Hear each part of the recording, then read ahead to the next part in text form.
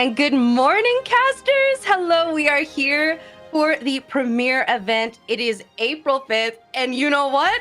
Even more exciting than this event, I dare say, PK Cray is back on the mic. Yeah, We are PK together. Cray, PK Cray, PK Cray. Is that too much energy for 9 o'clock in the morning? I need it. You are helping me out, my friend. Absolutely. How are I you? am a Strabbit. All the energy you need, you'll get from me. Absolutely. How are you feeling today? I'm feeling kind of down. A little downtrodden. Yeah. There's 128 people in this webcam tournament, and I couldn't be one of them. It's got me a stone that should not be unturned. Little growing the ball some vertical, if that's a word. But no, I'm feeling great. This is gonna be exciting. We're coming off the heels of Dallas, which you were there in person, so you know all the vibes. Watching it at home has me so energized. It has the player base energized as well. Again, 128. We are capped for our first webcam tournament. It is so amazing. I am thrilled to see what we're going to see today, and I'm expecting to see some big guys. It really is incredible to see how hyped, how excited people are about Elestrals in the wake of Dallas, and what a huge success it was. And you know what? As much as I would love to have you sitting here next to me at the desk, I got a little bit spoiled at the last event. I am just thrilled to be back with you again. And you know what? You're right. This could have been a deep run for you. This could have been the PK championship run, but you sacrificed that to be here on the mic with me and all of us today. And I appreciate you for that. As you made the sacrifice at Dallas, this is what we do for the people.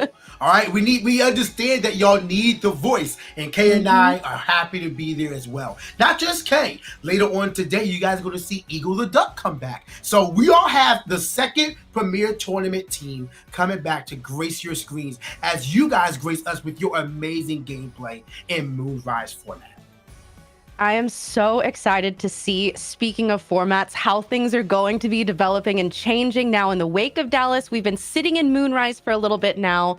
Our casters have had a lot of time to hone, to work on these lists, to find strategies, and we might even see some interesting meta calls today based on the Argoification of the Dallas premiere event. I don't know how people are going to be playing around that, but I can't wait to see what people have cooked up for today. The past 3 tournaments have not been stable at all. There have been some. I am sad, and this is going to be weird to say. I am sad that Firestorm is on the horizon, because this meta of Moonrise is developing week after week after week. Like, we saw Lunar Fives take the first 2 tournaments, and then suddenly Tornagen came out of nowhere, and the February 8th or 28th tournament or March 8th tournament, I forget which one exactly, but it just wasn't the same. And then March 8th, before Dallas, proved that this meta is wide open. I think there were only 2 of the same decks in top 8 for March 23rd. So, March 8th. And then we get to Dallas. And then we have, as you said, the Argoification of everything. Pantera gets 3rd place out of nowhere. It was so good. It was so good. So what's going to happen in this format? I mean, who knows? I mean, we saw Heliolith come out of nowhere. So I know people are digging. Break out Krakatuga again. Where's Vesuvatuga? I want eruption strategies, like ruin your opponent's spirit management. I'm here specifically carefully crafting out 1 Frost for my Cryoblast. Oh, in all eruptions, now you don't have a Cryoblast locked up. Like, the meta is going to be modified so much. It has been modified so much. What everyone is cooking to deal with the aftermath of Dallas is anyone's guess. That is a very interesting, and I think we'll see. It might be the gift of Apollo on your side with that one, because we have so many of these expensive decks, as you say, and they're so fine-tuned. Sometimes it's 2 Earth for Earthquake, 1 Frost for Cryoblast. And you see all of these very expensive lists, like BlueStacks is always around, always looming. Oh yeah. And something like a burn strategy can absolutely take advantage of that, which we saw a little bit of in the Poison Nectar Monthly, the unofficial tournament that we run monthly for, well, we meaning the greater Elestrals community. It is my lovely friend MBT who does those. And I am excited after seeing some of the lists there, seeing what might pop up today. So yeah, I mean, even in our own personal Discord, we know what everyone is cooking. We go to the Elestrals Discord and we see what everyone is cooking. Like, this meta is just it makes me so giddy. It genuinely makes me giddy about how diverse it is. I've never played a card game that has a meta with this much potential. Like, yeah, you're going to see Gorgon's Gates. Yeah, you're going to see Ambrosia. But what is the meat of the potatoes of the deck going to do? And that's when you do whatever you want. Again, we saw Photosynthesis. We saw Lunar Earth Aggro by Swole. We saw Pantera in third place. We know Tornigen. Everyone's getting funky with Tornigen. Equilinx is still a big player in this game right now. By the way, Swole had a hot take on the upcoming Premier Runback podcast about Equilinx. And I just want to state, I disagree. Okay. It'll go live in your sub box later on, so make sure you subscribe to the Elestrals YouTube channel. But the Dallas Open Premier Runback podcast will be going live soon, so make sure you guys are there for that. But yeah, this meta is just, I mean, okay, so let's talk about the meta. Let's talk about potential here. I know many people who are really into the weeds, like what else is out there? After the last two tournaments, people are experimenting. I played with someone yesterday, like literally last night, we're playing a game, and I lost to two cards that I just was not prepared for because my deck, the meta didn't tell me to be prepared for these cards. I lost to Imperial. Turn 3 Imperial, I had nothing because similar to something like in Fornax, it's just popping each turn with an absurd stat line under Mount Olympus. It was unreasonable for me to get over that. So I lost to Imperial, and then I lost to Chivalry because I was not playing a stadium and could not out Mount Zaborius. And that is an interesting point. I think that we are in a point of the meta right now where you're talking about these very fine-tuned strategies, like you mentioned. And I think that a stadium, in at minimum, the side deck is going to start becoming an essential, a necessity, because you're so right. There are a lot of these strategies that people are finding that if there's a stadium up and there's nothing that you can do about it, tough. Yeah, no, I share that sentiment exactly. I think that a stadium, if you are caught unaware, you're getting bodied. Because a stadium on field can set up so much. A stadium with fire means that they can stoke the forge as many times as they want. Mount Zaborius means, well, not even Mount Zaborius, let's talk about Thunder. Mount Olympus. That means that every important Thunder is a 5. 5 Jotun, 5 Elichic, 5. We have 6 Astrabit. Do you really want to deal with 6 Astrabit? Water with Atlantis. Now, Rise from the Depths is always live, and Drotagua is a 5 defense. I think that stadiums, in their current iteration, I've been worried about stuff like Pharacles Lair or Ursaden. The elemental stadiums, they should still be respected as well. So I share that sentiment. Well, I cannot wait to see what our casters are thinking, because there's one thing that I know, and it's that I don't know anything. And anytime I think that I've caught up with the meta, anytime I think I'm ahead, our casters are leaps and bounds ahead of me. Yes! So we're going to be seeing some spice today, and I cannot wait.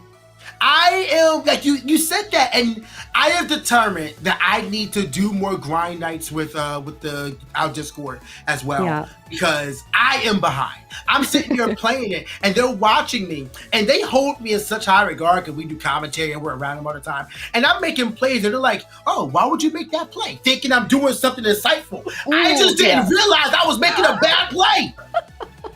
Yes. So I am out of practice, and I need to get on that grind as well. So I have decided that my next 3 decks, and if you want to share yours as well, but what I'm going to be working on are the following. Rasuvatuga, still love that dude. That's my guy. I'm going to work on Rasuvatuga through Firestorm format. Wind. I think Wind is incredibly malleable. I like that it can burn, it can heal, it can get high stats, it can switch positions, it has good ascensions. I like Wind. So I'm going to work on Wind. And this is all besides Earth, because of course Earth is I'm grounded with Earth. We're Earth's strongest soldiers, of exactly. course. So we're grounded with Earth, but we're expanding beyond that. And the other element is going to be Lunar. I like Lunar. Ooh. I feel like Lunar is still underexplored. I'm trying to make Pandasin work right now. I don't think Pandasin. Okay. I don't think Pandasin can work right now, but I'm trying. So that's what I'm at. What are you working on right now? Oh gosh. Well, first of all, I decided I would like to say real quick, everybody at home, if you guys want to share what decks you're working on right now, would love to read that in the chat. But okay. Ooh, I gotta say, I don't know if it's cope. I don't know if I'm in denial. I want Voldust to work so bad. I want her to be good desperately. And I'm really hoping, maybe, again, we're talking about these casters are always hop, skips, jumps, planes, trains, automobiles ahead of us.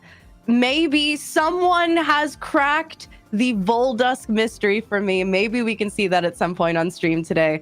But for me, I had to come to the realization that I haven't played this game in months and months and months because I've spent all my time simply yapping about it. Yeah. And it's a tough balance.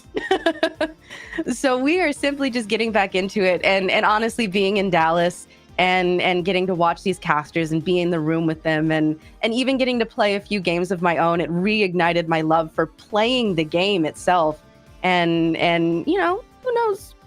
Maybe we'll see me cook something here pretty soon. All right. I mean, hey, Farlet is working with in the game as well, and we see Farlet and Artemis and all that. So hey, who knows? Keep with your pet deck and make it work. You can find a strategy.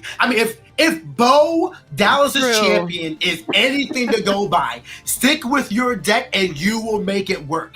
That really is the sweetheart story of Dallas. And I think that that's so beautiful and inspiring. And you know what? Maybe it is going to make me slightly more delusional in the coming months. But is that a bad thing? I don't know. I don't know. Maybe stick with your delusion. The most successful of us are delusional. Mm-hmm. Yes. But you know who's not delusional? People who are going to be in our Swiss round 1 match. We're going to be seeing Y Rebellion. Somebody that we've seen come up before. We've definitely seen them on stream multiple times and have been a consistent player in Elestrals. So glad to see Y Rebellion back on stage, going up against Rybai, who most recent accolade includes Dallas top 16. I wonder if we're going to see that pinned hair merch on the board. I don't know. I'd love to see that. I got my Dallas pin merch on. So, you know what? I have mine right here. I might need to don my apparel. No, if you're wondering how I got this, I have friends that are way too nice to me. Oh. Like I also got this. Wait. I opened it the other day. I didn't know how generous my friends were. No way! Oh my goodness. I have very nice friends. Wait, it even gets better. Oh, and the spirits? And the spirits. Gorgeous. I'm like giddy about it. Not even like just because of it, but just like the generosity. Because it's like, I want to send you something. It's like, there you go. But so yeah, if you're wondering how it is, I have friends that are way too nice to me. But you know what's really nice for the players? Have y'all seen this pricing? Like, speaking of those tablet slabs, have you seen the pricing? For everyone who entered this tournament, you guys are getting the premier packs, right? And everyone is getting that just for participating. And these premier packs, I think everyone is the most jazzed about them. You get the slab artwork, you get beautiful artwork for the Pyro and Lycoris, the Viceris as well. Lycoris, Viceris, bars. Eddie, Fulgaris, Boomerlinks, Exaltus, Spectrus, Hydrake, Just so many amazing cards you can pull from the Hydrake. I need that Hydrake. But then, Kay, look at this pricing, the consistent pricing for top 16. What would you do if you got to top 16 and got your Stellar Carry-Off Champion of Hermes? Well, see, that's a big if, because as we were talking about, PK, if we weren't on this mic, we would absolutely be making it to top 16. Oh, yeah, so we can fantasize. We can fantasize all that. I would be over the moon. They're really stepped it up. As you said, these premier packs are gorgeous. Oh my gosh, I cannot tell you how these cards look in person with the marble borders and everything. But that top 16 stamped Stellar Carry-Off Champion of Hermes, which again, Firestorm is on the horizon. I cannot wait. And those stamped promos are gorgeous. Now, PK, of course, as we talked about, if we were here, we would be making these deep runs. Tell us about if we had made it to top 8 here, what would we have gotten there? Well, I know Firestorm is on the horizon, but we'd be getting the Moonrise booster box as well. And I mean, Moonrise is the best set we've gotten until the next set. So Moonrise is still an amazing set to pull from. Amazing artwork for the full arts, amazing Stellars to chase down. I got my Stellar Ardbud the other day, so that's exciting. Yeah, the really cute dude. So Moonrise box is definitely something to fight for top 8, along with the top 16 stamped Stellar Carry-Off Champion of Hermes. Mouthful, and a premier booster pack. You mentioned that the booster packs are amazing. Kay, if you get the top 4, you get 2 premier booster packs. You get 2 more. That's 2 more chances to pull that Hydrake and sell it to me. Absolutely. The DMs are open. Hey, listen. She a hustler. She is a hustler. But more importantly, we've also got our runner-up prizing here with another chance to get that Stellar Hydrake or whatever it is that you are personally seeking, and 2 Moonrise booster boxes. Along with a third pack of the premier pack, you can just get so much for the runner-up. But the champion walks away with the winner's purse. 3 organized play premier booster packs. 1 top 16 stamped Stellar Carry-Off Champion of Hermes. 1 champ stamped, my voice, full art Stellar Tortured Champion of Hestia. 2 Moonrise booster boxes and a Moonrise uncut sheet.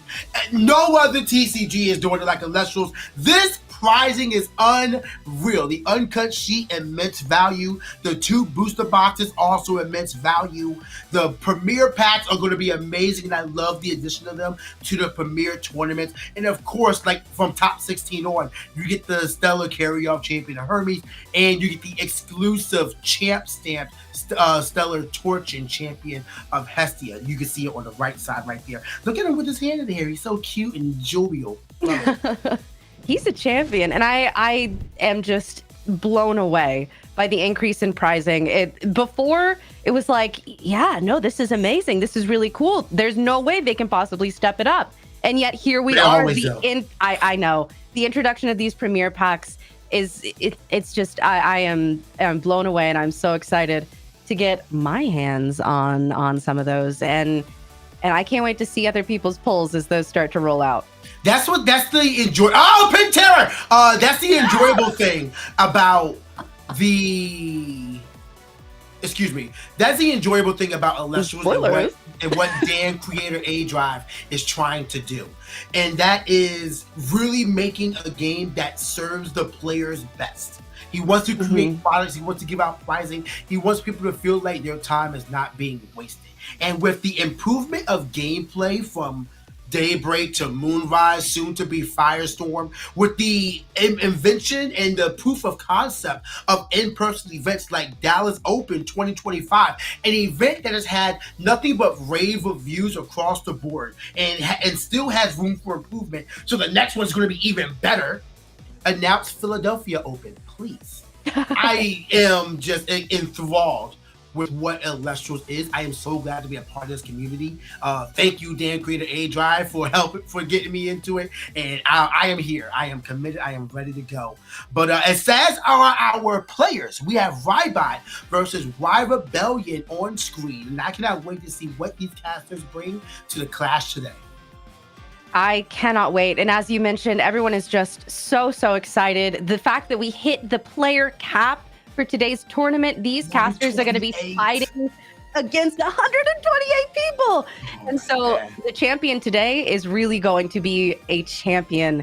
And we Hestia. are of Hestia, exactly. Which, you know me and my redhead girlies, just like you. We Yeah, have them I am a redhead girly. Yeah, absolutely. honorarily in the club. Yeah. And we are actually just now getting prepped for our first match of the day. I cannot wait. I'm so excited. 128 casters, and the first one is happening right now. Rybot versus Y Rebellion. Round 1 begins. I am so excited. I am too. Rybot is going to be kicking us off today, going first. And as we may have hinted at, that gorgeous top 16 Stellar Pin Terror playmat. Look how beautiful he is. I got ahead of myself. I saw Ventura in the preview, and I'm like, You know what? I can't even blame you. Oh, we have gorgeous. a mulligan. Looks like we have a mulligan already by Y Rebellion, so going down 2 spirits. We don't know what they're playing right now, but we do see water. So if that's Trotagua, if Trotagua is in the list, then those 2 waters are really easily recoverable. So not a bad loss for Y Rebellion to start. Very true. And one thing about this current meta, as we've talked about these really finely tuned lists, you have so much water that you can really splash into any list between Eddy, tsunamis being a staple. It's hard to say if that really is a clue, but remains to be seen. Maybe we are gathering information, intel here. I guess we'll have to see just how it plays out. We have another mulligan though. It looks like I love the double sleeving on this play as well. Y Rebellion. Let's see if he feels more comfortable with his hand. I feel like even if you're not, you're gonna have to be, because you don't want to go down too far with anything. But it looks like we have an expend to draw by Rybot. Yeah, there's gonna be an expend to draw, and so yeah, we're gonna probably see 2 cards being set. Maybe only one. Players are really much respecting Hurricane right now. So I'm wondering, when will the meta adjust beyond Hurricane and start playing Thunderstorm in a more abundant fashion? What I want to know is, when are we going to start playing Gloombat? My beloved. Well, I think that Gloombat is so underappreciated. Well, remember, Gloombat can also only be special cast when your opponent has 2 back row set. Yeah. Now, it can still be played. It is cheaper than Hurricane, but it's also more conditional on your opponent's play. So a little less predictable on your end. You know when you're going to play Hurricane versus you don't know when your opponent's going to set 2 back row. Very true. Although we have seen people pretty consistently, at least in Dallas, not really playing around the 2 set for Hurricane. And we did see a lot of people teching in Thunderstorm, actually into side decks even, to play around people who were cautiously playing around Hurricane. So who's to say? We had a bit of a tech issue here, so we are taking a quick break before we get back into the action here. But I believe Y Rebellion will be kicking us back off here momentarily. I think we had an expend to draw. Yeah, we had an expend to draw on the set. So mirroring plays right now. No one's being too overly cautious. I would love it if both of those back row sets were PTA. Like, hey, I'm going to cast out an Elestral now. No, you're not. Now I'm going to cast out an Elestral. Nope. We saw this opening turn so much in Dallas, and it really is a game of card advantage. So it makes sense. We might see a second expend to draw from Rybot. So this is going to be some low and slow gameplay. Who's to say how many we're actually going to have, and who's going to be the first to kick us off with an Elestral? So if we do have a water deck by Y Rebellion, then that is going to be in his favor to just continuously expend or whatever, because eventually you're going to cast out Trotagua, or we're going to get another expend to draw. Yep. Are these combo strategies that these casters just have not drawn into yet? Or are they being incredibly abundant? Maybe they don't want to be the first one to try to push, because they want to try to maintain that momentum. I wonder what's going on in their hands. It could be anything. It makes me think of, there was that one game in Top Cut from Caleb.exe when they were on Heel Stall, that I believe it was like 5 turns of just mulliganing or of expending back and forth. But we are going to be breaking the expend to draw and bringing out that Clash Eddie. Oh, that Stellar Eddie is gorgeous. The Clash Kickstarter Eddie is out there. Casting an Eddie into an open field never feels wonderful because you typically want to try to use Eddie to out an Elestral in his weaker stat. But regardless, it is going to start allowing pressure to be hit because you don't really want to PTA or shield or tsunami. You can't tsunami an Eddie. So in this scenario, while not ideal, it does work for Rybot to start putting more pressure on Rebellion. Absolutely, and you're right. There's not really anything you want to do to Eddie except for perhaps there's no way Eddie that is also the Clash promo. Absolutely, Eddie on Eddie violence is something we have seen so much, and it looks like we are going to see it once again here as Y Rebellion takes down Rybot's Eddie, and Ybot going to be drawing for turn here. I mean, hey, Spirit count is still very much in their favor. Rebellion is down to 14 to Rybot 17. Now 16. What is happening? Everyone has their shiny new toy. And they're just like, I'm just going to cast it out. Eddie to your Ed. Wait a minute. Did we really just cast Ed, and Eddie? Ed, and Eddie. Yeah, that is exactly what happened. And you know what? I think all those expends were so that we could get our flex new promo Eddies. I think that's got to be it. I'm waiting rewards. for time to expend so mine can arrive later on today. I'm going to be honest. I've gotten mine. I haven't gotten to open them yet, and I am fiending. Especially now after seeing them. I'll open my boxes on stream if you open yours. Ooh. Let's talk about it. They can't stop us. That is a galaxy. They can't stop us. But looks like we can't really stop the galaxy that's being cast by Y Rebellion as well, putting Eddie down to its weakest stat in offense. 5 galaxy now to 1 Eddie. I mean, even if this attack goes through, I mean, you have to be cautious of Battle Step Gorgon's Cage, right? Yes, that is the classic galaxy stopper. However, is it worth it to use a Gorgon's Gaze, which is honestly one of the most powerful counter runes in the game, just to save an Eddie? I don't know. To save an Eddie, no. To destroy a galaxy, yes. There is value there, certainly. But, yeah, Galaxy is a menace that needs to be talked down. I even put Galaxy on my Mount Rushmore that we talked about in the Premier Runback podcast for Dallas Open. But with the attack does go through.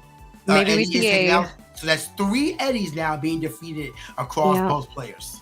Possibly a Spectaris coming out. Obviously, if Rybot had this looks like an Elechick, I believe is what that is. Yeah, Tournament Pack Elechick. Yep, Tournament Pack Elechick. So going to be going in, getting Zeus. A Divine. Looks like Zeus. Yep. Yeah. Zeus is that dude. A card that, interestingly, did not show up in the finals of Dallas Open. Yeah, we respected Demeter in the finals of Dallas Open.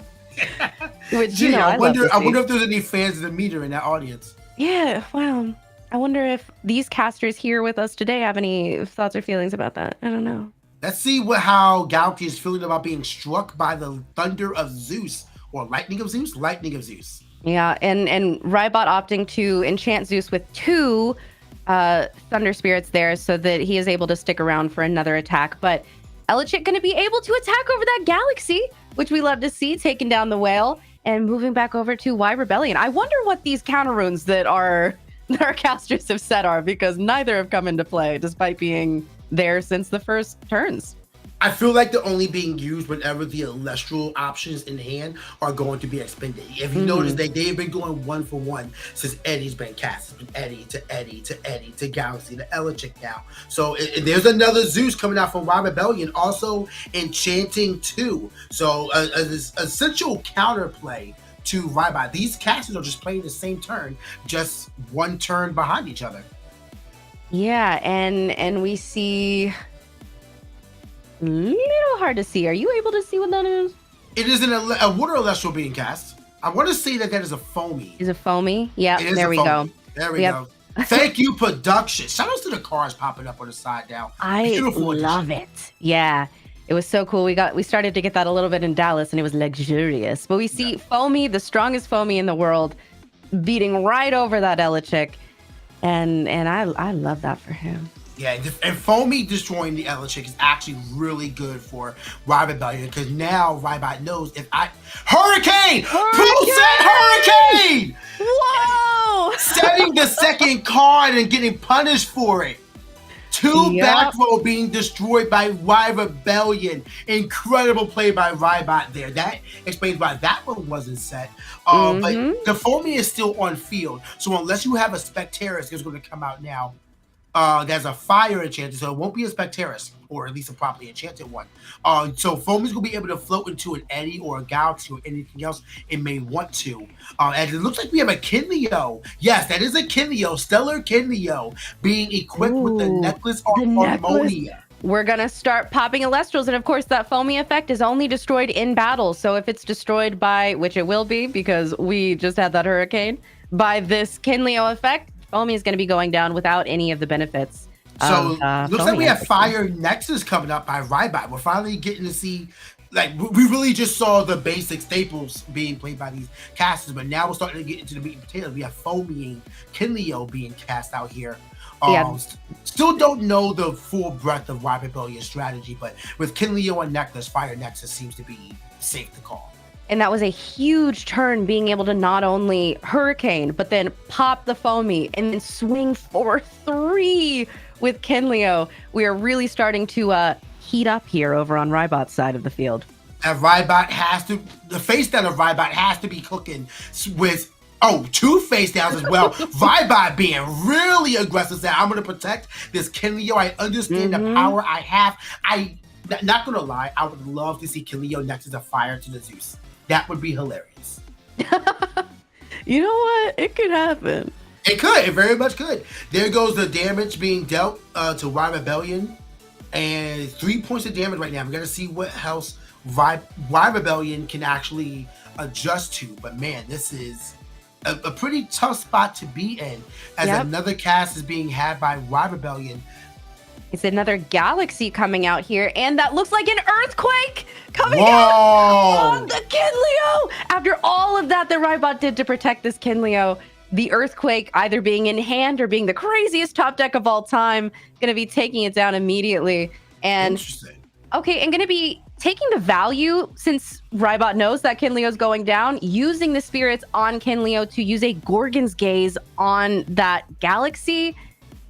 That's one of those that it's like, should you have waited to when that could have actually taken down the Galaxy? Do you have Spectaris in hand and you don't care? You do still have that Zeus. So, who's to say? There's a few different ways that could go, but Rybot found the value in using the spirits off of Kinleo, keeping their spirit count in their spirit deck high. So we're going to have to see how this one adjusts here as its turn is now being passed to Rybot, but 2 face down are once again set by Rebellion. So keeping his cards close to the chest. Is that a return Earthquake? It's another Earthquake.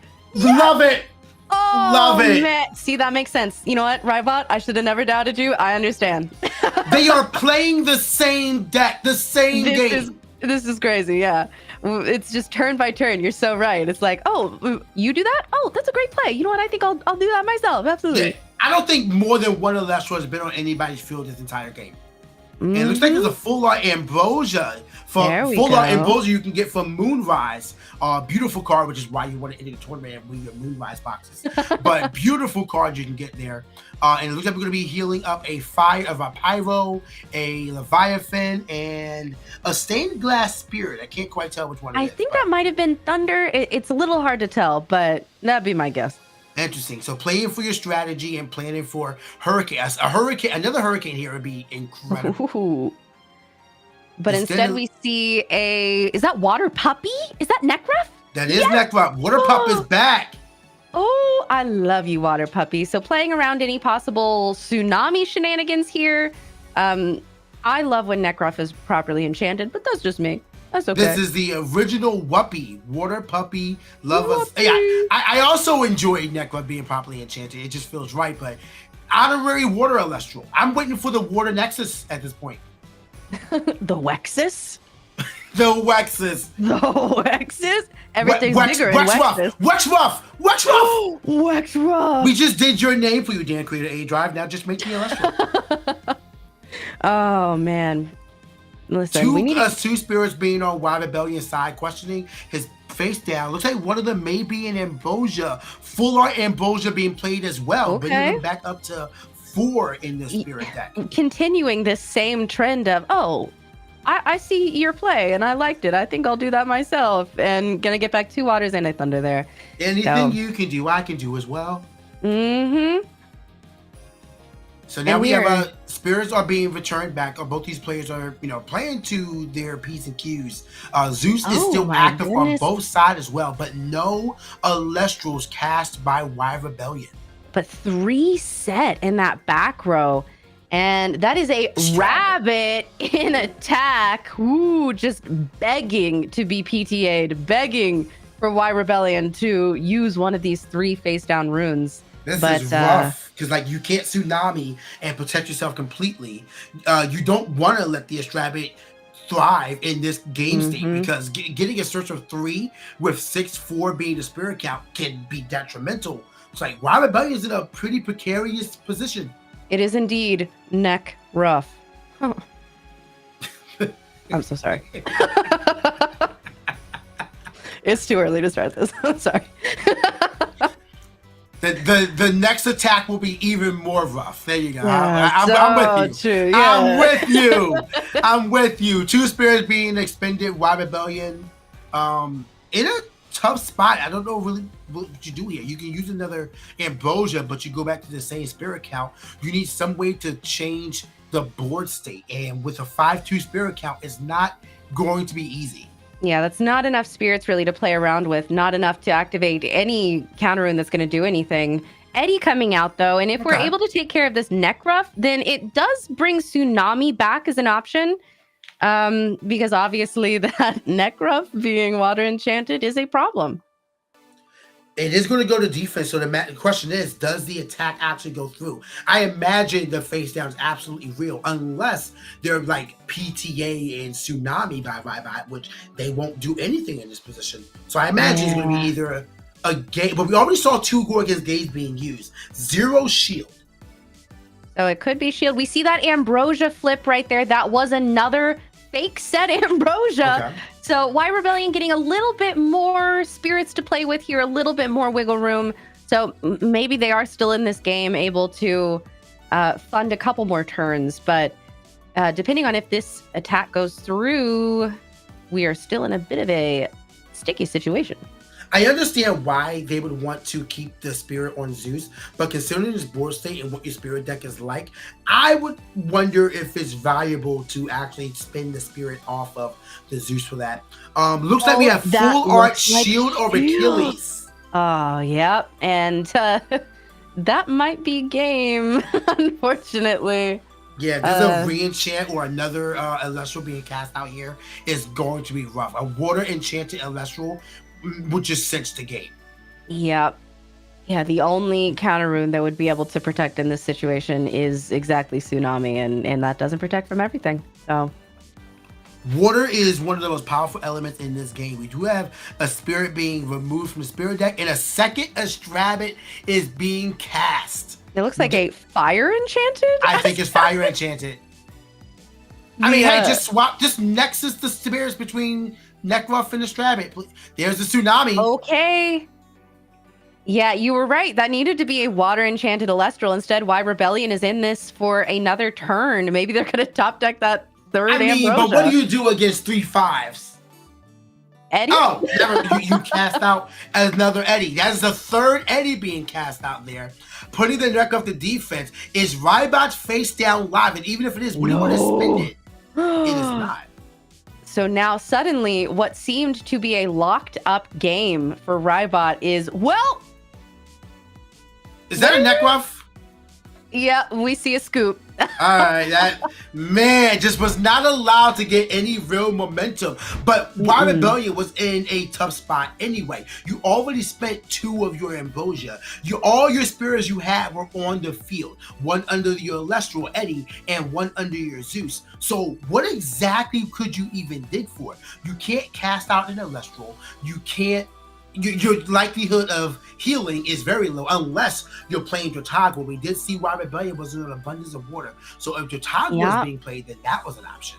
actually, no, it wasn't, because there were no spirits in the spirit deck. Yeah, So what do you do? That would have had to be, one turn. It was one turn too late kind of thing. That was such a back and forth game where, like you said, neither of these players until the very end were able to stick a guy for more than one turn. But then the second that Rybot was able to start building up that momentum with Water Puppy, who is so powerful, is not answered by many counter runes, then Rybot was able to take it. I like Water Puppy. So you could do the same exact thing with Sorlet, right? Mm-hmm. But for some reason, Water Enchanted Sorlet just does not happen as much as Water Enchanted Nekruff. And Nekruff is nice because it's malleable. You can have it be a 5/1 water beater, or you can actually properly enchant it, and now it's threatening a burn on destruction. Yeah, there is an argument possibly for, instead of Rybot having that last Fire Astrabbit, it's simply just properly enchanting it to the Nekruff and then being able to win through that burn effect, which could have been interesting. We already knew that Puppy was protected from Tsunami. Really weren't any other options there. So yeah. That could have been good, but Rybot obviously was able to take that first one. Our casters are going to be siding here. We got some information about their lists, right? We're pretty sure Rybot's on Fire Nexus. That seems pretty clear from the Necklace of Harmonia Kinleo. I'll be honest, that feels a little rough to call. I don't know if I want to say it's Fire Nexus. What I want to assume is that Rybot is on a version of the scrap list that was around. Mm-hmm. Because we only saw Kinleo. We didn't see any. Well, we saw Nekruff, but I don't really want to count Nekruff as the termination of a fire. I mean, because it's Nekruff. You can see Nekruff in any list. So I don't want to say like that's a fire one. Yeah. But it's a little tight to call specifically what they're being played. And this is, we're talking about this from the person's perspective. Obviously, as commentators, we have a third eye in the sky. But as it is from this play, if you're Y Rebellion, how would you discern what you face? Because it kind of just felt like we saw Eddie and Eddie, and then we saw Astrabbit. We saw Nekruff twice. But from Y Rebellion's perspective, I would assume this is a scrap list, and I would be waiting for Equilink's Demeter to show up as well. Well, and as we were talking about earlier at the beginning of our cast here, we have a lot of these lists that are kind of good stuff pile with a little flair thrown on top. And that does make it hard to determine, because sometimes you do have these Eddie games that don't necessarily give a lot of information. Of course, Y Rebellion, we saw that Foamy. We did see Foamy, which in an abundance of water. So, there's some hints there for sure. Hopefully we see a little bit more of both of our casters' decks going into this game too. It's possible that we're going to see some sort of like water that you could see. I mean, if you're playing Foamy, well, Foamy's tough to say because Foamy can just get out any one-cost water Elestral. But in any case, we're going to see what our casters are going to be getting into in Game 2. So I'm assuming Y Rebellion will be going first here this time, and that's an expended draw. Okay, so simple game state. Classic. We're replaying Game 1. So Kay, how's your day been? Oh, it's been great. We've been expending to draw. We've been nexusing to Kinleo. We've been popping foamies. And you know what? We saw some Clash Kickstarter Eddies, so I'm having a pretty good day. What about you, PK? Well, I get to talk about Elestrals. Honestly, any day where I get to talk about Elestrals is a good day. Right now we have a cast being cast out, or an Elestral being cast out by Rybot, and it looks like a tackle Astrabbit.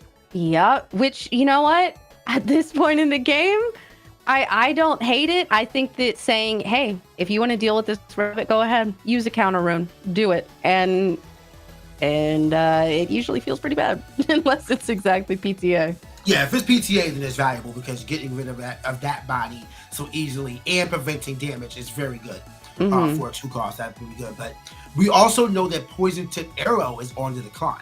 So we didn't see it last game either. We saw Gorgeous Gaze, we saw Shield, we saw Tsunami. We did not see Poison Tipped Arrow.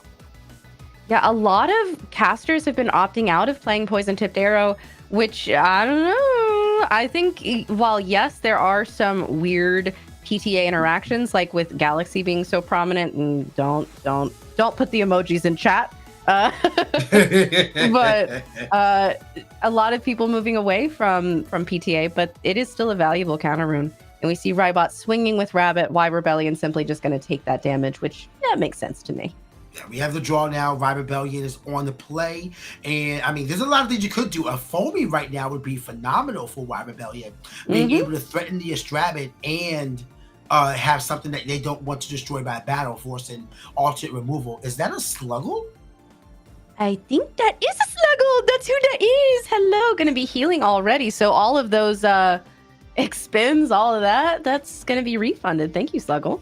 I mean, hey, so it's safe to say that we're on some sort of water list, but what the great thing about water is that it is a malleable element where there's so many things you can do. Is that an Argo? No way! No way! Is that Argo as seen at the Dallas Open 2025 Premier event? Wow, Argo taking down the Dallas Open 2025 Premier event, now showcasing in the first packed webcam Premier Tournament. I cannot believe it. Incredible. What are we going to be getting? We know that they have that necklace. We've seen Scythe of Demeter, but who knows? I would love to see Tunic. It is going to be Necklace of Harmonia. Necklace again, which makes me think maybe we have Kinleo in hand, because usually we don't like to keep the necklace around because of that burn effect. So as long as Rybot is able to nexus those spirits or spend the spirits off that necklace before the end of their next turn, we'll be able to see what they are by play. I think they spent Earth Spirits to cast that Argo, and we're going to be seeing. Well, we were not given the liberty of what spirits are under it, but I want to say it's Earth. So if that is Earth, there may be an Equilink in Rybot's hand as well. It's either Earth or Fire, but I can't quite tell. I think it's Fire. It looks like Fire to me, which... Kinleo tonight, Queen? Hello? And Kinleo is out here, so we're going to be doing major damage. Yes! Would you Nexus the spirits onto the Astrabid or the Kinleo, though? That is an excellent question. As we know, Why Rebellion was quick to Earthquake Kinleo last game. Yeah. So might be nice to make it a little spacey, little bit of a harder decision. If you have a Tsunami, there's value in putting the spirits on Astrabid. Because then you have like, hey, do you want to stop the damage or do you want to stop the one that can destroy your Elestrals? So I would like it to make your opponent split hairs, but a Gorgon's Gaze is going to be activated. I'm assuming on the activation of Kinleo, forcing the necklace to stay on the field and forcing Rybot to expend 2 at the end of the turn. That is a very valuable Gorgons because, as you said, not only are we not going to see the Nexus and therefore Why Rebellion not taking those 2 spirits of damage, but then also getting the value of burning Rybot. So it is valuable in the sense of like you're not only taking damage, but Why Rebellion did have to spend 2 and pay and take 1 in order for Rybot to take 2.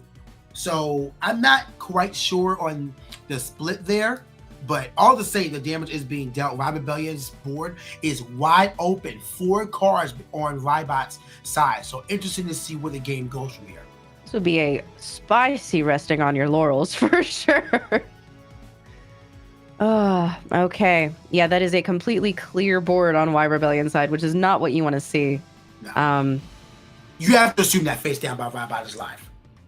Oh, yeah. I don't think that you'd set up a play like this, investing this much, if you didn't have something to protect it. Cryoblast cannot protect it! Oh my goodness. Cryoblast coming through. That card is a menace. If you have 2 defense, beware. Yep.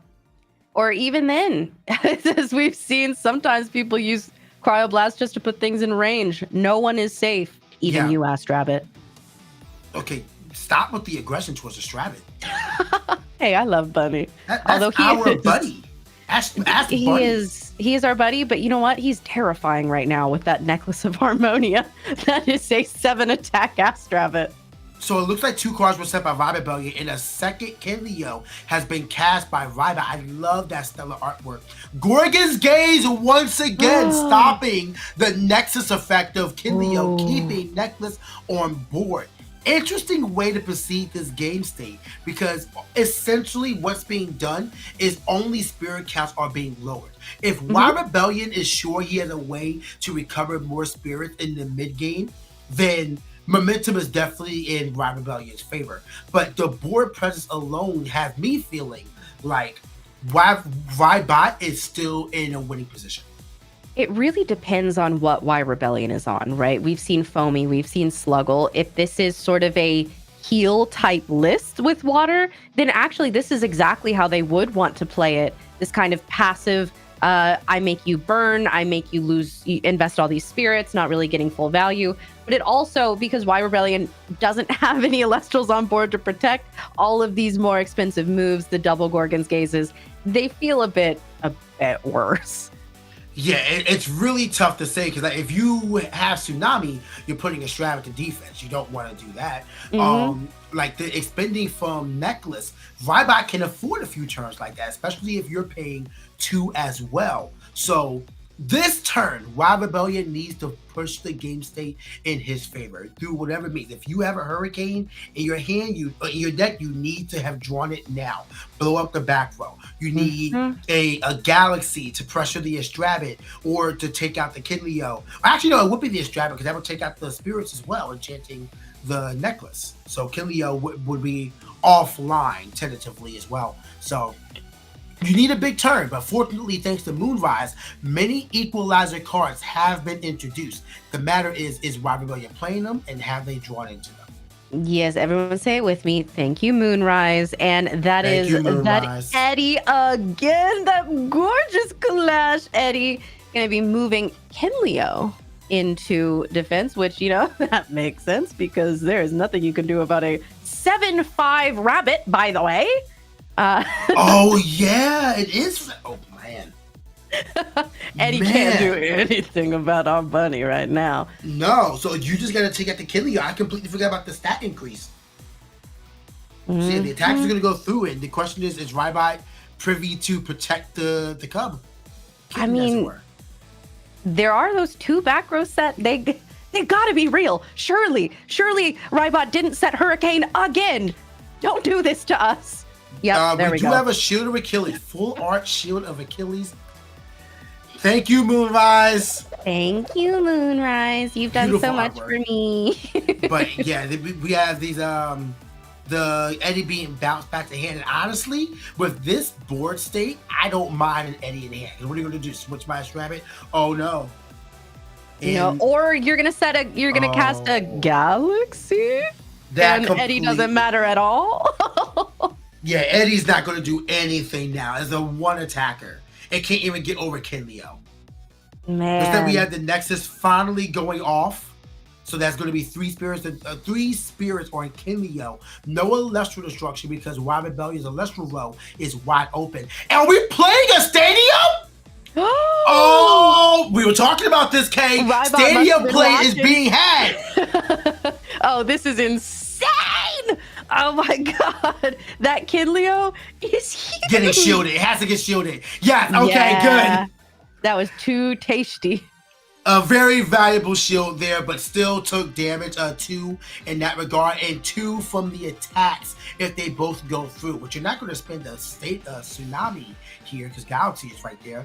So, I mean, yeah, this is really tough. Spirit count is in Wild Rebellion's favor, but board presence alone, Rybot is thriving. Yeah, that shield was huge. I love to see that. Yeah, but you're right, that Galaxy sitting there, it takes the things that we know Wild Rebellion has offline, that Eddie in hand. Hopefully they have something else. I mean, because of Galaxy, we know why Rebellion is on water. Jatagua would be huge. That'd be a huge Jatagua. Oh, yeah, that would absolutely help out. Well, actually, it wouldn't be huge, because the Galaxy would still be bigger. Well, but we'd be able to get over a Rabbit. Who is up until or we just going to play our own Rabbit. Yeah. A mid-late game rabbit is very valuable here. I love that tournament pack artwork as well. One of my favorite artworks. My favorite was the Shadow Stars artwork. My favorite is the tournament pack art. I love that one. I mean, there are so many bunny arts. Like, how can you really choose? They're all good. We all love bunny.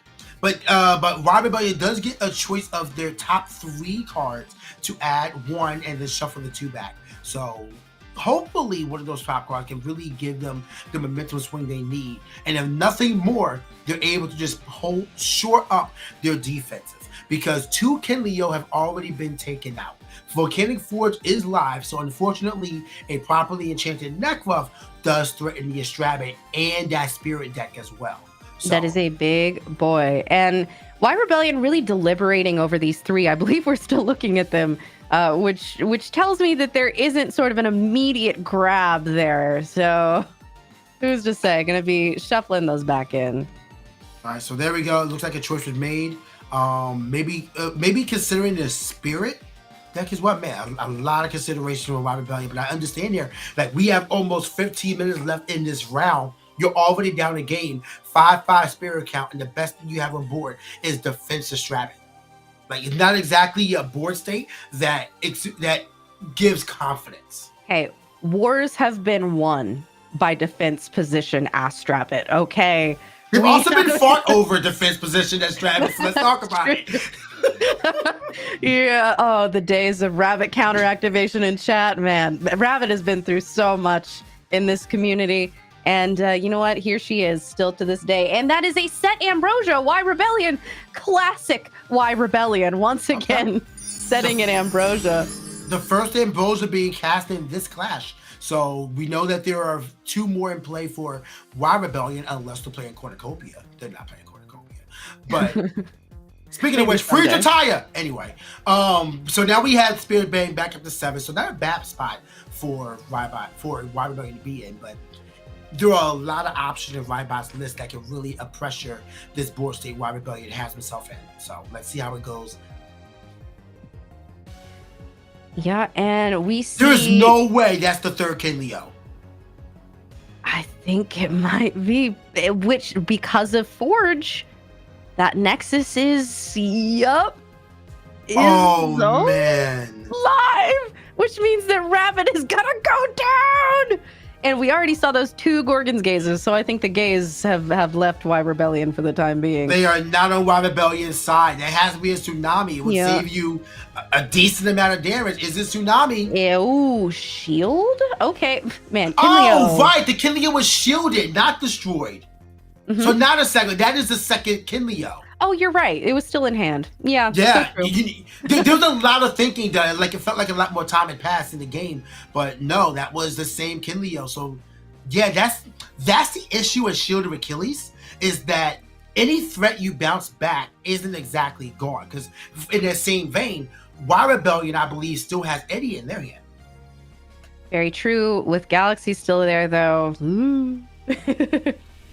And that is another snuggle. Okay, keeping Why Rebellion in the game. Going to be healing up a little bit there. Hey, if you swap the stats of Sluggle, it's still 2/2. He is still the same. Never change, Sluggle. Never change. He doesn't want to.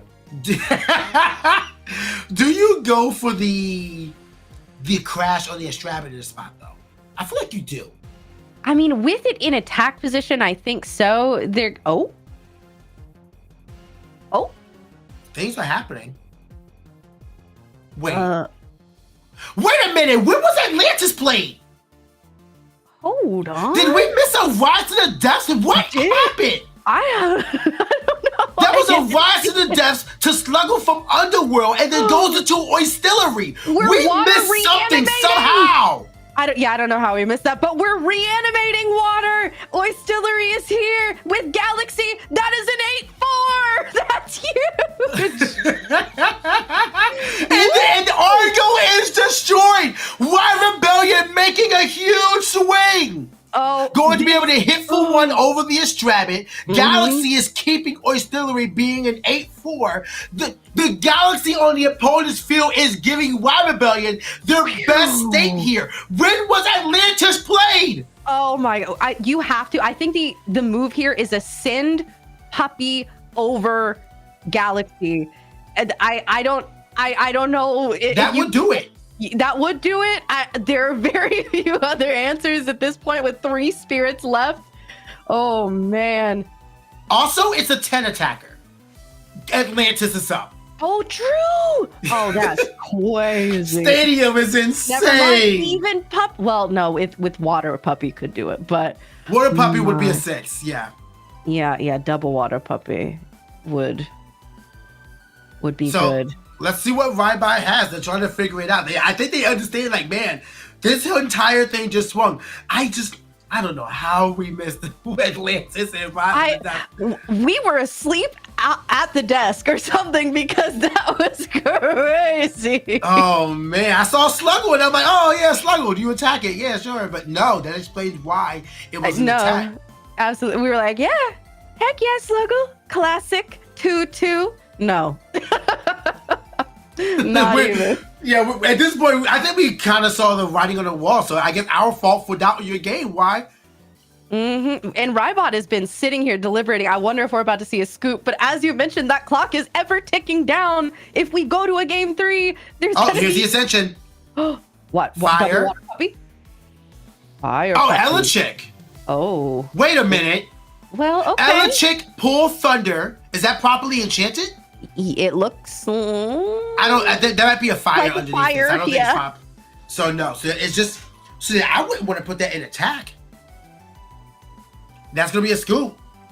Ooh, yeah. Man! Oh my, that was crazy. The opposing galaxy gave Rebellion the win condition. Never seen that before. That was amazing. Water Reanimator, anytime I see it pop off, I'm like, is this the best deck of all time? But it's just one of those that it doesn't always pop off. And, it's in the vein of Blistrix, right? Where, like, when it pops off, it pops off. When it doesn't, you're just seeing Foamy and Eddie and Eddie and Eddie. And here's a Snuggle. Like, what are you doing? So, absolutely, I understand, like, why you would be concerned about Water Reanimator not being so great. But man, in a single turn, 10-6 Oistillery, pop the Argo, which is definitely a great pop, and then take out the Astrapid that's been torturing you since turn 1. Why Rebellion amazingly brings us to a game 3, but we have almost 9 minutes left in this round. There's going to be either a quick game or we're going to be going to time. And we might see these players start to play a little differently. Maybe, I'm going to be brave and say it, maybe we don't see the fake Said Ambrosia this game from Y Rebellion. No, we're going to see keeping in hand because you're going to need it. Just by deck type alone, advantage in this clash goes to Y Rebellion for time rules alone. You have to have that into consideration. Being able to heal, like every game so far, Rybot has had board presence, but Y Rebellion has had spirit advantage every single game. So in this time, with less than 9 minutes on the clock, you have to wonder, and you also have to consider Rybot put themselves in this worst position because they spent so long on their last turn of game 2 trying to figure out what went wrong, what could I do, is there anything I can do to win this? Because I'm sure they saw I'm so close, but now they're in a bad spot where they could lose by spirit count in time. Very true. Although, sometimes Fire Nexus can really pop off and just end a game quick. That might be what Rybot is hoping for. Having won game 1, I'm sure the temptation to, at the end there, be like, is there a way that I can keep this from going to a game 3? And deliberating for a little bit might have been tempting, but you're right. They have put themselves at a disadvantage against a deck that really thrives in this sort of situation. And time is still going. We're now under 8 minutes left in the round, so plays need to be decided. And it's not just Y Rebellion. Y Rebellion is shuffling the deck. I think Rybot is still siding. So the longer they take to deliberate their side for game 3, the less time they're going to have against a deck that has natural healing capabilities. Rybot needs to hurry up. Like, this is something that's not talked about, though. Siding patterns. This is something that people actively practice because they know that time is of the essence. You don't want to spend 3 minutes on your siding because, time counts.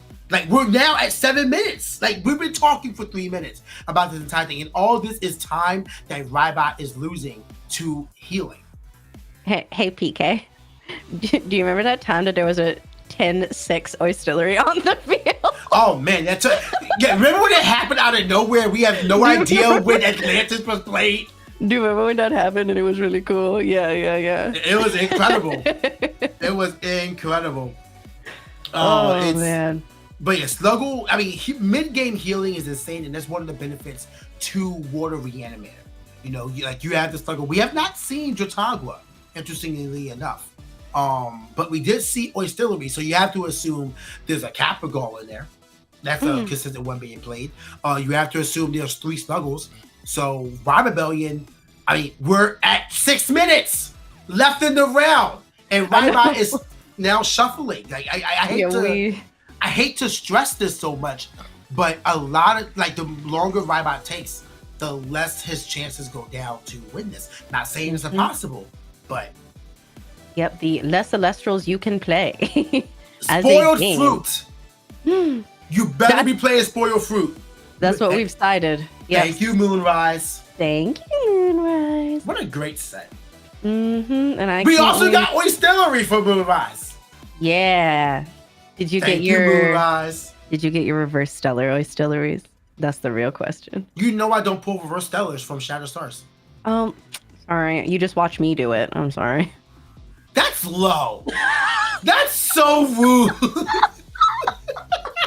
Unfortunately, we are throwing punches at 7:51 in the morning here at I did buy it to Shadow Stars Aries. I do want to pull a Stellar Lavalith and my reverse Stellar Exalt Flare. But let's see what Rybot is pulling into their hand.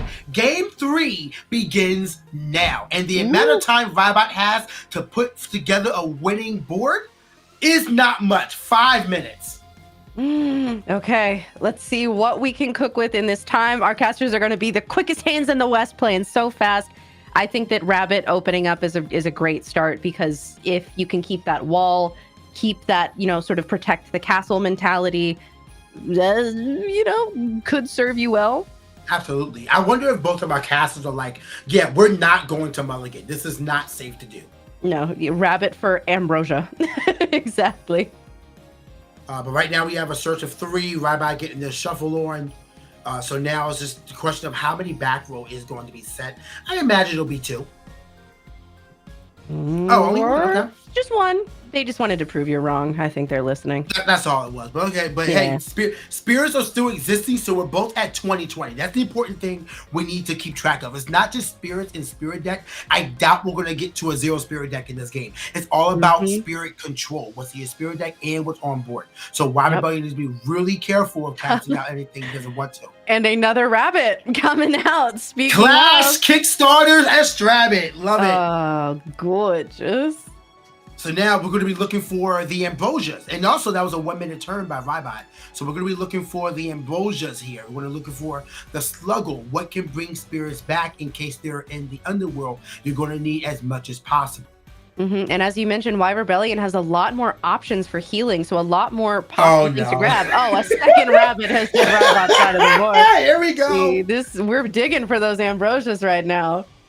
So, I mean, spirits are still on board. And also, I appreciate that, while Y Rebellion is taking the shuffle, he passed the turn back to Rybot. That way, hey, this is all I'm doing. So, you can continue your play here. But now we have another ad of a top of 3 from Estrabbit. Rybot not in a bad spot, definitely able to put some pressure down. If we can get a Volcanic Forge and a Nekruff on the field, then you get 1 destruction and suddenly you have control by burning 1 into the underworld and a loss of 1 on the field. So Y Rebellion has to be careful here. Sluggle is not recovering a Thunder Spirit. Yeah, and having these 2 Rabbits here is not easily dealt with. It's not just a Eddie and done situation. So you're right, because spirits on field are going to count if and when we are at 2.5 minutes, we go to time. Rybot is in a great position.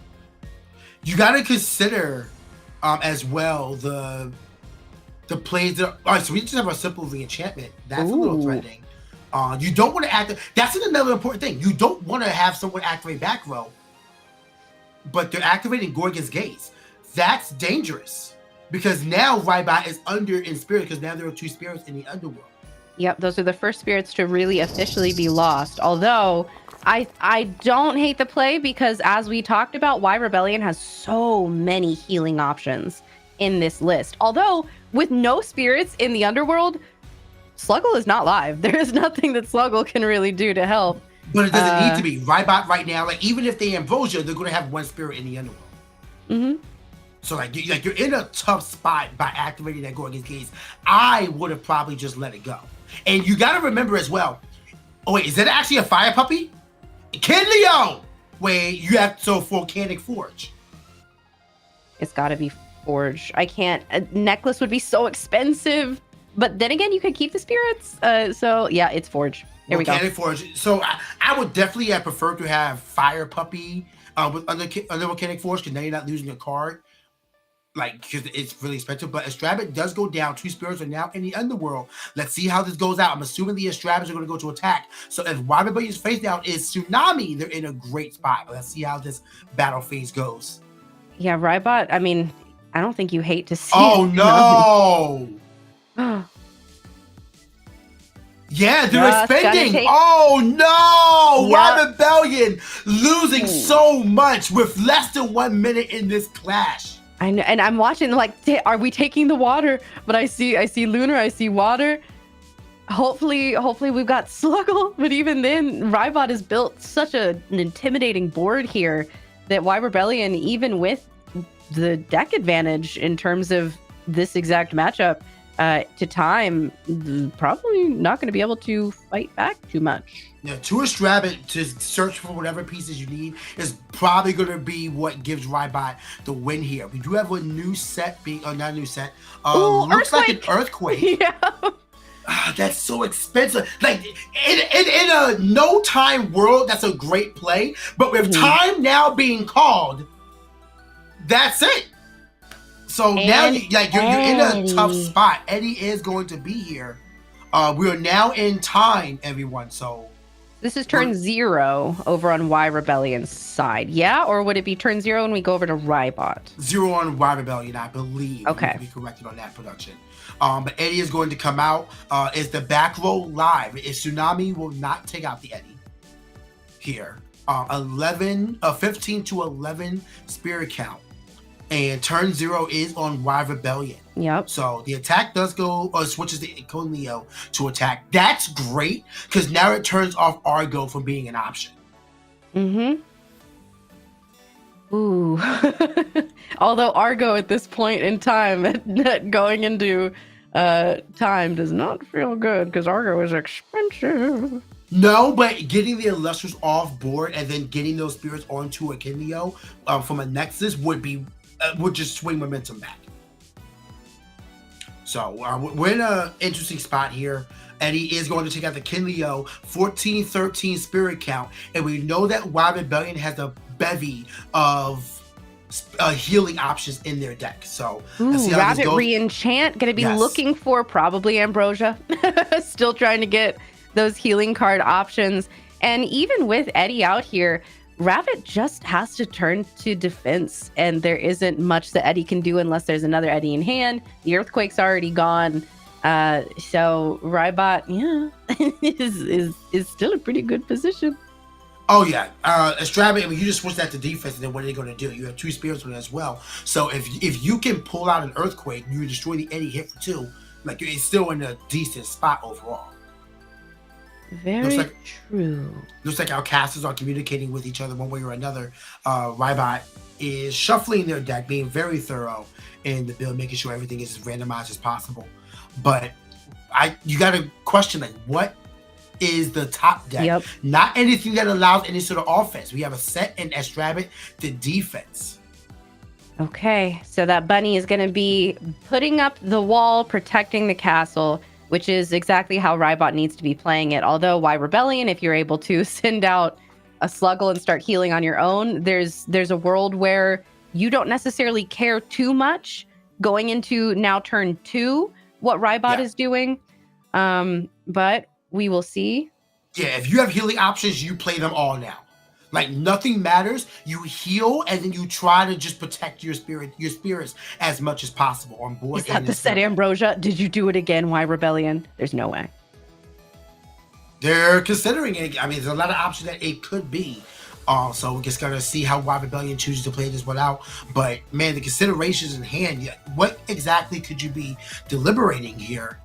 Unless your plays are not great. But yeah, this is Why Rebellion's last turn. So any healing you can play, I think. Oh wait, what if they're not sluggling because they don't have enough water in the underworld? That's what I was wondering. That turn that they took a lunar and a water. It's like, Yeah, it might want to put a second water there, man. Yeah, but we'll see. I mean, Is Rabbit dig for Ambrosia? There's a world where if you have Ambrosia, you pay for that with a water, and then you sluggle, and you're able to get the water back. That would be a huge healing, yeah. Yeah.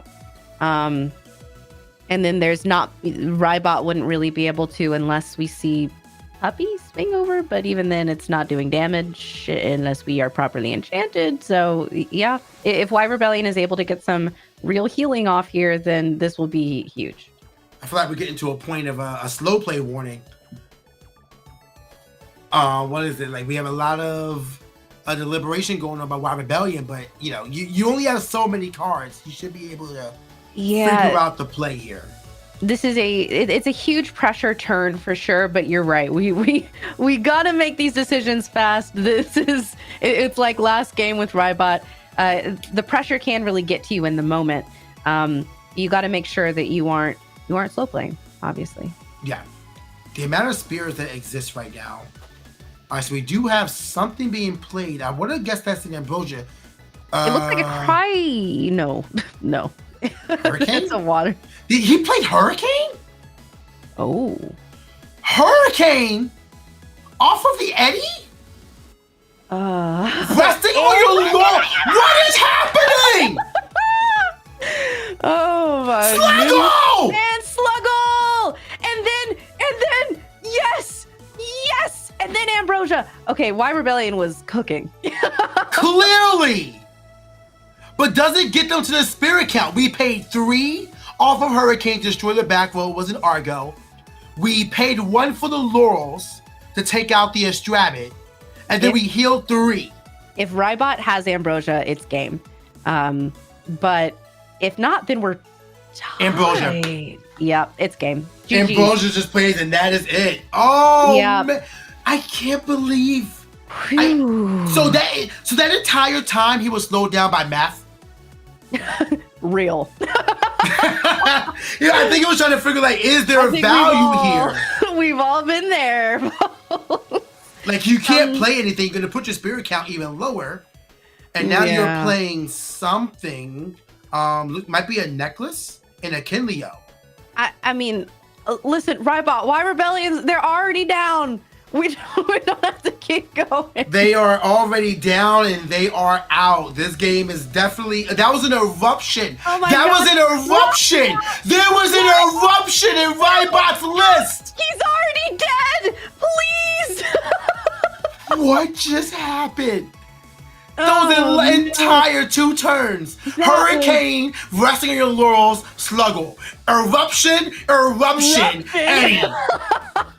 Oh my God. Rybot, please. That was insane.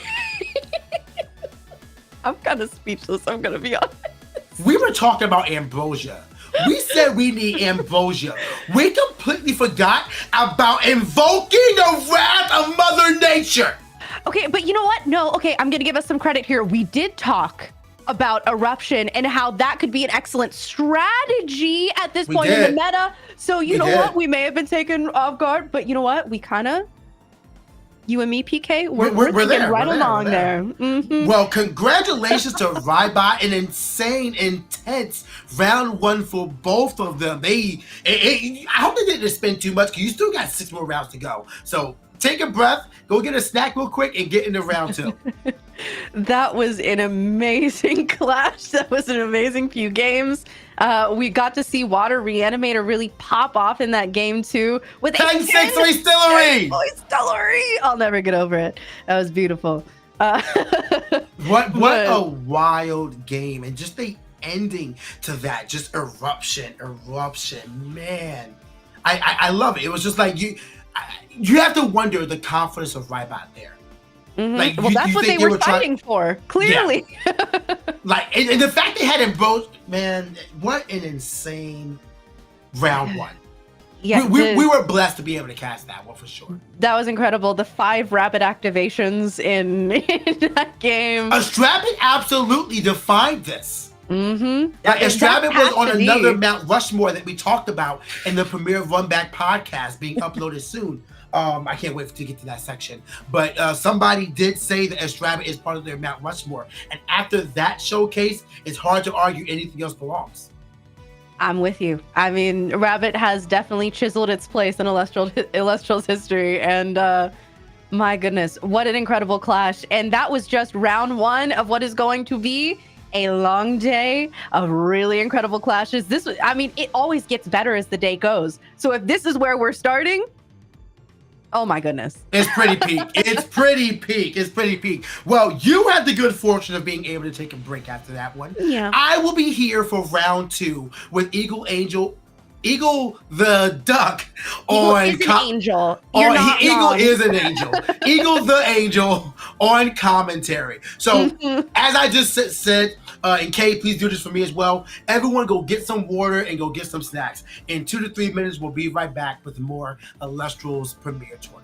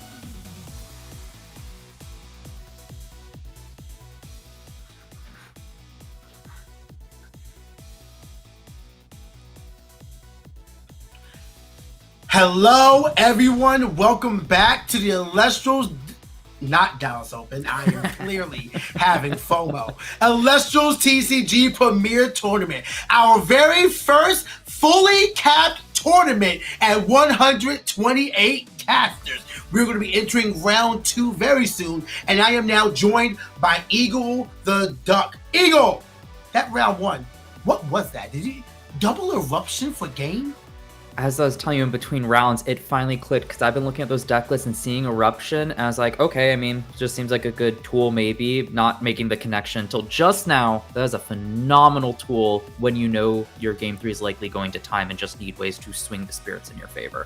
I was actually messaged in between rounds that exact combo is what Rybot did to win another game in time, where they added Krakatuga off of a Shrabbit, then got the Krakatuga, Ambrosia, double eruption, and just completely wiped out an entire field. So clearly Rybot is efficient with fire, but that's what we were talking about, Kay and I, at the beginning of the stream, is that when you stick with a deck, when you try to figure out what your deck does and all the ways it can thrive, you get scenarios like that where most people won't see it. You just said you were seeing Eruption. You're like, okay, it's Eruption. But now you understand why it's there, because you just witnessed something that Rybot likely knew of for a long time already.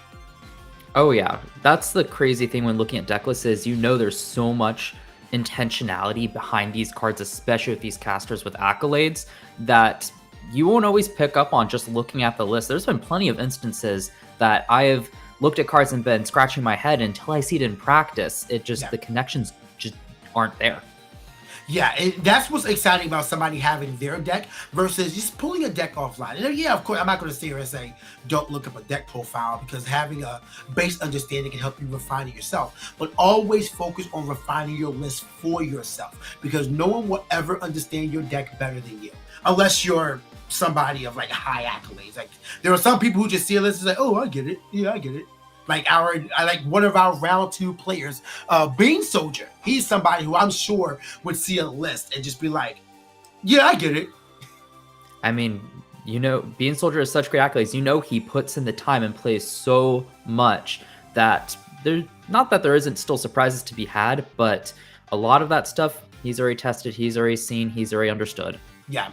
Absolutely, and so we're going to be seeing how these two casters line up, as Bean Soldier will be facing off against Cinder Shade. This is a name that is new to me. I actually know no accolades to them. Bean Soldier being somebody who won Elestrals Season 2. Yep. Along with many other tournament wins and tops, but most notably defeating the entire Imperial Watch team in the finals to win Elestrals Season 2. I can't imagine who would allow them to do that to them. You're definitely not feeling something right now. No emotions. I'm nothing but joy for my fellow caster, Josh Bean Soldier. Yeah. Anywho, but let's see what trauma flashbacks. But yes, Cinder Shade versus Bean Soldier is going to be the matchup today, so I cannot wait to see what these casters are bringing. Josh brings a different deck all the time. Like, we will never see somebody. I mean, he's the man who put Morphrost on the map. So I'm interested to see what these two are going to be having today. Same here. I think when you get to such a high caliber player such as Bean Soldier, they also have the advantage on their side of sometimes just being able to bring decks that maybe objectively isn't the best choice, but their skill just allows them to perform insanely with whatever deck they pick up within some reason here. Yeah, it all depends on each player, but as we're seeing our casters line up, Bean Soldier using the Sleeveless Spirit deck. I always find that to be enjoyable, the Sleeveless Spirit deck. At the same time, I will be using my Shadow Stars Hollow. So try to stop me.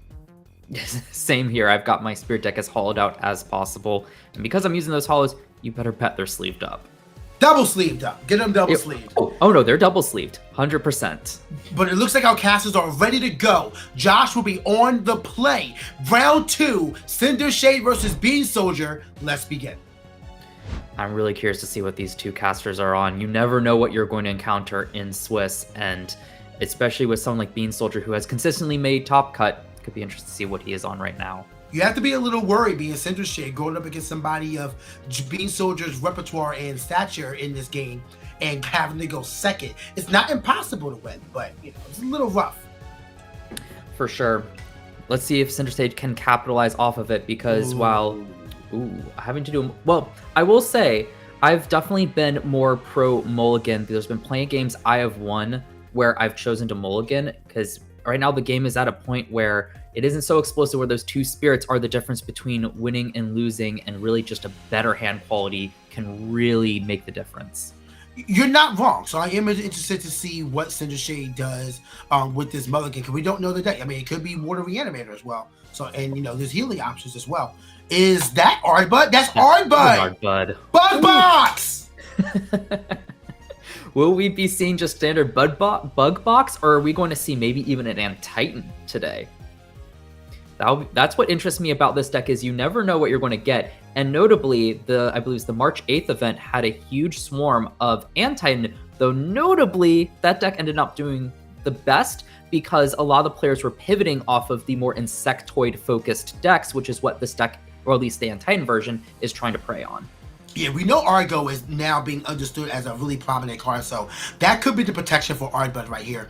We did see the search. I believe that was the Artist Collection Viceress, and we have a Premier windowed spirit being played on the Viceress by Cinder Shade as well. So we could be looking at dual bug boxes, but Argo is the set to protect the Ardbud Eagle. The go-to Argo. I'm expecting to see a lot of that today, and I think it'll be really interesting to see which casters try to prepare for it. But of course, a Necklace of Harmonia, usually the go-to because that 5 attack gain usually can just win you any battle, even on such a small buddy such as Ardbud.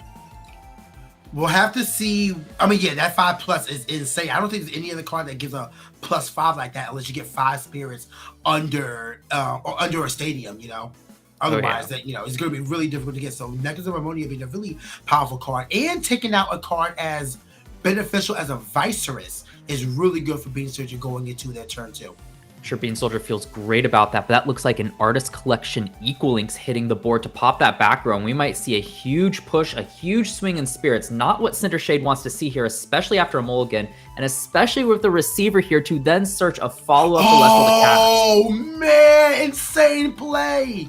Getting rid, it looks like that's a Shield of Achilles there. Yep. So also being destroyed, removing a really key defensive rune right there. Getting a ton of spirits on board. Another search, this time to a Spectress. We do not see a Artivarum being played here. So that is also interesting. But still just a really good swing of spirit advantage, being able to hit for 4 this turn and putting most spirits on the Ardbud as well. Pretty much saying, hey, you're either going to get rid of my backrow destruction, Elestral, or the one that's dealing the most damage. You take your pick. Bean must be feeling great here because he is up not only in spirits, but also card advantage. That's 2 searches of the Ardbud, and Bean has only really lost a single card, that being the Argo, but that was totally worth it because it helped get rid of a Viceress, and with the limit, now you won't be using it, but an Eddy coming down to try to pressure that Equalinks. Got to get rid of that for your back row to stick. There's the back row live, and it looks like it's a Shield of Achilles coming out from Bean Soldier, bouncing the Eddy. Not a bad thing that happened to Cinder Shade, but very bad in terms of allowing his Equalinks to stick around. If there's another way to get another Earth on field for Equalinks to Nexus a Spirit onto the Ardbud again, Cinder Shade is behind tremendously in advantage. Let's see how this turn plays out. Yeah, definitely playing down the Spectress. I don't even know if Bean Soldier really needs to... He's already so far up on card advantage. I think right now tempo is just the priority and putting on pressure to close it out because he's in the clear lead here on all accounts. So yeah, moving that spirit to the Spectress, and it is looked like it was a bluff, a necklace there, and now just going to be hitting in for 5 more spirits. I feel like hitting a necklace here is very valuable, so I don't know if that was a bad thing for Bean Soldier here. But yeah, also hitting for 5 spirits, and notice the Equalinks was got the defense? It was defense from last turn, but the play here was to disenchant the extra spirit off of the Spectress. Okay. I thought the attack was being spent, but no, we have Looks like Ardvarum is finally being cast out by Bean Soldier. So we are playing and Titan. I've seen some decks just run the Ardvarum just to be able to get a 6 body out, which can be quite pressuring, and also get that extra Insectoid Search. So like Bean now has a Spectress, and I believe there we saw a Viscerous Search turn 1 that we haven't seen yet as well. Yeah, Viscerous is still in hand. Cool. So just a really foreboding field for Cinder Shade to go up against. But this was what I was saying. Like going second against a player like Bean Soldier, it's really tough. And then you go to Spectre's being destroyed to get out the Ant Titan that is going to be Leviathan Enchanted. So we have a Water, Lunar, Earth, and Titan on field. Incredible. Crazy. Yeah, that is absolutely devastating for Cinder Shade. Though I will say, a well-timed Earthquake here can be super punishing for Bean Soldier, but I don't know from this position if that's even enough, especially with all the cards Bean Soldier still has in hand to throw at the opponent. The difficult part here is that because the Earth Spirit was the Earth Spirit Nexus off of the Spectress this turn? It was Nexus from Ardbud to the Spectress. So he did lose that extra spirit on field, but I guess he decided after the fact he's going to go for the big play right now. But a lot of damage is being dealt. 7 to 6 spirit count in total, but the board from Bean Soldier is so tall. Like an 11-8 in Titan is not easy to get over. Not at all. And the really neat thing about this play is while Bean Soldier was actually removing spirits from his board, due to the Ascension adding 1 spirit, he just pretty much got to keep the same amount of pressure on board as just funneling all into one big guy, which needs very select outs. I think the only out really here would just be the Earthquake, which even then, Cinder Shade, if the spirit count is correct on screen at 1 spirit, means not only do they need the Earthquake, they need the Ambrosia to be able to do it as well. Yeah, it looks like they're going to be casting out, Oh, Tadpuff! We have a quick ascension going on here. I'm assuming a quick ascension. Tadpuff being special cast out and now going into... Is that a Zephyrog? I think that's Zephyrog. That is Water Wind. Zephyrog is being played. That is so cute. I love seeing Zephyrog. Unfortunately, from this position, I don't think it does too much. Like, if Bean Soldier at lower, that would be a real cheeky way to win. But unfortunately, it looks like there is the scoop here moving on to round... Oh, no. Sorry, that's the Zephyrog effect at play here. Yeah, that could be over. But you see the other Viceroys in hand. Ooh. Spectress and 2 other cards that are kind of hard to make out. But absolutely a really potent hand. So you have to think you take out the Viceroys, right? That's a tough play. Maybe if a Galaxy's in hand, you want to start getting rid of that Spectress, and Spectress Hearts counters it. But nope, doing exactly what you said there, getting rid of that so there's no more board ramping going on. Yeah, Viceroy is very potent. Going to get even better when Firestorm releases, and the second, or the Firestorm Viceroy is going to be able to be played. So a really insane lineup right here. We have another cast out. It's a Werepup, I think. That is a Werepup. Ooh. Yeah, Werepup searching Full Moon. So now, like a Void, this board of Bean Soldier is building very wide, very tall, very fast. Each turn has been aggressive for Bean Soldier and is now threatening, 6 points of damage? And that's going to be a scoop. So, yeah, dang. That was absolutely crazy. This deck, Bean Soldier's deck, seems like it wants to just get out and be as aggressive as possible. Yeah. And I really want to highlight the Equal Links there because that really just cemented that board state for Bean Soldier, showing how impactful that one of is. Yeah, the Nexus thing going into the Ardvarum, destroying the shield that was the back row and getting more bug searches for Ardvarum to go into Ant Titan and constantly threaten and pressure with destruction. That was the play. Now, mind you, my boy Panzer can do some of that, but it cannot destroy back row. And the back row destruction, it really is what made that so potent. So, Echo Links sealed that game. Base set continues to shine for set. Yeah, definitely did. No wonder that is the card that had from Earth that has been hit on the ban list to 1. But also, I think it's just really cool just being able to see how casters capitalize on some of these cards, take advantage of those situations, because I think there's a lot that you can glean from what Bean Soldier just did there, the plays that he chose to make and how he chose to capitalize on knowing the board state that he put Cinder Shade in. So let's talk about Cinder Shade's board state. Like, there is nothing that really stuck. Every turn, maybe it was just because they were playing second, and sometimes games just go that way. But every turn, Cinder Shade was not able to build up anything. There was a sudden Zephrog there, but even on Zephrog, that's still just a 4-3. Like, you can attack directly, you can get something out of hand, but it's still just a 4-3. Very much easier to deal with and get over. I mean, you could just Echo Links crash, and then problem solved. You take one, you know? So, like, what exactly does Cinder Shade do? It feels like the side deck needs to come into play for Cinder Shade to stand a chance going into game 2. What are your thoughts? I definitely agree. I also want to shout out Cinder Shade for making that Zephrog play, really making the call there, that getting that extra bit of information from Bean Soldier, getting to see the hand will set them up a lot better going into game 2. Though, there is the question of, would holding the Zephrog to try to surprise get a kill in the game, possibly game 2, would that be more beneficial? I don't know. We'll have to see what ends up happening here, but you know now Bean Soldier will make sure that he can always take a Zephrog hit and not die to that. Yeah, exactly. That is a lot of information that was given out. So just on the trade-off there, I would have to say the favor is in Cinder Shade, because there was a lot of hand advantage, but at the same time, a lot of those cards were duplicate. Like, of course, you're playing 2 Vice and Search. You know? Yeah, and Search, exactly. We know that Tab Puff is now there for a Turbo Ascension. So Bean Soldier's going to be a play around that.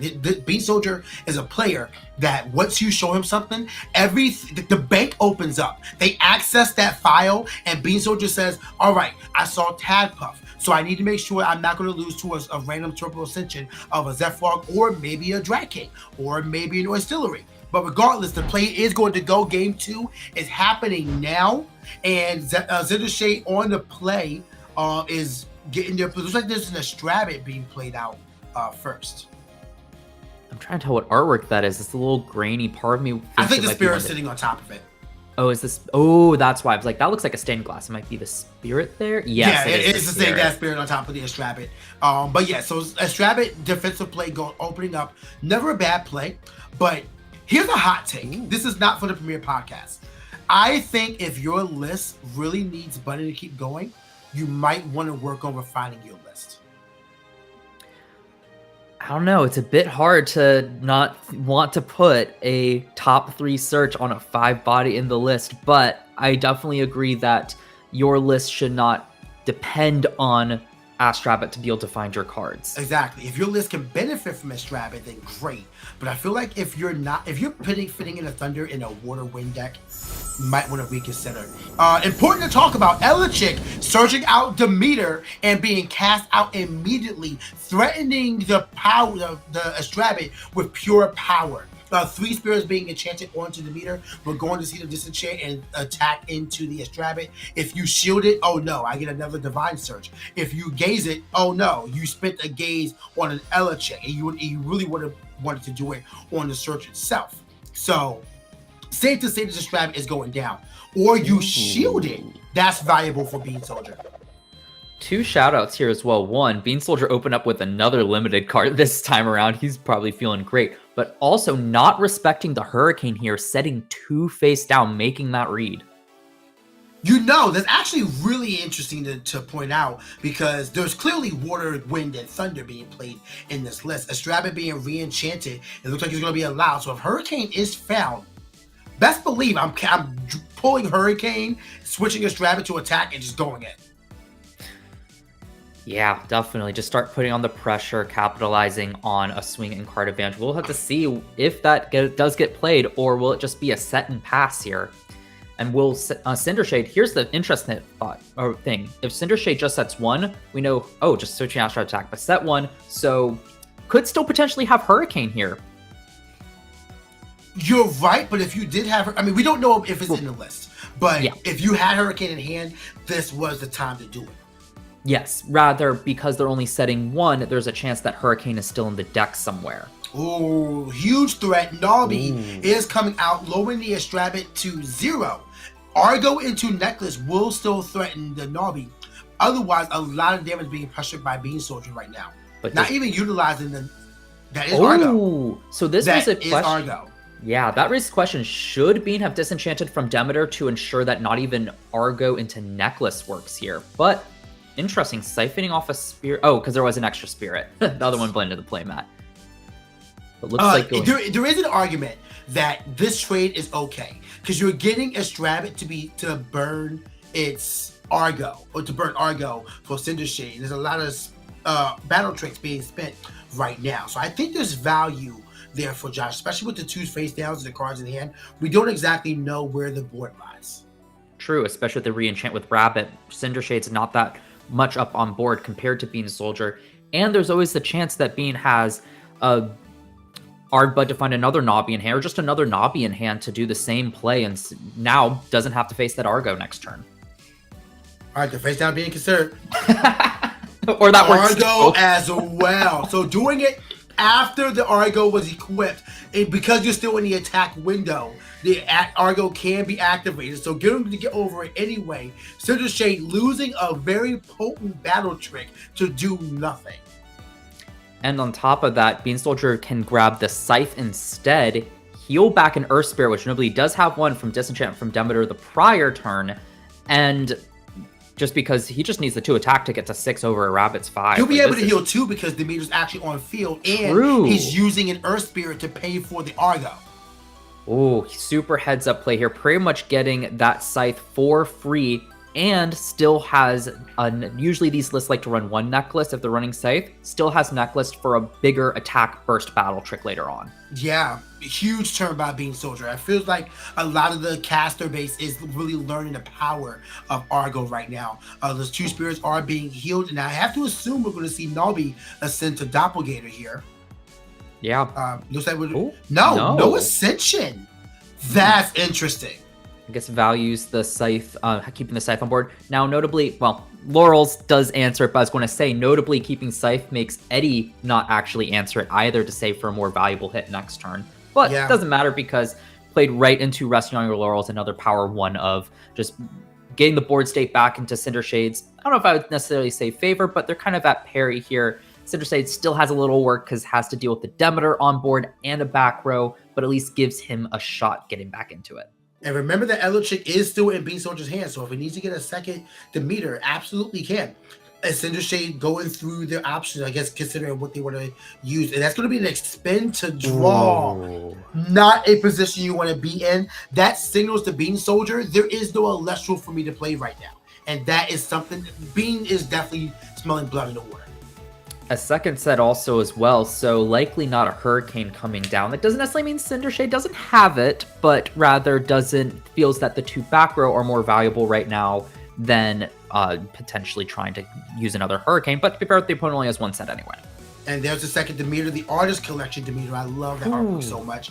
But the second Demeter is now in the hand of Bean Soldier. So, I mean, the advantage right now, I mean, the problem Cinder Shade has is that there's a lot of known threats that Cinder Shade has to deal with. You're not even considering the unknown threats. You know what you need to worry about. So it's possible your play will be skewed to deal with that.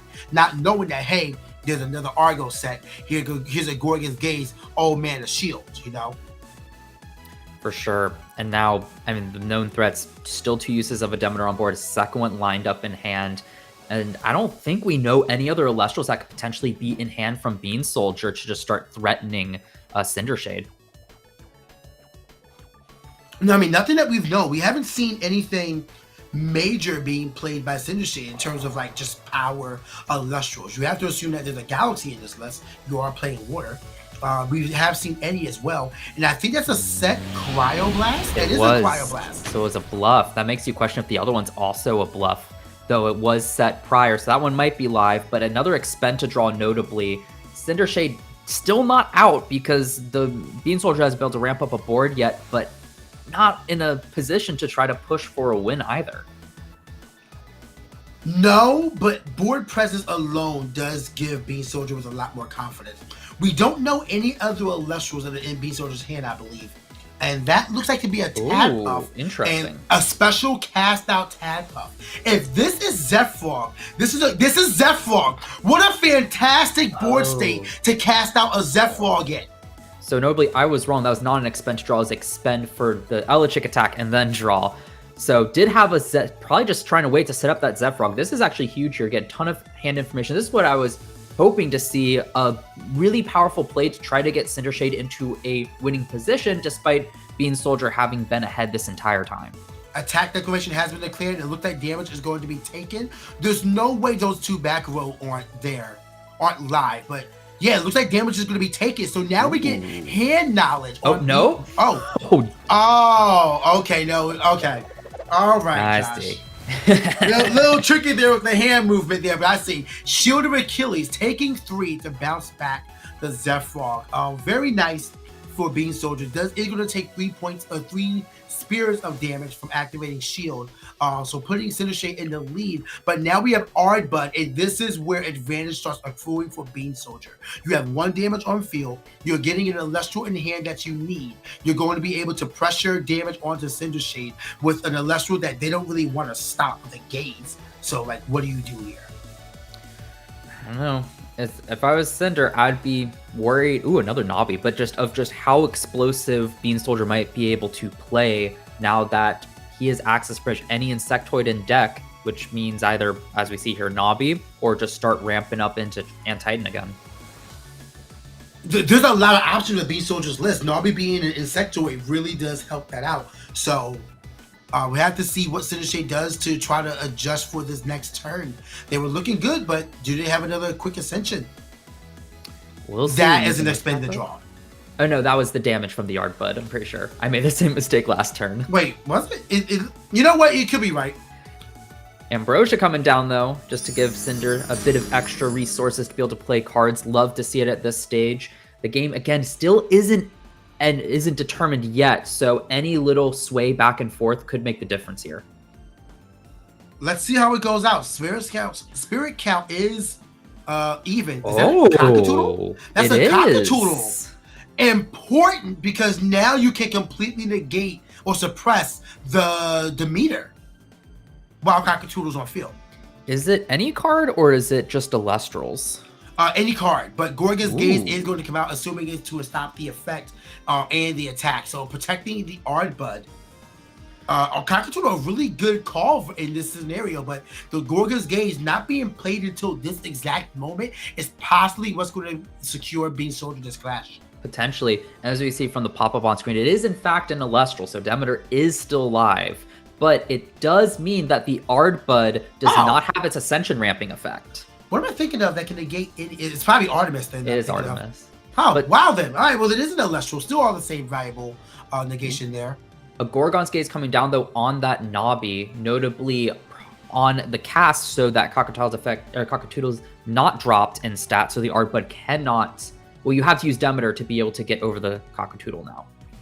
And Ambrosia now going to come out, not spending off of the Demeter. I guess knows that he's going to be using that Demeter this turn and wants to keep everything else safe. Otherwise, using a water to heal up, you have to presume 3 Earth here.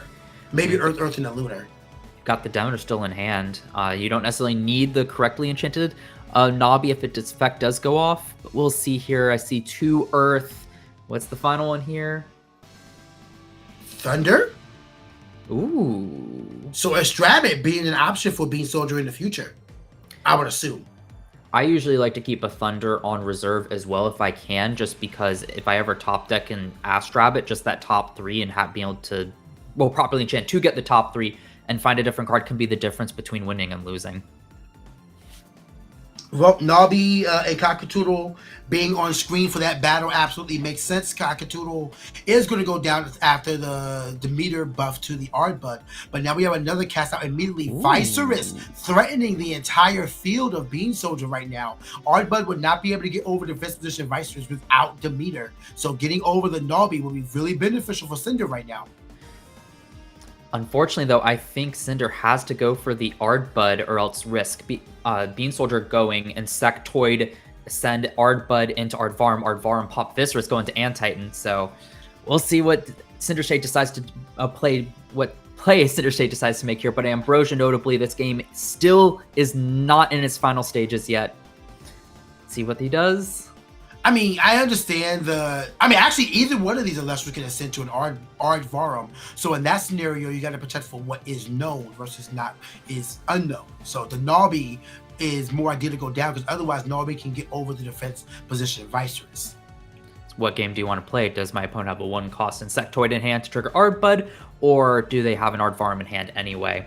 Doesn't matter, we're getting engaged. I would play the Aardvarm game, but I mean, it doesn't matter if the attack can't even go through, because now all of that is null and void, and now you can just get over the Viserys, and face down has to be Tsunami to get yourself in a safe position into your next turn. Yeah, we'll see if that face down comes into play. This is really coming down to the wire. Quite a nail-biting game 2, and I still think we've got a few more turns left of probably some crazy back and forth plays. It has been a very quick clash. These casters understand the game state and know what they're doing and working towards their best win condition. Nobby looks like he's considering Nobby going for some sort of attack, but you would still need to Demeter buff something out here, unless we're going for an Ascension. Double Lunar into Doppelganger from hand. And that's being met with a poison tip arrow? I think so. I really like this play overall. No, this is a Gorgon's Gaze. Oh, Gorgon's Gaze. Well, that also makes sense because now Demeter, the Ardbud doesn't get over. Where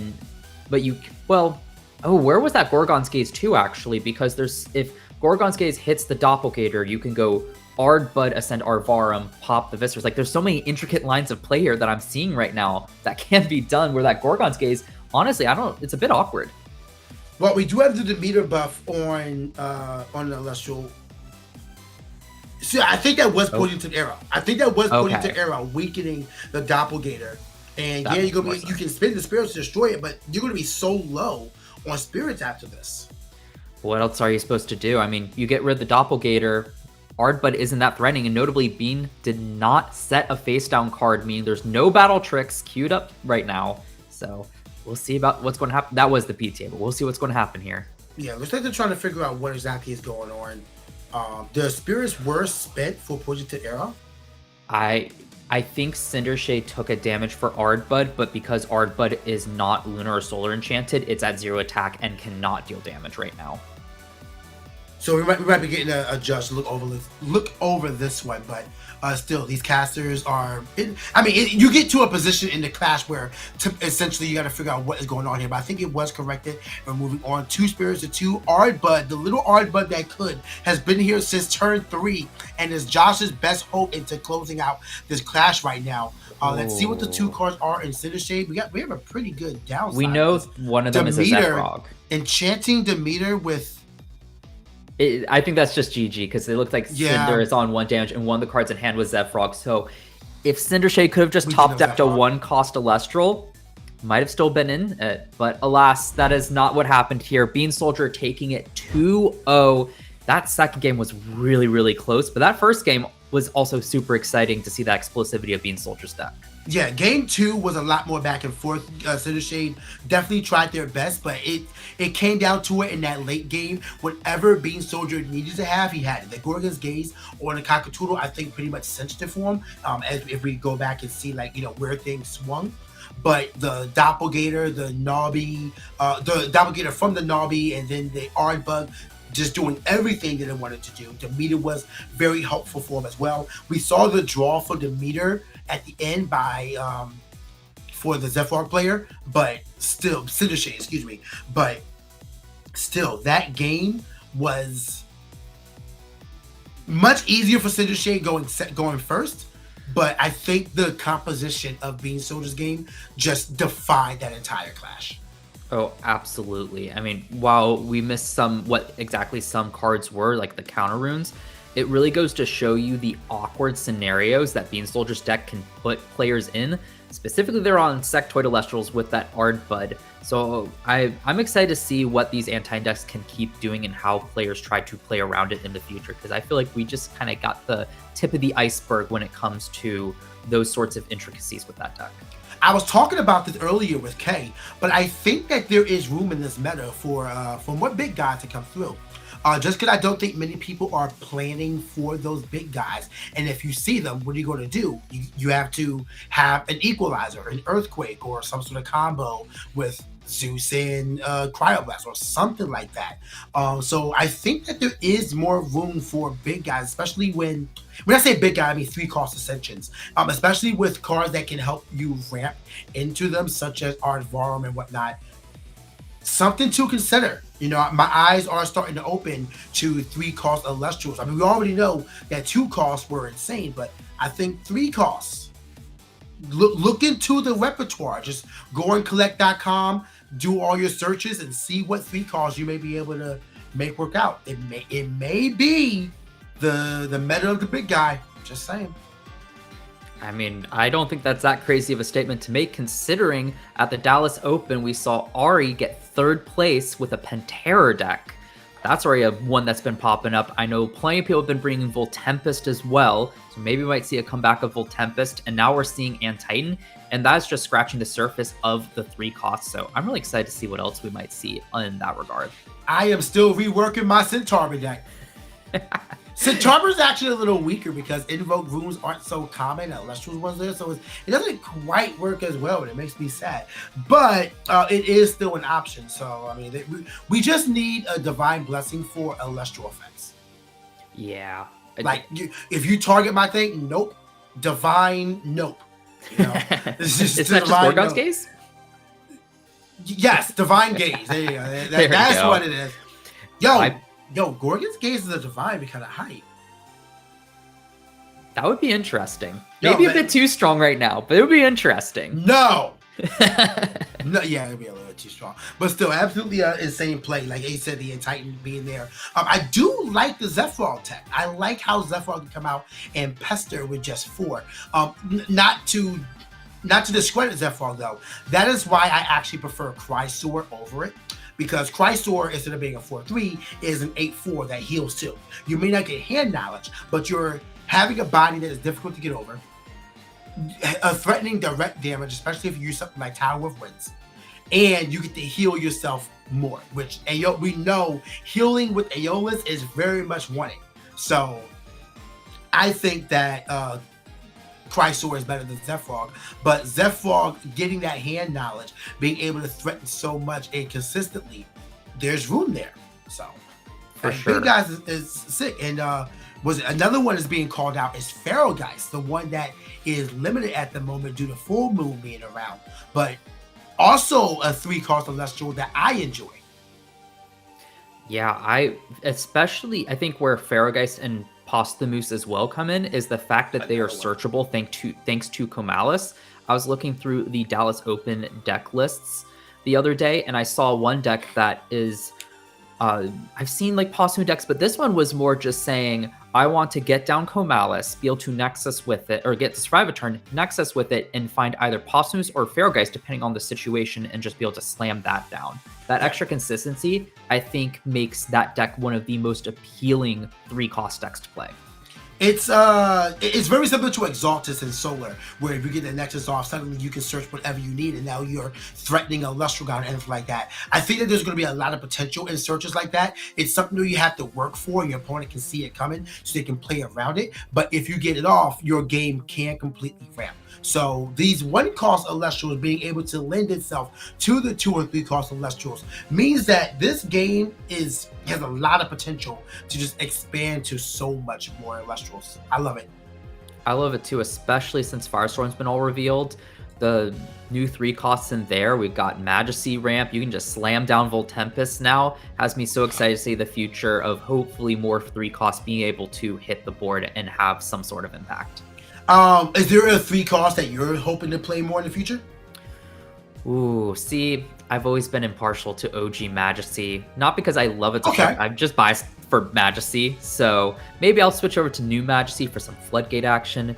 But also with the Invoke removal limited and Kinleo showing up like in round 1, it might not be a bad idea to go OG Majesty and just say that Kinleo? Nope, good luck. You said Floodgate and my stomach churned. But you're right. Firestorm is introducing Majesty, Champion of Poseidon. That Elestral is going to be very potent. Every enchanting spirit on the field becomes water. I can't help but feel like that is.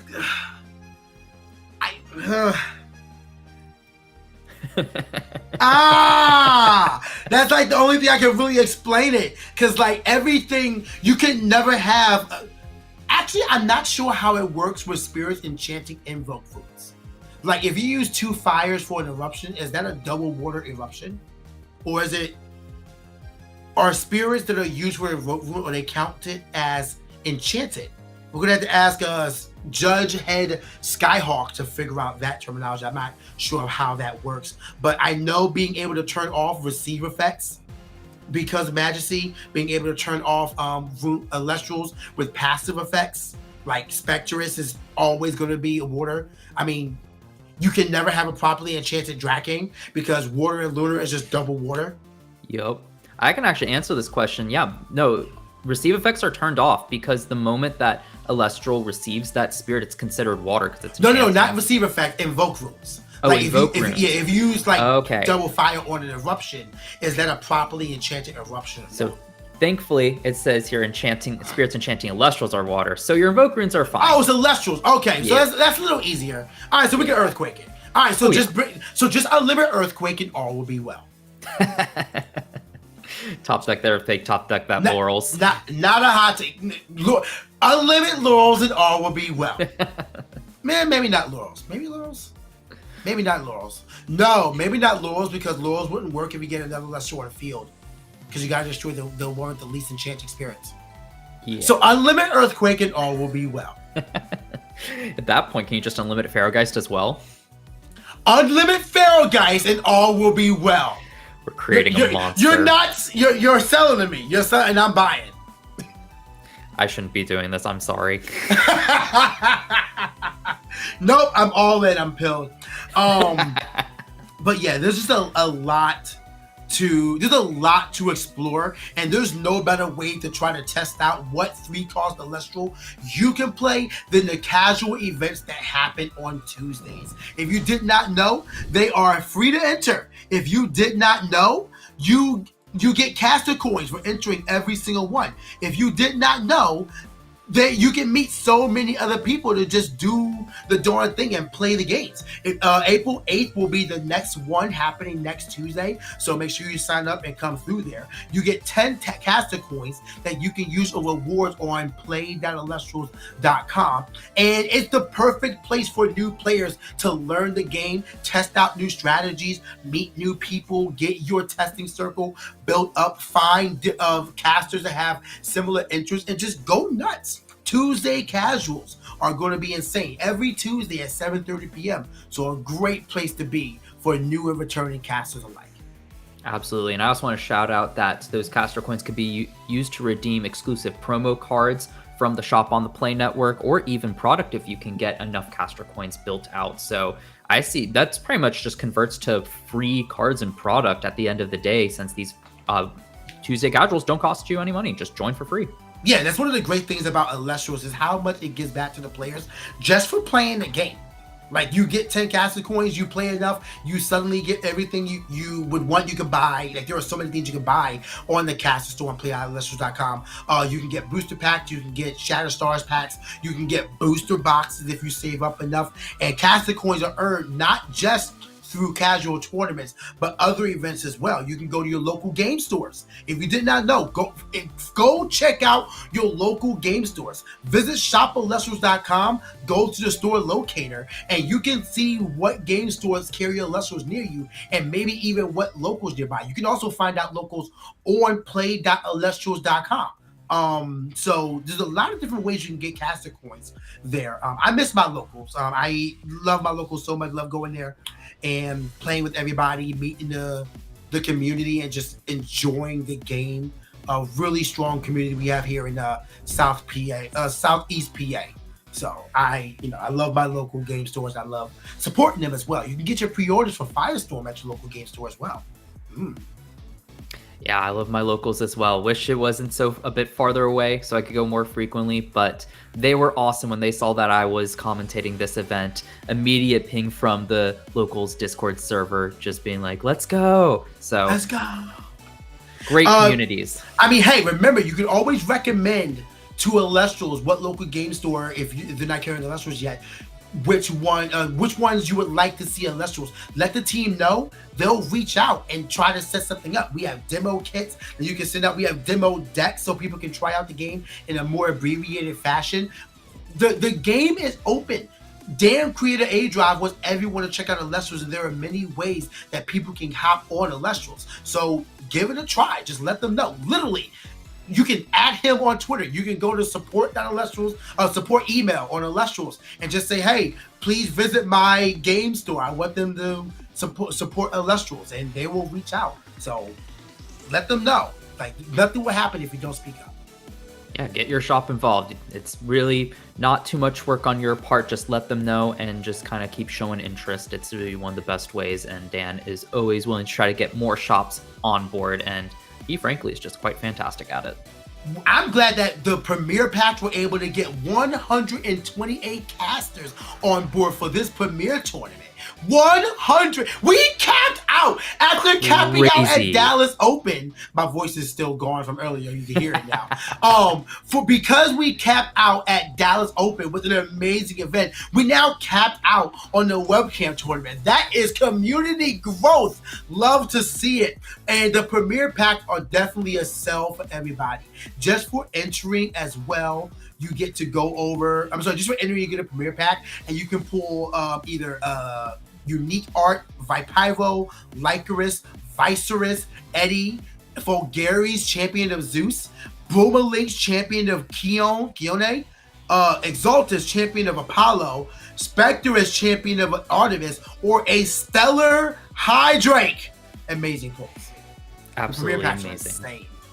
Man, I'm going to be honest, all this hype, and we're only on round 2. I think we need a bit of a break here just to kind of calm down just a little bit, because we need to save the hype for later. I mean, again, it's only round 2. We still got a full tournament's worth of rounds and Top Cut to go. So we'll be right back with Kate and myself commentating round 3 after a short break.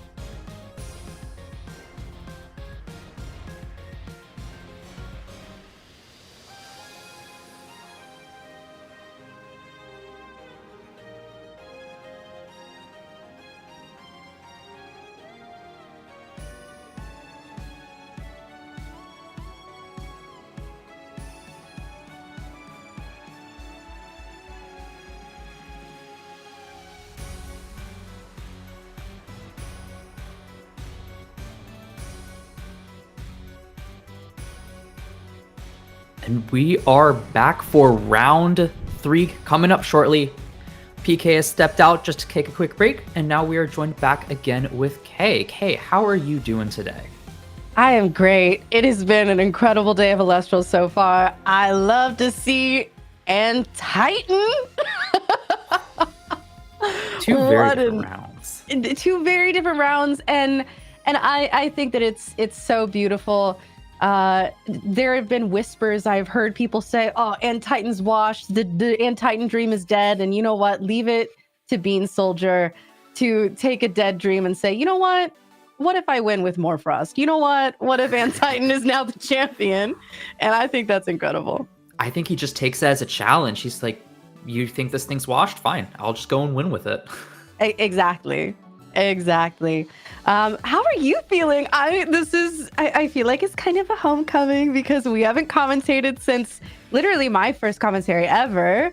And we got to see each other in Dallas, and the whole time I was like, "Eagle, get back on the mic, Eagle." Now here you are. Yeah, I mean, the whole entire weekend was just, maybe I'll ask Dan, I'll see. And then by the end of it, I was like, okay, fine, I'll ask Dan. So no joke, earlier this week, I just said, "Hey, Dan, I'd love to throw my hat back in the ring." And his response was, "Funny you say that, because it was on my list to ask you." So here I am. He was already there. I am so happy to be back here with you. I had so much fun last time. I love the insight that you have, because you have such a different relationship and experience with this game than really anyone else who does commentary here. So happy to have you. Thank you. I think the only one that can provide a similar insight to me is Wirtz, which I know he's been on the mic as well. So it's fun that we get so many different people, because I feel like you and PK bring the hype so well, where I'm more of a muted individual, but also love bouncing off of that energy. It's such a fun time, and I really appreciate you saying that. I'm so happy to be back. And now, what I was thinking as you're saying that, though, is we now need to get PK to come to an event so we can all meet. That's what we've been missing. As soon as they announce the other one, I am buying tickets. I've already said it's like, for the rest of time, I'm at every single Elestrals in-person event. What an incredible time Dallas was. And now at the first premiere event that we've had since then, the hype is still real because we have a full tournament today, which has been incredible. First time ever. I love to see it, but I'm also trying to have to go through all those decks to help gather like archetype information for Dan, because I'm still not done with Dallas. 192 players, and then today 128 players. It's a lot, but it's worth it because it just means Elestrals is growing. More people are playing it and excited to play the game. So I'm happy at the end of the day and happy to put in the work. And I think that is a beautiful thing. And for those of you who are watching, who are not able to get into this event because it filled all the way up, no need to fear. We already have our next event scheduled. That is going to be on April 26th. And I'm going to say it now, sign up sooner rather than later, because these premier packs, the hype is real for them. People are going feral. As soon as that first Hydrake is pulled, people are gonna be signing up immediately. And on top of that, as players I've seen note from this event, they're used to signing up the evening before, which makes total sense because who knows what your life is going to throw at you over the weekend if you can dedicate a day to it. But now, with how much hype this has generated, you might need to lock down just a bit sooner just to make sure you get a slot in.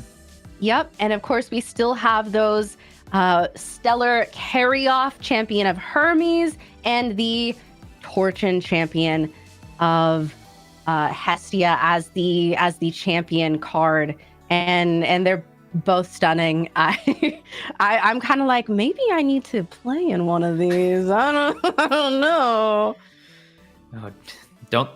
I would say don't tempt me. Unfortunately, I will never be able to play in one of these, but I will definitely be shouting from the sidelines for you to get one of those, because can you imagine winning one of these before Firestorm comes out? So when Firestorm finally comes out, and you just sit across from your opponent, first game in Firestorm, and you just throw down that full art, marble frame, Stellar Torchin Champion of Hestia against your opponent to search out that Hestia, that probably will feel amazing.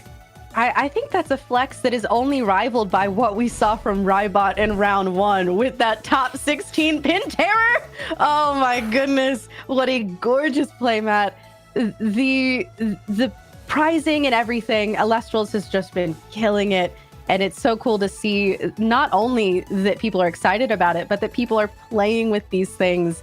And it's really beautiful.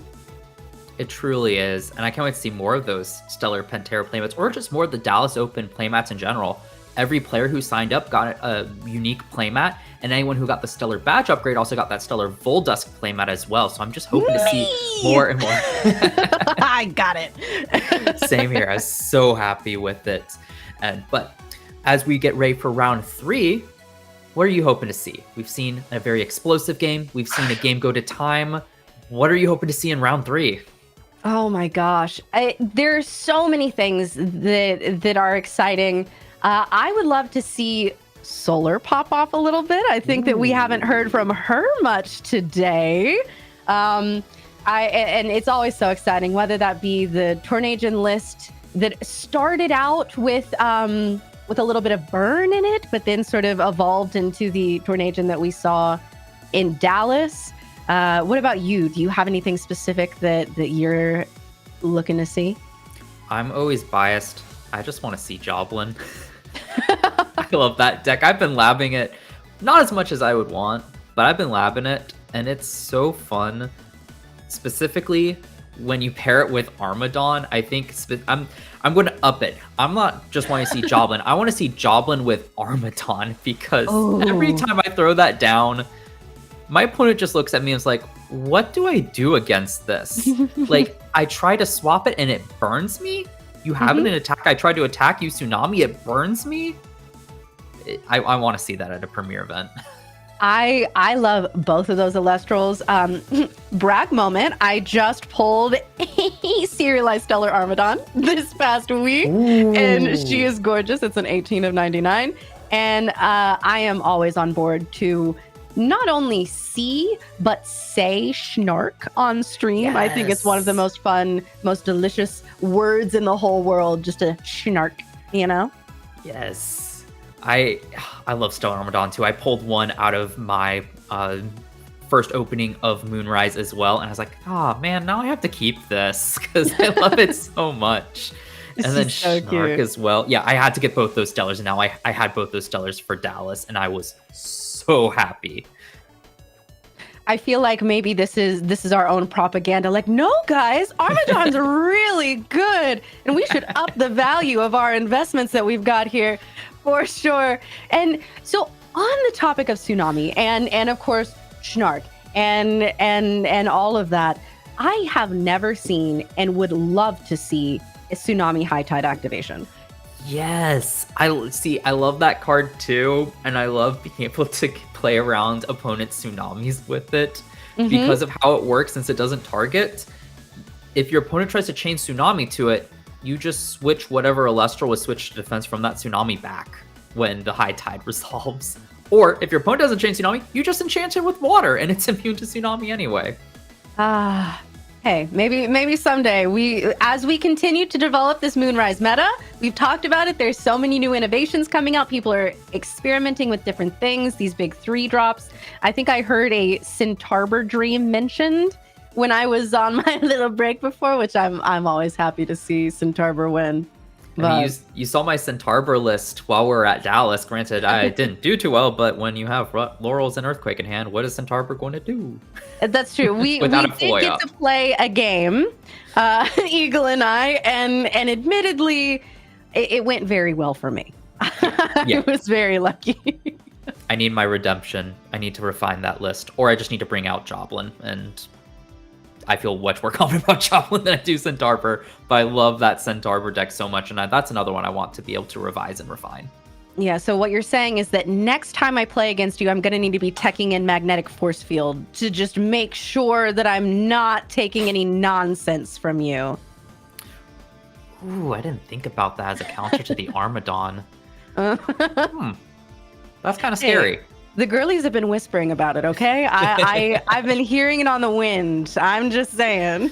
If you need some prep, just ask MVT. I got to play a match against him before I played you, and didn't quite make it, but I will never forget that look when he saw me slam down that Armadon, just being like,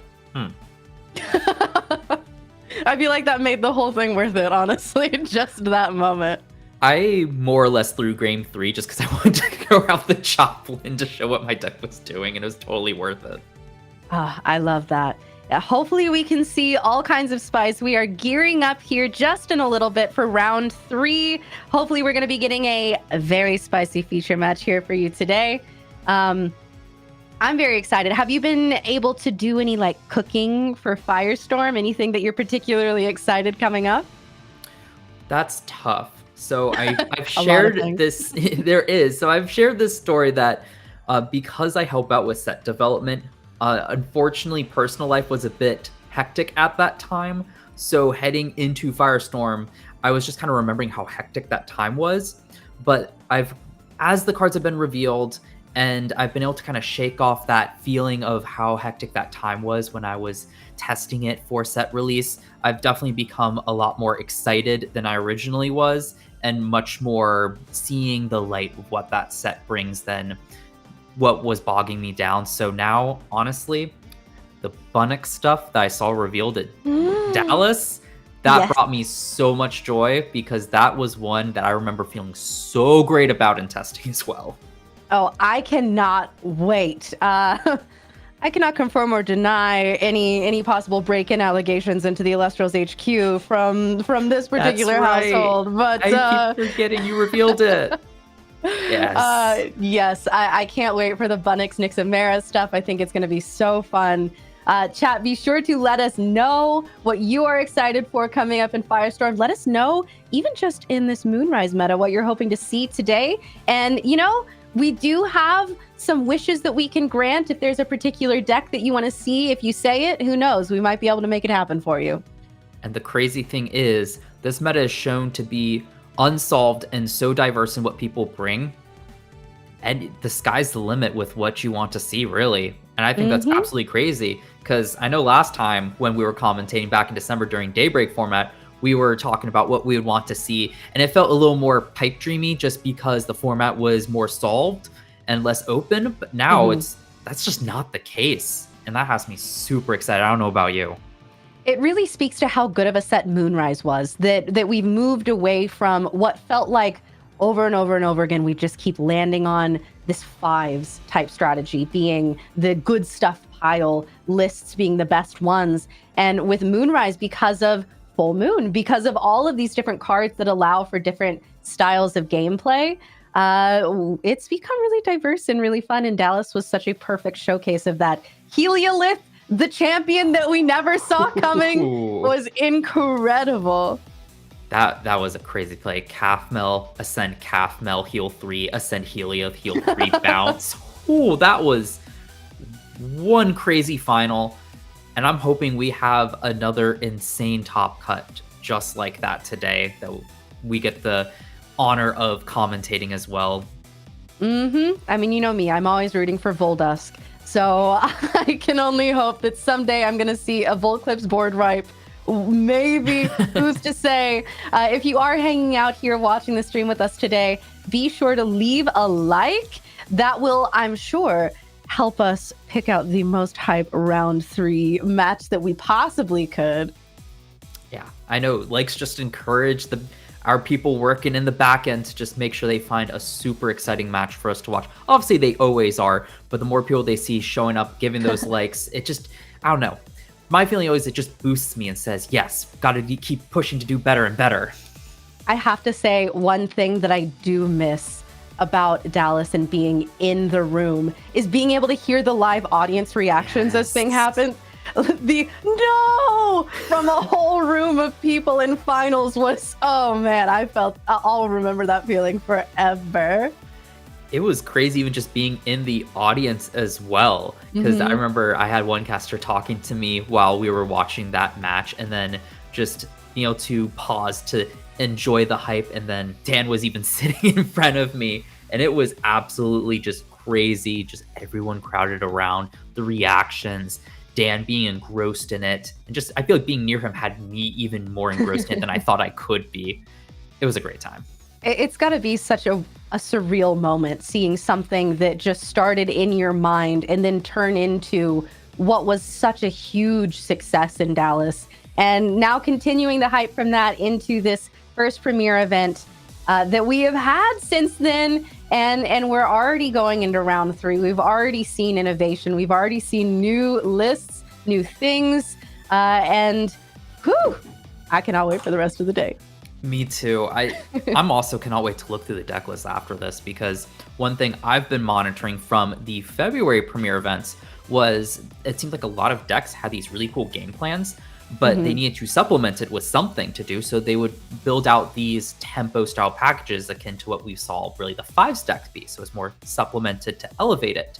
But interestingly, as we've seen the Moonrise meta develop, that hasn't, not that it hasn't persisted, but we've seen other innovations as well, such as the Argo package being added. And to me, that just is so exciting, because my conclusion when I saw the tempo packages was there's one level of homogeneity in all the decks, but then there's always just, it's elevating all these unique ideas and strategies. But now we're seeing more supplemental stuff being built out to support these ideas and decks, which just means we're at complete diversity, which for us commentators at least is so fun to commentate and see, and really just gives at least me a real sense of excitement each round. It's so fun. And specifically with Argo, that's one of those cards that when it flips, it's like, oh yeah, we're playing card games. It's one of those things that it's like, oh, and then I activate Argo, and then I'm going to go in and I'm going to find this thing, and then I do this, and you've fallen into my trap, and now you're dead, and you didn't know it. And yeah, it's always fun and exciting to see. We talked about the Argoification of Dallas. It's one of those cards that became a real superstar.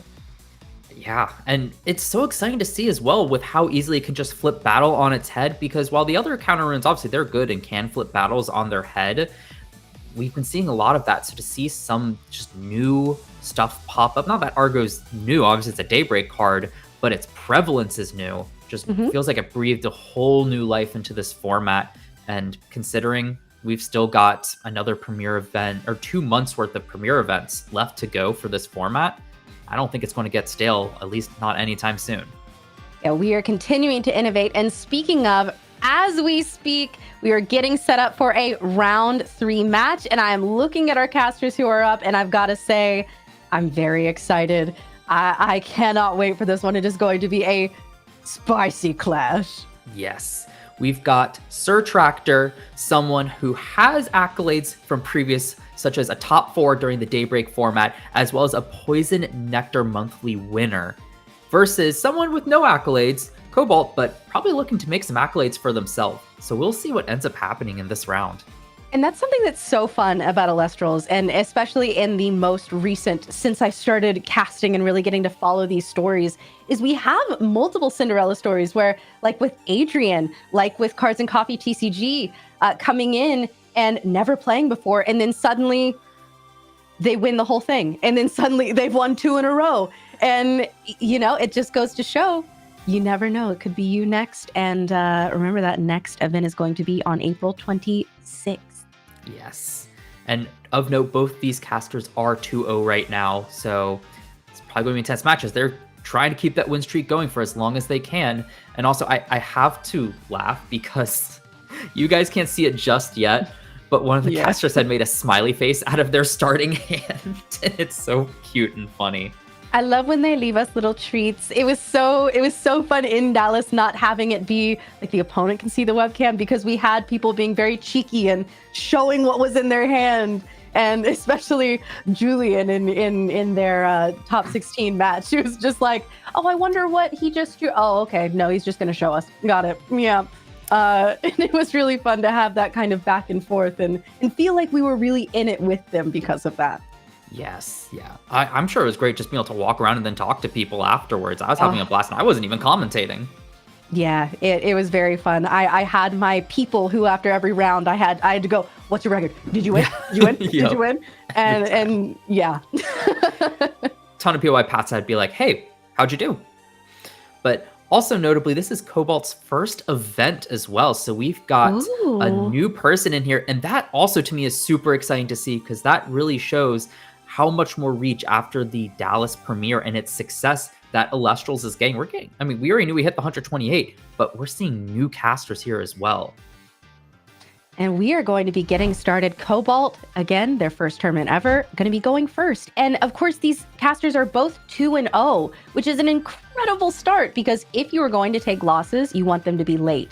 So both of these people are in contention to be in our top cut later on in the day.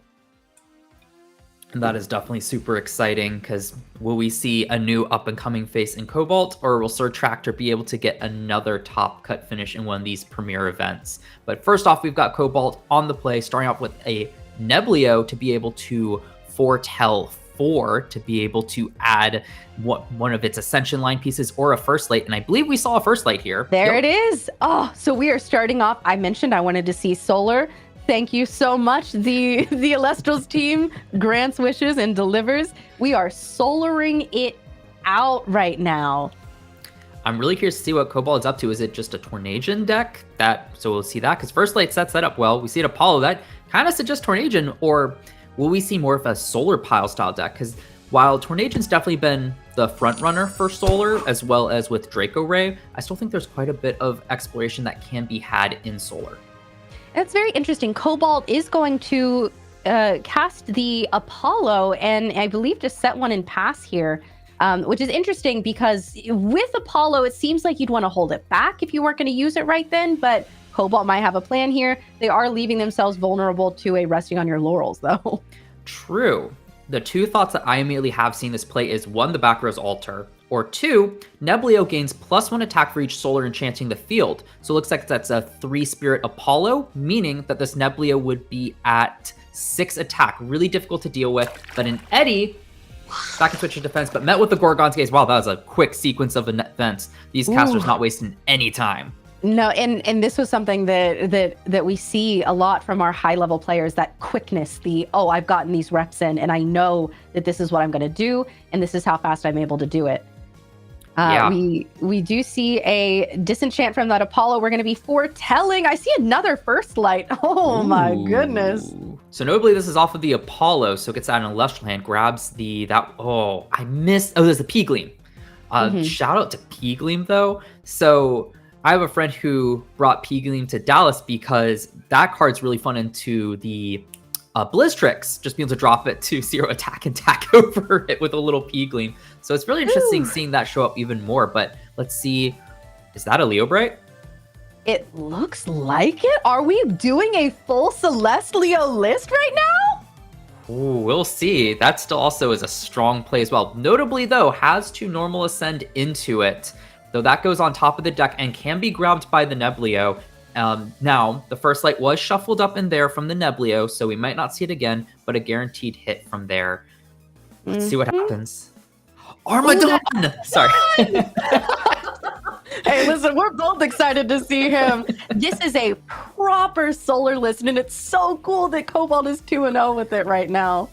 Yeah, absolutely. I cannot wait to see what more we can see from this list. I'm still just pleased. I want to see more Armadon. Now, unfortunately, it is still in the top 3 because Neblio cannot grab it. Maybe Apollo next turn will grab it, and we can start to see some funny position swap. But opting for the P-Gleam to start pressuring that Eddie, I think to me that makes sense. Yeah, this move is definitely Peem, as a lot of people would say in this community. But we are met with an immediate poison-tipped arrow from Sir Tractor's side. That, though, I don't know if that's really what this... It's not a bad position, don't get me wrong, but you can still use the Neblio to hit... Oh, well, there's my answer. Shield of Achilles, that definitely does it. But got rid of both counter runes in one turn with this pressure. Though, Sir Tractor does get to keep the Yeti on board. Be curious to see how this game further develops from here. And I think that makes sense. Sir Tractor knows that they are simply a turn away from big ascensions. That Leo Bright already being there, set up, ready to go. I have to say it's an aggressive play, but I agree with it. Out comes the Narpoon. Are we on a Frost deck here? Okay, let's see what we're going to be searching. That looks like... Cryoling? I think that's a Cryoling. Are we cryo scorching? Let's go cryo scorch. No way. PK's favorite Elestral of all time. And he's not even here commentating right now. How it always goes. We'll see if it actually hits the board. I think Sir Tractor still needs to get another Frost Spirit. Unfortunately, I did not track the spirits used for the counter runes last turn to keep track of how many Frost are in the Underworld. But I think if they put a max 4 in, they probably just one away from starting to ramp up into the Cryo Vern to start putting on a ton of pressure. Armadon! Here he is, the boy. That, I have to say, 6 is an insane defense stat. And as we've said, if you want to deal with it, oh, well, that's one way. A Rhino. Well, that tells me what this deck is. It is a Rhino Sect Cryo Vern deck. Cryosect, that's what I know I typically call it on the data I put together. But Cryosect, that's, hey, if they've got the Rhino Sect, in hand, that Rhino is about to put on a ton of pressure and sets up perfectly into the Cryovern line from the Cryo Lane. Mm-hmm. Do we see out? We are moving to the rune row. I think we're going to see that expend here. And there is the Rhino Sect coming out. Oh my gosh. I imagine attached to the Armadon, if I had to know. But I'm assuming so. Yeah. Then be able to pop it with the Rhino Sect. That way you can just send 4 spirits immediately to the spirit deck. Also, all Sir Tractor's got their deck blinged out. Full art Rhino, a second full art. Not even just a second one, a second full art. The double Rhino. This is devastating. Cobalt seemingly so in control for a bit there, and now Sir Tractor is completely taken over. This is a crazy board state to be staring down with no Elestrals. But you do have Apollo, you have those 2 set runes, and Tsunami is huge here. Gonna be able to deal with, I think, every single, well, not the Narcoon, not the Eddie, but so you're going to be dealing with 4 of those possible damage. Still, though, that's probably the best place to use the Tsunami here because you just saved yourself 3 spirits, and those 3 spirits can make the difference here to start trying to answer it, but you do need quite a few cards. And just looking at this matchup, this is fascinating to me because Solar typically is more of a slow ramp-up deck that doesn't have...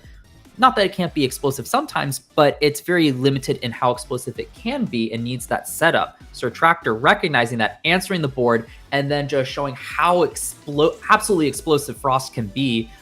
Cobalt's got their work built out. And is that just a scoop? Are we scooping? Yeah. I mean, even if Cobalt was able to get out a Leo Bright this turn, even if we were able to pull something off, that is just too much to contend. That 8-5 stat line of the Rhino Sect is devastating. Eddie doesn't deal with it. Really, no big threats deal with it. No, not really. And with Earthquake and Laurels limited, I mean, not that Laurels would do too much against the Rhino Sects here, but it does definitely make it very difficult to deal with a board that can just swarm out 2-cost guys as quickly as a Rhino. I keep wanting to say Rhino Sect. Cryosect. Cryosect, yes. And that's what's crazy is that we saw that Cryoling come out. That is a huge threat, but it just sat in hand. They didn't even need it because they had the double Rhino Sect. And wow, yeah, when you get a playoff like that, there's not much that can be done. And Rhino Sect is one of those Elestrals that I think at the beginning of Daybreak, a lot of people were very excited about. A lot of people were playing that list. And then it kind of fell out of favor. But this just goes to show how strong it really is and can be. Yeah, make a comeback. That was a big rogue option from the Daybreak format because all the tools were there and it was being experimented with, especially after that big hit to ban list that hit the Earthquake, the Laurels, the Lavalith, all that one. So to see it kind of coming back, and notably, BlizzTrix has been the big Frost deck. It's fun to see some Frost have other representation than just the big Griffin itself. Although, you know me, I live in Vegas. I love to see a let's go gambling moment. BlizzTrix is always so much fun to watch.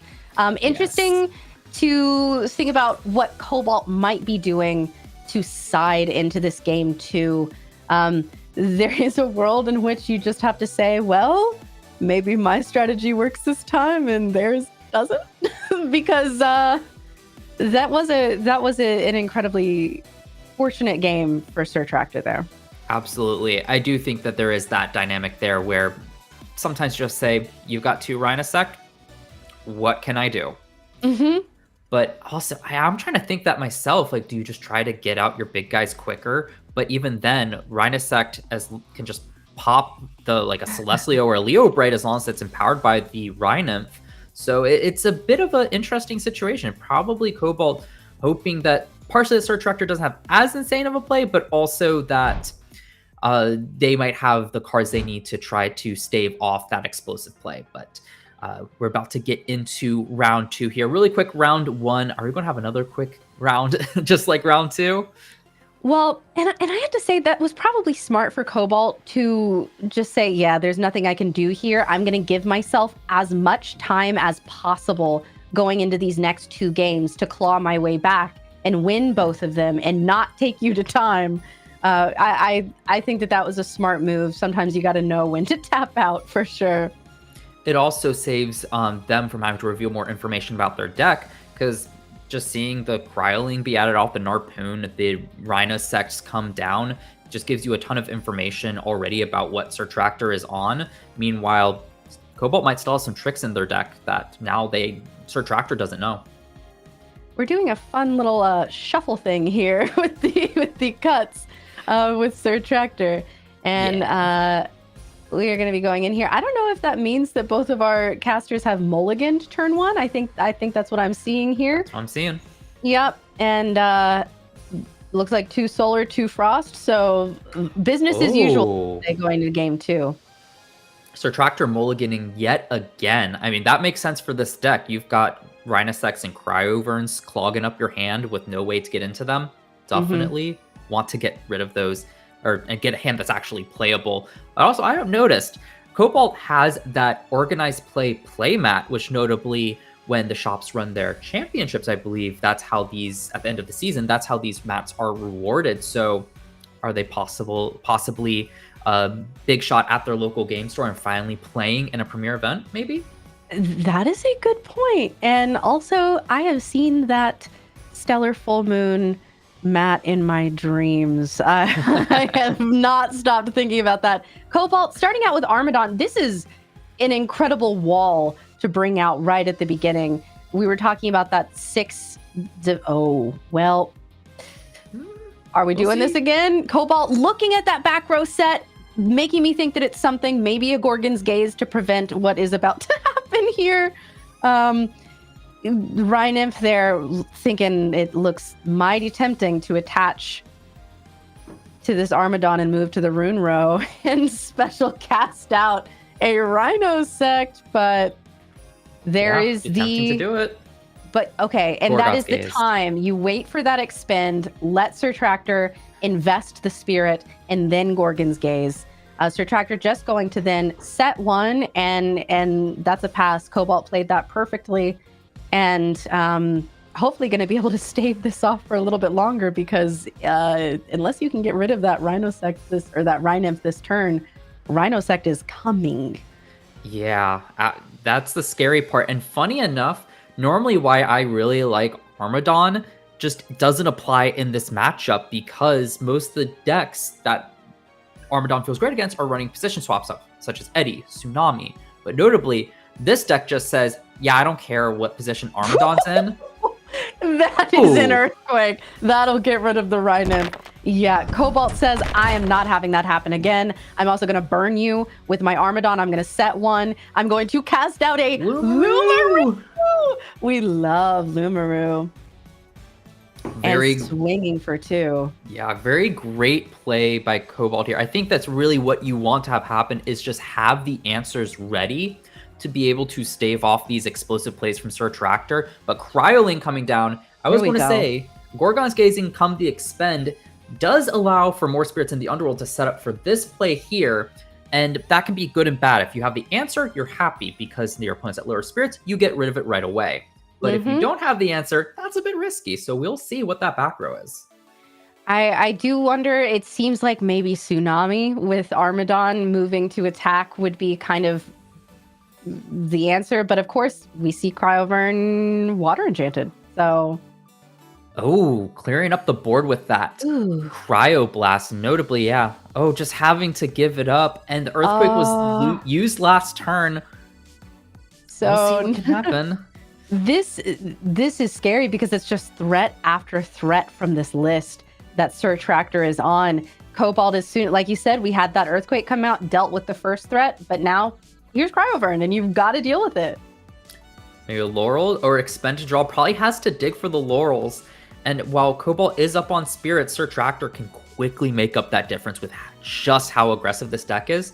But I will say, Expend to Draw at least keeps the Cryosex off the board. No way, it's a first light that was set. We're going to be flipping that, putting a Solar Elestral at the top, and I think that's a P-Gleam, yeah. That makes sense. That's probably your best answer to this. Yeah, she is able to deal with the Cryovern. She is the strongest girl in the whole world.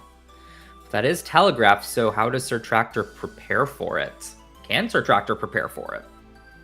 Yeah, there are some things that are just going to happen, and I believe that is a Spectaris coming out.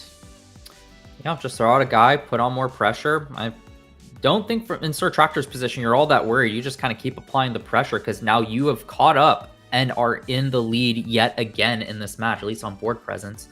Oh, and here she is. There we go. Spirits are updating. Looks like actually Cobalt's a bit lower than I thought, meaning Sir Tractor's definitely ahead. And Korrigan's case anyway.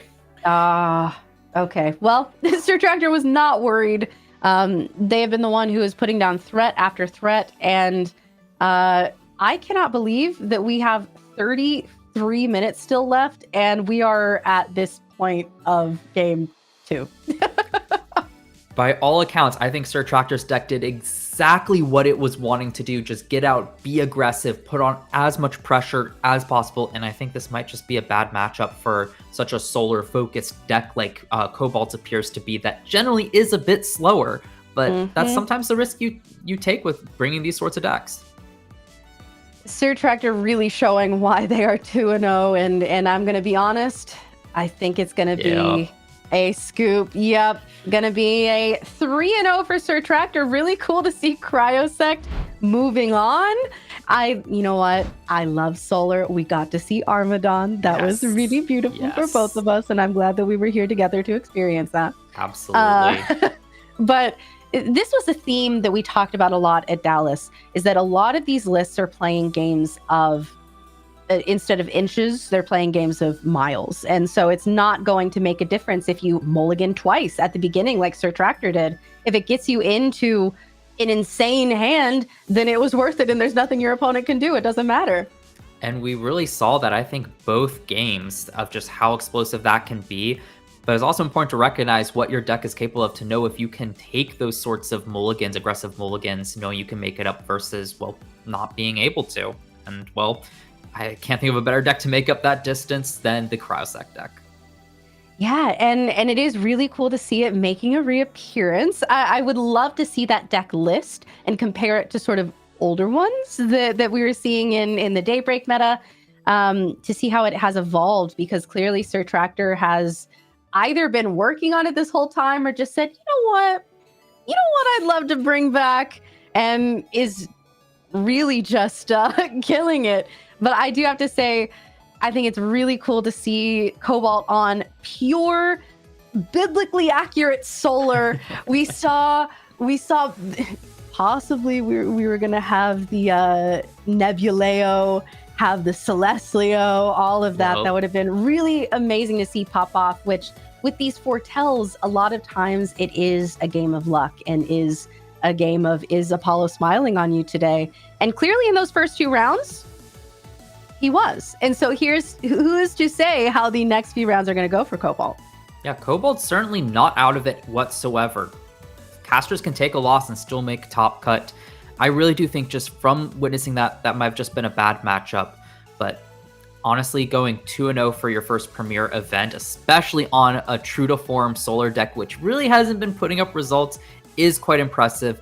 So I definitely wish Cobalt the best of luck with their remaining rounds. And who knows, maybe we might end up seeing them make a redemption after this loss and make it all the way to top 8 today. Yeah, we've got Solar's strongest soldier here. And as you mentioned, you shouted out that playmat, the store champion. So clearly they have games under their belt, and it'll be really cool to see moving forward how the day pans out. Absolutely. But now, I mean, we got a ton of time in between round 4. So we've talked about like what decks we want to see. We got to see one. I mean, man, that we could keep going on that front, but also, man, I don't know. How do you want to spend this time? Yeah, I think we need to all get comfortable here. Maybe everyone in chat, let's take a deep breath. Let's say, Keep hydrated. Yes, spend this time together. I gotta say, and now that I have a captive audience and you're all forced to sit and listen to me since I've been given 25 minutes to fill, and oh my gosh, what a yapper's dream this is. Bears are going to be insane in Firestorm. It's time. I was thinking about that one too, because I just got my Clash Kickstarter stuff in earlier this week. So I was opening the promo pack, and there's the Stellar Ursa Den, Stellar Don't Poke the Bear. And every time I see shiny cardboard, I want to use said shiny cardboard. So I'm kind of tempted to put together a bear deck, despite that not usually being my go-to, just because 1, it does look fun, 2, shiny cardboard. I mean, nothing sparks joy so much as playing with our Stellars, you know? Yes. There is no bigger flex, and I have loved to see that we have seen a lot of people flexing those Clash Kickstarter rewards. We saw the Eddie, we've seen the Astrabbit, and they're also beautiful. I have mine. I have not opened them yet. I got them in just 2 days ago, I think. I opened one of my Daybreak boxes. I'm going to be honest, I have so much product right now. It is anytime I'm like, I have a few minutes. What if I opened an entire booster box of Elestrals? And that's just kind of where we're at. I got a reverse Stellar Corvishine so far. So that's a pretty one. Yep, pretty happy with that. See, I'm just impatient. I got those boxes and I cracked them immediately. Like, my wife and I just finished up dinner. We were waiting for our food to settle before figuring out what we're going to do with the rest of our evening. I was like, yeah, sure, I'll crack these. And I was just aiming to get more of those Cryoblasts. Like, we've seen Cryoblasts show up, and I don't have enough for all my decks. So I was like counting the Cryoblast I got from my boxes and setting those aside. More so than the Hollows, which is the funny part. I've got the Hollows I need. I'm just looking for this Cryoblast. I mean, listen, if I wasn't wearing the classic uniform of pajama pants under my suit jacket, I would be sprinting to go get those right now. But in the interest of maintaining the illusion, I won't be doing that. But maybe at some point today, I can, while I have a captive audience, I can make you all watch me open my Clash pack. Yes. Are you going to pull another like you pulled the reverse Stellar Mudlet last time we were commentating? That'd be exciting. I think you might be my good luck charm, because not only did I pull 1, I went on to pull 6. Reverse Stellar Mudlet. That's insane. Absolutely insane. Hey, I mean, if we have time later, let's definitely do it. Let's see if I am, in fact, the good luck charm. I know my good luck charm actually at Dallas was Dan's daughter, because I was opening packs with her. Not only did I get some pretty good spirits and full arts, and this was out of the Stellar Upgrade badge, so you get, I believe it was 9 of each a set, 9 packs of each set. And not only that, but I got a Stellar Smoltuga from the Daybreak packs. No way! Oh, I love Stellar Smoltuga. Yes. And I am, again, since we have this captive audience, since we have just been given so much time, Eagle, I'm actually just going to throw it to you for a quick sec. And okay. I'm going to go grab my packs if we're all okay with that. Go for it. Yeah, I'll hold down the fort here. Perfect. I will be right back. So one topic I was thinking, well, okay, quickly goes grab that, is just talking more about Firestorm, because I know we still got 2 months left of the Moonrise format, but we're going to get plenty of that today with the tournaments. But Firestorm is something that I am really excited. New era for Elestrals, moving over to the champions. We've got great updates to the starter products, that is double decks. You're at Dallas. Dan actually did bring one of each of the double start decks, and you could play demo games with it. That was a lot of fun. Of course, we got Hestia Bears, and we got Poseidon stuff, the Hermes Carry Off. A lot of really cool stuff. But I just want to also shout out, I think, some good cards that we can discuss here. Ooh, Galaxair. that was really cool. And to be able to special cast it out, we've been seeing a lot of players on some Wind Ascension stuff, such as the Falacane. That's a really cool card that I've seen pop off. And I know PK earlier also brought up the Chrysor, base set Chrysor, and now with that Galaxair, a pretty hollow. I believe it also comes in full art. Windcasters can now more easily ramp into that. Will we maybe see that next format? That's super exciting to think about as well. I'm trying to find the full arts here. Yeah, the Galaxair full art. So we'll see if some people maybe bring that. That's something I'm personally excited for. I also encourage you all in the chat to share what you all are excited for, see if you can find some people who are excited for the same things to discuss it as well. I love seeing all of your all's comments, and I mean, we're all Lustral players, we're here. We just love to enjoy discussing our favorite cardboard with each other. I think Kay is now back so we can open some packs. Finally, the pressure's off of me to hold down the fort here. No, I appreciate you doing that so that I could go grab my Clash packs here. We have so many to open. Show off the good stuff. First, before we get into that, there is something that I've got to show off first. That the second that I received it, I was like, excuse me, and that is this gold Astrabbit. Listen, now I need an entire deck of metal cards so I can play with this one. Judge, is that legal if they're all metal? I don't know. I've seen someone try to do that with the big, like, inflated cards, bring a whole deck of that. That was that got shut down quickly from what I remember. So. That'd be funny. And this is my first one of these. Honestly, I don't know everything that you can get in here. So I am probably going to be surprised. But holy moly, are there a lot of cards in here.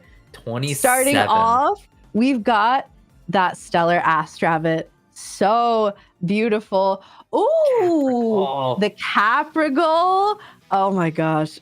Oh my goodness. Of course, as I'm doing this, we've got the Stellar Krakatuga, who has been mentioned a few times already today. We have got Nemisail. Oh, I love Nemisail. She is one of my favorite Elestrals in the whole world. We have Commentators, who was a champion in, I believe, Ari's list at Dallas. I believe so. Notably, we did see Cockatoodle today in round 2 as well. Oh, okay. We've got Haboofin. I love that believer. Polzer, which is one who we haven't heard too much from. Ectopossum, who I love. Okay, I have to take a quick sec since we have some. I don't know if you all are on Twitter as much as I am, but I just saw someone posted the reverse stellar Hypnossum with an actual sleeping baby possum. I think that there was a quote tweet from the official Elestrals Twitter. So if you did not see that, please run to Twitter, do that for yourself. It made my entire day. Don't make me do this right now. I need to see this. We've got nothing but time. You've got to go. Don't worry. You've got to go look at this. I will be sitting here. These are, we have been told fixed. So I have that. Don't poke the bear. And ooh, that first light. Oh, that would have been really cool. Hey, maybe. I was thinking about that last round. Cobalt. Let me know if you want one. We've got Ampup, we've got Catarant, and there's that Eruption, the star of game 1, Bronto Wisp, which is one of those Elestrals that I think could be really good, but people haven't been playing it yet. Narpoon, who we just saw, who we just heard from. Yes. Oh, the Earthquake. Looks so good. I immediately threw that into my decks. That Joblin deck, I'm like, I need Stellar Earthquake immediately. I need Stellar Tsunamis. That's stunning. Falacane, the champion of the last March 8th Premier Webcam Tournament. This Falacane, whenever I first opened base set, she was my favorite Elestral. Until Voldusk was announced, I was like, this is my girl. She's still my girl. She is that girl, and I love her so much. While you're running to get those, I was shouting out the new Galaxair coming out, because that's a quick way to ramp into your Falacane. Okay. Ruminous. We've got Ruminous, that Tsunami. So beautiful. Oh, the love Barrabugs. Looks so good. Also note, if you look at it's hard to explain, but there's like the rainbow swooshes around the card for added effect. It looks so good. Yeah, these are beautiful. I cannot believe, like, I'm trying to show all of you, but also I'm like, I own these now. Yeah, you'll need to. I'm expecting once we go on break, you're just going to sit there like actually looking all intently. You're absolutely going to see that. We have the Ursa Den. We've been talking about those stadium runes. The Stellar is gorgeous. Let's go Bears. Oh, Brontiglow. That's another one that for a while was really strong in base set. Maybe we'll hear more from her at some point. Got Thunderstorm support. Cyclovenom. And I didn't notice this at first. Look at the top, was that left-hand corner of the card, I think? Oh, the Leica Void. Yep. Sort of 80s style music video in the top corner howling at the moon. I absolutely love that detail. Ooh, okay, we've got Night Venom. That pink is beautiful. And very much so. The Eddie. Star of the show. Can I come over and stare at you like this, Stellar Eddie? Oh man, these are, again, I'm just like, I've got my little hoard here. These are stunning. Oh my goodness. Absolutely. I'll have to ask you your favorite layer once you get a chance to really look through those cards. Yeah, you're gonna have to give me a minute with all of these, but first impression, it's gonna be hard to top this Werepup for me. Although Falacane, that's a Stellar that I have wanted since the beginning of time, literally. And now she's here and she's gorgeous. So then we both got a Stellar that we were really wanting, because I've been wanting a Capricorn Stellar for forever. Oh really? Yes, absolutely. And I got that and the Tsunami this set. I am we living got good that right Capricorn. now. Gorgeous. I honestly, there were so many hits there in these packs that I forgot the Capricorn was even at the beginning. It was so early on. I know. Oh my goodness. Yeah, the Clash Kickstarter stuff is so gorgeous, and I cannot wait for Clash to fully release. I have so many friends who they're like, oh, as soon as Clash is out, I've been wanting to play Elestrals. I've been so interested in playing Elestrals, and as soon as we have that online client, I'm going to be on that all the time. So cannot wait for that. Same here. It's going to be a problem. Like, I already have so much to do, and now I'm going to have to find time to play Clash. But hey, maybe I'll actually be able to test Joblin more. I'll take it. Genuinely, I think that's going to make my job here as a commentator so much easier, getting to play all of these lists and really like get in there and learn the interactions and the nitty gritty. Yes. That's really where you start to learn things, and that's going to make it really so accessible. Absolutely. I can't remember who it was, but I remember hearing some content creator just saying how impressed they are by Elestrals and that they will definitely be streaming it once it comes out. Actually, maybe that's who it was. It was one of the from the Dallas Open. It was why am I drawing blank on the word? The cosplayers that was saying that. Oh, okay. She also streams, and she's like, because I know Red Baron was manning the booth and was teaching them how to play, and one of them loves card games. Like, once this comes out, I'm definitely going to be streaming this. That's awesome. Oh, it was so cool to see the cosplayers and see these characters come to life. Just everything about Dallas was truly magical. Yes. Man, even was it been 2-3 weeks now, and I'm still just feeling that high from that weekend. That was truly an amazing weekend.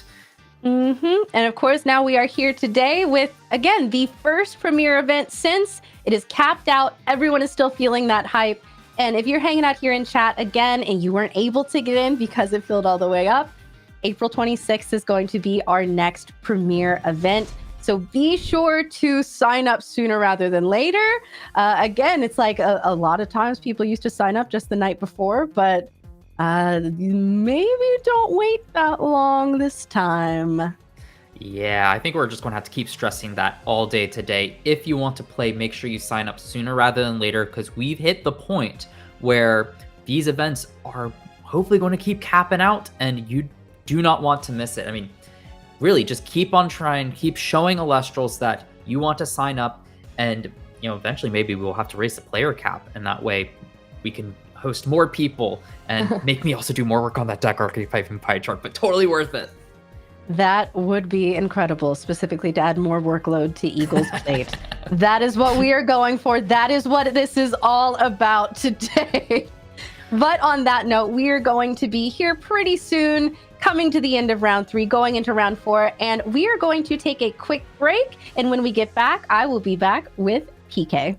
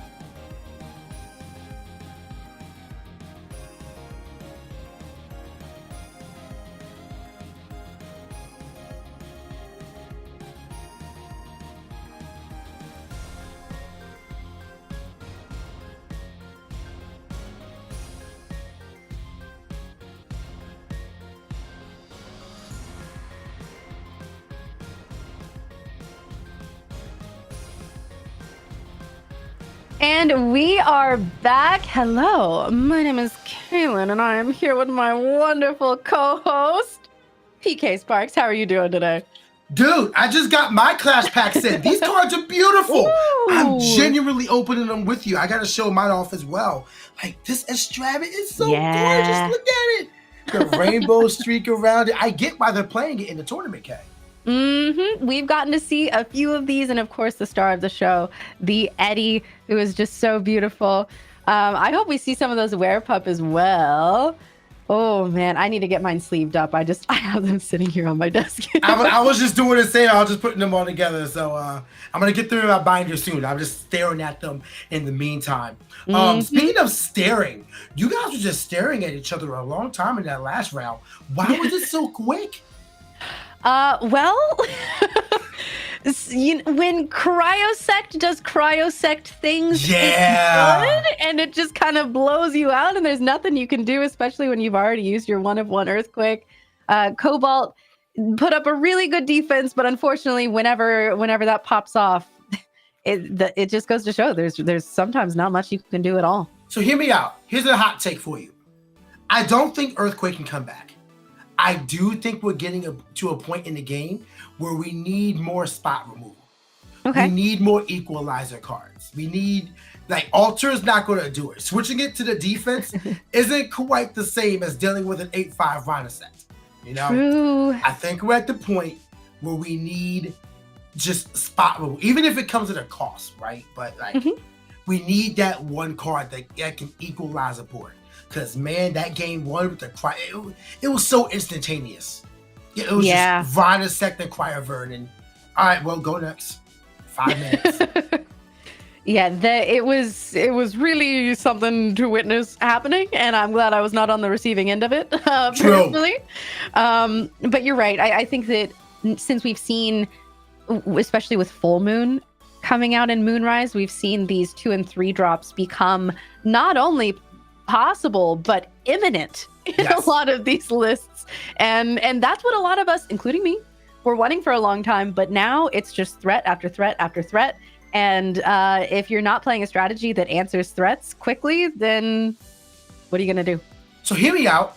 I'm a fan of these cards that are being created in Elestrals right now. The first one being Bloom, which was really talented to really just turn on Clovey, but I've used it to turn an Estrava into a Centaur turn 3, and I won because of that. You have Aurora Borealis for Frost. Very similar activation, except instead of the second spirit going to the field, it returns to your from Underworld to your spirit deck. And now you have Full Moon, which it just straight enchants 2 onto your field. I like these cards that are being created where it can turn any existing face-up card into a Nexus Bank, or it can supercharge it with spirits one way or another. And I hope that type of card keeps getting explored. I would love to see one for Fire. Fire absolutely needs something like that. I would love to see one for Thunder, although we have Arcalyph, so maybe we don't need one for Thunder. Oh, please. but I like the idea of just being able to supercharge your cards into, supercharge one card with spirits to get a plethora of effects, whether it's from a stadium, for Nexus plays, receiver effects. The world is your oyster. And I did like you actually earlier in the stream, and I heard it, and it was like a beacon to me. You shouted out Tower of Winds, which is one of those cards that, I mean, I think we're both wind lovers. Wind is one of those elements that it has so many fun tools in the toolbox. It is the most toolboxy element right now, Like it can burn, it can heal, it has strong Elestrals, it has great tech cards. I agree. Wind is just, it's stable. You want to do something, check out Wind first. Yeah, and it's been really cool to see, and I'm with you on that. I would love to see more in-element cards like that, because obviously with Full Moon, that's a lunar card, but it has been used with all kinds of different things to great effect. I've seen Bloom do some very scary things. Don't do that. Don't look at me like that. You know what I can do with Bloom. Centaur is looming.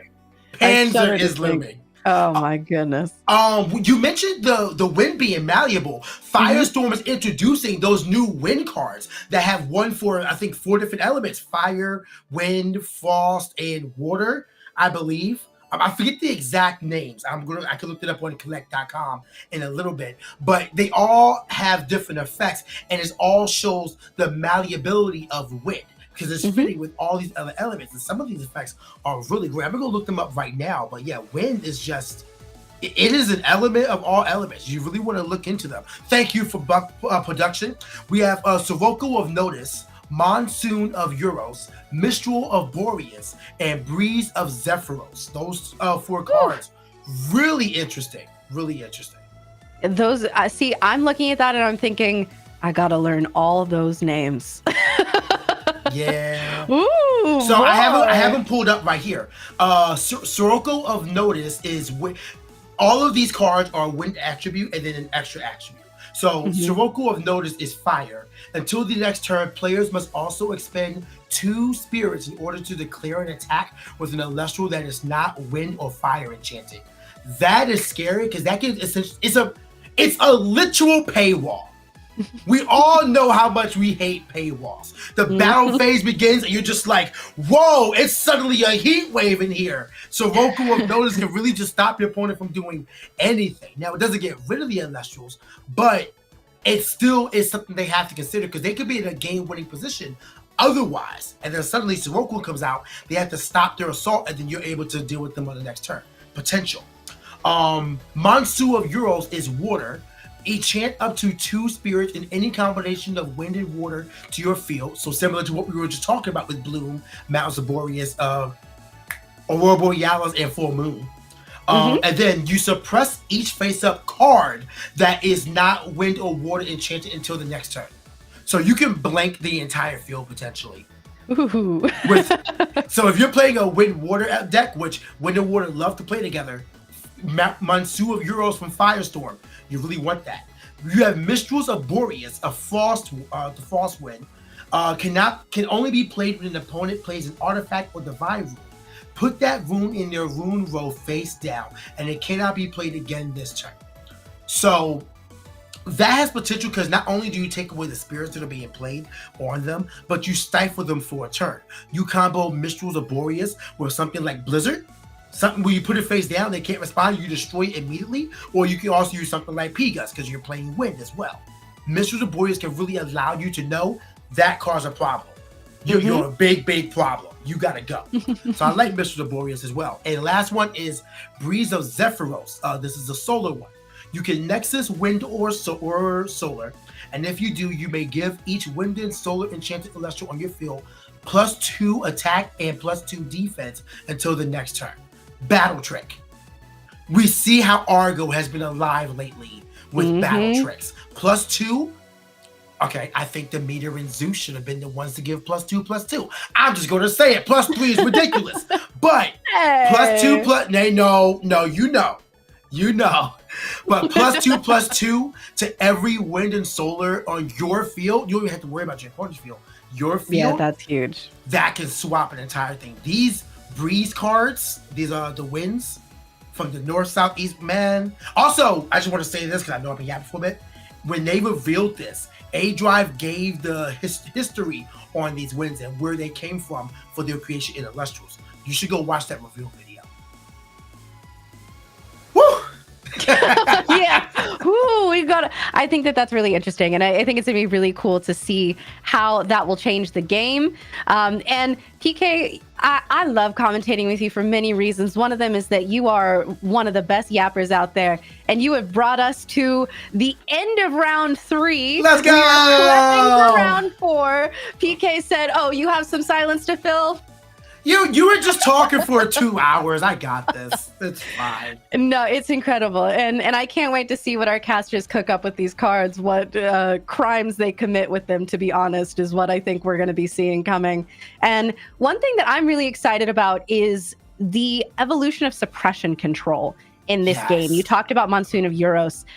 There are so many cards that right now, especially like Dense Fog and all of the Dense Fog shenanigans, they haven't really been able to fully pop off yet.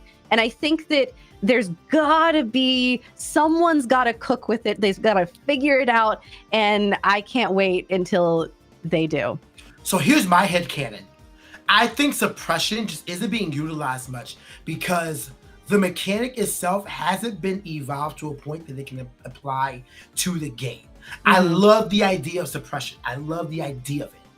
Once cards are created that can really hone in on what that's about, so whatever, we already know what Firestorm is doing. If we get some sort of way to reinvigorate the suppression mechanic, and maybe Foretell as well, with the next set, I think suppression is really good. There's a really strong skeleton here, or really strong bones, I'll say. We just gotta wait for them to be built into the skeleton with the muscle built on. But I like suppression. I like the potential of it. And I think that Moonrise showcased that Elestrals really is going to take that direction with things where it's like, okay, we've introduced these mechanics that people have been playing with a little bit, and we're really going to make them new and make them more viable and continue to introduce new fun mechanics and ways to play the game. And Firestorm is really the first, like, we got all of our core sets out, right? Yeah. We got Solar and Lunar coming out in the last two, and it's like, okay, the game is established, and now this is the fun part. Now for the creativity. This is where we get to see it really develop. And so this is a really exciting time to be getting into this game. I love what they've already done with titles regarding Lunar Phase. By the way, we need we need Blood Moon, Super Moon, Solar Eclipse, Lunar Eclipse. Dan Creator A Drive, get on it. Once in a blue moon would go hard. We need once in a lunar phase, once in a blue moon. Ooh. Wait, Stadium Rune once in a blue moon? Say again? Stadium Rune once in a blue moon? Lunar Stadiums? Wait, I love that idea. Hear me out. What if the card instantly comes out limited? Ooh. You can only it's once in a blue moon. You can't do it twice. Once. It's limited for lore's sake. Yeah, the Pharaoh Geist treatment. That's not limited for lore's sake. Hey, dear Creator A Drive, let's go. It is. Pharaoh Geist did not get limited for its own lore, but for the abuse of the moon that it utilizes. Yeah, she was gonna be a danger to whatever. God forbid a girl get her complete sweep on, I want to know why you would give me the tablet art and the full art and the starter deck art, and then make me choose between one. I want to play all three. I want all three represent. I don't want to choose one. I will swap the art per round. Okay, Judge, what you gonna do? Anyway, I can't wait to open up my Daybreak later on. I got my classic boxes came open, so we're gonna reveal the box toppers later and see if I was lucky enough to pull an X of 10 Stellar Paradise or Corny Down. That has not been found yet, but we are now in round 4. Our casters are now lined up, and we have the Architect, who got top 16 at Dallas Open, going up against Brewlock, someone we've seen on stream very often, and also was a Moonbox top 8 and performed at Dallas Open as well. So these two casters are ready to go. They're smiling upon us. So soon we're going to see if the Divines are smiling upon them. You have to wonder if Brewlock is still. I believe Brewlock is the one that was always running Post-News, right? That sounds familiar. I think I remember Brewlock doing Fawnlet shenanigans for sure. And if I remember correctly, I think even maybe has the Stellar. I might be just making up lore in my head, but we'll see. I mean, maybe. I feel like if you have a favorite Elestral, you got to find a Stellar for it. I'm still looking for my Stellar Panzer. Hey, you're telling me. I need Stellar Panzer. Would love to know everyone's favorite Elestrals in the chat. I know all the artists' favorite collections. Did you see the artist illustration contests?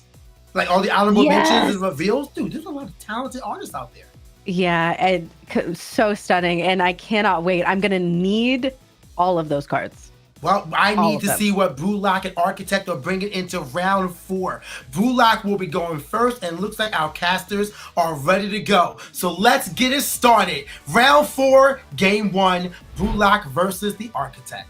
I cannot wait. And we've got two sweetie cutie pies here smiling at us. Say hello, hello, hello. Hi. I am biased for Architect. He is part of my local scene. So go Philly, go. Okay. Then I feel like I've got to root for Brewlock. We can't have a full unbalanced bias here. Let's go, Brewlock. I mean, if Brewlock is playing Fallen, it would make sense. I'll provide biased commentary. I'll do biased commentary. I'm down. I love Fawnlit. I've got both Fawnlit and I've got a lot of Elestrals behind me today. But we're doing handography here, and looks Jazz like hands. our casters are communicating with each other, and that's one thing that I really love about Elestrals is the vibes are always so good, and people are here to have fun, and even the when community you're makes me so happy. It does. Even when you're getting bodied, you can be smiling and laughing and being like, well. At least We saw Stella Kristoff he lost on stream and ends off saying that was one of the greatest games I've ever played. That's how you know you have a great community. You also know you have a great community that supports the Clash Kickstarter with Bulak playing that Clash Kickstarter full art Stella Estrabet on screen. I mean, we see it in person now. It's so beautiful. If you didn't support that, y'all, I'm sorry. It's stunning. And we see Architects coming out. And I believe that is, speaking of Kickstarter, that Eddie just flexing all of these Kickstarter rewards, moving Astravet into attack position. Both our casters have one set. Brewlock going to be answering that Eddie with, is that an Argo? It's turn 2! No, what? Calm down. So clearly Dallas has affected the meta, and everyone's aware that Argo is amazing. Architects did not even wait. Architects is like, yeah. But think about it. That's normally the out. Eddie to Estrabet, and you just, all right, I'm good. Now you have to deal with the Estrabet still that could get re-enchanted. Now you have to deal with the potential spirits from the necklace that could be used for a Nexus play. Now you have to deal with the 7/5 on board. Argo is crazy right now. Yeah, have you considered blinging out your rabbit? Absolutely, with this Necklace of Harmonia. Again, 7/5 on a rabbit is devastating. I mean, what do you do? And I want to know. That's Farnlet too. Farnlet will search out the Artemis, and that's attack Farnlet too. So you let him know he is on the aggressive play right now. But Artemis coming out. So now you gotta wonder: we have an animation for Fawnlit. Oh, I love you, Fawnlit. You have to wonder if Comalis is in the background. We were talking about this earlier. Comalis, Exaltus, these two Nexus Elestrals that can really turn a strategy alive. Shield going to bounce the Estrabet, and I think that's a great way. That is a valuable shield, getting rid of the Necklace of Harmonia. That is a lot of spirits in exchange for that shield. Fawnlit, however, still hanging around. Is that Toxic Swarm? It looks like Stellar Toxic Swarm. I think it is. There's a spirit being spent. Yep, I think you're right. And we see Architect, the flex. We have the 2 set going to be swinging into Fawnlit. Unfortunately, Fawnlit just going to go down there. But we know that we have that Artemis in hand. So Brewlock could be cooking something up here. And it is a second Clash Astravet coming out. The second Clash Astravet does come out. And now you have Poison Tipped Arrow. Oh, my The full art from Daybreak. Ooh. The hits that artwork never stop coming. But that card is going to be really cool, especially when you get the new artwork in the upcoming tournament packs. Cannot wait for that. But Astrabet is going to go down by this one. So now it just comes down to what I does think that is an earthquake. Yeah, earthquake. That's how you answer it. If my bunny's going down, I'm taking you with me. Oh, man. Hey, hear me out. Earth Bunny that revives Earthquake. Okay. Hear me out. We need to get PK out of the kitchen. Okay. Okay. Yeah. I accept. Is that a Stellar Astrabet? Yeah, an attack rabbit, which makes sense to me. Brewlock only has one set, an empty field, and if you want to answer this with the counter rune, go ahead. But Architects, I think is pretty free. I definitely wouldn't want to, so that is going to just go on. But Astrabbit in a simple game state like this has so much high value.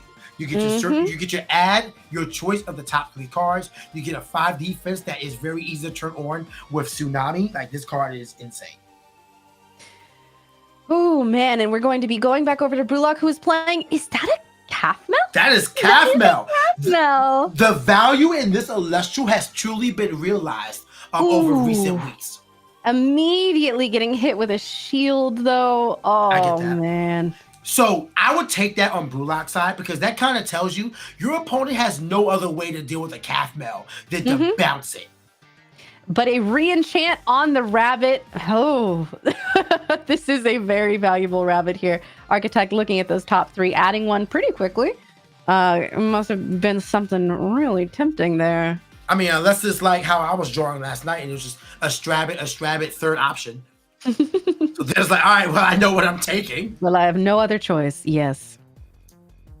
So, but this is not a bad space, because you'll be hitting for 2 unless you want to bounce the Astrabbit, which there's value in using your face down shield for this situation. But yeah, now that there's 2 spirits on the rabbit, but yeah, Brewlock just going to be taking that exactly, damage. because you know you have Calfmel in hand. It can get over the Astrabbit. So the onus is on Architect to try to stop No, never mind. It would not be Calfmel.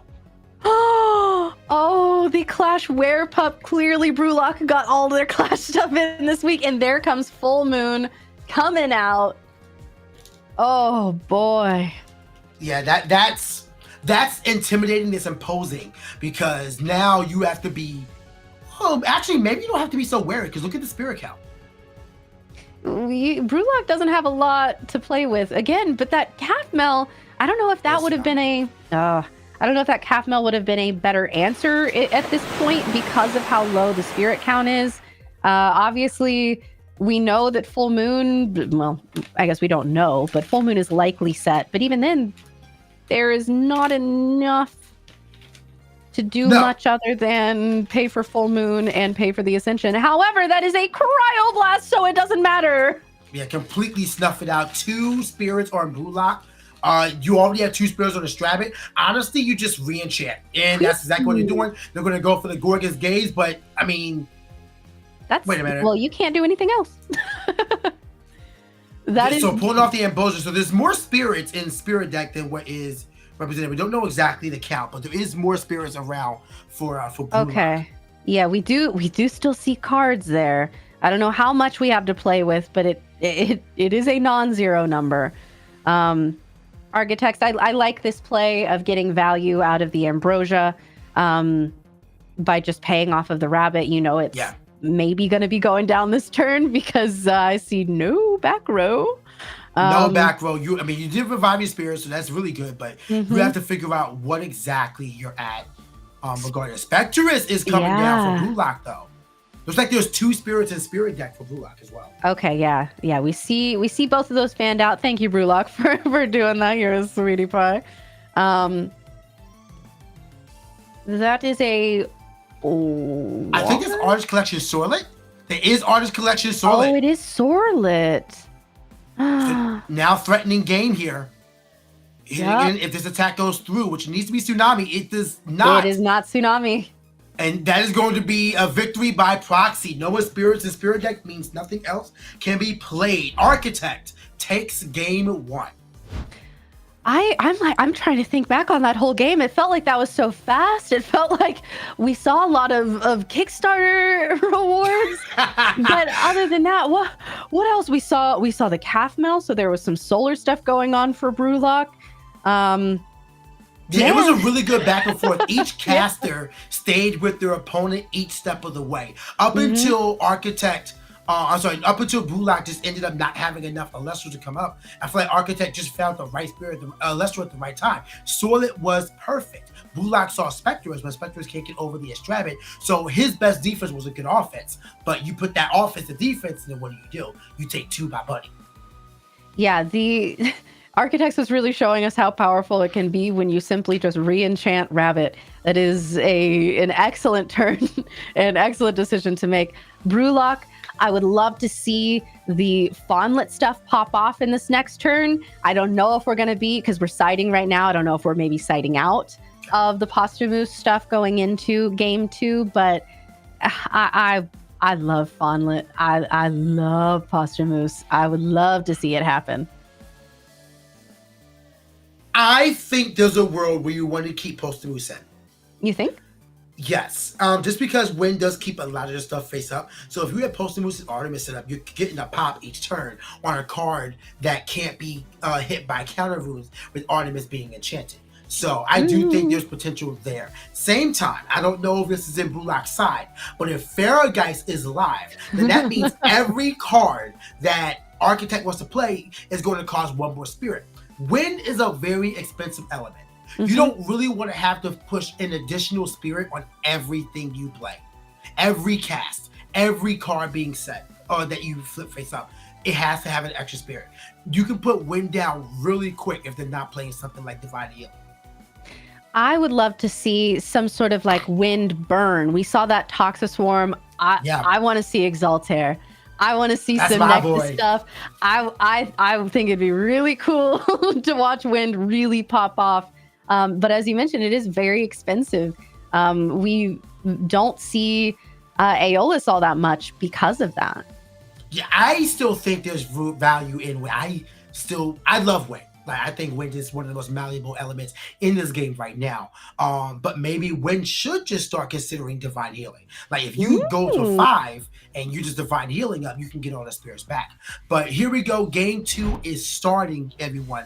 And good assumptions that Bullock will be going first. If we can start with Fawnlet or Comalis and Artemis in hand, just straight up them two, then we can probably have a good stance. But instead, it's an expend to draw. Ooh, okay. And Architect immediately going to be establishing that Toxistorm, starting that burn immediately. With the Stellar once again. How many Stellars do you own? I don't know, but apparently we're playing with all of them. And setting 2, Architect is apparently not too afraid of Hurricane. I mean, in this element, from what you saw, especially if you saw your opponent's entire spirit deck, maybe it's a safe assumption that Hurricane is not being played. You know? That's fair, although I know a lot of people have been siding into it. So, a lot of people are cautious going into game 2 about that. But we see Spectaris coming out from Brewlock, and with 2 set on their side as well, maybe neither of our players are on Hurricane unless we see a fake out set, as we have already seen at some point today. And here comes that Clash Eddie, going to be moving Spectaris into defense. But 2 face downs from Bullock, you have to assume it's going to be relatively safe. And it is. The full art Shield of Achilles you can find in Moonrise is going to protect the Spectaris this turn. However, it does not mitigate the threat. Eddie returns to hand. So you're going to see it around next turn. And we see Earth being used to pay for that shield. Makes me wonder if we're already giving up on Earthquake Dreams, or if we have Ambrosia in hand already this early in game, and you know that if you see Earthquake, you can just get it later. I would imagine Earthquake will be seen sooner or later, but we also haven't seen any big guys. Like, while Wind does have a lot of big Elestrals they could cast. Oh! Is that Cryoblast? It is Face down Cryoblast. That means Eddie is threatening once again. While we do have a lot of big Elestrals, Wind Elestrals you could see, shout outs to Soren plays and Falacane before, you don't typically see them in lists. So I love Falacane. Falacane is very good. A second full art Shield of Achilles returns the same Eddie back to hand, protecting the same Spectaris for a second time. They can't keep getting away with this. It always resolves, apparently. And there's that Ambrosia. Hey. And yeah, you called it out. It's going to be interesting what comes back here. We have Thunder, Water, and Thunder. Is there a Hurricane in hand? Are we going to shoot a Hurricane? Is it set? Is it a set Hurricane? And Rabbit coming out. We could be trying to dig for it. I think that we would have seen the Ambrosia come after, if that were the case, if we were digging for specifically Hurricane, but We'll have to keep an Oh. eye on the Spirit deck because I can't recall if a Wind was expended by Blue Lock from the last game. But I feel like with this list, Wind would just be, filler. It's just there for Hurricane. But that's also what Temple of the Moon. Okay. So that, Love this. unfortunately, with Temple of the Moon, we know that Eddie is still in hand. Specteris is only 3 defense, so we may be safe from a Cryoblast, but we are not safe from Eddie. Unless that face down is a poison tip arrow. Or a full moon. Or a full moon. Also- Oh, wait a minute. Full moon right now would go very hard. Mm-hmm.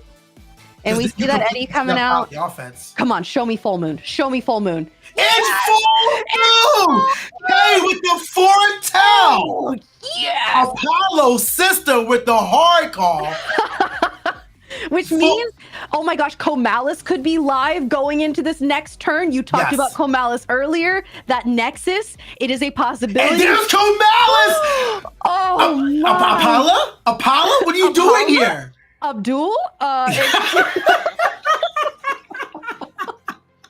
Oh, But my yeah, goodness. Comalis does come out, going to borrow one of the spirits away from the Comalis. You can actually move this to the Astrabit to help set it up to become Pharaoh guys early on. But instead, we have Spectre is being searched out, which is still valuable in and of itself as well. So, Very interesting. Very interesting.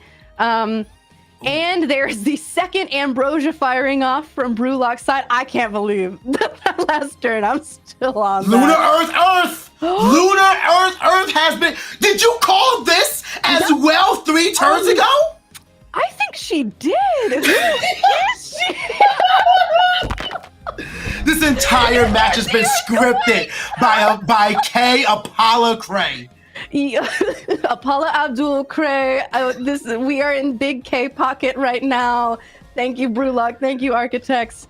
Tsunami does come out and snuff the otherwise incredible turn by Brewlock. Architect is going to have to move quickly if they want to try to deal with this board. Yeah, because this is getting out of hand really fast. A very wide setup. And unless it's really properly dealt with, Comalis can still Nexus again next turn. Is that That is a stellar cockatoodle. That is a stellar cockatoodle coming out to suppress whatever it wants. I guess you suppress. I mean, Spectros is still like a 6 right now, under Temple of the Moon. Spectress is huge for sure. We love you, Cockatoodle. She was a star in Dallas, and clearly other people have said, you know what? Cockatoodle kind of crazy. And bringing that back, I saw Water. I did not pay attention to what they got back with that Ambrosia. Cryoblast gonna be coming out. That can't take out anybody though. No. With I think he just realized it. Pointed out that Temple of the Moon. That was definitely going for the Specteris or the Comalis. Zeus is coming out to try to get up and over. Who do you focus on most? Because everyone's a threat. I guess the Specteris. Yeah. That's unfortunate. Oh my gosh, PK. But that is really unfortunate the way they had to go, because even though Zeus, wait a minute, wouldn't Zeus, what count was that? What? Because shouldn't they have gone down by Cryoblast unless the Cryoblast targeted something else? It probably targeted the Comalis. And then he used the Zeus to probably get over the Spectress. Right. Yeah. I think you're maybe right there. There's a few ways that could have gone, but all the same, the Cockatoodle is going to go down from the attack. A second Comalis, it looks like, hits the field as well. So just a really tough field for Architect to go through. Notably, Blue Lock does not switch Astrabit to attack for that damage as well. Yeah, and we didn't see any Nexus or anything with the Comalis, which is fine. That makes sense. A second Cockatoodle has just dropped, and now Architects is like, I've got all the information. I know that Temple of the Moon is there. I'm locked in. I'm Cockatoodle doing this thing right now. Absolutely, and the play is coming out there, but the question is, what is that face down? Is it going to be enough to protect you against a Temple of the Moon Comalis? Astrabit comes out for Blue Lock, really necessary to try to pull some back roll out, and having a Comalis be at 5 right now being able to nexus off of anything, really. And I think that's the Owloon under the far Estrabit. Yes, yeah, that is So, a lunar Benny, which means lots that of is a options. 6 booty boy with the symbol of the moon. That's a Yes. big rabbit. Kamalis gets returned thanks to Shield of Achilles by Architect. But at this point, what exactly do you do? Yeah, and again, we talked about earlier today, the stadiums are devastating. If they stick, if they stay, there's so many, like, what do you do about 6 defense Astrabbit? I'm not sure what you really do besides trying to Eddie out of it. Again, Cockatoodle still chilling on the field. Let's see what else gets cast alongside it. Looks like Full Art Ambrosia is going to be played. Mm-hmm. Loving the full arts of these staple Omni rules. They are beautiful. Thunder. Okay. Yeah. Triple Thunder. I don't know if that's just for rabbits, if we're looking at maybe there's an Elechick, but at this point, I don't think could be Zeus as well. Yeah, we saw the one Zeus already. And we are going to be re-enchanting that rabbit. Oh, wait, that's Fawnlet. That's a Fawnlet. We're ascending over the rabbit into Fawnlet. My beloved. Come on, Artemis. Did you not have enough to just unless you're really trying to turn that into a Postamoose? I don't know. Interesting way you can run that one. I'm interested to see how that one goes. I mean, you could just be focusing on making it a Postamoose, but you could have just casted the Fawnlet on its own and had 2 bodies that you could have siphoned off of for Ascension. There's a few ways that could have gone, but still, you have to assume the face down by Blue Lock is very much live right now. It is Elechick. Oh, there it is. Okay. There comes Elechick, probably going to get another Zeus, which would make sense. Yep. There we go. With the 3 Thunder Spirits on the board back, this is probably the win condition for Architects in game 2 here. I mean, it's the only way you get over Temple of the Moon stuff, but even then, that Fawnlet under Temple of the Moon with 2 spirits underneath it. it is a 5 attacker, so this attack has to go through there. Yeah. Zeus to lower the stats. And but now the attack is declared. It is a Shield of Achilles coming out, bouncing Elechick, which I think Elechick is one of the worst Elestrals too, in terms of how it feels to have to shield it. It's not exactly perfect, no, especially if they can get a search from any divine. But in this game state, it is exactly what Blue Lock needed to take this to a game 3. Yeah, and that was a scoop. Wow. Okay, that was incredible. And I want to say, I need to get ahead of the allegations. I did not script this match. Right. So, so as a betting man, do you want to tell me how game 3 is going to end? Let's see. I think that we're going to see Postamoose finally hit the board. That's what I predict. Postamoose has been tempted this entire time, not searched, but there have been several board states where it could have come out. Architects has to be aware of that. Postamoose being the card that if you get that out in the mid to late game, you might just lose completely. You can't hit it with counter runes. It can destroy anything that is suppressed by Artemis. You gotta be wary of it. So Postamoose could be the win con for Blue Lock here in game 3. And Brulok has been hinting, Brulok has been threatening, Brulok has been tiptoeing to the brink of Postamoose, but we have just not got there yet. And I'm really hoping that game 3 is the time.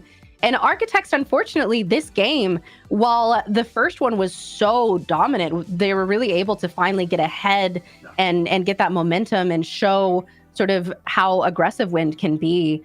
This time, Brulok was really in control. So who's to say going to game 3? And you have to give all the credit to Estrabit here. Estrabit being the Elestral that is allowing all of these games to find their game pieces and to shore up to make sure that everything can go on as planned. Estrabit is such a malleable card. It's a forever good in this game. So, contrary to what I said earlier, at the same time, if Estrabit can be played in your list, do it. Well, and there's no other card like it. Furthermore, if a stadium can be played in your list, yes, do it. I would argue that the stadium is what gave Blue Lock the win more than anything else.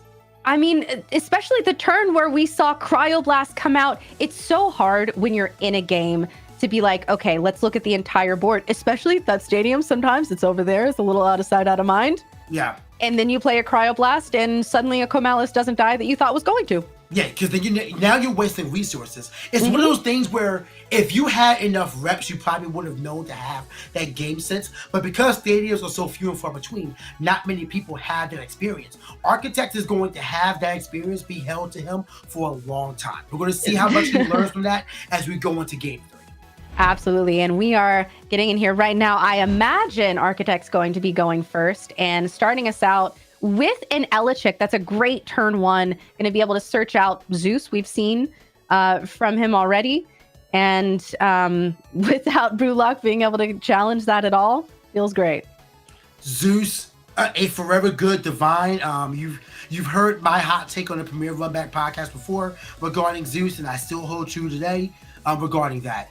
Brewlock is now in the driver's seat, going to make their first play of this clash, and it's going to be Estravit.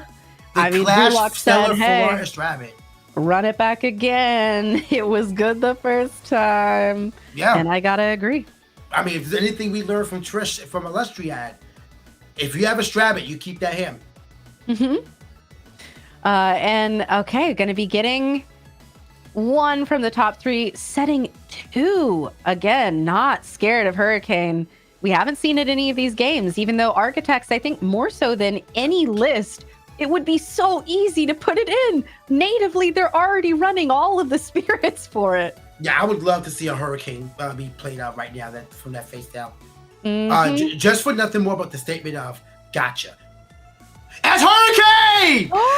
That's Hurricane! Tournament pack Hurricane! Thank you. Oh, one of those was a full moon. Huge. I don't know what the other one was, but that was a full moon hit, which, yeah. Yeah, you definitely don't want to have to lose that. And the fact that he didn't activate Full Moon to get the enchantment on Estravit kind of does lead me to believe that he doesn't even have an Ascension in hand. Sorlet, Artist Collection Sorlet comes down, and the field is completely wiped on Brewlock's side. I mean, also, Brewlock not having any back row because of that Hurricane, it would have felt terrible to activate that Full Moon, put the spirits on Astrabit, know that it's just going to go down, but that's an Earthquake. So there goes Sorlet. That was done with malice. Yeah, it was done quickly, and you're right. I think there was a little spice in it. Just efficient. I'm tired of you, pig. And it looks like we have Werepup searching a second Full Moon. So not too much was lost on Brewlock's side besides some deck thinning. So honestly, a great position to be in. The thing is, you cannot get over the Elechick right now. You do have the Battle Step trick with Werepup where you ascend it into Like a Void, and then you just take the 1 for damage. However that would go. So, I mean, it is possible. And we do, however, know that Architects has Zeus in hand. Yes. So...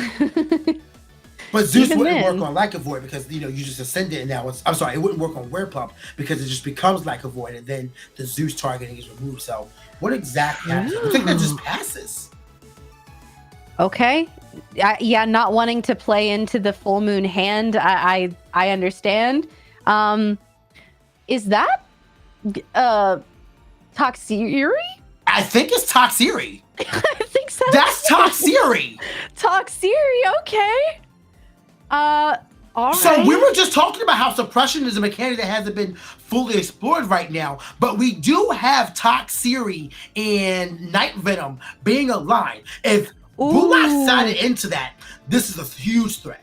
Yeah, and Brewlock said, oh, you're not going to play into my Full Moon? I'm just going to do it anyways. Here comes Like a Void from deck. We love to see a Like a Void from deck and not hand. Huge W for Brewlock here. Only enchanted 1 onto the Werepup. Sad to see that full out Werepup go to the Underworld, but the Ascension is way too good right now. So we're going to be able to hit with 3 spirits underneath Like a Void. Toxiri is in defense, and you know that Dense Fog is in hand has not been set as of yet, or feigned set at least. So yeah, are we going to be going for? Is that Solar? I think that's Solar. Okay, I was going to say, are we going to be going for the Frost, or are we going to be going for the Water? But Brewlock said, "Here's a Solar." All right. I wonder why Solar. I don't know. I could not tell you. Well, those Dallas Spirits are going to the Underworld 14-11 in BlueStacks' favor. 2 face down set. And you have to wonder if one of them is at least Dense Fog. No, yeah. Listen, I think they have been listening to us with that suppression control. It'd be really cool to see. And I also think that this is an excellent time to say, hey, when is that full art like a Void coming? We've got full art Werepup. Let's see. That is I think that's P-Gust. Okay, we do love P-Gust in this house. Gonna be able to... Are we gonna see the... Okay, so swing? Not P-Gust. A little tough to tell which one that is, unless it's a Galaxy. In any case, the face down is going to be activated. And is that Dense Fog? Was that Dense Fog? I think it was. It's a bit hard to see the cameras right now, but that was Dense Fog being played. Yep. Oh my gosh. And that was Galaxy. So the stats just got wow. And another Toxiri coming out. This is gorgeous. We are actually here for Night Venom. Like, it's live right now. Mm-hmm. I have never seen a Night Venom be cast out, but round 4 of the largest premier webcam tournament would be a great place to drop it. It really would. Brewlock, come on. Oh. Okay. The Ambrosia. Was gotcha. face down. It was the face down bluff. Okay. It was like a Zaptor and 2 Thunder, or 2 Solar. Lunar. Yeah. Are coming back. Yep, and setting another one, and we're going to be doing a big swing for 4. A Tsunami would go crazy here. Oh, excuse me, 5, because that's 3 under Like a Void. Is that Waxing Gibbous? That was Waxing Gibbous. Oh, Waxing Gibbous. We love that. Oh, Waxing Gibbous being a lunar phase that if you give me just 1 second, you can expend a lunar to you can target a lunar Celestial and change its position for 1 cost. So not bad. It's a cheaper Ultra Stars. Exactly. But it is, of course, the limitation there is that you're limited to just a lunar Elestral. But this was a perfect time. Architect said, I'm playing against a lunar deck. I bet that was in the side deck, and that's excellent tech. And we just saw it. Yeah. Waxing Gibbous being a card that's always utilized against lunar decks. It does put the Like a Void into its compromising stat line. So excited to see that one played out there. We have an Ambrosia from Architects as well. But, I mean, look at the spirit count. Yeah, Architects has been... taken a lot of damage, and I hope that we stay in it long enough to see Galvenom. Galvenom? Oh, what's his name? Arculus? No, who can say? Night Venom? Yes, thank you. There we go. Okay. I thought you saw Thunder. I was like, Galvano. I mean, I'd be down. No. I'm too Thunder pilled right now. I get it. I mean, we just got the beautiful Galvano from the Clash packs. It's probably why it's on your mind. All the same, though, another Ambrosia does come out for Architects, bringing them up. And the Artist Collection Sorlet does come Here down comes as well. Sorlet with a Zeus. Okay, so let's see how this one pans out. I feel like Zeus doesn't get much value here. Like, you could have just got over the Like It Way, which you do. So is the face down Ultra Stars? I guess, yeah, maybe if you were thinking there was an altar set, I just playing it safe. And that is a Fawnlet coming out, and for a second I was like, is this a scoop? No, we see Fawnlet coming out, and we're going to be searching out Artemis, our girl. No, you have to have Artemis on field. Where's Theraheart? I know. Also a card that got an amazing fan artist rendition during the illustration contest. Full art Artemis. Okay, Flex. Yeah, she's been popping up throughout these few games. She's gorgeous. And you know what? More suppression control is what we're looking at. Yeah, that's going to stop the Zeus right there. Cannot use his effect for the next turn. Mm-hmm. And I think that that's one of the things that is really underexplored with Artemis is the fact that it is not just until the end of this turn, but the next turn. So we do have a Shield of Achilles bouncing the Fawnlet So allowing them to get a second search offer for an Artemis in hand. And if you have 2 Artemis enchanting, that's a very thick gauntlet, you know? So. Mm-hmm. And there goes the Scarlet. Yep, Scarlet is good now. Down, you have 2 Toxeries steering you down. 2/2 force. And at this point, Architects only has 3 spirits to play with here. That's 1 counter rune activation and a guy. Or if you pay off of Zeus for something. I think that's another. Is that the Galaxair again? I think that's the Galaxair. Yeah, I think Galaxair coming back out, which looks like we're going to be going for the disenchant from Zeus onto one of these Toxeries. A really tough place to be in. And it looks a second dense fog is activated, going to suppress the Galaxair, raising the attack of the Toxeries. And I think that might be it. It looks like, no, well, the attack is stopped. It looks like Temple of the Moon is being played here. Fawnlet? Oh, Estravit. That's the Estravit, and it is properly enchanted. I see the little Zaptor tail poking out there. Yes. But I'm thinking this is game. Yeah, we see Architects scooping. That was incredible. We saw suppression control. We did. We saw so much from Bulak there. No Co-Malice, no Postamoose. We just saw suppression control. Actual suppression control. That was incredible. And another thing that I have to shout out is how good Waxing Gibbous as a side deck option against Lunar is. It's so, again, it's a 1 cost and it Altar of Stars basically.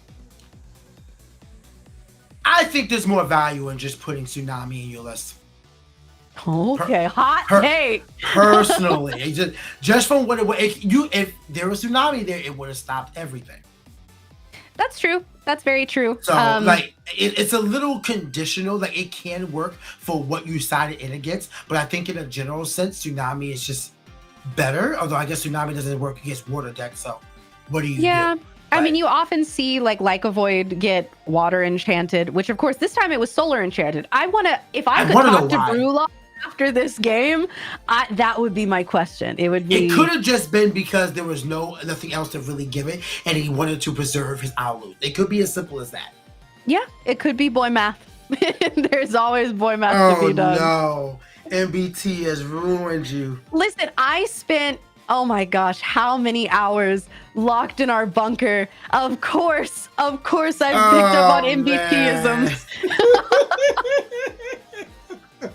Well, yes, as you put it, the boy math could have been tough there regarding the Like a Void. And I mean, you really just want the damage on board, right? You don't really need to do much more beyond that. That was a really interesting game, and I'm glad that went to a game 3. But Bulak really adjusted and pivoted in games 2 and 3.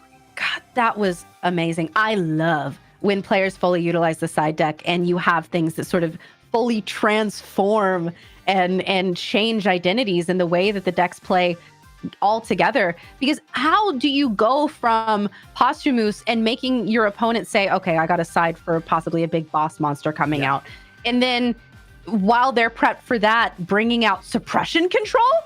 Yeah. What? Like 2 dense fogs, 2 Toxeries. We did not see the Night Venom, unfortunately, but we saw the shadows of it. The shades of Night Venom were around. So just an incredible game all around. I'm really glad we got to watch that one. That was exciting. You know what? I wish that I had predicted that we were going into suppression control into that. I don't know if you could have predicted that one. I don't think anyone could have. It would have been a crazy shout, though. It would have been. I mean, you scripted all of game 2. Like you called every single play that happened in that one. So Apala is still here. But man, what an insane! I love Lunar. I think Lunar is an element that has so much potential and tech to it, and that's what makes me sad. As much as I'm excited for Firestorm, I'm also sad that Moonrise is coming to an end because I feel like this format is far from being solved. It's been changing every 2 weeks. I mean, we saw all the tournament results and how like the top 10 cards changed from March 8th to Dallas to now. We don't know for sure yet, but this largest tournament ever. The meta is so far from being solved. I agree. And oh my goodness, if we want to talk about Lunar, the Like a Void champion card coming out that is going to, I think it's insane. Who so said scared that of was okay? Who greenlit this? Come on. A Give us answers. 6'5" body that can get out to 3 other Elestrals. Why is that fine? I'm so excited. What do you do? What do you reasonably do? Hey, whoa, Oh, just whoa. Gorgon's, just draw the out. Okay, so I have Laurels for 1, Earthquake for 1. Yeah? Oh no, now it's a Nectar. Now there are 2 targets you can ascend from. Oh no, now it's the Theraheart on my field. Well, guess I lose. Is that Toxic Night Venom? Oh darn. Man. Yeah, Like a Void Champion of Artemis is just going to bring me pain. Scoop. Just immediate scoop. Just scoop. Just call it. Listen, we have so many amazing cards coming out in Firestorm. I still think bears are going to be crazy. I cannot wait.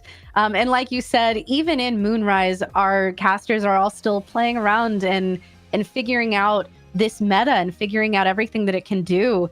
And I think that last game is such a showcase of that, because I said suppression control earlier in stream as no one's playing with suppression control right now. That was the conversation that we had.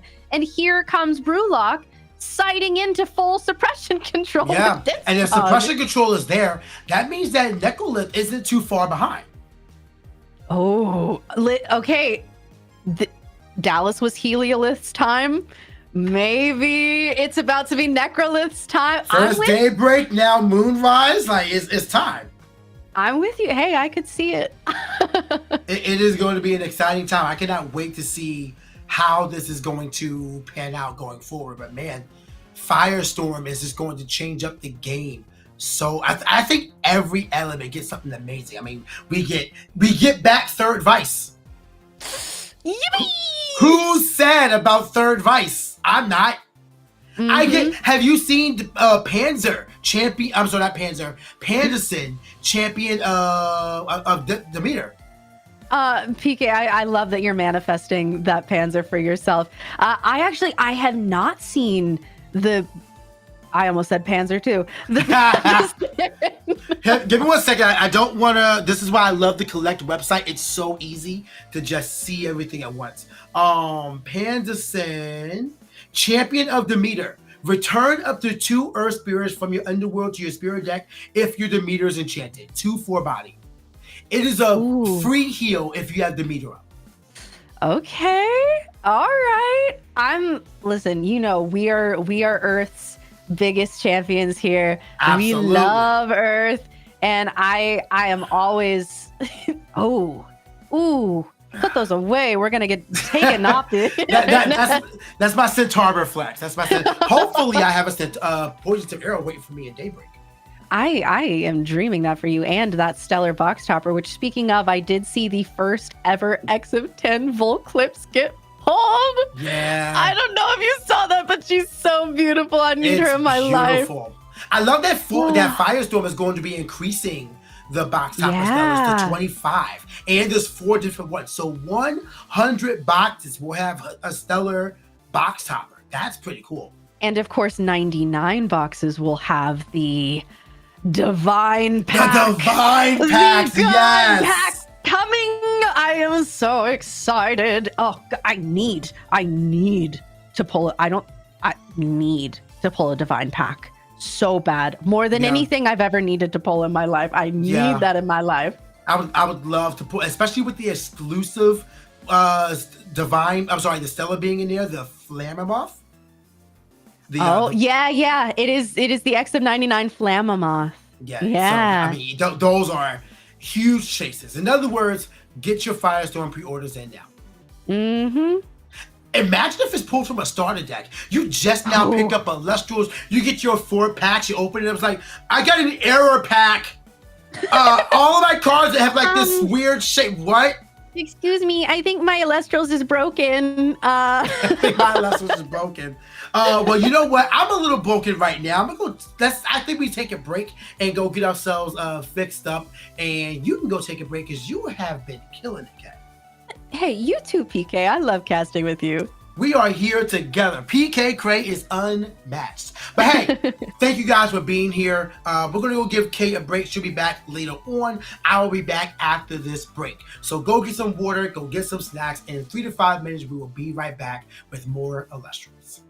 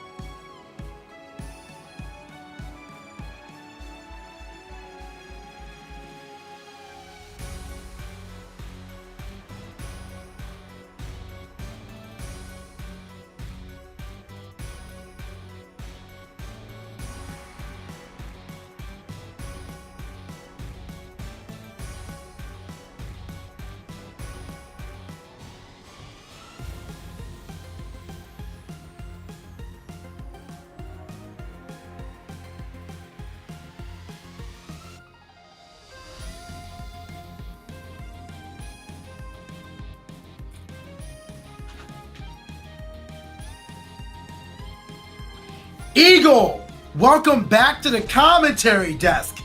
Game 4, we saw Night Venom, Dense Fog, Suppression Control. Absolutely crazy. I was watching that while I was taking my break, and I was telling you, it was the funniest thing. I was watching on my phone, but I could still hear some of the sound from my earbuds on my computer, so I just heard you all shouting. I was like, all right, let's wait for the stream to catch up. What was it? Oh, dang, yeah, that is crazy. No wonder you guys are shouting. The delay spoiler is really funny, actually. But man, round 4 was just insane. And then we started talking about Firestorm and everything that's gonna be happening with that set. We were talking about the new winds that are coming. Man, Firestorm is gonna be so much.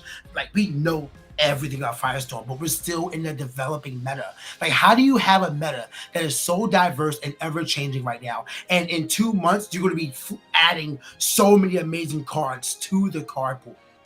I'm super excited to see what everyone does with all those cards, especially since the big change that feels very noticeable from the set is focusing on more game plans than just really good cards in smaller packages. Like, the Divines literally are having Elestrals built around them to then build up into, I think, the most true to form game plan decks that Elestrals has ever seen.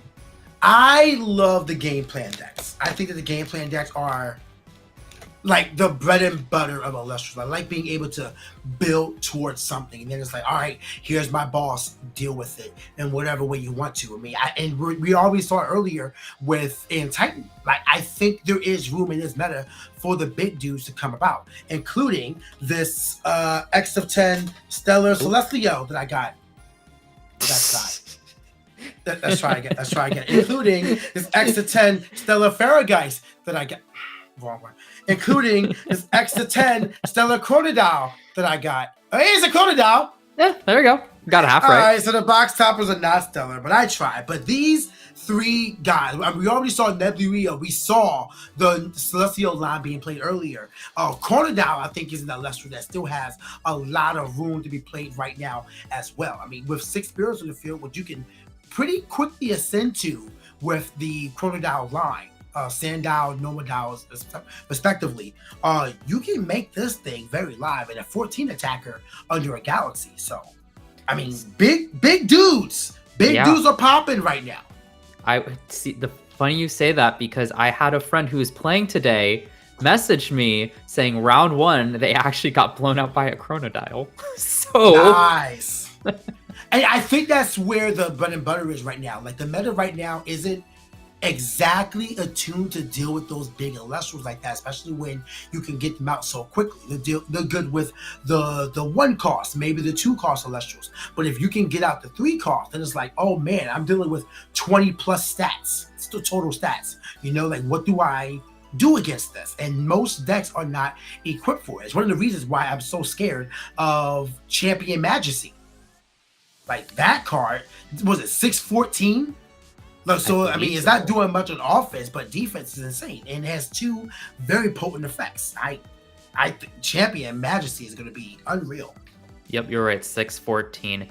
Yeah, that's a great thing. Since Earthquake and Laurels got limited, the Premier Elestral removal on runes is definitely at an all-time low, with our most potent ones, I would say right now, being Cryoblast, being really more geared towards the 1 costs, more offensive 1 costs, but also helping with some of the defensive ones. And then the tech options helping you then bridge up into the 2 costs. So what will happen moving forward? We might see Kinleo and some of the other Elestral-based removal cards really showing up, though, against the Majesty. Doesn't quite work.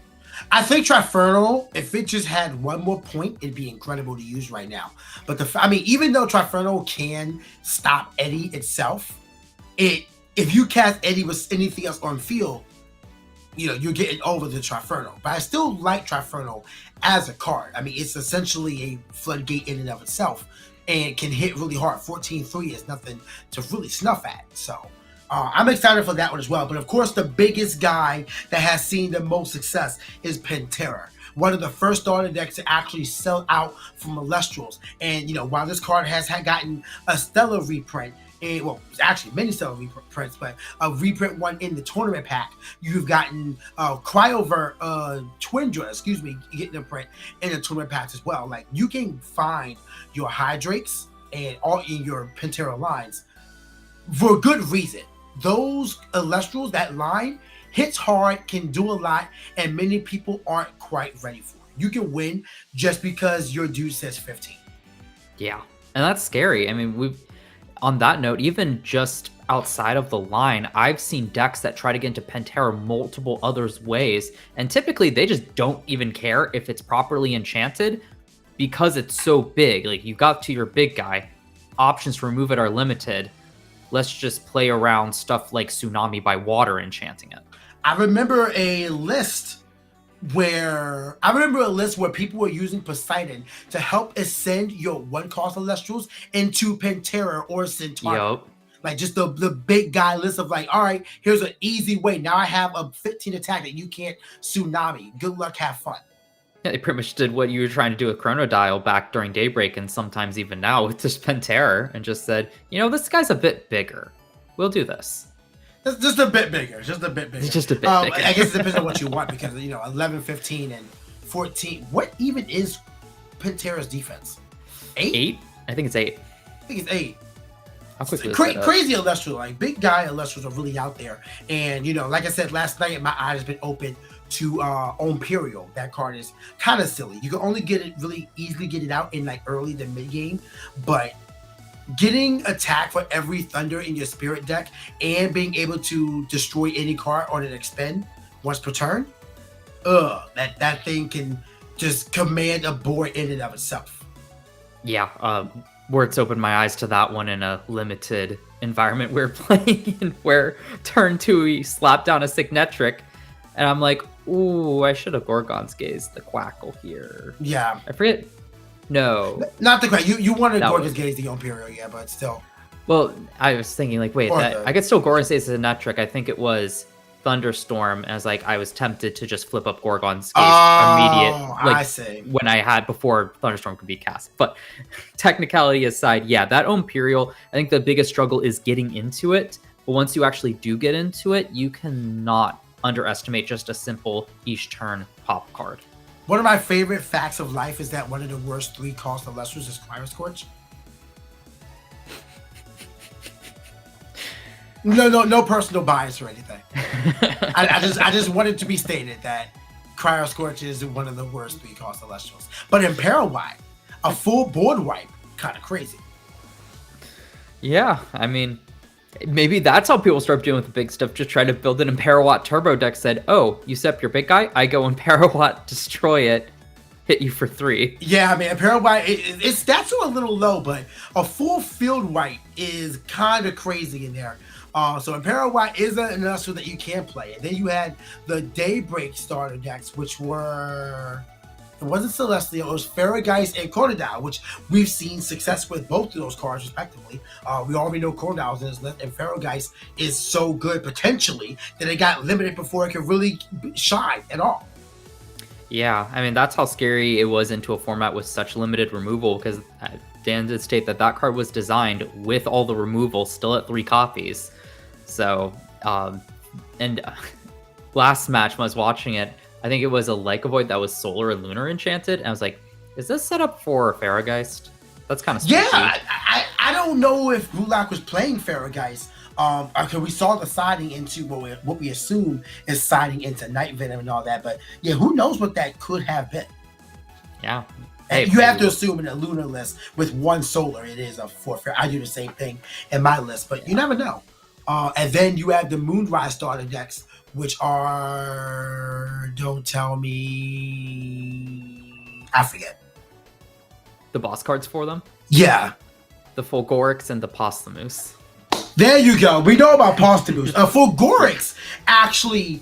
So I remember Dan Creator A Drive, utilizing Fulgorix on stream in one of the casuals, and really opened my eyes to how potent that card is. But people just don't use it. And I haven't even seen people attempt to go to Fulgorix.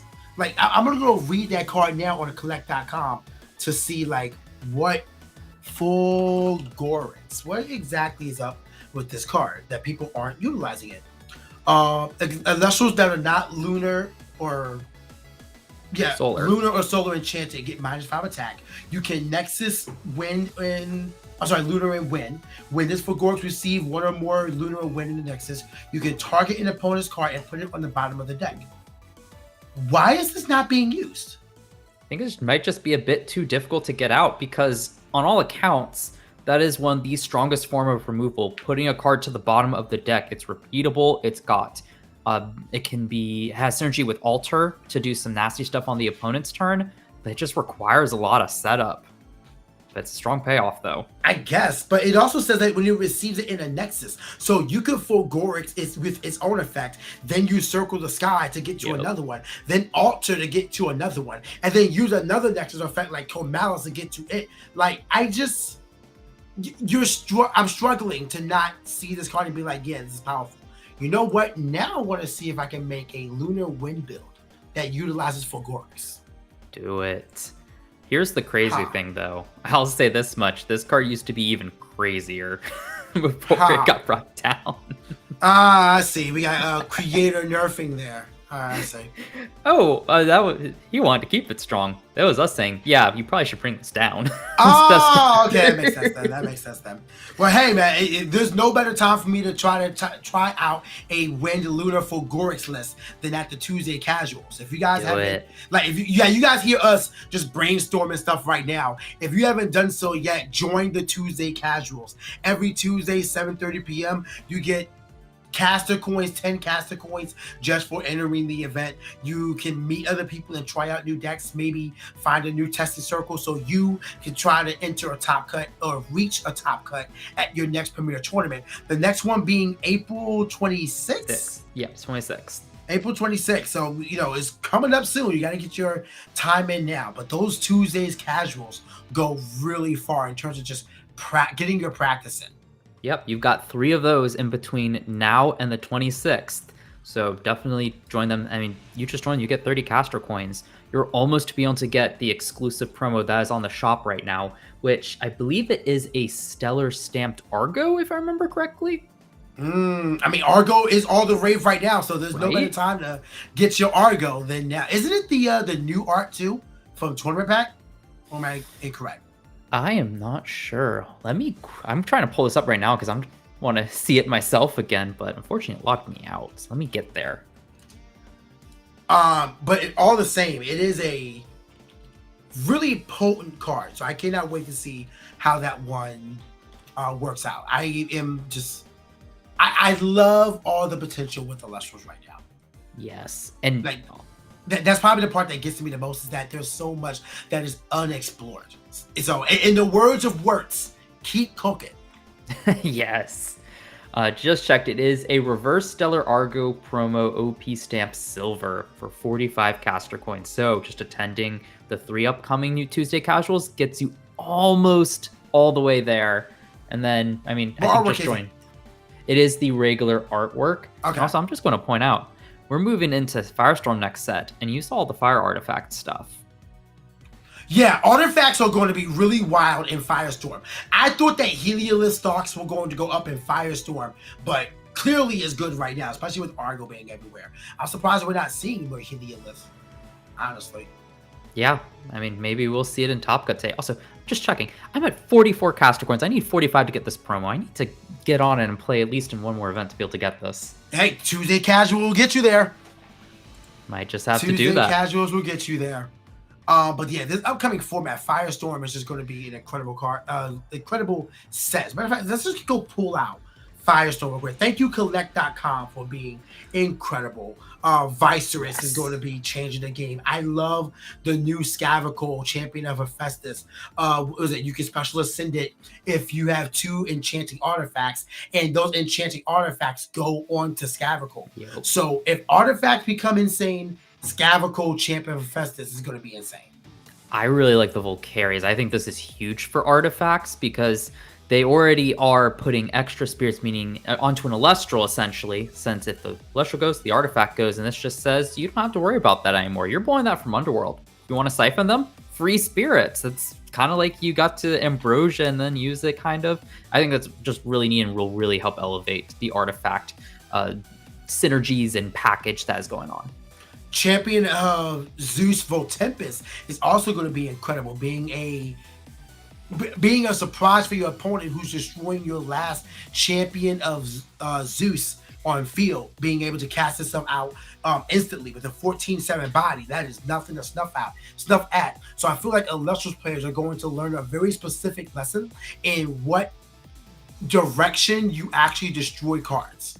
Yes, that Full Tempest is one of my favorite ones because I remember when we were designing this card, I was like, what is something big and flashy that's deserving of the champion of Zeus?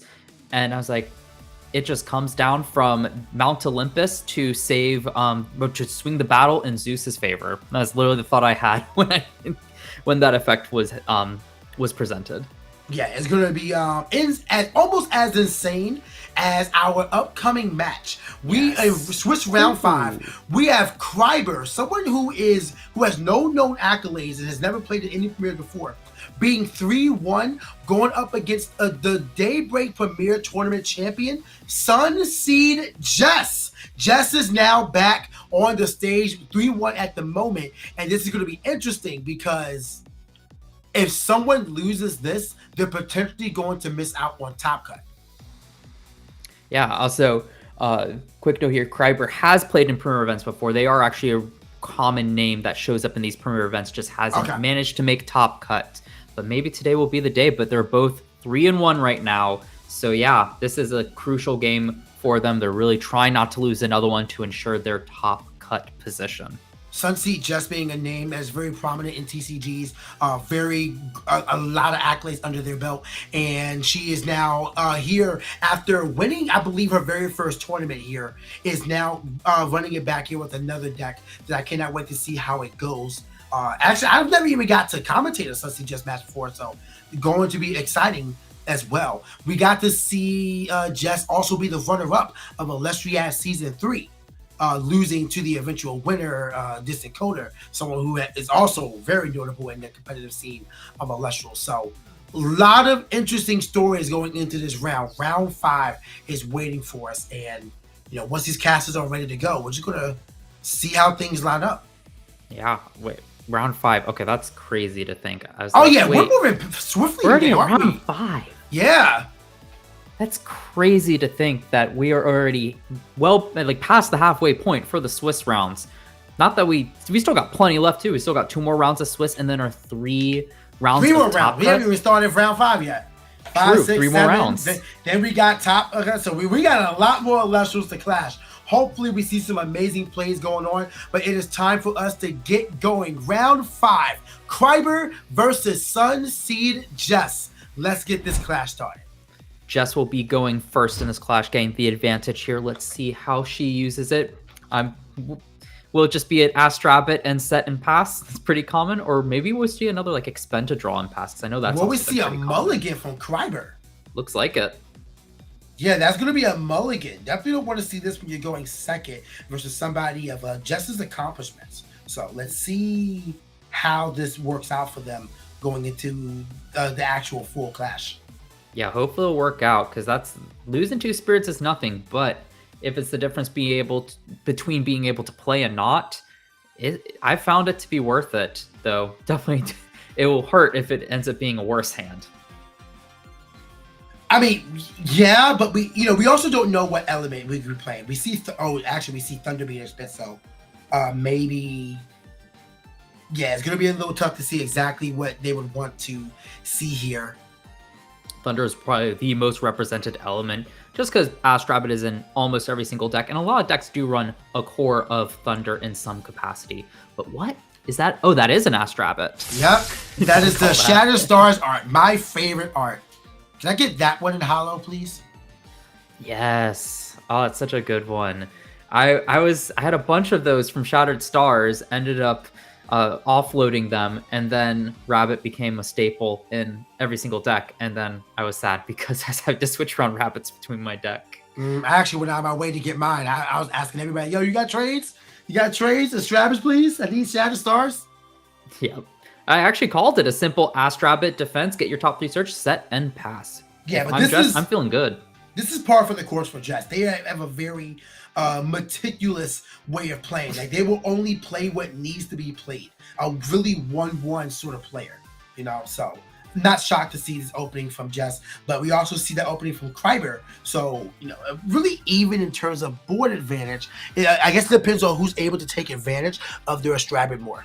Yes, and of note, Kreiber, while being down 2 spirits, is also up 1 card in advantage, being able to go second, get that draw, and showing off that gorgeous full art Stellar Astrabid from Clash. Just might be behind in spirits, but had to show up just a little bit in the art department in terms of rarity. It's so beautiful. I absolutely love it. But we get the choice of top 3, and I'm assuming we're going to see a set 1 pass as well, just to match the energy that Jess put out there. So now we should be able to see like what the decks are trying to do, like what their game plan is once they short up the defenses and added another card to hand. And it looks like that's a Calfmel. Yeah. So do we have solar or lunar? I guess it's still hard to say because Calfmel is kind of a universal Elestral, as it were. Like it can be used in many strategies. We also have a Zeus coming down to immediately threaten Kreiber's Astrabid. Yeah, that feels great here. And you've got Calfmel to start recovering some spirits. Though, notably, just does not have any spirits that are valid to heal off of the Calfmel right now and needs to get 3, exactly 3, to be able to use the effect. Notably, you cannot heal less than 3 off of the Calfmel. So that might be an opening for Kreiber to just get that out of the way before Calfmel can get its true value. There's no better time to do it than now, but how would you get rid of it? Well, that's not getting rid of it. That is delaying the inevitable. Calfmel returns to hand when Jess isn't able to capitalize on this effect properly. Does help Jess in the short term, but now we have Kreiber, who's already at 17, 15, 14 spirits, I believe. After the Shield of Achilles, so we're going to see what Kreiber chooses to do, using their 7th spirit to cast the Eddy to threaten Jess's Astrabid. See, I was going to say, my raw prediction is Ascend Sonicore, just nullify that back row. You know what? Yeah, it would work, wouldn't it? Yeah. That would work. We did see Sonicore be cast out during the Dallas Open as well. True. But here, Eddy just pressuring that rabbit, but into do back row, but that's kind of the position you like to be in. Force Jess to start using that back row. And Ultra Stars is going to do it. Fantastic way for that to go. I assume on the battle declaration is going to move a spirit off of Zeus onto his rabbit, switch the Eddy to defense, and is going to get another search. The classic play from base set here. Jess has to be feeling great here. Swinging card advantage in her favor, and also setting up the Eddy to be easily run over. And notably, Kreiber does not appear to have set any back row, meaning this Astrabid and Eddy are now vulnerable. Astrabid can always attack over the Eddy, and you've got Zeus to soften up that rabbit for whatever Jess decides to cast next turn. Really good play by Jess now. Really just solid board state. See how this one operates as we go into their next turn. Yeah, we'll just see.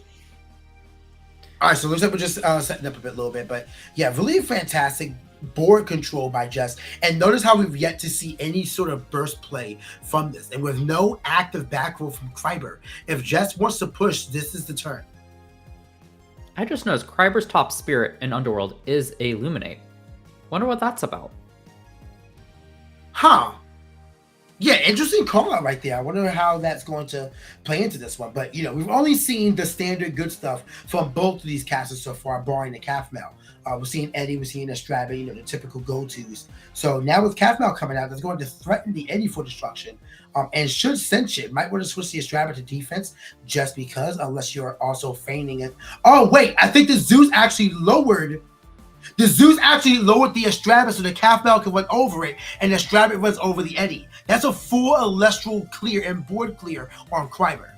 Yeah, that Kreiber definitely was wishing they had a counter in there to try to stave this off, because now they've completely lost board presence, and Jess has 2 Elestrals up. Granted, not very big, but backed up by 2 back row. Quite scary, and these aren't really even offensive Elestrals in nature, so Kreiber still has those to potentially face coming up. If there's a tsunami face down, then the Elestrals by Jess is very secure in this whole game. So Kreiber needs to be able to be prepared to take down a 5 defender right now. As I can't see Tornadian.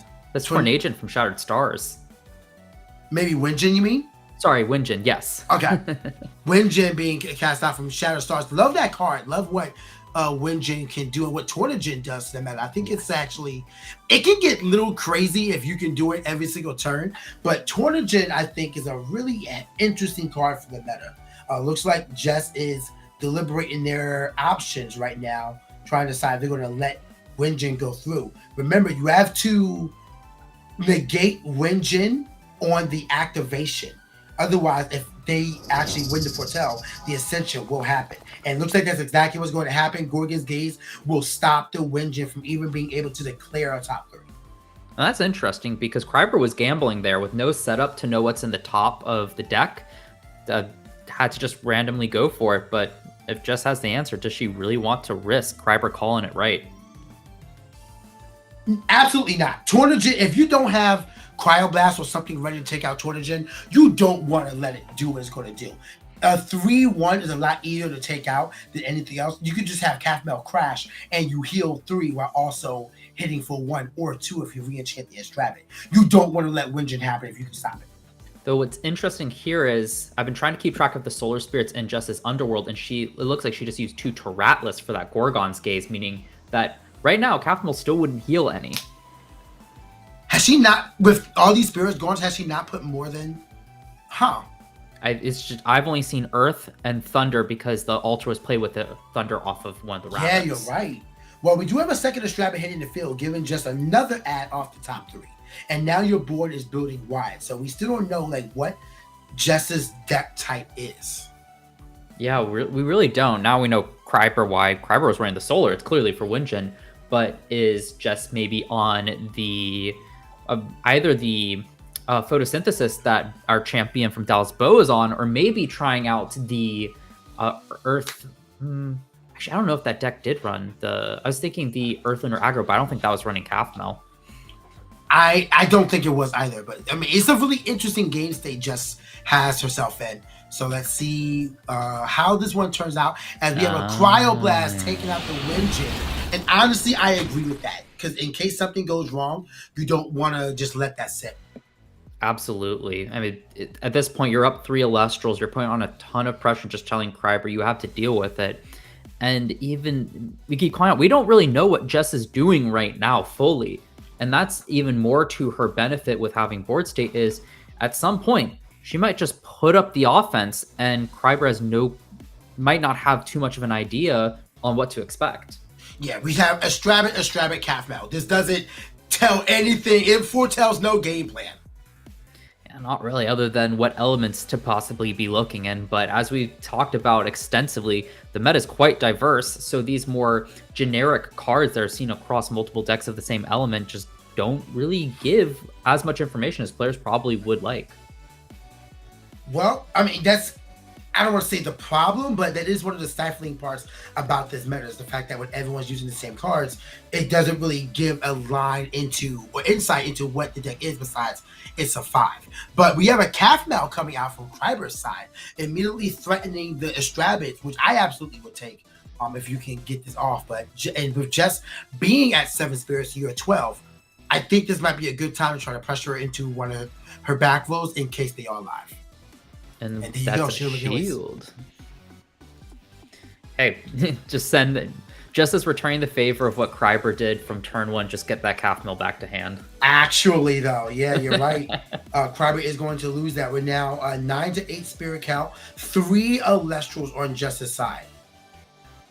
So do you just re-enchant? Yeah, you are going to re-enchant the Thunder. And I mean, Estrabit control is a very real strategy. You keep adding the back row, you keep stopping whatever offense they're coming out, whether it's a shield or whatever it may be, and you keep hitting with whatever spirits you have enchanting your Estrabits. This has been proven to be a strategy since early days.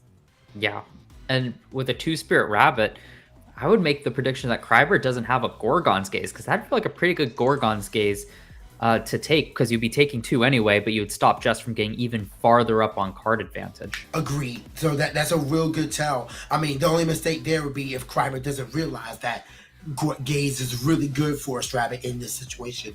But it seems like Jess is maybe just reconsidering the options before any moves are declared. But we are sitting down. Look, we are staring down 4 points of damage, and I think we're going to be taking all of them. We see him sifting through their spirit deck there. Are we going to see a tsunami? Doesn't look like it. Nope. Ooh. Fire, water. Ooh. Fire tells me that Kryber might be on Draco Ray.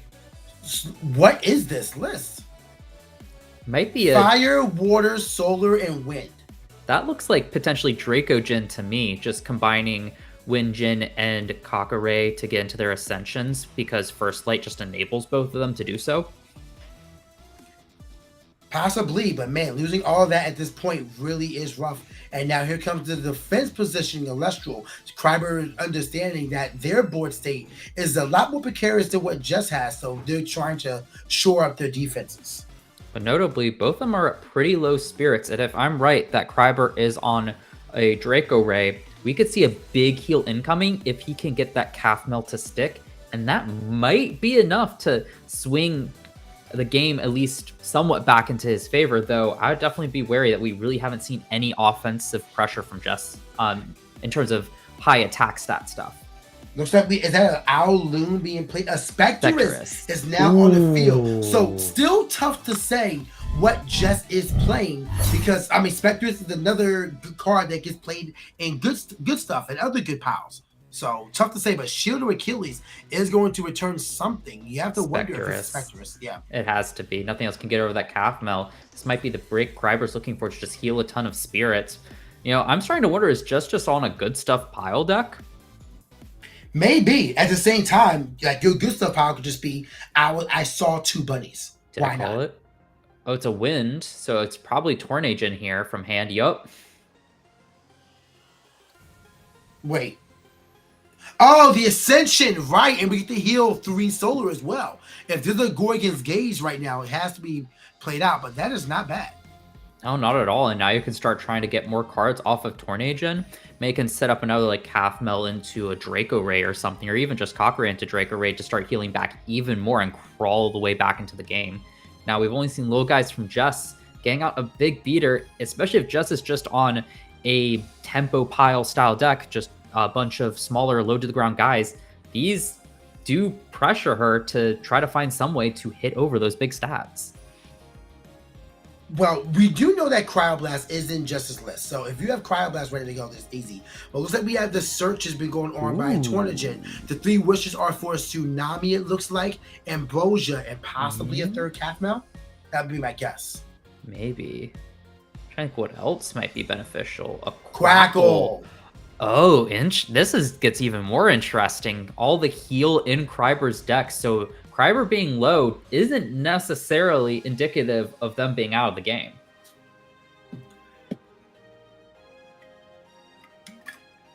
It all comes down to what Jess chooses to here, and it looks like Tsunami is going to be the ad. You gotta believe that is the worst ad for Kryber in this scenario. You definitely want to be able to heal. You definitely want to be able to get the third card, but Tsunami isn't terrible. If nothing more, it does protect your Tornagent from an Eddy attack. Well, actually, it doesn't. Never mind.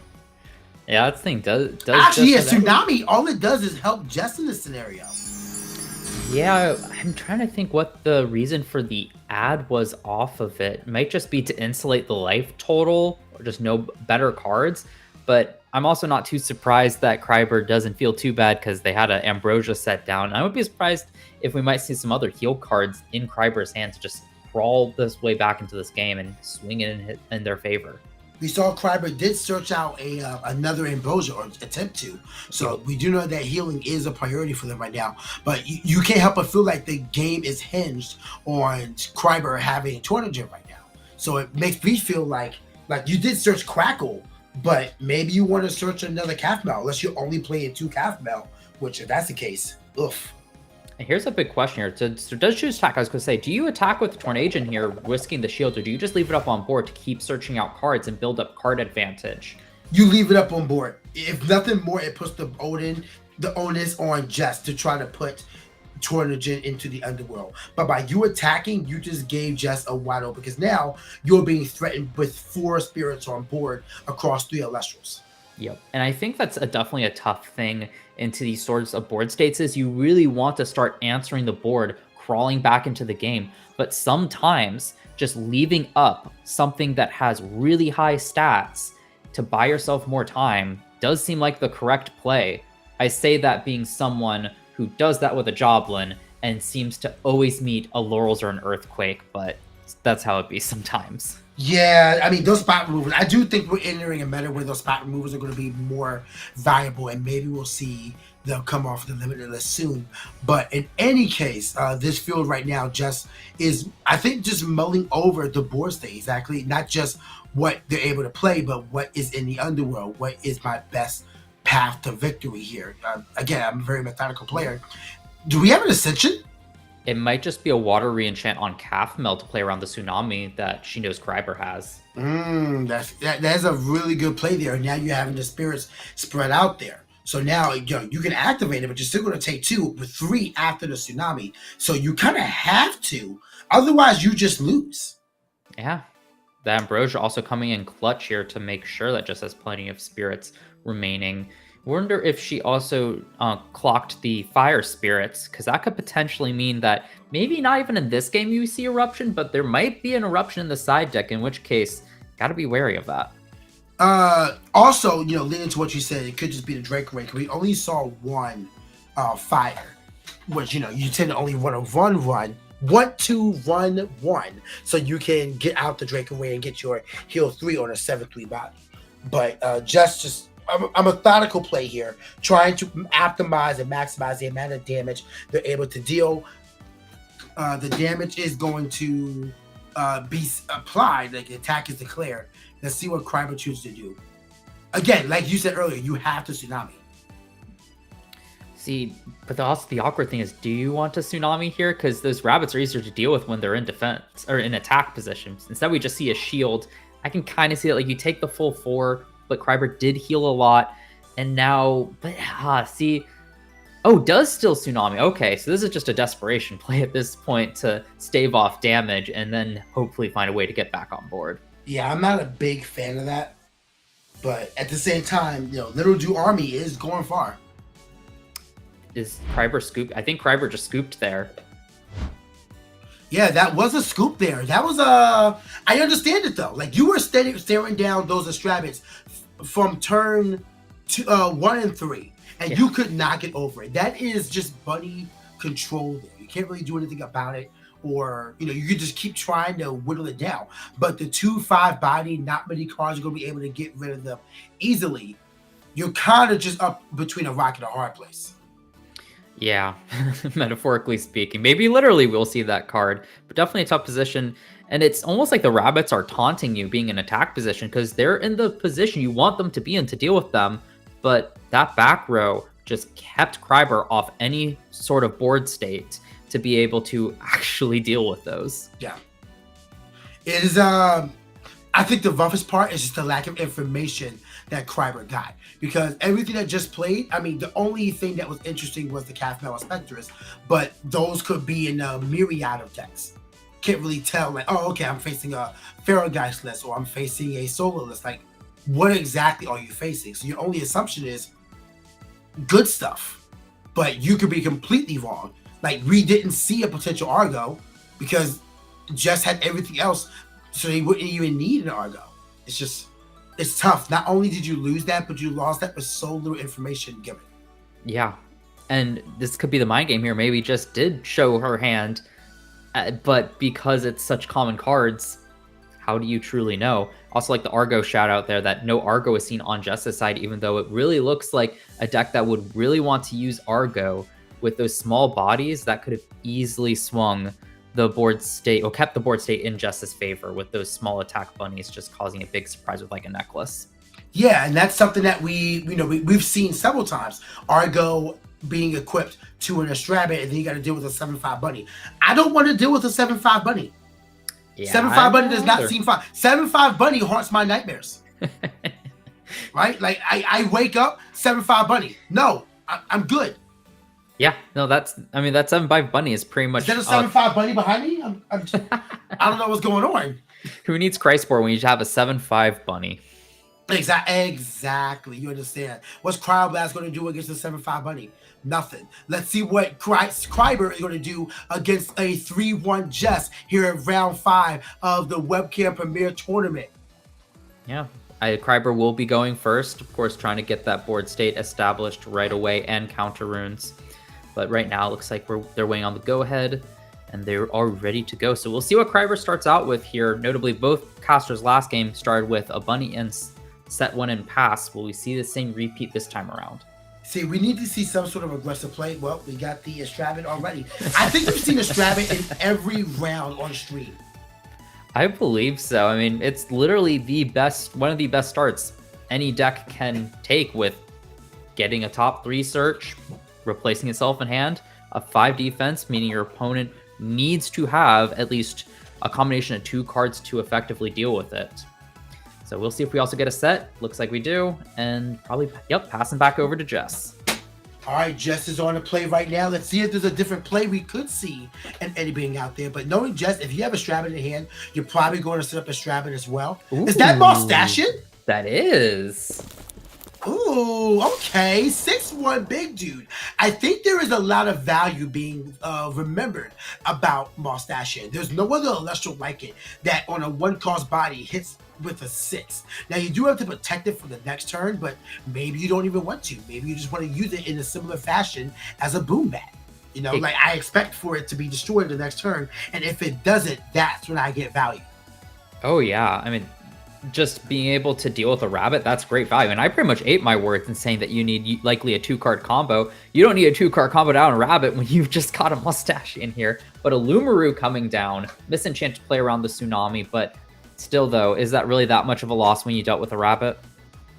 I wouldn't say so. Lumaru is really strong, but what about the mills? Like, did we see the mills or did I miss that? It's Misenchanted with water, so no mills happening here today. All right, well, still, Lumaru, we've seen some nasty mills come from this card, so I think the value of properly enchanted Lumaru is being seen. So I guess Lumaru is quickly creeping up to the level of Nekruff in terms of, like, you know, just becoming water enchanted.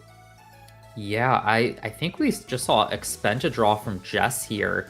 So this game's already looking to be quite interesting, because now Kryber passing with a Lumaru on board. If Jess doesn't have a way to remove that, Kryber could get 2 bodies up on board. Maybe, well, with Water Chanter, you're not descending straight up into Tornadian, but maybe a Windgen could come down. Windgen could actually come down. I would down to see it right now, because then you have to immediately answer it, or you're allowing your opponent to get out of Tornadian in an add of 3. So we're going to do that recklessly. But here comes a second Estrabit being cast by Kryber, and now it's just on the receiving end of a bunny beatdown. Rabbit control. This is just rabbit control v rabbit control, apparently. Gorgeous Gaze on the Estrabit with only 1 spirit. I understand why, but I think doing it right now with only 1 spirit on it is a little low value. But I mean, I'm not going to sit here and question the tactics of someone like Jess. I'm only speaking from a third-person perspective. I can definitely see the value there. While it does mean you take an extra spirit off your life total, it does deny Kryber a card in a deck that probably really wants to keep up card advantage. And but a Laurels as well. That's devastating. Like, Jess pretty much just kept him off a card, can start crawling her way back. It just makes sense, especially if her deck is staying close to the ground, low to the ground. So if we see a surprise full moon here, that could throw Jess's entire play here off. That would be epic. Unfortunately, I don't think with this deck we're seeing that. And going after the Estrabit instead of the Lumaru, really interesting. I figured the Lumaru would have been it. Eddie. There goes the Eddie, so I guess that's going to threaten the Lumaru, but I would have rather have guaranteed the Lumaru was getting destroyed.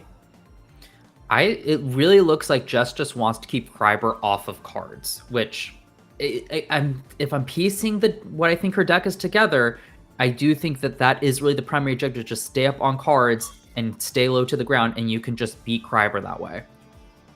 Well, let's see how it goes. The Underworld is starting to fill up for Kryber, losing 2 major Elestrals in that turn. All right, now we just have a Lumaru sitting there on his lonesome.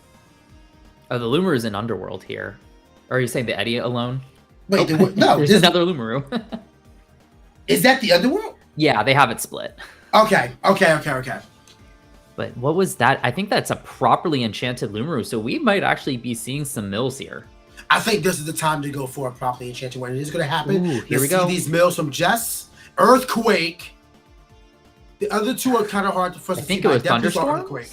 Was it? It might be. I think that is Thunderstorm. Yeah, that looked like 2 Thunderstorm. It was one of them might have been an Arcolith, but I think it was 2 Thunderstorm. Wow. Maybe Wow. production. Really can good confirm that benefit for us. Kryber right there. Oh, is that another Cryoblast? It is. Cryoblast Oh, coming another down removal. at the perfect time. Still though. So let's see. Oh, Calfmel. Oh, I flipped the boards in my head for a second there. But yeah, Calfmel coming down for Jess as well, just to reestablish that board presence. Calfmel getting a little bit of damage, and Kryber now sitting here trying to figure out how to get over it, but still having a lot of spirit advantage. So nothing that they can't call out from. They do have a lot of control here, keeping Sunseed just on just one Elestral on board, and now it seems like they're mulling over what to do with the Zaptor. Yeah, that's what they want to get rid of for the damage, I think, is the play here. Maybe they already took... No, the fire was the damage. But also notably with the Calfmel, this is how Jess can then get back spirits to get back in the lead here. So right now we're in just a really interesting scenario where Kryber's up on spirits but behind on board, and Jess is the opposite but has a way to get back up on spirits. Well, we have another Estrabin hitting the board. So I think we got to start counting the bunnies. That was 3 from Kryber. I don't think we've seen any from Jess this game, but we've seen all 3 from Kryber. Yeah, really just insane balance of gameplay. You have to wonder at this point, did one bunny lead to the other? Like, is this just a multiplication of bunnies from the first one? That is terrifying, because now Jess needs to find a way to get over the rabbit, and the Mostachian's lost. Cryoblasts have been used as well, so the answers are running a bit low, but we also know from game 1, Jess does have the Zeus, which can easily deal with this rabbit with Calfmel on board. Yes, but is that something I mean, I guess with what we've seen from Jess, that could be, you just called that one out. Zeus could be the optimal play here. It is going to be able to threaten the Estrabin. The question is, how many spirits are we enchanting on Zeus? And it looks like 3. So this Zeus plays on being around for the long haul. We haven't seen any sign of equalings at all from Kryber, so I think that Zeus is fairly safe. And then I was wondering, will it also be another Calfmel just to keep healing up? And turns out it is. What is this deck from Jess? Have not figured out what its gameplay. It's probably just, what great for 1-1 trading. But like, what's the solar side of this list? What's the thunder side of this list? Foster Cell? Maybe, but I'm starting to think, because we saw the lunar for Spectrus. So I'm wondering if these Calfmel, the whole goal is just loop back solar for more Calfmel and then lunar for Spectrus. Well, all the same, Jess is starting to get board control there. Kryber now down to no Elestrals on board. The Estrabin getting outed by the Zeus combo. Yeah, the more I think about it, the more I'm thinking this is probably some more tempo spin on heal control, because the whole goal is to be super efficient. Well, if your bodies, you have to use more spirits to be able to answer your opponent's stuff, but if your body gets back 3 spirits when it dies, that's really, really good for you. Yeah, I don't think people are starting to learn just how good Calfmel is. 3-4 bodies, pretty decent, and being able to heal 3 on destruction or ascension, there's no Elestral that's as versatile as it besides Estrabin. Yeah. I love seeing these effects as well, and notably Paleoth also has a similar effect as well. But, of course, not as seen as Calfmel, but also a heal is quite potent. Like, this is pretty much an ambrosia on a body that you can trigger quite reliably. And, what do we have here? A Calfmel from Kryber. We're just seeing all the camels today. Love to see it. I love this artwork of Camel as well from Shatterstar. This is my preferred one. But yeah, it's a matchup of similar strategy that is going to be blown up by the Eddie. So, I mean, what do I know? Like, we're just going to see Eddie laugh at the calf mail. And yeah, you are able to heal 3, but your board presence says that you're not going to be able to do anything much with it. So the KO is going to happen. We heal 3, and then we're going to take 2 more, bringing Kryber up to 13 overall. Does Kryber? Kryber has to have the other solar. Yeah, I was about to say. There's no way that Kryber has less than 3 solar in Underworld. But it's such an interesting situation here to where Kryber may be up on spirits from Jess, but has absolutely no board state. It honestly makes it quite exciting because there's still plenty of game left to see some potentially crazy plays come out of both these casters. Yeah, I mean, and we haven't seen any. It's really just been a slow-paced tempo game by both casters. Whether or not this is their game plan, so it just comes down to who sees the right cards at the right time, or if they're just not finding the right opening to get where they want to be. But with the Zeus mirroring as well, are they playing the same deck? I don't know. We haven't seen a Winjin yet from Jess, but potentially. What do we got here for Thunder? Oh! I think there is a Phosphocell coming down, just That's not from the deck we expected. Wait a minute, Phosphocell is here. Let's go. That was a misenchanted Zeus. I completely missed that. Exciting. We are going for a water enchanted Anacell. Notably from hand. Always rough to see. Yep. Now we have this going on. Phosphocell right now would be insane. Someone called Danny. You know he loves his Phosphocell. And it is being cast right now in round 5 versus Sunseed Jess. I cannot believe Phosphocell is here. And he's got the full art as well. That Zeus is not, in fact, safe here. Though, that back row might be the best option to make sure you don't get shielded. Phosphocell, a card that you don't see much of, so allow me to pull up the card so I can read the effect in totality. Phosphocell, we have an Elestral here that says it gets +1 attack for each solar enchanting it. Disenchant 2 thunder from this Phosphocell in order to destroy a rune. And when Phosphocell receives 1 or more solar, you can enchant up to 2 thunders from your underworld to it. So this Phosphocell will have 6 spirits, with one of them being solar, so it's at 8 attack, but likely those 2 thunder that's just being enchanted to it will come off of it very shortly to get rid of one of those runes. Yeah, or I would take out the Zeus. I don't know. Do you really want to risk running into a shield here? Because the Zeus here still, with how low to the ground Jess's stuff has been, Zeus doesn't really do much here. We see an Stars. So something was spent and targeted. We're going to find out if it was the Zeus or not. And I think that, yes, I think the Zeus was targeted. The Altar of Stars was paid from the Zeus, and then Last Spirit was moved onto the calf mail, switching the Phosphocell to defense. What an amazing combo that was snuffed out turns ago by Jess with the altar play right now. Hopefully the face down from Scriber can protect this Phosphocell. Otherwise, it is in range of being destroyed in an attack. What was that shown? I'm a bit curious what was going on there, because also makes sense to target the Zeus there, because now Jess needs to find something to be able to hit over this Phosphocell, because notably her attackers cap out at 4, which is equal to Phosphocell's defense. I don't know why Kryber showed the face down, though.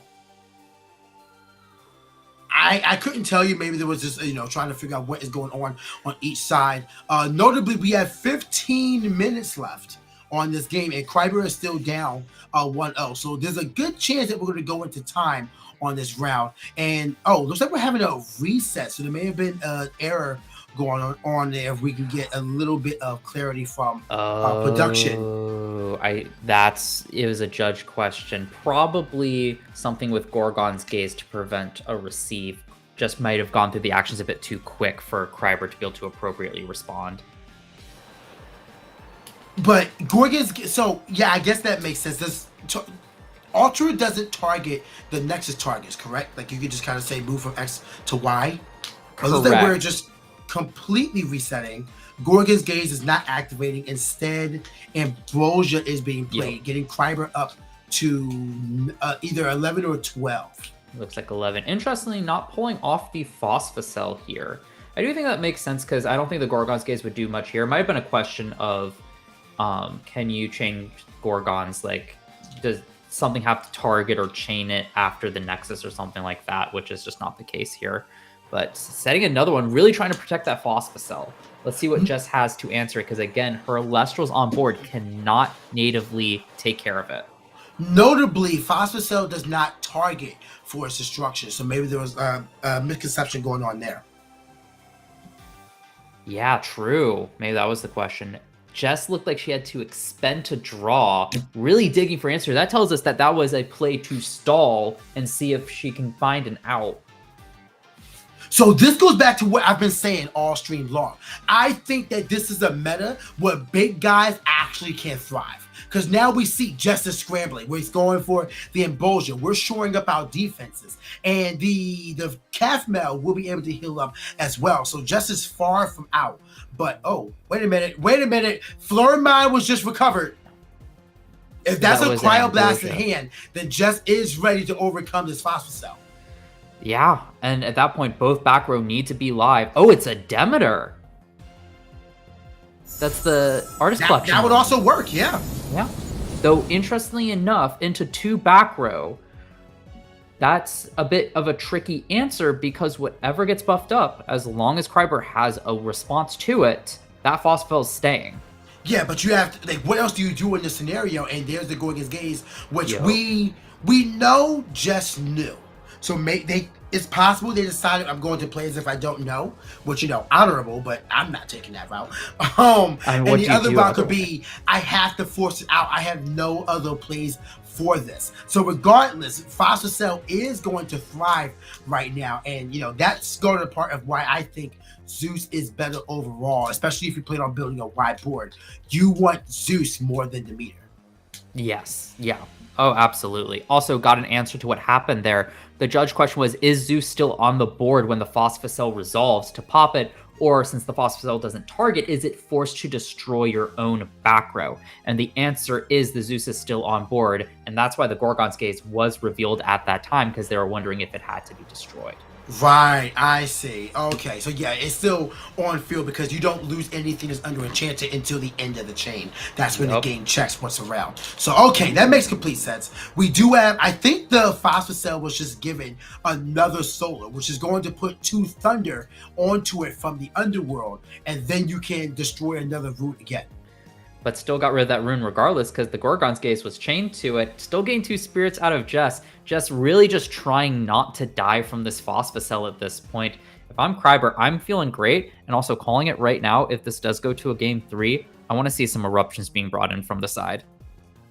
Very possible to see that, yeah. We have 5 spirits enchanting the Phosphocyl right now. This is a big reveal by Kryber as well. Even if this doesn't go, even if this goes in a way, now that we've seen some more personality from each individual deck, it all depends on how this is going to, how everyone adjusts going into game 3 if we get that far. I can't quite discern what just played. Is that Mudlet? That is Mudlet. Okay, Mudlet being a very solid play here, but I don't know. Okay, so Mudlet is cast out, switching the Phosphocyl to defense, but what do you have to get over the Phos? Demeter onto the Eddy. So was it Demeter? Replaying last turn. And another Gorgon's Gate. So a complete replay of the last turn. And yeah, that's a scoop. Oh, yeah. That is a scoop with 10 minutes left. Kryber takes game 2 over Sunseed Just. We're going into game 3. And with Phosphocyl being here, I think the big body might be too much for Just to overcome. It comes from a 1-1 trade to needing multiple pieces to work out that we've seen Kryber be able to stuff. So what does Just do going into game 3? What do you side? I'm wondering, does she just have to focus on staying on as high on spirits as possible to try to, expecting it to go to time to try to win that way? Yeah. That is a legitimate way to win this to proceed to the next round, but I don't know. It seems like Kryber just is natively in the elements to play to time. I keep calling it out, that eruption. We've seen the fire. I think it's a real possibility, and we've seen how much healing Kryber's actually been able to do with their deck. So I guess it comes down, it seems to be that Kreiber's win count will be the Phosphor because they got it on field, and even with just a 7-4 body, because all of Jess's Elestrals seem to be, small time. The biggest one we saw was a 4-1. I don't know if she has the tools to get over the Elestrals like this. Regardless, thanks to the judge call, there will be a 3-minute extension added to the timer. So a little bit more than 10 minutes at this time being played. But still, it's a situation where Jess has to figure out what is now my counter to Phosphor. Because we saw Larvacell turbo to Phosphor in one turn. There's no way Jess could have seen it coming. How do you plan for what you don't know might be there? Yeah, that's definitely the challenge. I think one thing on Jess's side, maybe start holding that Moustachian for the Phosphor if it ever comes out, because that could have set up 2 threats potentially against it. Yeah, the Phosphor being an Elestral the Moustachian being that 6-1, you kind of just say, hey, look at me now, I'm here to rock out. We also saw the Mudlet there, which I have a feeling it's Mudlet is being played as additional Eddy instead of Mudlet being an Earth Elestral. You know what I mean? Agreed. Like, I just want something else that switches positions. Because it seems like between the Alter, between the Eddy, and the Mudlet, that is the main gameplay of Jess. But here we go. Game 3 is ready to go. Let's see what these casters are bringing, and let's see what strategy Jess has lined up to deal with the potential threat of Phosphor. I'm really excited to see this, because also now seeing the Mudlet and the Demeter, Jess is maximizing on the synergies with that Alter, since now you've got Zeus, Alter Thunder to Rabbit for value, but you also can deal with the wide board by going Mudlet or Alter from Demeter to Mudlet. I think we're getting a mulligan from Jess here. This is definitely a mulligan, and it's not what you want to see in Game 3. But if you're going first, you're probably the one who can afford it most. But we have to see some sort of insane tech coming out from Jess going into this Game 3. And I'm not sure what it could be, because the best we've seen was Bunny Control, or Bunny Beatdown, or Calf Mount Control. Yeah, and I've been a huge proponent for mulligans and not really calling like, ooh, that hurts so early. But when we're pushing towards time and every spirit counts, I think this legitimately hurts. Reminder that they do have an extension, so we're just under 10 minutes, about 9 minutes left in the match for them.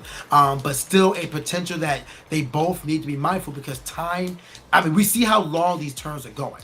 So time is of the essence for both of these players. These are very slow. Is that a second mulligan? Yes, it is. Oh no. What is Jess mulliganing for? Like, she has to be going for something to try to make sure she can win this. Well, we have a Calf Mount there. And I think we have a Taratlus, a Zaptor, and maybe a Solar. But because of what is expended, Calf Mount is not live as of this moment. Yeah, I definitely saw one Solar. I couldn't see the Spirit under it, and then the Zaptor and the other one. Ooh, Apollo. Okay. Just start off with some foretelling. Let's see what they find. Unfortunately, the animation's blocking it. I saw Cockere, Quackle. Oh, so this is a very interesting deck from Kreiber here, running a lot of heal control elements, but pairing it with the Solar kind of ramping tools, because now we've seen Larvacell, we've seen Tornadin, we've seen the Cockere, of course, Rabbit. Not the best ramper. Rabbit being a thing that is, in this board state, it's definitely in Kreiber's favor to play in this Rabbit and just shore up defenses. We've seen Eddy, but if you have something in your hand to protect from Eddy, whether a Tsunami or a PTA, which we haven't seen PTA at all on tour. No, we saw it maybe once or twice, but still not a lot. So we might not be able to see it. It all depends on, I guess, just how it goes. Yeah, we'll have to see here. Kreiber, just has to be between a rock and a hard place. I have to say that because Eddy's coming out here. Just between the ramping, Kreiber has to get real big, but also all the heal tools to just stay at a huge life total. It's going to be a real pain, but Eddy's a great way to pressure this Rabbit here. Eddy being a card that I just called out. I have to assume that there's some way to protect it in Tsunami. So not protecting, protecting the Astrabian with the waves of the ocean itself.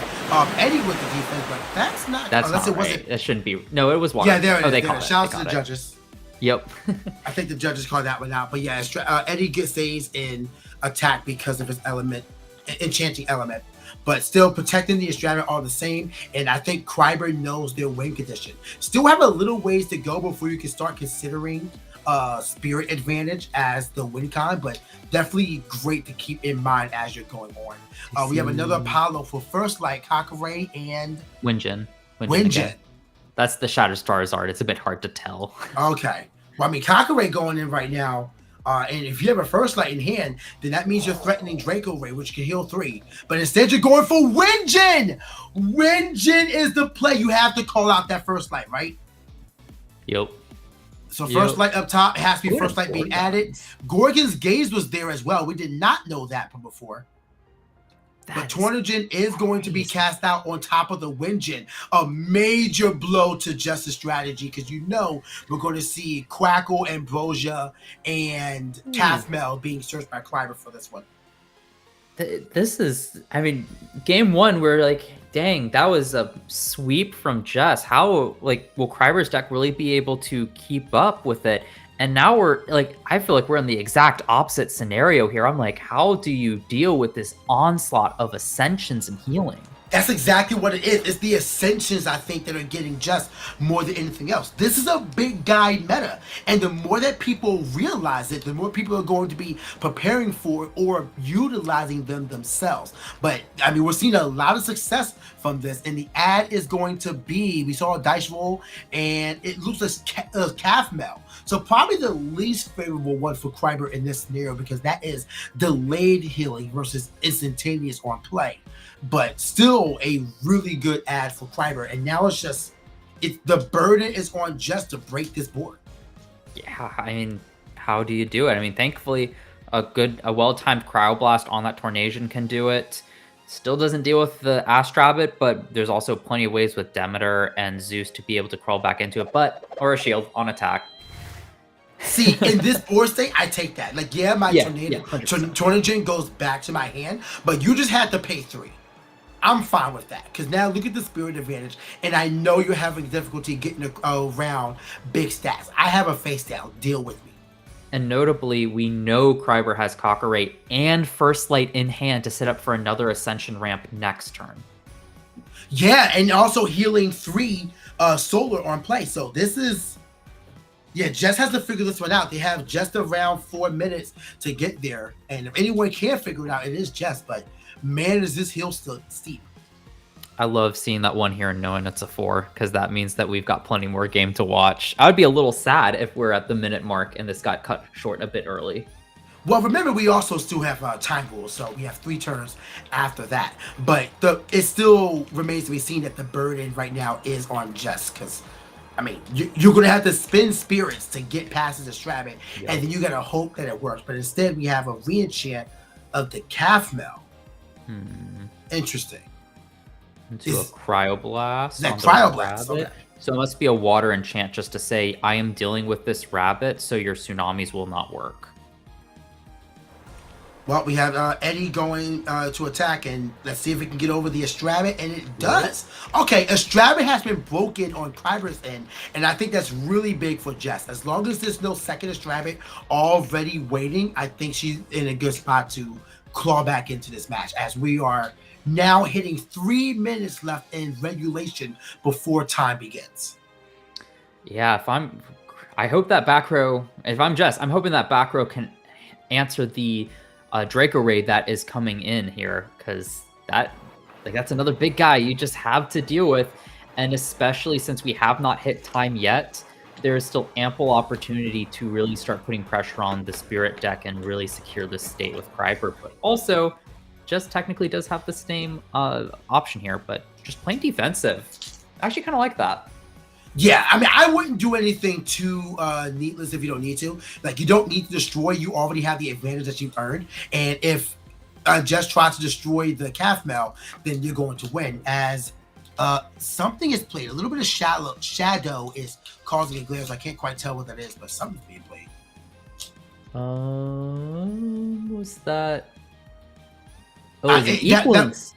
Oh, that's what it was, an Earth Reenchant to set up for equaling, and that was a Tsunami in the back row. That is major. Not able to get Hmm. over the calf mount on his own. But this is also the first time we're seeing Equilinks pop up. We shouldn't be surprised if we saw the beater, but still. And now that looks like an Ultra Stars as well. That's how you get over Just the switch calf the mount. calf mount to attack. I mean, if you're Jess, you have to get over this calf mount. We know Kryber has the Tornadian in hand from the shield, so you don't even want that to ascend, because then you're really getting maximum value. Every time Equilinks hits the board, it's always game swinging. And I think if Jess is able to claw back into this match, this is going to be the turn that defines it. Because now the back row is removed, there's no protection for calf mount, and Equilinks is going to be able to get over the calf mount. You're healing 3, but you're still taking 3. So that's a moot point. Yeah. It's like, what do you do here? Keep saying Kryber was in the lead, but at the same time, in this scenario, you have to be very, very careful what you do from here on out, because one misstep and you could swing your spirits and not in your favor, because Jess has board state here. Like, do you do the Draco Ray play here to crawl back on board, or will that just get punished and while you heal, you're also losing out on ways once you reach time to be able to put a lot of pressure on the board to make sure you can to sustain. Because there's no back row on Justice side, I think now is the time to get this. You're getting a 7-3 body out there, which is pretty foreboding for most Elestrals to get through. And I think Jess has already gone through 2 eddies, although we know Muttley is also an option as well. But we are going to heal 3. And if you have a back row to protect yourself, with like specifically a Gaze would be most potent right now, I think this is the way you want to go. And this was setting up for a Lumaru on the next turn as well, thanks to the first light. So I mean, we're set up for a really good next couple of turns, as we are nearing where time ends. It depends on where Kryber's turn ends here. So the movement of attack is going to be really important here. You're going to want to have that second turn. We have 1 set, and now entering combat as we are into time, which means that turn 0 is on Kryber, and final turn will be on Jess. There's a chance the Soakless that was called on Jess, depending on how on top of it. I should say on top of the judges were, but rather when the timer on here syncs up with the timer they had going on. So we'll see what end of game procedure is and who gets to start off. But here, if I'm Kryber, I'm feeling great here, but not complacent, because with an Eddie with 4 attack, any sort of position swap to switch Draco Ray to defense, and only one back row cannot deal with 2 4 attackers hitting over it. No, not at all. So, I mean, you got to be careful. You got to wonder what that back row is. Love that stellar Draco Ray art as well from the tournament packs. Yes. Absolutely beautiful. But let's see. And right now we have confirmation. Jess is turn 0, which means that final turn will go to Kryber here. That's a noticeable change, a difference. Yeah. So, an Ambrosia coming down from Jess, getting more spirits back. So, what is it? So right now, I think we really need to be counting these spirits here. Kryber is at 11 total. We got confirmation Kryber passed to Jess with 1 second to spare. That is crazy. Oh. And let's see here. I was saying, oh yeah, 11 spirits. Jess is at 12 spirits total. So Jess right now has the spirit advantage on board, but this could change real quick, especially with the Draco Ray being able to attack over both these guys, though not really wanting to attack over the calf mill. Yeah, you got to be careful about what back row is going to be spent as well, because all of that is just spirits going to Underworld. Calf Mel hitting the field, really good for Kryber to have right now. Pretty much just threatening, hey, I can heal whenever I need to get a destruction off or an ascension, so be careful. And remember, Tornagen is still in hand. You allow Calf Mel ascension, then go for a Quackle, Ambrosia, and some other third thing. You never know what it could be, but I mean, that could swing the game in and of itself, so just has to be really careful here. Calf Mel takes out the Eddie, and will Draco Ray get over? Probably not going to attack the Calf Mel, actually. I don't think it's worth it. Like, you either destroy it, heal 3, or you can, but actually, to be fair, to stop any potential ascension plays, that actually is probably a smart play here. I mean, because maybe you have final turn.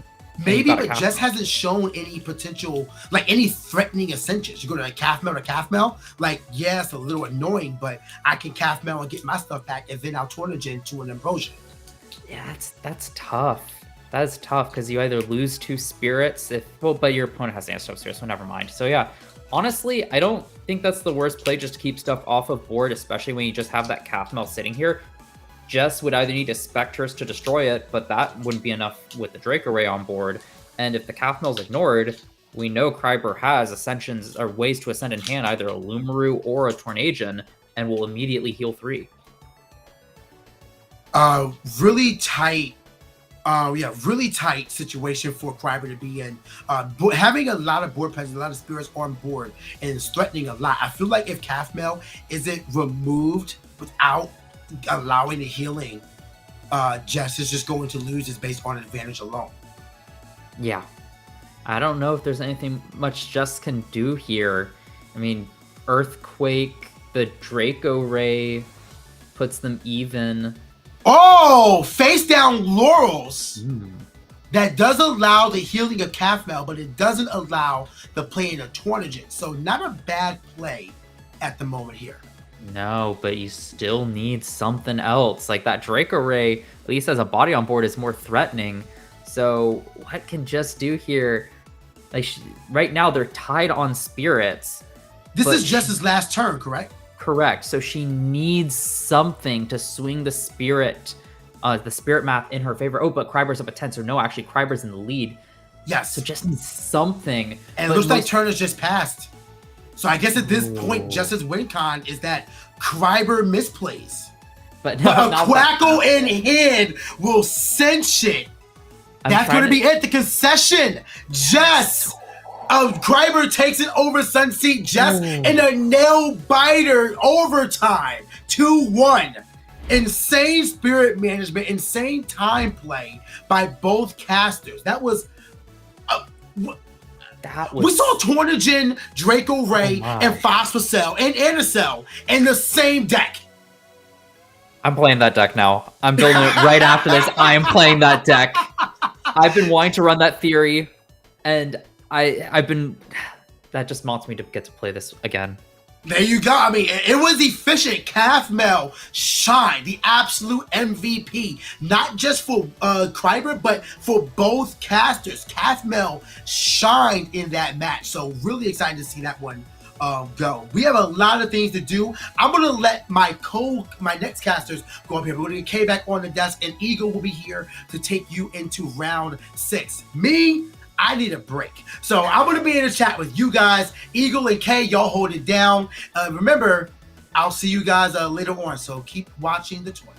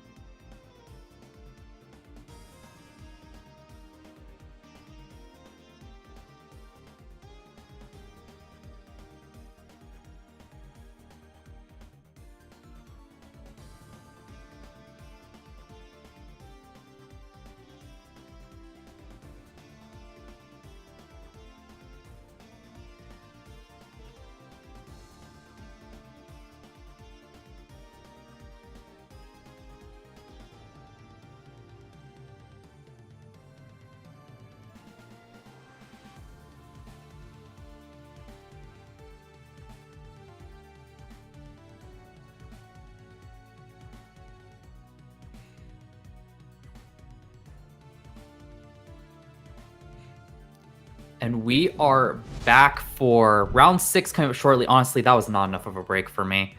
Last match was insane. I ran to get some water. Cats flipped a chair. Like, oh my gosh. I genuinely cannot believe. Like, I was having my little break, eating my little snap peas and hummus. I opened the stream and I said, "Is that a Phosphocell?" Not only a Phosphocell, but a Tornadin, plenty of rabbits and Catmel, and a Draco Ray to end it all off. Like, we had the whole zoo there pretty much. That's incredible. I love where Elestrals is at right now. We're seeing so many of these 3 drops be viable. They're popping off. They're putting in work. And what an incredible game from both. Honestly, Jess having what I would call a terrible matchup into what Kryber was playing there, but playing masterfully nonetheless. It was so fun to watch. I was on the edge of my seat. Yeah, just a very, very well accomplished player, but in such a diverse meta, sometimes it can be really hard to narrow down your list because you can't prepare for everything, which results in matchups sometimes like that coming up during Swiss. And of note, both those casters were 3-1, so Just still has a, I think Just still has a chance at top cuts. I don't know since we maxed out the tournament if that's actually true or not. You might need to go X-1. Maybe I can get some confirmation in the back end, but still, as we know, our Kryber, we've got a chance to see them back in top cut with that whole zoo of a deck. Yeah, that would be amazing. And this is a very, very intensive tournament today. Our casters are having to perform at the highest level because, as you said, X-2 are not going to make it. Who's to say? Which, speaking of, we are gearing up for round 6 right now. We are getting that ready. And you know it's going to be good when we have sort of cryptic messages from production here saying it's going to be fire. So I am excited about what that could possibly mean. We'll have to see. I'm doing the quick math in my head because I'm like, wait, can I figure out if X-2 can top? Because what? We've got 7 rounds. On math. I'm still on math. Because half that 64... oh god. I'll let production figure that out. Yeah. Listen, math stream, get out the TI-84. It's gonna be fun.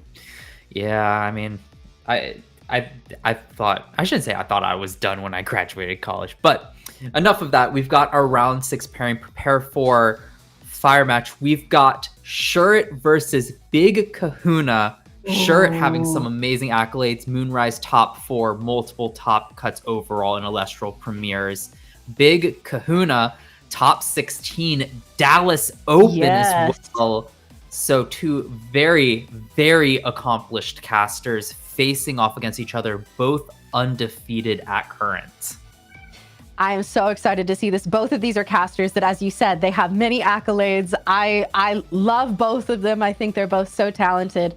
And you know what, production?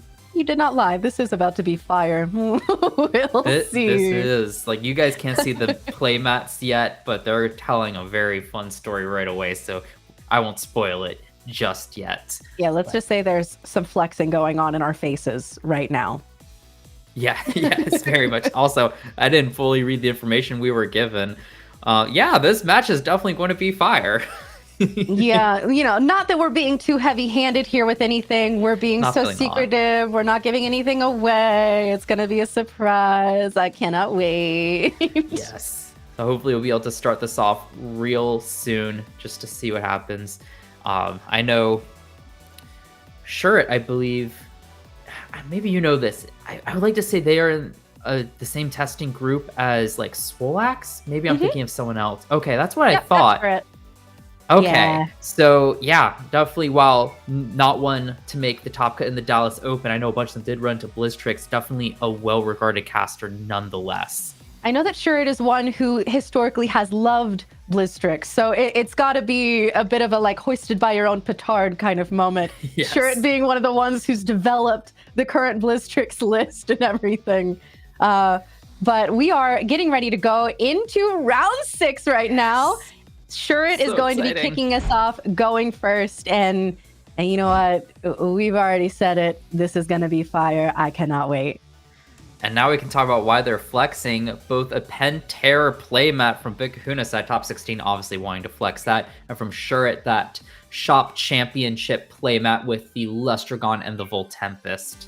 2 all-star mats for 2 all-star players. Let's see what the opening play here from Shuret is. Ooh, I wonder if it's going to be an expend to draw, set 1 and pass. Or is it no. Rabbit? Nope. Oh, is that a... Yeah, it's the Werepup. Okay. I saw that tail shape. I knew that was my baby boy immediately. Same here. So right away, a Lunar Aggro list? It possibly. Who is to say? We've got that full moon coming out, so we know that we're going to be looking at some Like a Void shenanigans. Now, the real question, as ever, is from deck or from hand? It's always the question. Yeah, seems like whenever this card does go off, it's because it's in hand. It's just the curse. You know you have in hand. Sweet, I'll get my Werepup off. In deck, I'm probably going to get Gorgon's Gaze or something. But we did see set 2 and pass. I wonder if one of those is that full moon. Whoa. Not respecting the Hurricane here. No, and you know what? That is a very tasty Hurricane, especially if it's not only are you going to take care of this Werepup, but presumably a full moon. And a lot of these sort of pile lists only play 1. So if you get rid of the threat, it's gone. And here comes Elichick. That is a Gorgon's Gaze. Yep. Yeah, easy. Now will we see a Thunderstorm out of Big Kahuna to take care of that full moon that you know is set right there? Right behind the Werepup? Yeah, we've been seeing some Thunderstorm shenanigans too today. Shuret flexing the Kickstarter Stellar Spirits. Love to see it. I'm so jealous. Anytime I see Kickstarter stuff, it's like, it should have been me! But that's okay. Yeah. So let's see here. Yeah, Big Kahuna just baiting what they want to do to wrap up their turn. Elichick notably cannot tackle that Werepup, so... just passing. That's a free Like a Void if we've ever seen one. Ooh, yeah. I mean, it's one of those things where it's like, you have to say, do I want to lose my Elichick now or do I want to lose it later? And Big Kahuna says, I want to lose it later. Smoltuka? Oh, what? Oh, Smoltuka going to be searching out a, what's that? Fire Lestral? Okay. Dang. Let's see what... Is that Kenleo? That's the... Speaking of more Kickstarter stuff, the Stellar Kenleo from that promo pack. So that's in... I have not seen a Kenleo combined with a Werepup yet. This is very interesting stuff from Shuret. You know, we've seen Lunar Earth. Now we're seeing Lunar Fire, possibly? Which could be cool. Yeah, that feels really good into, especially when we're starting to see big Ascension plays, just a way to load to the ground to deal with it since there's less removal. But the Zeus here, and I was going to say, the thing is that Werepup cannot tackle the Elichick, but with the Zeus it now can, and now Shuret can really maximize on the fact that Big Kahuna did not send a back row. Yeah, and we see the swing. Big Kahuna just going to be taking that because there is nothing that he can do about it. And at this point, you're looking at 2 really big threats. You know Kenleo is coming, so anything you set up, that's a target. And Shuret really in control right now. Absolutely. And to those of you at home, the spirit count will resume shortly, just trying to deal with some technical difficulties there. So for right now, we'll try our best to keep up. But obviously, we're in the early stage of the game. Not too many spirits have hit the underworld, but a bunch on Shuret's field. So let's see. Ooh. Is that Thunderstorm? It is. But interesting enough, Shuret holding that full moon as well. That's interesting, but using it here. Okay. Yeah, Thunderstorm. I feel like it being chainable with Thunderstorm makes that feel so bad. But it might end up feeling bad for Shuret if Big Kahuna's got the follow-up Cryoblast, which does deal with the Like a Void. Like, I think this is one that you're just happy Shuret didn't flip that up last turn and put in a ton of pressure, because now you can kind of dictate the pace at which this Like a Void comes out and how to pressure it. That is an excellent point. Only having to take 1 damage last turn was a #blessing. Thank you so much, Shuret. That would have been really brutal to have taken 3 instead, especially at this point in the game, which Again, we will be getting those spirit counts to you, but for now, we're just going off of vibes. And I think that as someone who, when I play Elestrals, it's all vibes. I never know where I'm at spirit-wise. This feels very homey to me. Laurels? Ooh. Is that? No, that's not laurels. What is that? That is a water something. Water Eddie. Enchanted. Yep. That's Yeah. Eddie. There we and onto that Lyca Void. And because of Thunderstorm, fair play, Lyca Void's gone. That is interesting, though. I'm guessing the reason Shirt held the full moon was because Big Kahuna had no back row to try to get that counter rune immunity to answer a board earlier on. But here, though, now that Thunderstorm and a Laurel. Okay, there's the Laurels. But also still leaving up that Zeus. So that Zeus is still a threat. So it's kind of one of those situations where if I'm Big Kahuna, I don't know if I'm too happy here because it's like 2 threats and I had to go for one of them. That's true. I mean, at this point, we've got a clear board except for Zeus, which can never be discounted.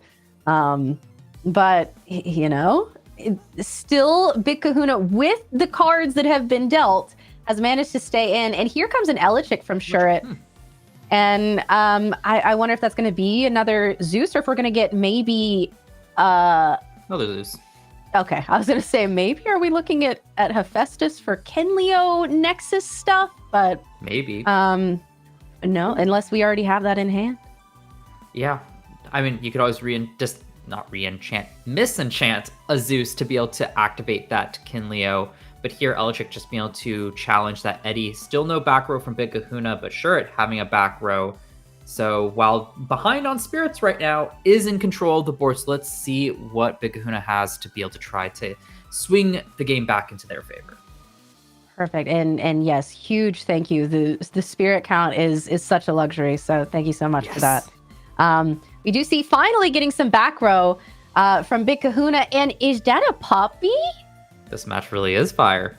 Oh, it really is. Puppy coming out. And that is an Argo. Oh, it's always so fun when that flips, which means that, you know, if that's necklace, I think it probably is. Yep.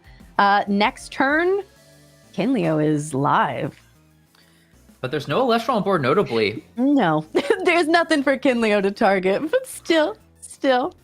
It does get spirits on board to put a ton of pressure, but Big Kahuna finally having a back row. So this is a bit of an awkward scenario where you want to get that necklace off of board, but do you really want to use your neck ruff here and potentially run into like a shield?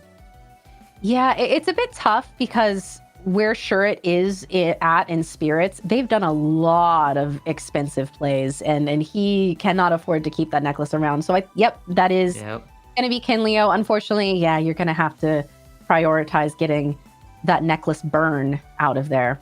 Yep. Hey, at least you aren't forced to pop your own Elechic or something, so that's nice.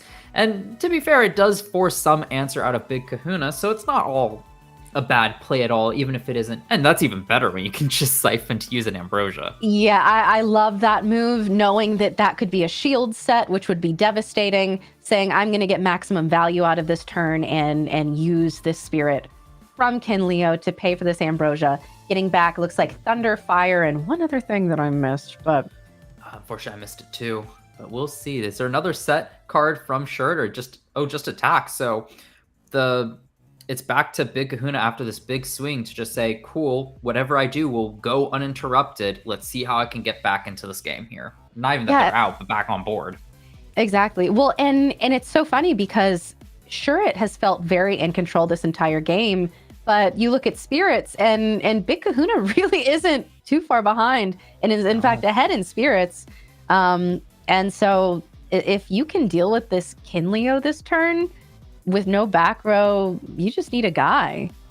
Would be... Yeah. Go ahead. That's one of the things that I've noticed with these low to the ground decks is you really want to have a consistent stream of counter runes, or else you can easily just fall behind by missing one turn. And as you mentioned earlier, sure, it's down on spirits because they've been using their cards and their spirits to remain in control. Debating it. It's the lava lip. I love the little kitty cat meows that we keep getting every now and then. Is that a meow? You're so right, kitty. Yes, it is a meow. It's just the Kinleo being scared about that. It's So true. You know what, Kinleo, I get it. We haven't seen huge. Lava Lift too much since the No. limiting. And you know what? It's like seeing an old friend, I gotta say. Yeah, and here, though, an interesting use case, not for the rune pop, just to get back on board and get a big 6 attacker, throwing down a Necrof on Shurt's side, not enough to deal with this Lava Lift, so we will see what ends up happening here. And I think that's maybe well, we know that second Zeus is, yep, there it is. We did get that second Zeus with the Elechic, and here he comes, and that is gonna deal with that. However, we do have 2 sets from Big Kahuna. Unfortunately, with that being a water puppy, Tsunami doesn't take care of this. No. And both threaten that Lava Lift because it's a Zeus. The power of Zeus over Demeter being shown here. Maybe Big Kahuna really wishes that they had saved that Lava Lift to throw down when that Zeus hit the board, but might have not had a choice. Unless we see Rise from the Ashes Zeus onto a Lava Lift to get the Zeus, I don't know. That would be crazy. I don't know if that's really all that great, but that would at least be crazy and entertaining. It would be really cool. You'd get cool points, which as far as I'm concerned, mean almost as much as a win. I don't know. These casters are 5-0. I don't know if they really want to sacrifice for cool points, but a Shield of Achilles here, bouncing back that... Interesting play here. Again, just a play optimized to try to grab back the board. Yeah, as if Big Kahuna is saying, I know I can deal with this water puppy next turn. Although it seems like the bigger threat would have been the Necrof. Unfortunately, I think it was one of those situations where Big Kahuna just had to take the opportunity to be able to be as spirit efficient as possible with the Elechic attacking first. Just kind of have to take it in that scenario or use the shield in that scenario to try to stay up on spirits. That is totally fair. And unfortunately, there's not much that can deal with a puppy except for an Eddie with the Shattered Stars art. And that can deal with it. And sure, it has no back row set. So there goes puppy. Still a very, very close game. And I can still hear the Kinleo from the underworld in my background. Yeah. Avenge me! Avenge me! Yeah. Let's see what Shurt's got, because, I mean, it still could be anyone's game here. It's still quite close, despite Big Kahuna being head on spirits and on board. But 3 spirits is really not that much of a difference. No. And what? Oh, because it got shielded. I was like, wait a minute! Yes, it was shielded back then. Yep. So I'm guessing failed. I've been using the effect here, which makes sense. Most of these lists run 2 Zeus, and we've seen both Zeus's out of Shuret. So really just trying to establish a body on board and trying to deal with that Eddie. But Big Kahuna really thinking on... Actually, you know what? Maybe it is still... like, the effect is still in the chain, and Big Kahuna's considering playing a card. That might be what's going on here. Yeah, if this is a Gorgons. I mean, that Zeus still being on the field. I feel like you'd want to wait until... Oh, PTA. Okay, so it's on the cast of Elechic, which, if my girl math is correct, Elechic can still hit over Eddie, but at least it'll be a board clear. Yes. And then it's still in Big Kahuna's favor to then just establish the tempo for the remaining portion of this game. We're in the late game now. It's do or die time. Yeah, and both of these casters are definitely playing with that knowledge. And here comes a Bonnie. Okay, this is a good time to set up a wall, protect the castle. Going to be able to get some advantage from one of these top 3 cards. This is why you always want to save Thunder Spirits for the very end, because Astrabbit just can dig you for that card you need to crawl back into it. Yes, save me, Astrabbit, save me. Unfortunately, I think that as tempting as it would be to just get that little extra spirit of damage this turn for Big Kahuna, I do agree that Rabbit in defense, if there's nothing that you can do to protect it going into next turn, was the play. And I mean, at such low spirits, that 5 defense stat will really matter. And instead we see a defensive Rabbit from Shuret, but it looked like it was misenchanted. I thought I saw a fire spirit there, maybe. I think so too. So are we setting up for a Kinleo play? Yeah, maybe. Kinleo being one of the few Nexusers that hasn't been hit yet. Yeah. Yet. Along with Afros. Maybe we'll see that later. But yeah, I think this is a telegraphed Kinleo. I mean, the other part of me is like, hey, wouldn't it be awesome if we see some like cool Blazers Ascension here? But I have a feeling it's Kinleo. Yeah, well, that might be a dream, but it's a beautiful dream, and I love that for you. We do see a set card for Big Kahuna with only 2 spirits left. There's not much left to play with, unfortunately. For both casters, too. I mean, it's just 2 bunnies staring at each other saying, what do we do here? Yeah, one of us has got to get something at some point. See, I think it's Big Kahuna here debating on what they want to do. I guess they might be debating, do they... Oh, expend to draw. Okay. Trying to get maybe that ambrosia. Trying to get some sort of removal for the rabbit. And Eddie would be crazy here. Kinleo. No way! And we never saw this coming. That's probably game, yeah. Yep, so game 1 goes to Shuret very narrowly. That was a very intense back and forth for game 1 of round 6. Yeah, and as you said, that was definitely a telegraphed Kinleo. And so Big Kahuna was looking at that saying, I gotta deal with this rabbit or it's over. And that expend to draw was probably that last desperate attempt to do so. And we did not see it happen. The thing is, I'm worried if it was a Gorgon's Gaze set, and even then, that's not enough. What, you use your 2 final spirits for a Gorgon's Gaze, but you still have a rabbit and a Kinleo to deal with? Yeah. Like, that's rough. That's a very rough position to be in. It's neck rough. Which we also did see from both of our casters. This was, in fact, fire. We saw fire from both sides, which we love to see that. Fire has been one of those elements that it's like, she hasn't really had her moment. She's kind of, been a feature in, like, splashed into decks every now and then. But I really like this lunar fire aggro thing that Shuret's got going on. Yeah, I'm like, do I just call it household pet aggro? Because you got the dogs and the cats and the rabbits. Cute, actually. I do like that. Now we just need to see a camel to really throw off this picture that I'm drawing. You know what? That would be kind of crazy from the side deck going into game 2. I don't know. The house was turned to a farm, apparently. Yeah, petting zoo even. I wonder what these 2 players, because they're on similar lists in terms of what they want to do in a game. And how do you sight into that? What do you do? What's the game plan going into a game 2? Yeah. I don't think did we see Kinleo from Big Kahuna last game? No Kinleo, just Necruff, I believe. That's interesting. Because that means Big Kahuna might be overdue for some Kinleos heading into game 2. That could really turn the tide in his favor to try to win this match here. That would have really helped at the end there. For sure. Yeah. I do love when we see games come down to just really back and forth, really tense, depending on who gets what. Either one could take it. That's always so exciting. And that means that going into game 2, it really is anyone's game. Yes. Especially in a, not necessarily a mirror match, but very similar decks. Like it could very well boil down to just who finds their key cards to make that determination. Like those Kinleos there. That Kinleo at the end really sealed the deal for Shuret.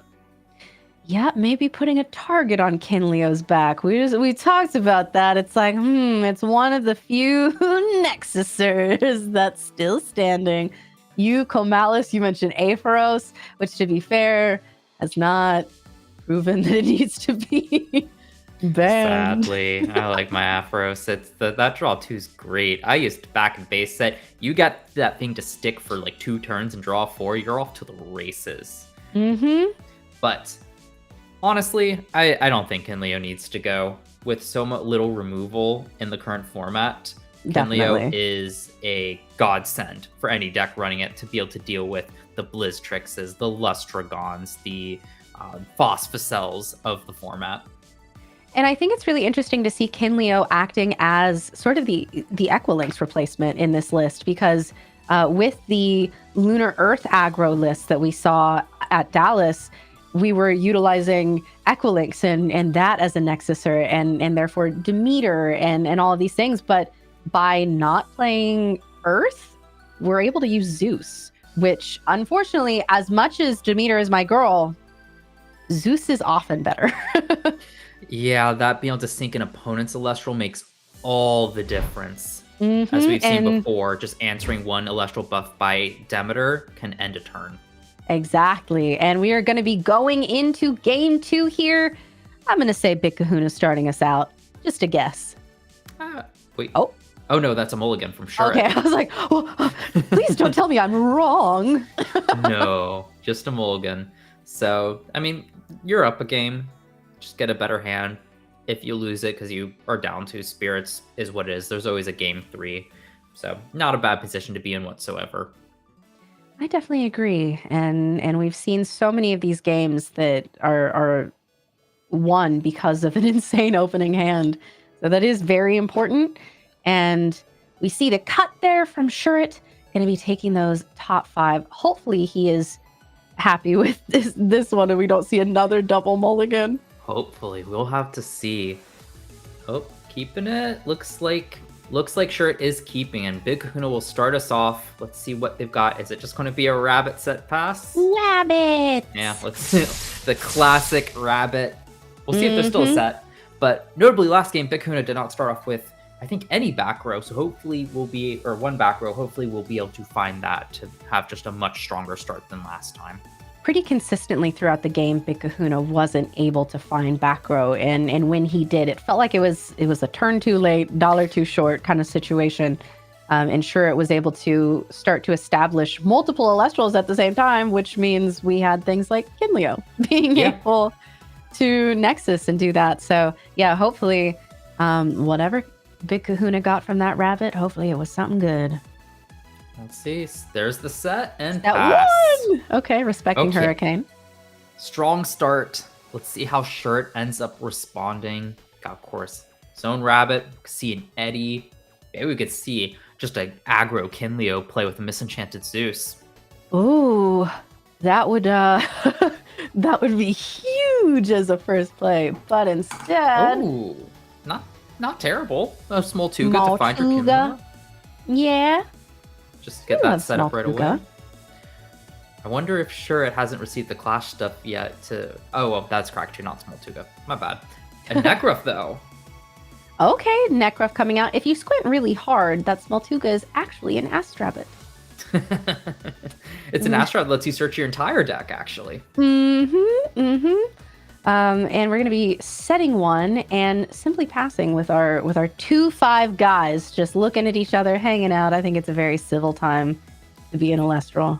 I feel like I'm back in base set. I mean, Rabbit, Spoltuga, Nekruff.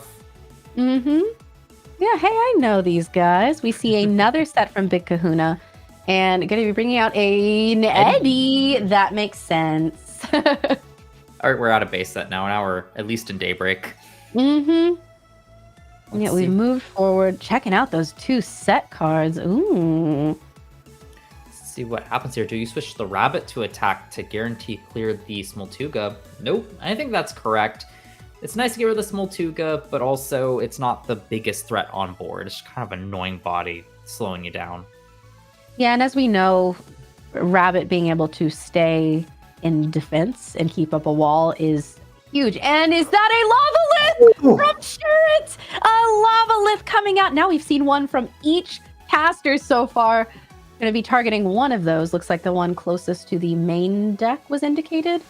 Evading a chain. And it is Gorgons. A Gorgon's Gaze. Yeah, I think that feels good to chain for sure. Yeah, unfortunately, this event is happening just a little too early in the month for people to have gotten their Shadowed Stars. So having to rock with the regular Frostfall Hollow Lavalith, but hey, starting next Premiere, we can start seeing some Stellars and Full Arts, but the Cryoblast. The Cryoblast. There goes Eddy. Yeah. Now Big Kahuna needs to find a way to answer this Lavalith.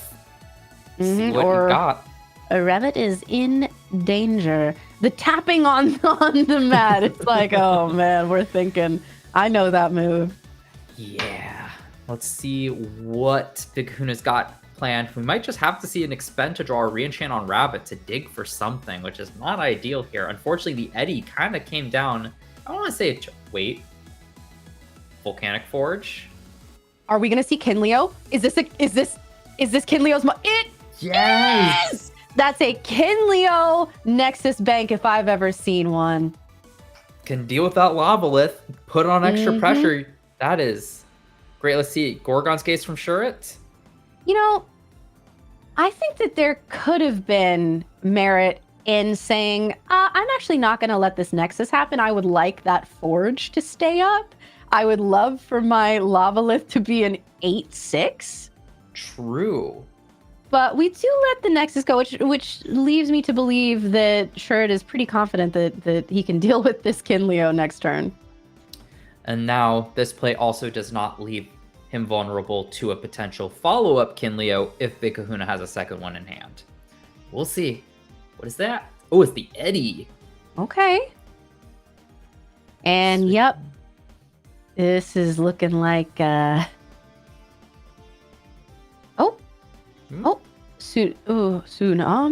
but we moved things first. Oh, no, switching- they decided to move the Kinleo instead of the rabbit. I see. Just to assure that that Kinleo can be dealt with most likely. I mean, the Lavalith threatens the rabbit anyway, so it makes sense. I think the biggest play was just to play around Argo, actually, to make sure no shenanigans with that could be had. We have seen many shenanigans just today. Very much so. I cannot say I blame Shurit. That was a very smart play. And Big Kahuna, once again, it seems, has constantly been in a position where it's like, all right, I got to answer this threat. I got to answer this threat. Okay, barely dealt with this one. Now there's a new one. And we're still there. An expend to draw? Yeah. Ooh. It just has to dig for outs. Like, this Lavalith is putting in a lot of work, but I don't know if it's necessarily Lavalith being Lavalith that's doing it here. It's just, it seems like the answer, Shurit's been making all the correct plays that's just led them to this point. And another small Tuga. Okay, maybe this is the Kinleo search. Although there are 3 set for Big Kahuna. This could just be bait, honestly. Ash Rabbit? Ash Rabbit? I love it. Oh, I love Ash Rabbit. Me too. Notably, one of the organized play arts, that one, I mean, just Ash Rabbit in this board state means you can start looping back whatever you need. I think that Big Kahuna is in some big trouble here. Big trouble, Kahuna, for sure. And this is going to be a swing for 4. That hurts. No response to any of it. Well, what can you do? A tsunami takes care of the Lavalith, but you still are taking 2. That only saves you 1 spirit, and you're not protecting anything, so... Yeah, debating it, though. I mean, switching to 4 defense does make it more vulnerable and saves you a spirit of damage. A shield. Okay, yeah. That does mean that the Big Kahuna is going to have to play with the knowledge that Lavalith is in hand. That's awkward, but in this scenario, you just need to get the big threat off the board and try to crawl your way back into it. Yeah, as we were just talking about, this has been, both of these games have been Big Kahuna needing to answer threat after threat, Shurit being able to put down something that demands an answer each turn has been devastating, honestly. And notably this time around, while last game Big Kahuna was up all these spirits, this time around, Shurit is actually Are up. we Kinleoing again? Maybe, you might have to. I mean, you're behind on spirits, you need to have some big play to push back. Oh, okay. Please tell me you're playing Scavical. Please. That'd be funny, but I'm thinking probably not. Here, sure, the Rumcoals at 4 can answer the Smoltuga, but it still dies to the Eddy, and you just set up the Lavalith again. I don't know. This is a tough one. I'm trying to think of ways Big Kahuna could climb back into it, but I just think he's had to spend so many spirits just to try to keep up and not lose that it's put him in such a bad position, unlike last game where sure it put in more to just get to that point. Mm-hmm. Yeah, Big Kahuna is running out of options, running out of resources. This is a Ambrosia. Yeah, okay. That full art Ambrosia coming out. That will help a little bit. Stem the bleeding. Yeah, Rummagem Rumacole. I'm earth pilled. Rumacole just kind of sitting there, unfortunately, not doing too much. At this point, you just tack over the Smoltuga, but Eddie can crash, Lavalith can come back out, pop the back row, just run over everything. Although, looking at a back row... Oh, setting it down. Okay. Just checking. Setting another, okay. Running into the Smoltuga. My gut says that back row's a bluff. Ooh. The shield coming down, taking care of that Rumacole. Well... Notably, Rumacole didn't search anything, so I think there's only 2 staying in the deck to be able to search it out. Ash Rabbit coming down. Let's see what option sure it gives Big Kahuna. Shield and Gorko. Oh, that's nasty. No, that means there's a Cryoblast in hand right now. That's nasty. Yeah. Okay. Let's see what gets picked here. Like, it's such a tough choice. More back row, just making it even more difficult for you to win, or a Frost Spirit for a clearly telegraphed... Oh, a PTA. Just saying no to that Ash Rabbit. Fair enough. Keeping down the damage as much as possible. Sure, it says, okay, that's fine. You still got to choose. Yep. You still got to pick one of these. And I don't know. Shield? I don't... What feels better there? Gorgons maybe being the best option. With Forge up, things aren't quite as vulnerable to Cryoblast. I mean, that Rumacole... I'm back Gorgons. That's an interesting play. Okay. I mean, I think the benefit there is that is a counter rune that leaves your Elestral on the field. And that's the only thing I can think that it has over the other two, is keeping a body. Yeah, just doesn't actually remove the body, cost 2 spirits, but I mean, if you could try to go for a big Kinleo play, you know your opponent has the answer.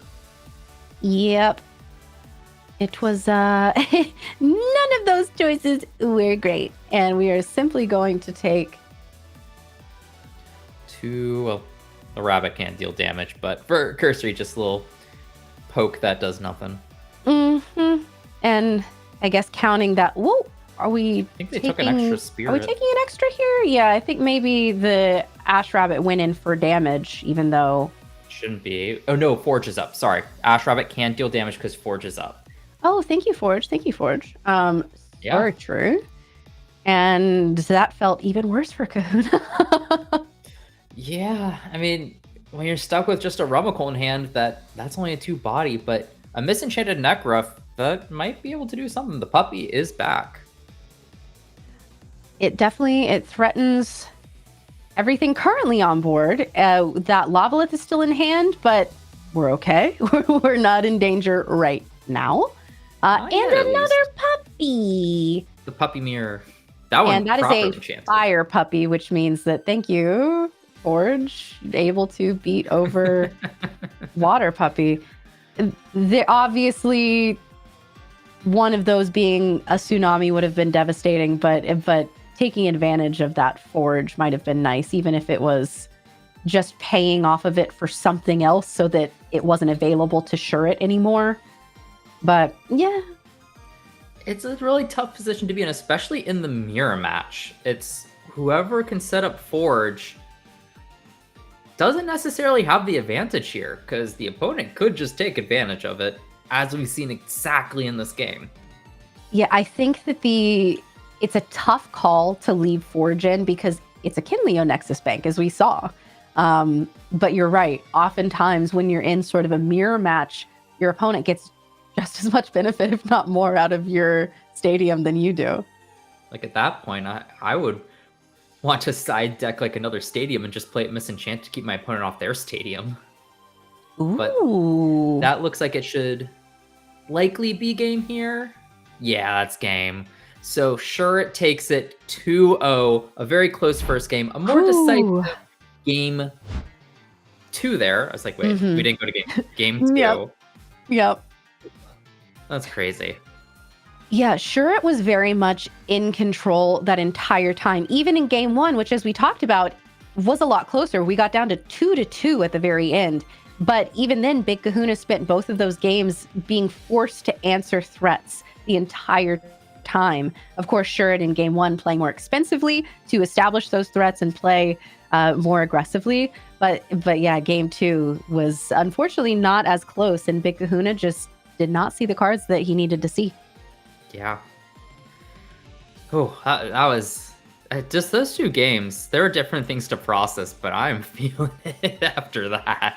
Not gonna lie. am really excited about the idea of all of these different lunar flavors that we've been seeing. The lunar earth was super fun, and now that we are at lunar fire, which, by the way, that means that lunar fire, sure, it is currently undefeated today, which is really cool to hear. Clearly, it's cooking. Yes. And of note, because Shuret won that one, they are 6-0 with 1 round remaining, being they are guaranteed in top cut, meaning we've got this Fire Lunar Brew confirmed for top cut. That is so exciting. Really cool to see. And I would love to see more games from Shuret. I think that Shuret is great. And having seen him play a little bit and being in similar testing circles, I think it's really cool to see that. And Big Kahuna is another person that I root for sure. After that performance in Dallas, he was truly amazing. And sometimes we just have days where we don't get the cards that we need to answer the threats in front of us. Yeah, and that was the classic case of that. But notably, I'm pretty sure, when I go on break, I'm going to do the math.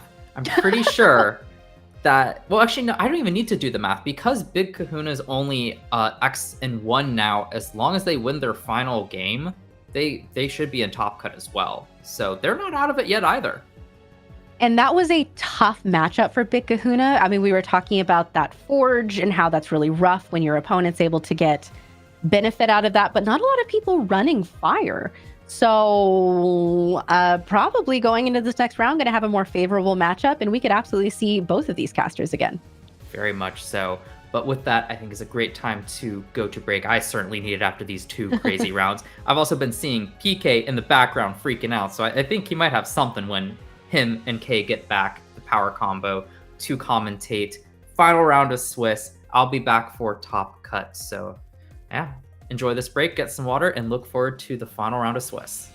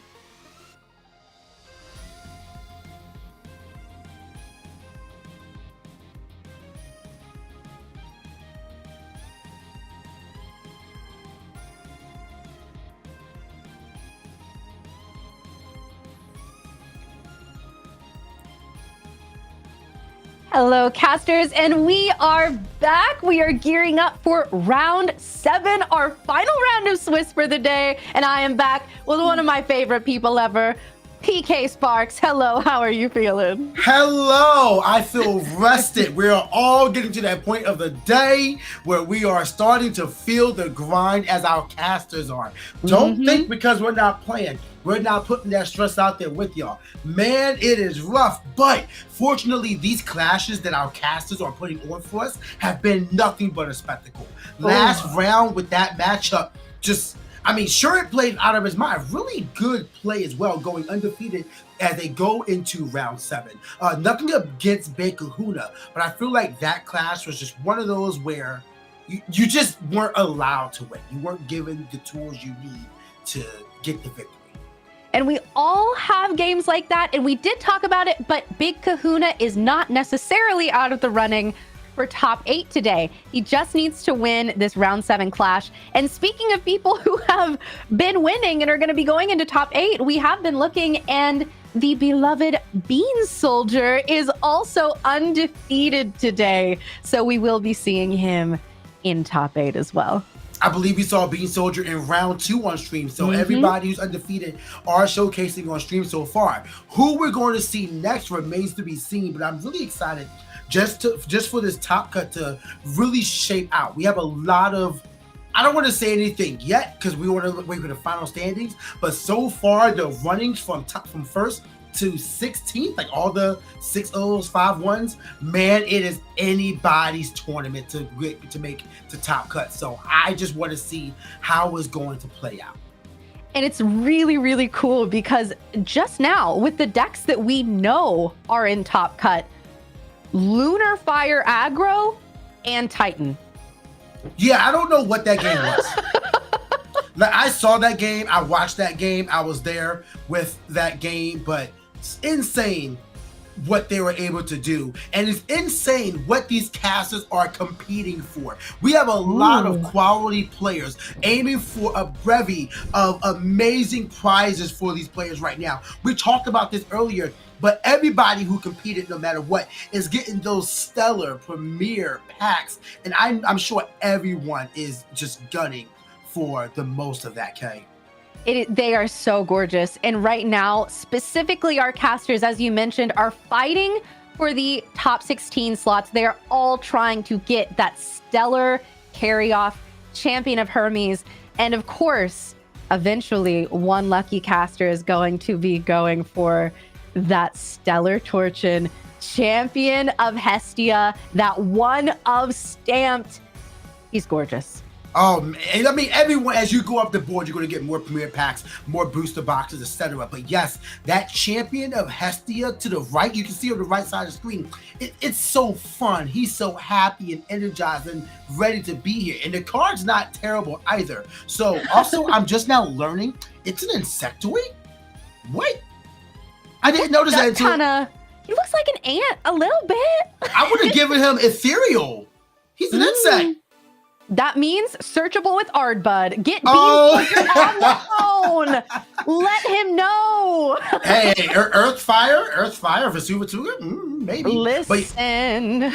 But the carry off as well, Champion of Hermes. These cards are just insane. Speaking of insane, like things you can pull, win. Well, I can't win nothing, but I can pull kind of crazy. Y'all know that I have my daybreak boxes. So during my break, I opened my stuff and I pulled kind of nice. I got 2 Vesuvatugas, 2 of them. This is one of my favorites, so very happy to complete my play set of this. I got my 3rd full art Gorgon's Gaze. You're drawing this out. Y'all have to see this man. You didn't see this one, Kay. I got a reverse stellar Plucky. No way! This is Revenge of the Mudlets. I know it is. So good. Reverse stellar Plucky. And then to top it all off, after I got my Gorgon's Gaze, I pulled 15 of 99 Stellar Eddie. I cannot look at that cheesy smile. It's so I can't good. believe you. It's so good. I was popping off when I did it. I'm like, oh! So 15 of Stellar Eddie will be registered to collect at Elestrals.com. It was not 69, unfortunately.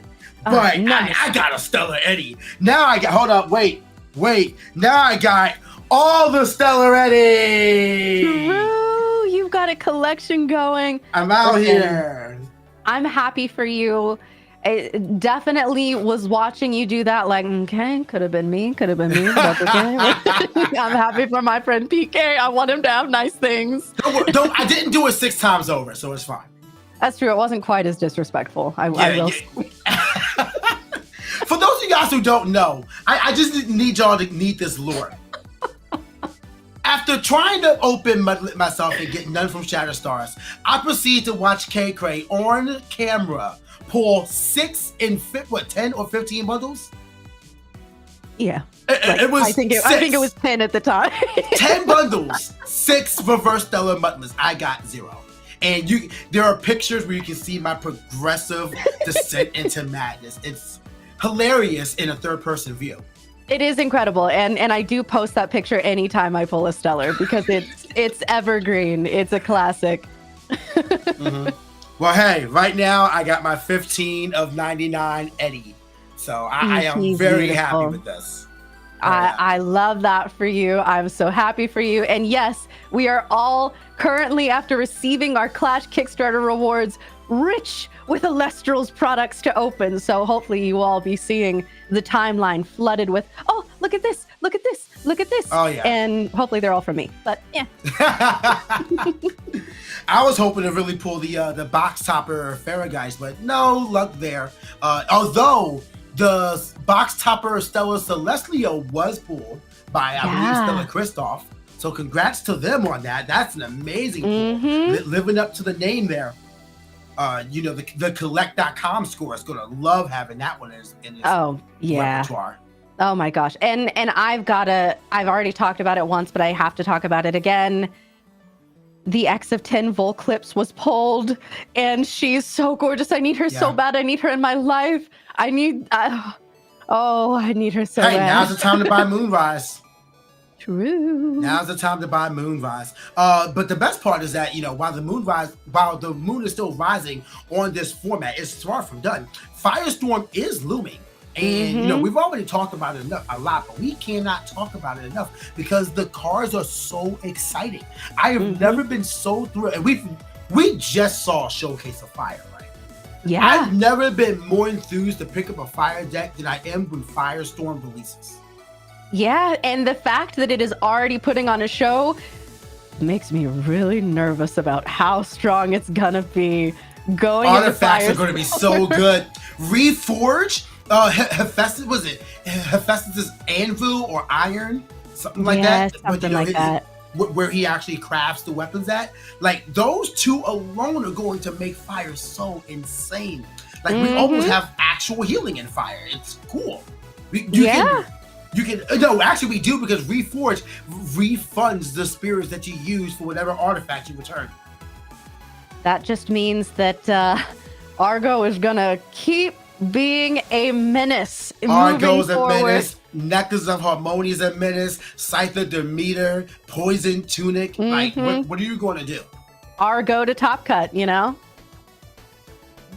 can I support that one? I know. I'll support it. All right, Argo to top cut. Yeah, there you go. Yeah. I'll support it. That's my best friend. We're like 7.5 hours into this cast. I think we've got to let Argo to top cut have it. Okay. Let Argo to top cut go. I got it. But hey, Top Cut is going to be happening very soon, so I am enthused to see what kind of play here. I wonder what kind of unique decks. And when I say what unique decks are available, we already know this meta is wide open. But there are also some elements that we've seen consistently. I wonder if the Cryovern that we saw early on has made it to Top Cut. Ooh, the Cryosect. I wonder if the Fossil Cell deck from round 5 is going to continue thriving into Top Cut as well, because I don't think anybody was expecting Fossil Cell until we suddenly saw Fossil Cell. I've heard tell of Chronodile as well. We saw eruption shenanigans. Are we going to see that in the top cut? So excited to see how games play out with our casters here. But looks like we have our next match in the final round of Swiss lined up for stream, and it is featuring Julian, who had top 8 at Dallas Open, versus Bo, the champion of Dallas Open. So we might be seeing Heliolith on screen. Our go to the top cut may be happening in this match. Listen, she might have been cooking a little bit with that, okay? I'm just saying. It's going to be the same game, but here we go. I'm excited to see how our casters play out here. I cannot wait for this. Y'all, we are in for a treat. Both of these casters are incredible. Yeah. I've seen both of them play out of their minds, and they're going to be putting on a show. And of course, this is very high stakes. This determines which one of these casters is going to go to top cut. One of them won't be. And so this is a round 7 that really, really matters. Oh yeah, both these casters are 5-1 right now. Neither one of them are undefeated, so we don't know how this is going to go. But we've also seen Bo go and win from an imperfect record. So don't count either of these casters out. We could even see both of them in the top cut because their second loss would be in the round 7. So there's a lot to consider, a lot to be patient for. So just hang tight and see how. Don't even worry about the placements. Just enjoy the quality of clash we're both about to experience together. Yeah, we're about to see two casters who, and this was a phrase that we used a lot in Dallas, who have put in the reps, who have practiced. We're going to see casters who are very familiar with, okay, in this situation, I need to play it this way. It's sort of the chess of Elestrals here. Yeah. And I mean, there were insane plays that we watched Bo make that it took them 2.5 seconds to do something that would have taken me a full calendar minute. It was insane. Talk about that in the Premier Run Back podcast. It was round 5, round 2, or game 2, and it was the size of the meter onto your Elestral, then cast out my Heliolith, then use those Earth Spirits to destroy it with the other with Earthquake, and then attack for game. Absolutely mind-boggling that they were able to do that so quickly. So I am excited to see what Bo is bringing to the match this time. Yeah, it's going to be a really fun game, a really fun match. We are having some really fun setup going on. So as soon as that's done, we will have it here for you all. Yeah, I personally, I cannot wait. And I'm also excited to see the results from our other round 7 games, because again, this is it's very contentious. A lot of people fighting for the chance to be in top cut and for that place in top 16 to get our top 16 prizing as well. That cannot be understated. Oh yeah, and we're seeing some top 16 placements being played on this playmat right now. We have the Pantera being on screen, and the first place Extravagant, excuse me, my brain kind of stuttered there for a second. But man, they are we are seeing some amazing play just lined up and ready to go. So I hope you guys are seated and ready to go. Once production is ready, we will be too. But I mean, we already saw Bo. So do you think Bo is still bringing their Solar Luna list? Most importantly, we saw Lustragon be in their main deck during Dallas, but then the winning Elestral for them was always Heliolith, which is in the side. Do you think that we're going to see Heliolith in the main coming into this match? Many thoughts here. I think that, again, we talked about this being a list that Bo has gotten so much practice with, that it would be shocking to see them move away from it and to try something new. We didn't see Lustragon pop off. We never saw that Nexus, at least not on stream. It would have been really, really cool. So there clearly still tricks up this list's sleeve. And if Bo is playing the same thing, then we are definitely in for a treat, no matter what. Yeah. It comes down to, well, we already know that Bo is putting a lot of reps with their list, so with no shocker there that we're going to see them really apply it based on, I've been in these situations before. The kind of a wild card here is Julian. We did see them on stage in top 8 before, but we also don't know much about them and their play. So yeah, we know that Julian is Heel's strongest soldier. We don't know if we're going to be continuing that theme here. But either way, like we said, this is going to be an amazing clash. And y'all, we are just getting ready here for you anytime now. I can't wait. I wish y'all could see what was going on in the background. It's quite funny. Shouts to give love to production. They put a lot of work in to make sure you guys are seeing the most high quality Elestrals that we can provide. So thank you to them very much. They're killing it. And doing a fantastic job. One thing I gotta say, having those cards pop up on screen today has been amazing. I love it. Oh my gosh, they've been killing it with that, and you know, the amount of work that goes into even just that cannot be understated. So be sure to always send love to those who, you know, I know that PK and I are here constantly yapping and doing whatever, but we can only do this because we have giants whose shoulders we can stand on and be supported by. And I've been on the back end of production. I understand all the stress that goes into it, because you got to essentially figure out every minute thing to make sure things are presented well. So honestly, just being here and having to yap and extensively speak random words out of my mouth into your ears to listen for the matchup is very easy for me to do. But production has got it lined up and ready to go. So we are ready to begin round 7, the final round of Swiss. Dallas's top 8, Julian versus Dallas's champion, Bo. Bo is on the right side. I don't know if you guys could tell by the glorious Estrabic gold mat.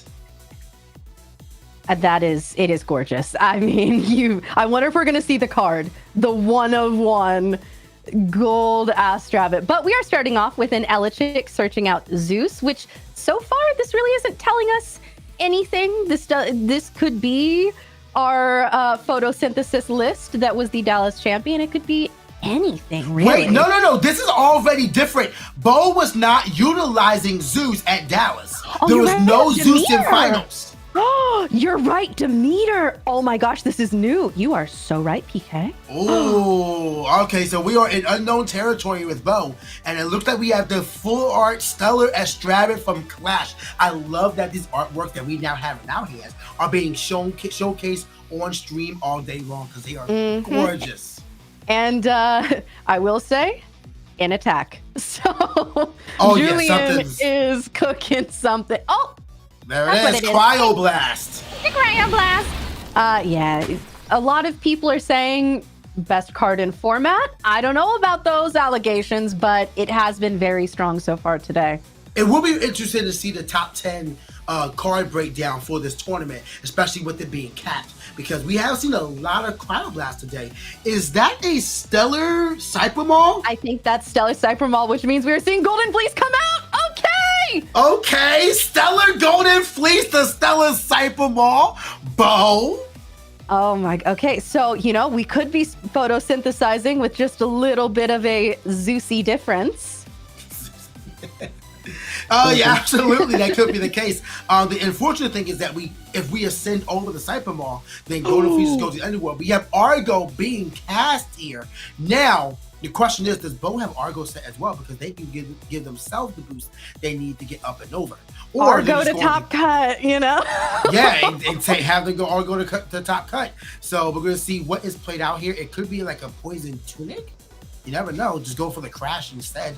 Although a crash wouldn't help. A crash actually wouldn't help because the Golden Fleece will protect it. So it is going to be Golden Necklace of Harmonia.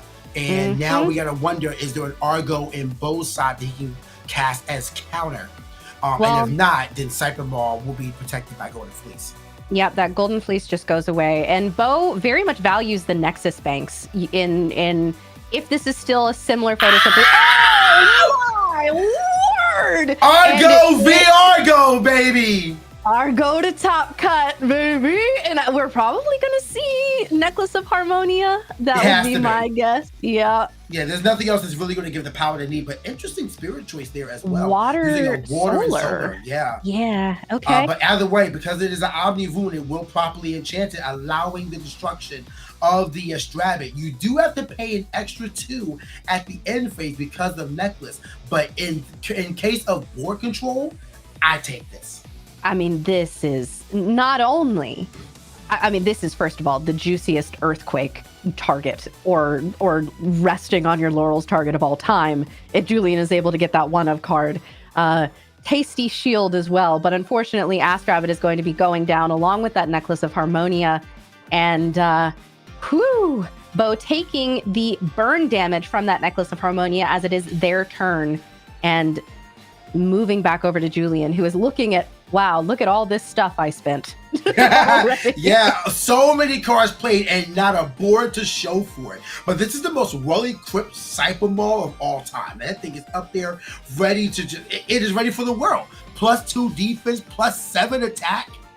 Yeah, I think she probably feels bonita right now between this golden fleece, the necklace. Very accessorized, absolutely. Okay, and we see a Quackle! Heal strongest soldier Julian coming out saying, I see your Cypher Maul, and I raise you a little duck. And I'm in a tackle, notably in a tackle. Quackle in a tackle, which means, are we going to see that Laurels? Are we going to see that Earthquake? I mean, if you do, what are you going to do? It has golden fleece on it. It's going to be able to be protected from... So you left it in attack. True. You left it in attack with no way to remove the Cypher Maul. Tsunami? Perchance? I'm not quite sure. But yep, there is an Eddie coming out, probably in anticipation of maybe if that's Tsunami, Eddie's going to be able to deal with this no matter what. There's no way an Argo was that telegraphed. PTA. Okay. That means that this would just be a clash, which I don't know. That might be worth it to Bo. I wonder if the effect was spent. So oh, no. Okay. Case. Okay. So we're moving to defense, which I wonder why. Maybe because of Argo, the possibility of Argo. But yeah, because of that, now Eddie won't be able to get over. So that is very interesting. But Eddie will still be able to do damage. So, same end result here. The only thing is that Bo, still having the necklace on the field, is going to have to pay 2 more, which I think was just spent. So we are quickly getting into that end game there between all the spirit costs from these two casters. That's the downside to Argo, is that it's expensive for everybody. It's very expensive, but I want to say that after having watched Bo play in many games, each time I saw them, lost round 1, swept game 2 and 3. And we also saw situations just like this where Necklace stayed around, Bo was taking that burn damage, and they really didn't care. But Spectaris coming out here, which, we're at least gonna maybe be able to get over Cypher Maul to get rid of Golden Fleece to slightly decessorize, but that still doesn't quite do it, unfortunately. I love the animation for Spectaris. I just have to call that out. That is one of my favorite new ones that are out right now. But it doesn't do it in terms of just raw attack power. But I can't help but say this enough. This is why I think big guy meta is looming, because we're going into Argo and Necklace to get these high stat Elestrals out there. What are you going to do when you have something that's a natural 11? Well, this is a juicy Tsunami. Although Ultra of the Stars moving Spectaris into... Oh, what? Wait. What? Wait. We're paying... out. Okay, we are paying... No. Wait, was that the water off of the necklace? I think so. Yeah, okay. Which means that it's now under enchanted and the whole thing goes to the underworld. Bo, we saw this on Bo at Dallas Open. Their understanding of spirit management is unreal. So the necklace was equipped with the water as the out to get rid of the out of the necklace. And not only that, but we were just saying Tsunami would be crazy here. Bo took care of that. That's crazy. Unbelievable way man. for that to be removed. Just an unreal, in-depth understanding of spirit management in the Elestrals. Bo is proving why they were able to win the championship of the last tournament. Meanwhile, Julian casting out Elechick, going to be able to go in and get Zeus, which, if Julian is able to protect this Elechick, that means we might be able to take care of both threats on field. Again, that golden fleece is so rough when it stays around because that means you got to kill this thing twice. Yeah. And like, how do you do that if you don't have a 5? We need an Elestral that can attack more than once. I think we're at that point. We've got Navi into Doppelganger. Navi does kind of do it. You're not wrong. Yeah, but not a single Elestral. It'd be kind of cool to have a double hit kind of move. You're right. Well, all the same, looks like. Oh, did you see the divine that Julian searched out? Oh, never mind. It's Zeus. Yeah. Zeus is going to. So I guess they want to get over the Lumaru, which makes sense. That's a strict 5/1. 5 of that can run over you, but it looks like the face down Tsunami. And using the water off of the Cybermall to pay for the suit. Bo. Oh, Spirit my management, goodness. unreal. Oh, wow. I love a free Tsunami. Is Julian's face down real? At this point in the game, it better be, but also it doesn't really matter because we're at, I mean, I wouldn't say it doesn't matter, but I would say I don't think it's real. I think that might just be bait and that the Elechick is their main play. That's my guess. Very true. I also was looking at that 0 for game and I was thinking that was the spirit count. No. You can or anything. No, that's just the game. It's the part of the day that we're in. It's all good. Lumaru is threatening a mill of 3 if it destroys the Elechick, and we have Eddie being cast out by Bo as well. The destruction is going to go down, but I think the destruction actually wasn't by Lumaru. Is Lumaru properly enchanted? It might be misenchanted actually, but I can't quite. Yes, it's tough to say at the moment. Yeah. We are simply just going to be taking off a lot of damage. An Ambrosia for Julian, which, I mean, listen, this is an insane board state to be looking at, but Julian is on heal, and heal is doing what it wants to do, which is to stay up in spirits. So it's, I don't know if we can mitigate this wide board state each turn into the point where Bo runs out of spirits, unfortunately. Well, I would hold my breath on, saying that we're seeing heal because we also saw Solar earlier playing Quackle for the Zeus and all that. So, I mean, it's tough. And as I live and breathe, Arcalyph hits the field. 3 attacking Elestrals is going to supercharge this field. And notice that Bo has no face down runes to protect them from this. All 3 spirits are going on to the Arcalyph. This is a major threat of damage coming out on Julian's end. And this is kind of also a heal card, being able to get those Thunder Spirits from the underworld. Julian setting a back row. It's got to be real, right? This is a huge play, and going to be taking out that Lumaru makes sense to me. And then underwater, lunar, solar. There we go. Huge turn from Julian. That was an incredible play. Well-timed Arcalyph. And again, if that is a real back row, a calf mel. Okay.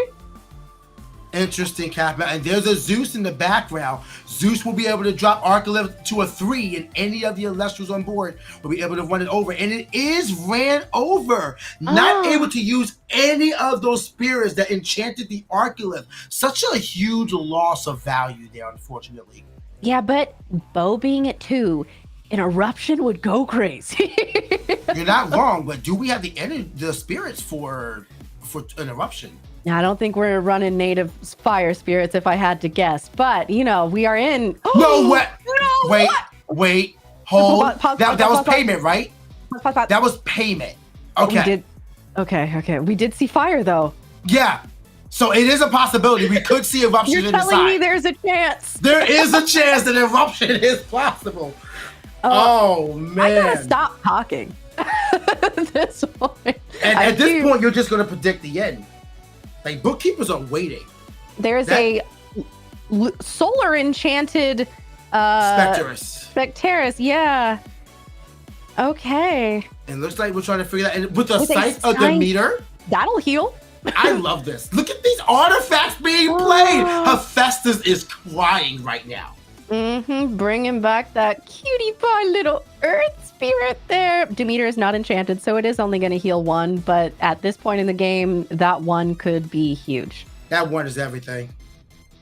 Unfortunately, not properly enchanted, otherwise Kathmel would hate to see the Specterus coming.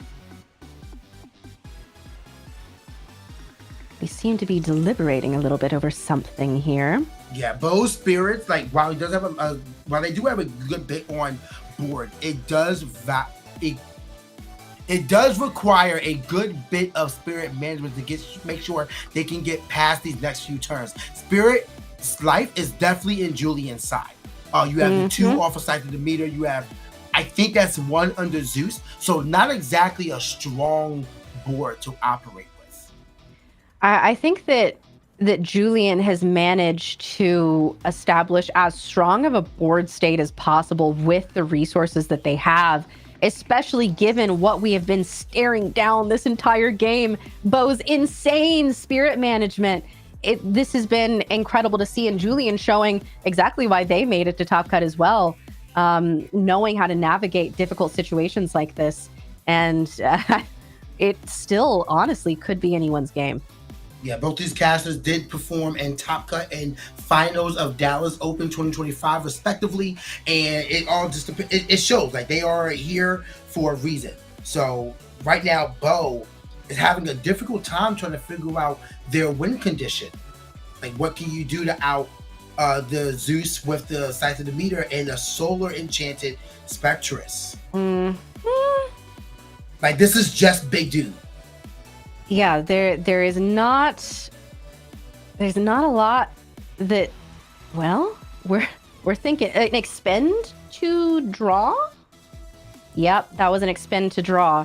Wow. Both set 1, which we I think that's a concession.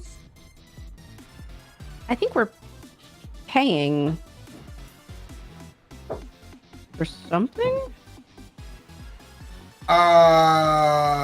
Not sure.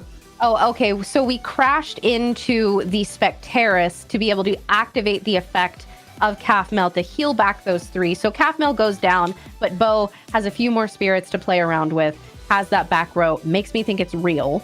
And you know what? That's fair. You need resources to be able to play with, but Julian with an Ambrosia. Oh my God. Letting Bo know that they are not getting ahead. Like anything you can do, I can do with any element in my underworld.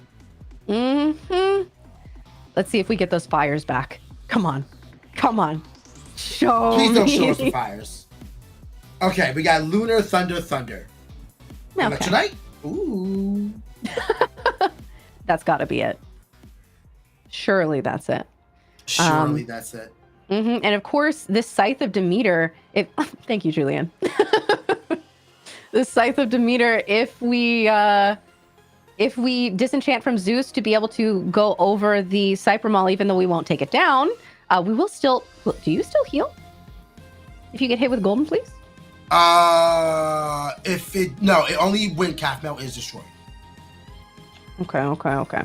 Oh, you mean with Scythe of Demeter? No, yeah. I believe You have the to destroy Elestral an itself has to be Elestral. destroyed. Yeah. Although with Zeus, that means that this rabbit, this could be the double hit that we've been needing this whole game. That back row from Bo better be real. I think this is going to be the double hit that they've been looking for. So let's see if Julian can actually lock this in, or if Bo's face down is actually real. Golden Fleece is going to go to the underworld. That's first attack done. Wait. And then the Scythe heal. Yep. Oh Wow. my gosh, that double. I think Bo just lost their field presence. I think that might be a scoop based on the hand motions. Yeah, I think we are scooping this first game. No, I think No? we're deliberating. We're going for the draw. Okay. Okay. We're going for the draw. Let's see what they have left. Bo's deliberating, looking at their spirit deck, and going for a Lumaru here. Lumaru. And properly enchanted, which means we're going to go milling. That is a Gorgons, huge. Gorgons! Oh! Second Gorgons! And whoa! The calf mel too. That's the calf mel would have been great. Gorgons at this point. Is that Earthquake? That's Earthquake. Paying off with Bo, the how does it feel? Oh my goodness. Paying off the Scythometer, taking a page out of Bo's handbook of spirit management there. And they had a calf mel anyways. So it did not matter. That was a good last-ditch effort by Bo, but being defeated by your own major play you utilized on stream at Dallas Open has to be a little salt in the wound. Unreal play by Julian to take game one. I cannot believe that clash that we just watched. That was amazing. And a good again, back and forth. It was really good. There were times where I was like, there's no way Julian comes back from this. Surely there's no way. And Julian just showcasing how good of a caster they are and being able to navigate those situations. And Bo, of course, with that spirit management that we talked about. But I do want to point out, do not count Bo out, because the number of times that we have seen them lose game one and then sweep games 2 and 3. If I had a nickel, Yeah, we call that the download. Game one isn't real. Game one doesn't matter. Because if I understand your play patterns, if I understand your deck now, if I have pulled enough information out of your deck and gameplay, game one, game 2 and 3 are mine. Game one's not real. Game one's not real. Although I gotta say that if it's like I'm getting your sense of gameplay, blah, blah, blah, I think we saw a lot of different hats from Julian that game. It's like we were seeing this sort of almost kind of basic gameplay at the beginning where it was like, okay, I'm just going to set a guy. I'm playing basically base set right now. But then towards the end, masterful. Like that was incredible. Yeah, it was just a refined play by Julian. The Arcolith coming out there, that Arcolith burst damage, if they went one spirit off onto Zeus instead of onto Arcolith, that game might not have been available for them to win. So Julian's play was also refined there. You're hard pressed to watch that one back and find a mistake. Oh, the only thing that you may have not been prepared for was the double Argo turn. A Strabit. I'm just going to Argo. You weren't expecting that. Here's my Argo. You weren't expecting that. Or go back to game 2 because this one's mine. So it's just.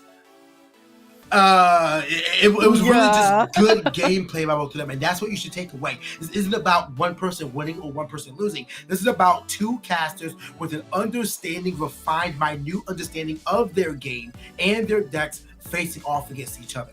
We are in the midst of some great Elestrals right now. Which, speaking of, that is shown as we've been watching the sighting. We've discussed throughout the day, like practicing sighting patterns. That happened so quick. We're just about to get into game 2 already. Yeah. Our casters are literally already done. Yeah, they're already shuffled up. Their hands are drawn. So let's see what they have in store for us. And it looks like we have full art as Strabit being cast out by Bo. Bunny in defense, turn 1, classic. Bunny buddies. Probably going to be setting one and passing from this. But hey, you know what? Don't call me an oracle. That's just a guess. Okay, Apollo. Anyway, we're going to see exactly how many cards Bo sets. I'm imagining it's only going to be one. I can't imagine that Bo would accept a hand without a counter rune in their hand unless they're going to add it off of a Strabit. So I'm expecting one, maybe 2.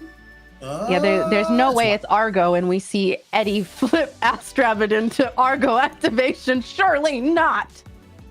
Oh. Okay. I saw attack position. I'm like, wait a minute. But no, that is a full art Stellar Astrabit. Clash packs are clearly being distributed at this point. Everyone is getting their add-on, but we do have attack position Astrabit. Maybe a bit too telegraphed. It makes me wonder what this could possibly be. I like the petty hit. Here we go. Just know that I'm here. They want to play together. Yeah. Bo gonna be peeking at that set card, which makes me a little nervous personally. That's when you know it's real, when they keep like, oh, just making sure it's still there. Oh, nah, that's a bluff. At that point, you're playing mind games with your opponent. That face down is not real. That's what I'm saying. It's not real now. Okay, and here comes Eddie, going to be moving to defense. Bo said, that is an Argo if I've ever seen one. So instead, I'm not going to let you get away with that. I'm going to cast out Zeus, although Argo could still get Scythe of Demeter. It could. Which would bring it back up to a 5. But do you want to cast out Scythe of Demeter just for a 4/8 bunny? I think that Argo. Julian does. I think that's exactly what Julian wants to do, actually. You know, I mean, bunny with a little scythe. I think that's a very cute idea. Plot twist is Poison Tunic. I love that you keep dreaming. I like Poison Tunic, but maybe it's because I like Spivey. It is Scythe of Demeter. I also like Demeter, so it's fine. Yeah. Hey, I'm just saying, when I play Spivey, I play both Scythe of Demeter and Poison Tunic, so... in any case, that is going to raise the defense back up to 5 for this turn, so Bo's Assault will be meeting a brick wall. Yeah, I think that this is really cool. This is a cool state to be in. Julian, where do we go from here? I don't know. The Scythe is in defense position as well. That's cute. I saw that. Yeah, we got to keep it accurate. And going from here, I mean, there are a few answers we've seen. Julian could have a Spectaris could be good here into the Eddie. Of course, Bo with that one set card. You think it's a bluff, but I don't know. I don't know if I believe that. Earthquake. There we go. Yep, that's probably on that rabbit. It has to be, yeah. It's definitely on the rabbit, getting rid of the Scythe of Demeter as well, notably. So that means that Zeus can threaten. Blast onto the Eddie. All right. Wait, don't we have room for a re-enchant now? We haven't seen the cast for the turn. Yeah. That's exactly what it's going to be. Does that mean we're going to have We are in bunny control format right now. Like, this is exactly what Julian wants, is looking for a back row to protect the bunny going for 2.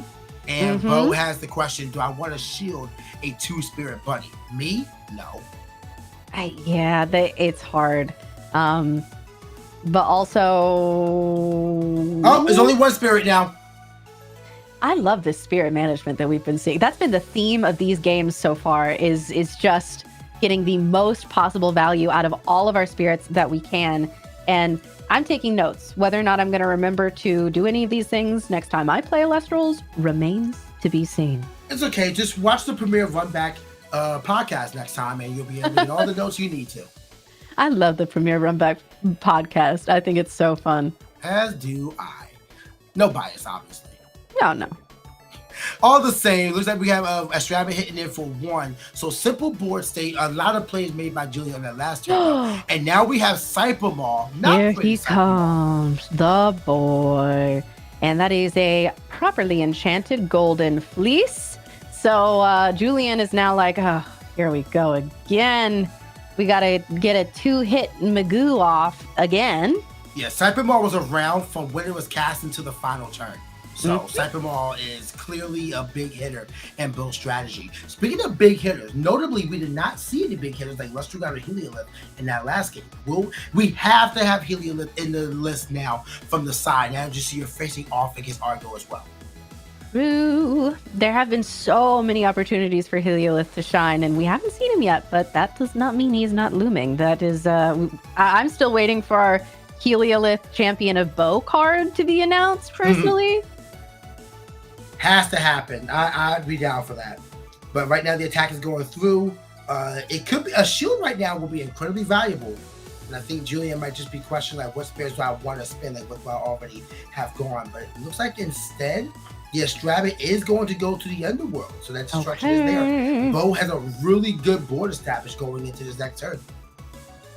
Yeah, again, that Cybermaw sat around for the entire game. Gorgon's Gaze coming out on the most Gorgon's Gazeable Elestral possibly to exist in Elichik. A Zeus here, as we saw, that is how Julian managed to pull off that 1-2 hit last game. and Bo keeping Julian off of Zeus is going to be very important moving forward. Absolutely. Elechick just being able to search any divine, not just Zeus. Here Helium he is! That's our... Oh. Poison arrow, honestly valuable. At this point, worth. I'm punching it with Cycle Ball, hitting you for 2. Yeah. I think that is a very worthwhile PTA. With the Zeus, fortunately, Bo is still going to be able to get damage here, which makes this a very expensive turn for Julian, but never fear, as this is heal control territory. Did we have a card bounce last turn? I don't think we saw anything bounce from beginning. No. Interesting. But we do have the battle here. It looks like we're also paying out the extra 2. So that is a swing of 4 spirits, I believe. Wow, just look at all these spirits being spent from Julian to the underworld. I think it's 3. I could be wrong. And then maybe the payout for the PTA. That is still a significant amount. So right now we are even on board, and Cypher Ball being the biggest beater Bo has at their disposal. Ooh, man. All right. But that being said, we are still basically tied up in spirits with Julian at 10, Bo at 9. And here comes Spectaris coming out. That'll be able to knock off the Golden Fleece if that's what Julian decides to do here, as that was such a pain last game. I cannot blame them for wanting to prioritize getting that out of here. Yeah, we haven't even seen the Nexus place. It's literally just there as protection. So very tough to get around. Julian trying to figure, like, is this my opening? Which I would say, yeah, because worst case scenario, you're going to see. Well, I guess Gorgon's Gaze could come through. That is a possible Gorgon's Gaze in back. No, actually, it would need to be an attack step. So, yeah. Yeah, and that would be a crash. It would be a crash with Cyberwall living because of Fleece. Which, I don't know if at the end of the day using a Gorgon's Gaze for that. Again, this Cypher Mall has been huge, but part of attack step Gorgon's Gaze. Yeah, that's exactly what we saw. Yeah. Here we go. So getting rid, like, you would have lost it either way. You might as well get rid of the Elestral because now you're threatening damage on them. Only 1 card set for Julian. If you can get another, a Strabit right now would be really powerful for Bo. A calf melt. Okay. Hey, that is great. Not only could we see the Lustragon Ascension, hey, I'm just saying, but also just a wall that no one wants to hit over except for Spectaris, who just went to the underworld. So yeah, so you got to make your decision here, and I can't imagine. I mean, if you have a second Spectaris, you just cast it without thinking. Yeah, like, you just run that out, crash into the calf melt. What are they going to do? Stop you? No back row set. Yeah, now with no back row. Speaking of, Julian does set 1 in that back row there, and going to be casting out something. We are looking for these spirits here. Oh, a calf mel. Okay. Yep. And that might be the one that was milled before, so I love to see him be able to hang out on the board for a little bit. The specific one that got milled. It's the exact one. Well, hey, the other one was the watercolor art, so this could have been the one. You're not actually. Yeah, I guess you're correct there. I can dream. For the storyline, I'm a fan of a good storyline. All my Elestrals. All of Julia's Elestrals are on the board trying to beat down against Bo as well as they can, but I mean, you got this one face down. Looks like Bo was just going in for the attack, and the face downs are live. Argo is active. No way we're seeing an Argo activation on a calf mel. This is incredible. Necklace of Harmonia is very real. Although Bo reaching for that other, is this about to be an your Argo situation again? Possible. That face down. Well, actually, no, that face down by Julian. I think they just set that actually, Bo. So I don't think it will be live, but I could be incorrect. Well, that maybe is an Argo, and Bo's like, if only. 1 turn short. Yep. Oh, wow. Okay. I don't know if ever in my life I've seen a Necklace of Harmonia on a calf mel. The amount of things that get powered up with Argo is hilarious, but it does get you the advantage you're looking for. 6/5 spirit count, although with Necklace equipped to or empowering with Necklace empowering Calfmel, it is a threat. So it looks like they're going for the Ascension here. Ascension? Which would get rid of the -2 cost for Necklace and get the +3 healing from Calfmel. Oh, but instead we're going to be casting out Quackle, which, you know what? Fair enough. I wonder if we're going to be paying for something off that necklace, or if Julian says, actually, it's valuable to me to just clear Bo's board and not allow for a Lustragon to hit the board. Yeah, definitely don't want to deal with that. Even though the spirits on board aren't ideal for a Lustragon Nexus, you just want to keep them off of a big body like that as much as possible. Yeah, and that is exactly what Julian is going to do, saying, hey, listen, I just healed. I have another option to heal. However, I am going to pay off of my necklace for a Gorgon's Gaze to stop you from healing? Yeah, that's incredible. Yeah. That good use of spirits right there. You're going to lose them anyway. You might as well do it in the most optimal way. That's how you do it. Wow. Okay. And now Julian goes up to 7. So this board right now, really, it's a precarious board state, right? Like, it can swing either way. But 7-4, no Elestrals on board, makes it really difficult for Bo to try to find their way into victory here. Yeah, Julian really controlling Bo's heal. So, that is interesting. So here's the thing, not even just controlling the heal, but making it to where they have to question when and how they heal. Bo has been on the back foot the majority of this endgame. Okay, yes, but PK, can you let me do a cutie little play on the name Heal Control? I was trying to continue the conversation from your part. I was with you, homie. Believe me, I'm with you. I love it. And anyways, Bo said, actually, I have an Ambrosia, so yeah, I'll heal how I want. Thank you very much.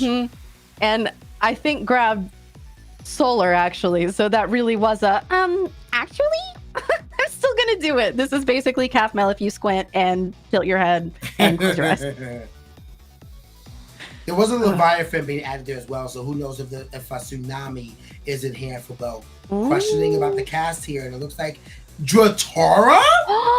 Water Jotara? With the Necklace of Harmonia? But is this going to be a Nexus bank? It has to be a Nexus. Or are we actually going to be... But you can only Nexus 1 with Jotara. No, I think this is done. just the strongest Jotara in the whole world. And there are the last 2 spirits. So I guess Julian is hoping to hold the line till next game and then next turn, and then they're going to use Jotara to heal. This is the absolute worst case scenario. And that was an expensive draw. No way. The gambit paid off. No way. Bo said you're gonna have to have it. And Julian didn't, and that means that if we Nexus here, that could be big damage, set a guy, Nexus 1, or ascend into another Jotara! Oh my god! No, I think that was a re-enchant. That was a re-enchant. You're right. So now looking, I'm assuming they're going to look for the Nexus to heal 1 and then attack for 3. Yeah, to swing for game. I was trying to make it way more exciting than it was, which, you know, to be fair. I think this is pretty exciting as we have Jotara, the littlest solar Elestral, out there looking to 6 game 2 for Bo. Ambrosia off of the necklace! No way. Does that leave the other one available for Nexus, or does Necklace die right now? Necklace does go to the underworld because it is under enchanted from its enchantment cost. Yeah. So they were definitely looking for the Nexus onto Jotara for damage and for healing, and then Ambro off of Jotara for that as well. But instead, we're going to shore up. But again, the spirit management from Bo, and loses to a Spectre as well. That would do it. Yeah, just big stat against hit by a shield of Achilles. Whoa.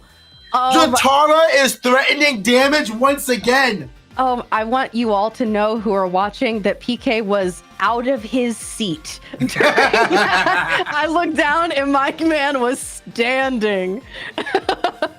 Limaru being cast out. Next is on to Limaru to get the heal of 2. Oh my God. What is happening? There is no way Dratara is the win con. Dratara, that's my goat right there.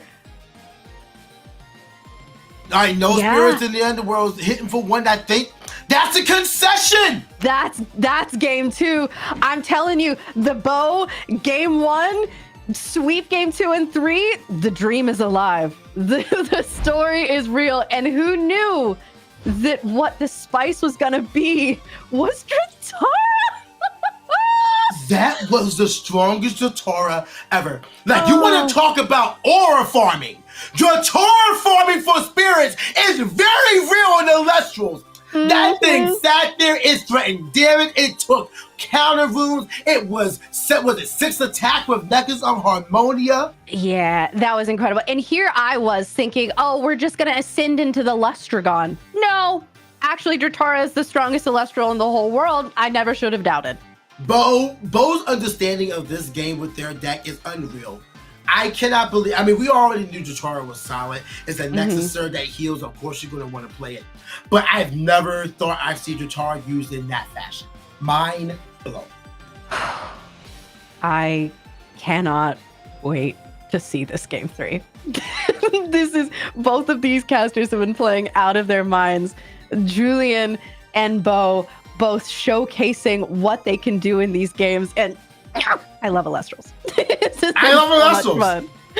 Honestly, I love Elestrals. What an insane game that was. Bo just displaying his mastery, but also Julian showing off their tenacity, not letting anything keep him down. Like, okay, we have a whole new threat I was not prepared for at all, but I understand what it's doing. Let's try to push through. And it's just that, well, Bo had the proper defense to make sure the Dratara stayed around. And then, of course, you draw the Limaru of 5. Like, okay, I'm just going to do what I want now. Hit. Yeah. Oh, man. Do you think those Drataras were in the side deck? Do you think that was a little side deck tech action that we saw there? I think so, too.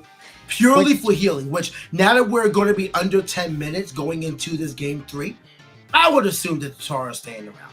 I think Dratara, I think Kathmel, I think these are all very solid options for sure.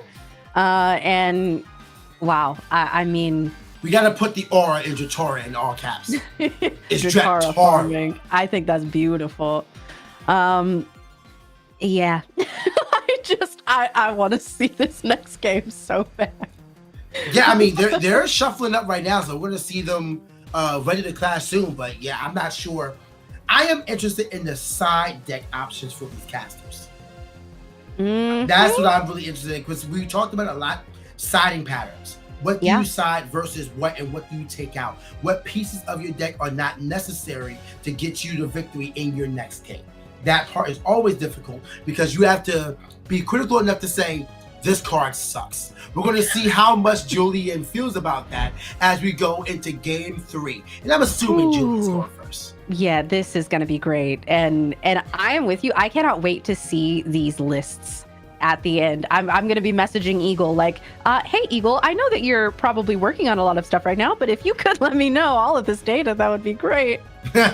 just break down every little thing about every single deck for my personal enjoyment. Thank you. And we see a mulligan from Julian, which, game 3, these are high stakes. You have to get the best opening hand that you can. So, hear me out. Do you want a mulligan when you see your opponent has healing and you're going into game 3?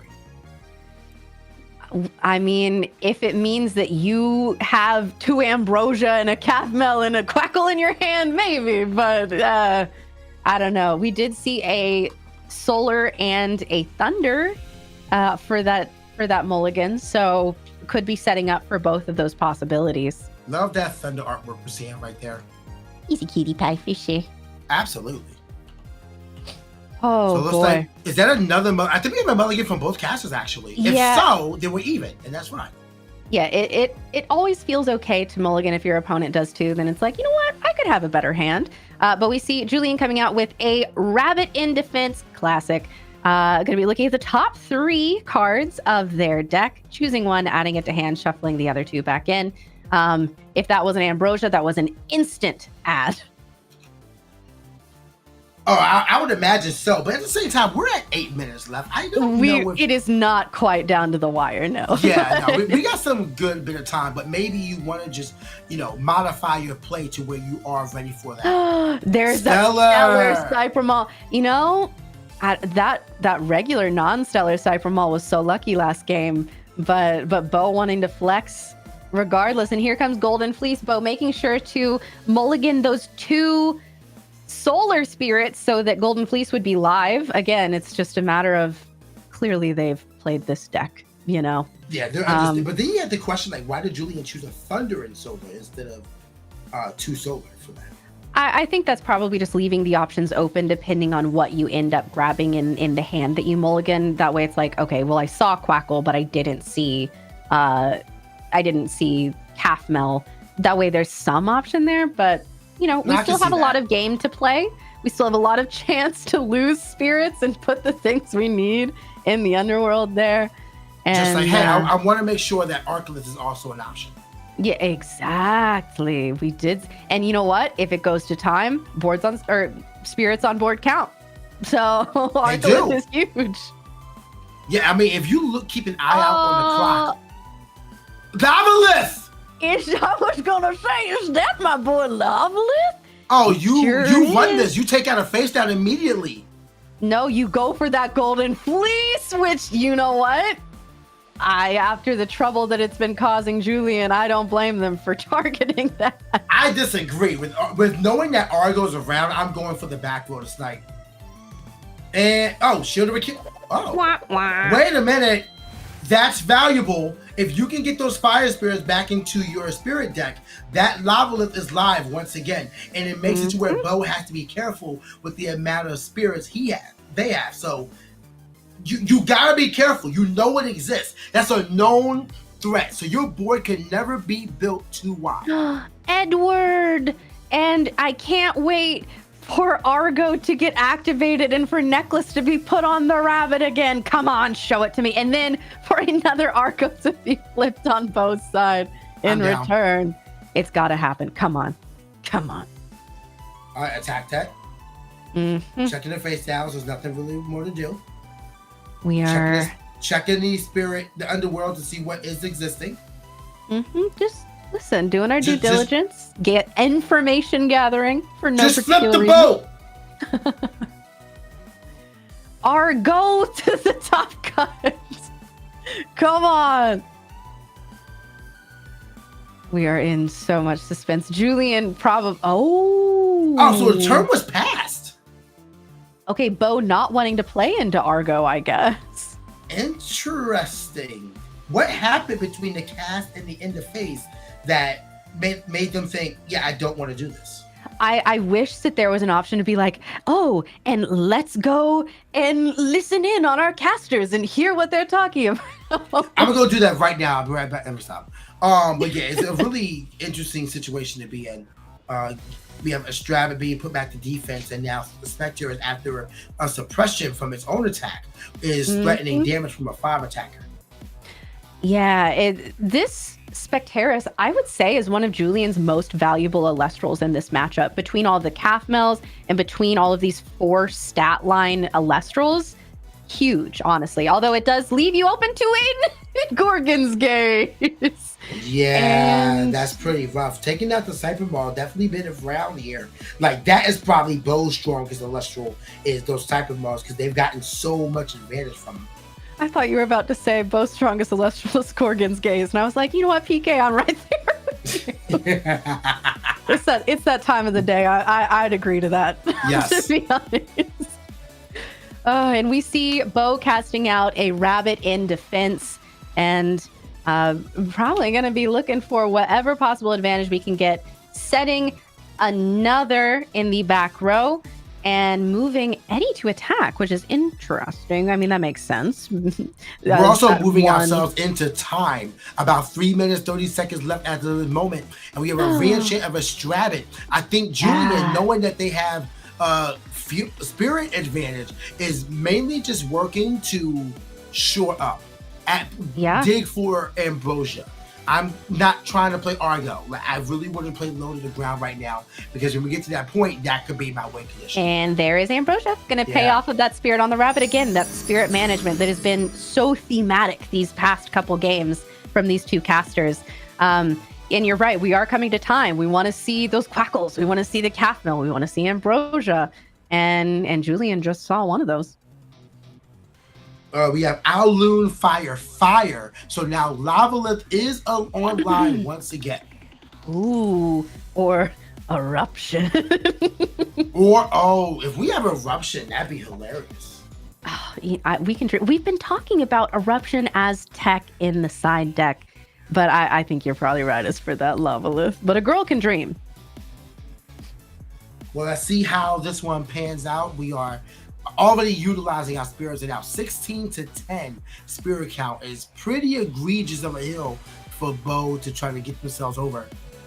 Yeah, and this is at a point in the game where if I were Bo, I'd be trying to play fast, and we know that they can do that.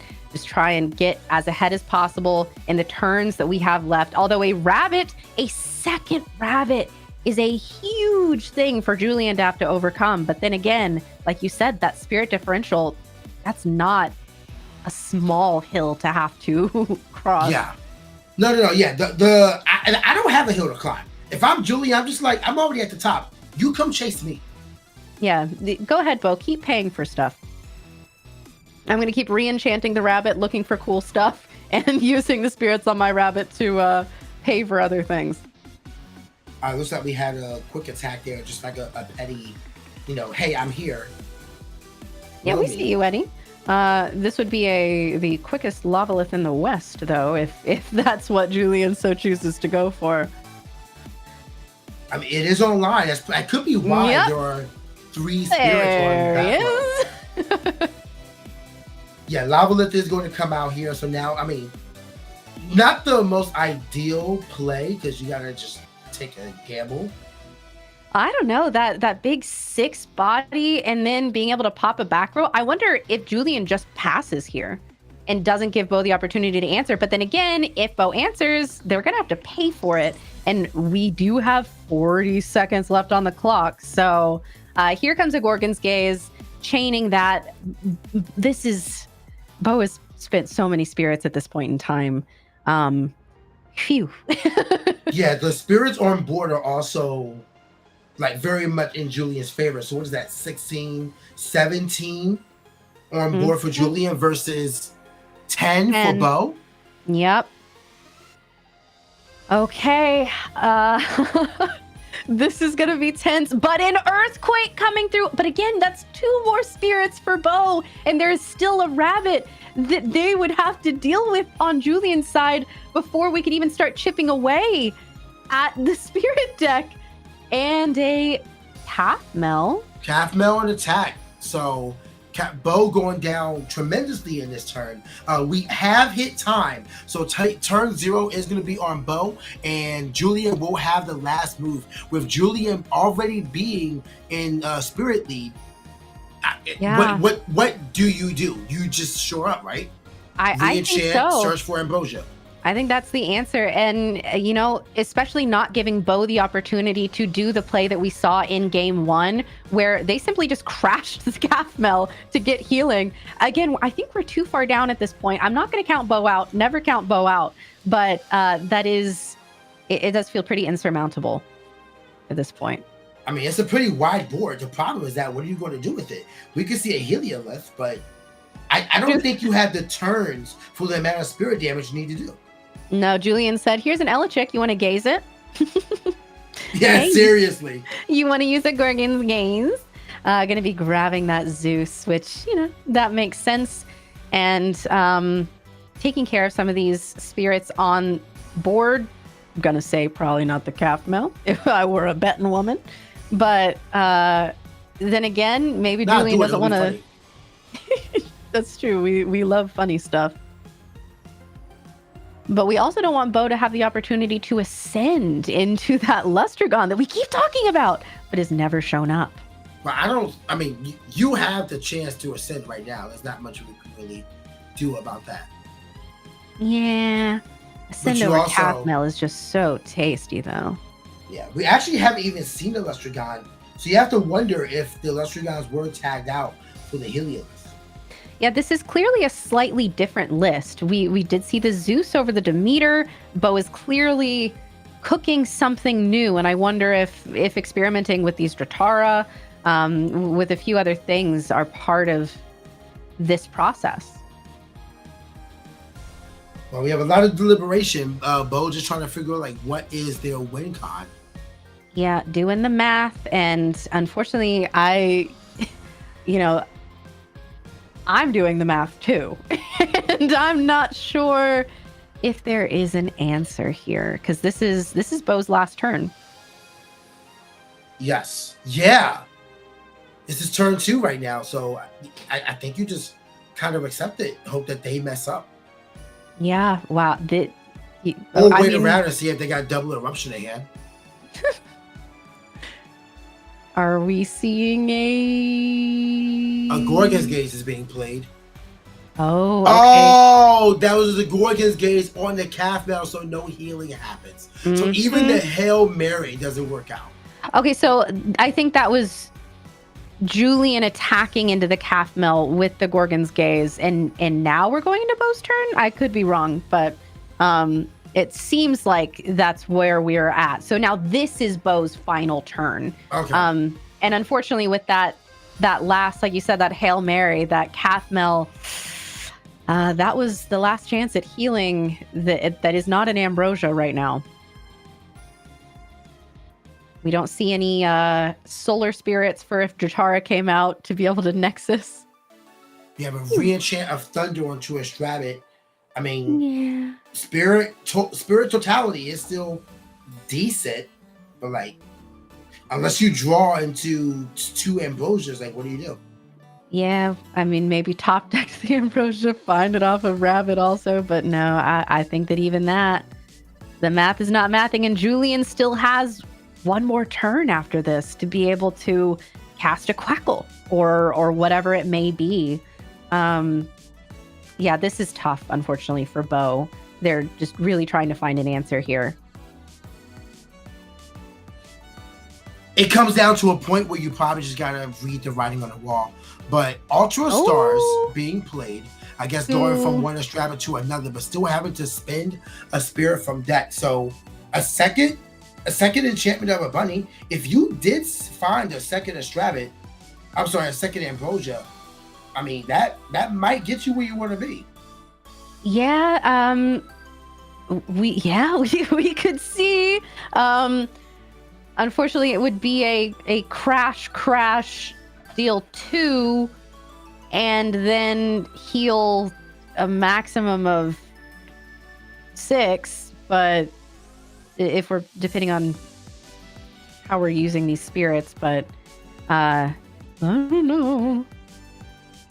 Well, there's one Ambrosia. Okay, that is a stepping stone in the right direction.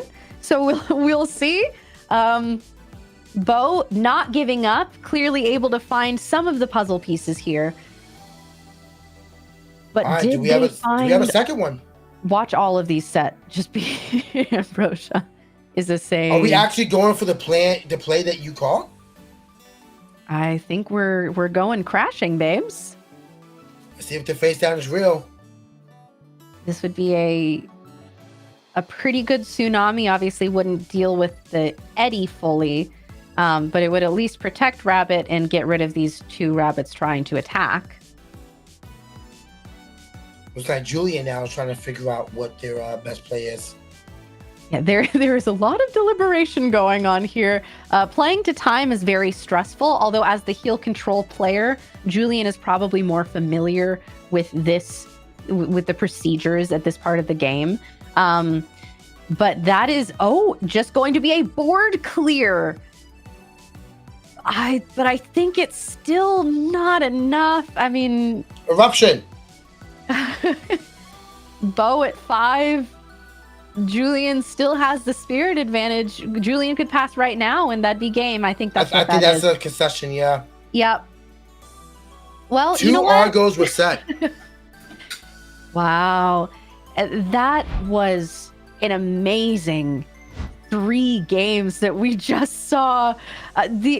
Listen, we were excited going into it the second that we saw who was playing. Yeah. And neither of these casters disappointed, both playing so well. Really cool to see Bo developing on this strategy that won Dallas, saying, yes, this was the best deck, but I can make it better.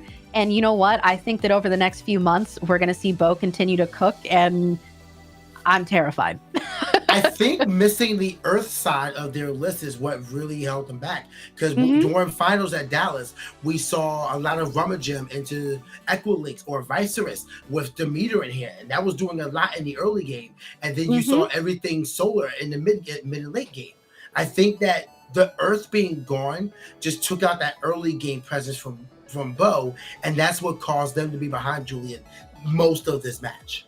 Which is interesting because, yes, we've talked about it. Zeus in most situations is better than Demeter. It's essentially a full board boost for you. However, when you lose out on things like you said, the utility items like Equilinx, even Scythe of Demeter, I think is huge as something here, because we saw Julian use that to buff up Rabbit, to be able to say, no, actually, even though you've invested all these spirits to try and Zeus Eddie over my Rabbit, I'm actually going to Scythe of Demeter, and now I can pay for Earthquake. I can do all these different things. I could heal if I want to. This is clearly a list that is ever developing, ever changing, and I think that that's a really cool thing to see. We just saw a snapshot in time of it. I cannot wait to see how these casters shake out in the top cut. We do have a top 8 coming up very soon. So if you guys haven't done so yet, make sure you are subscribed and you stay here. We're going to take a quick break while top cut is totaled out. I'll be back here afterwards to open up top 8 with Eagle the Duck. And Kay, she's going to take a very well-deserved break. You guys will be seeing her later on, though, as well. So this is the best time. It's the last time we can say it. Go get some water and go get some snacks. In 15 minutes, we will be right back with Top Cut. Or go to Top Cut.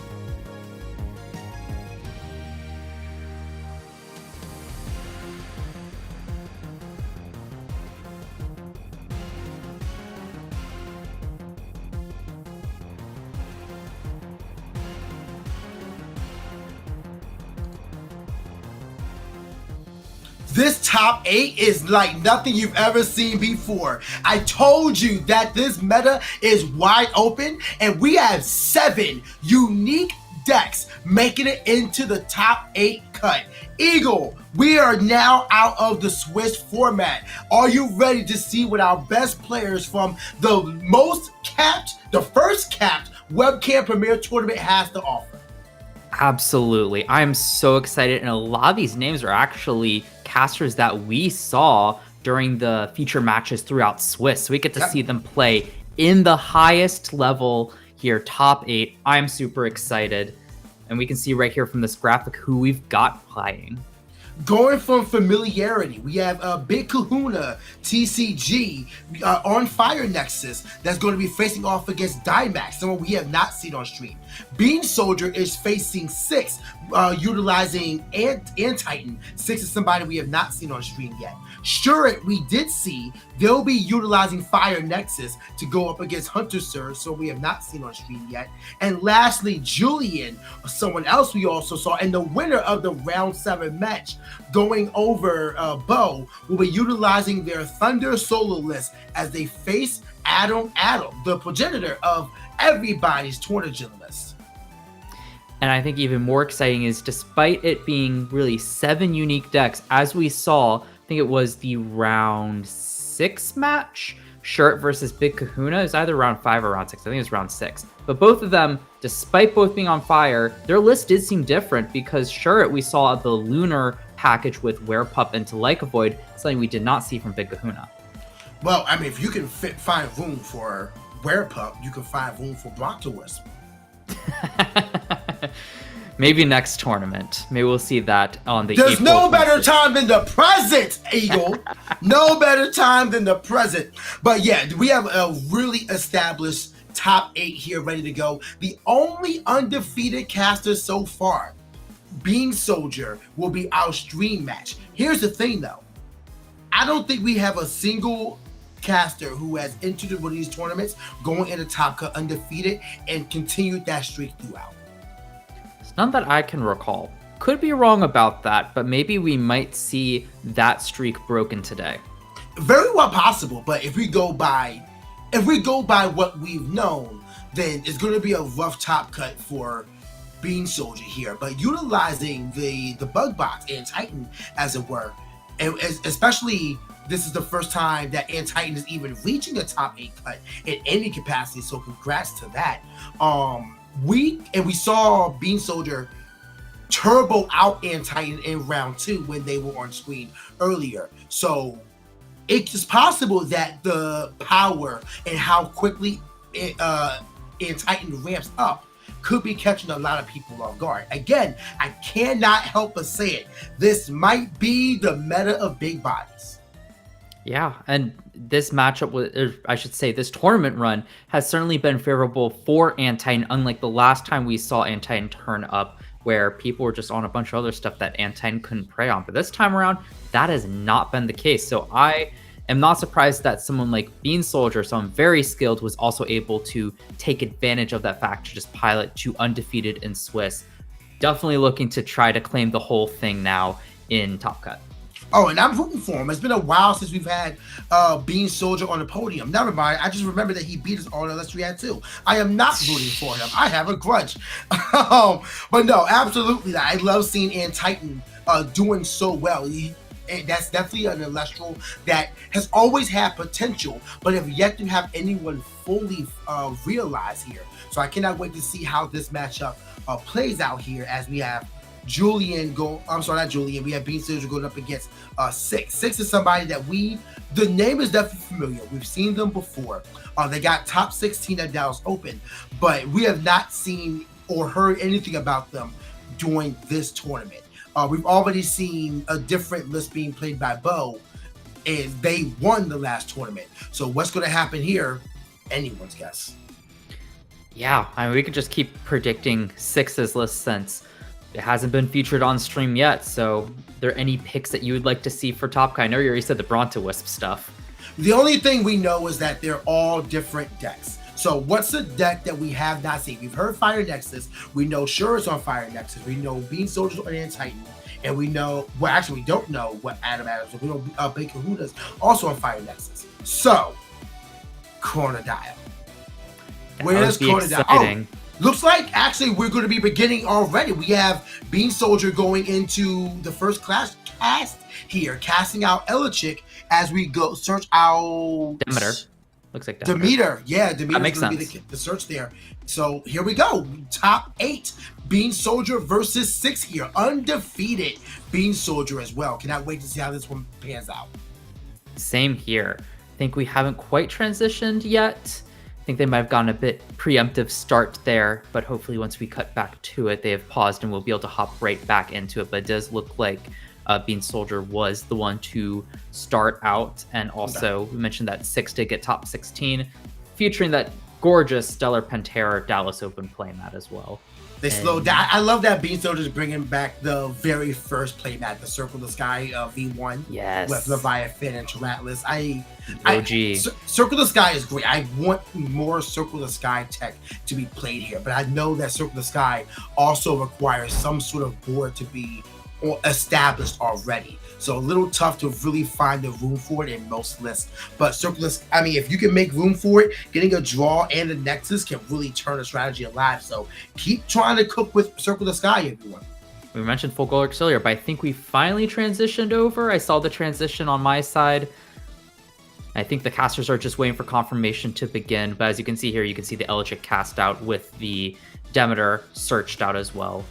So Artist Collection Demeter. Love that. Very strong start by Bean Soldier to get off to the races, just saying if they're Divine to start beating over stuff.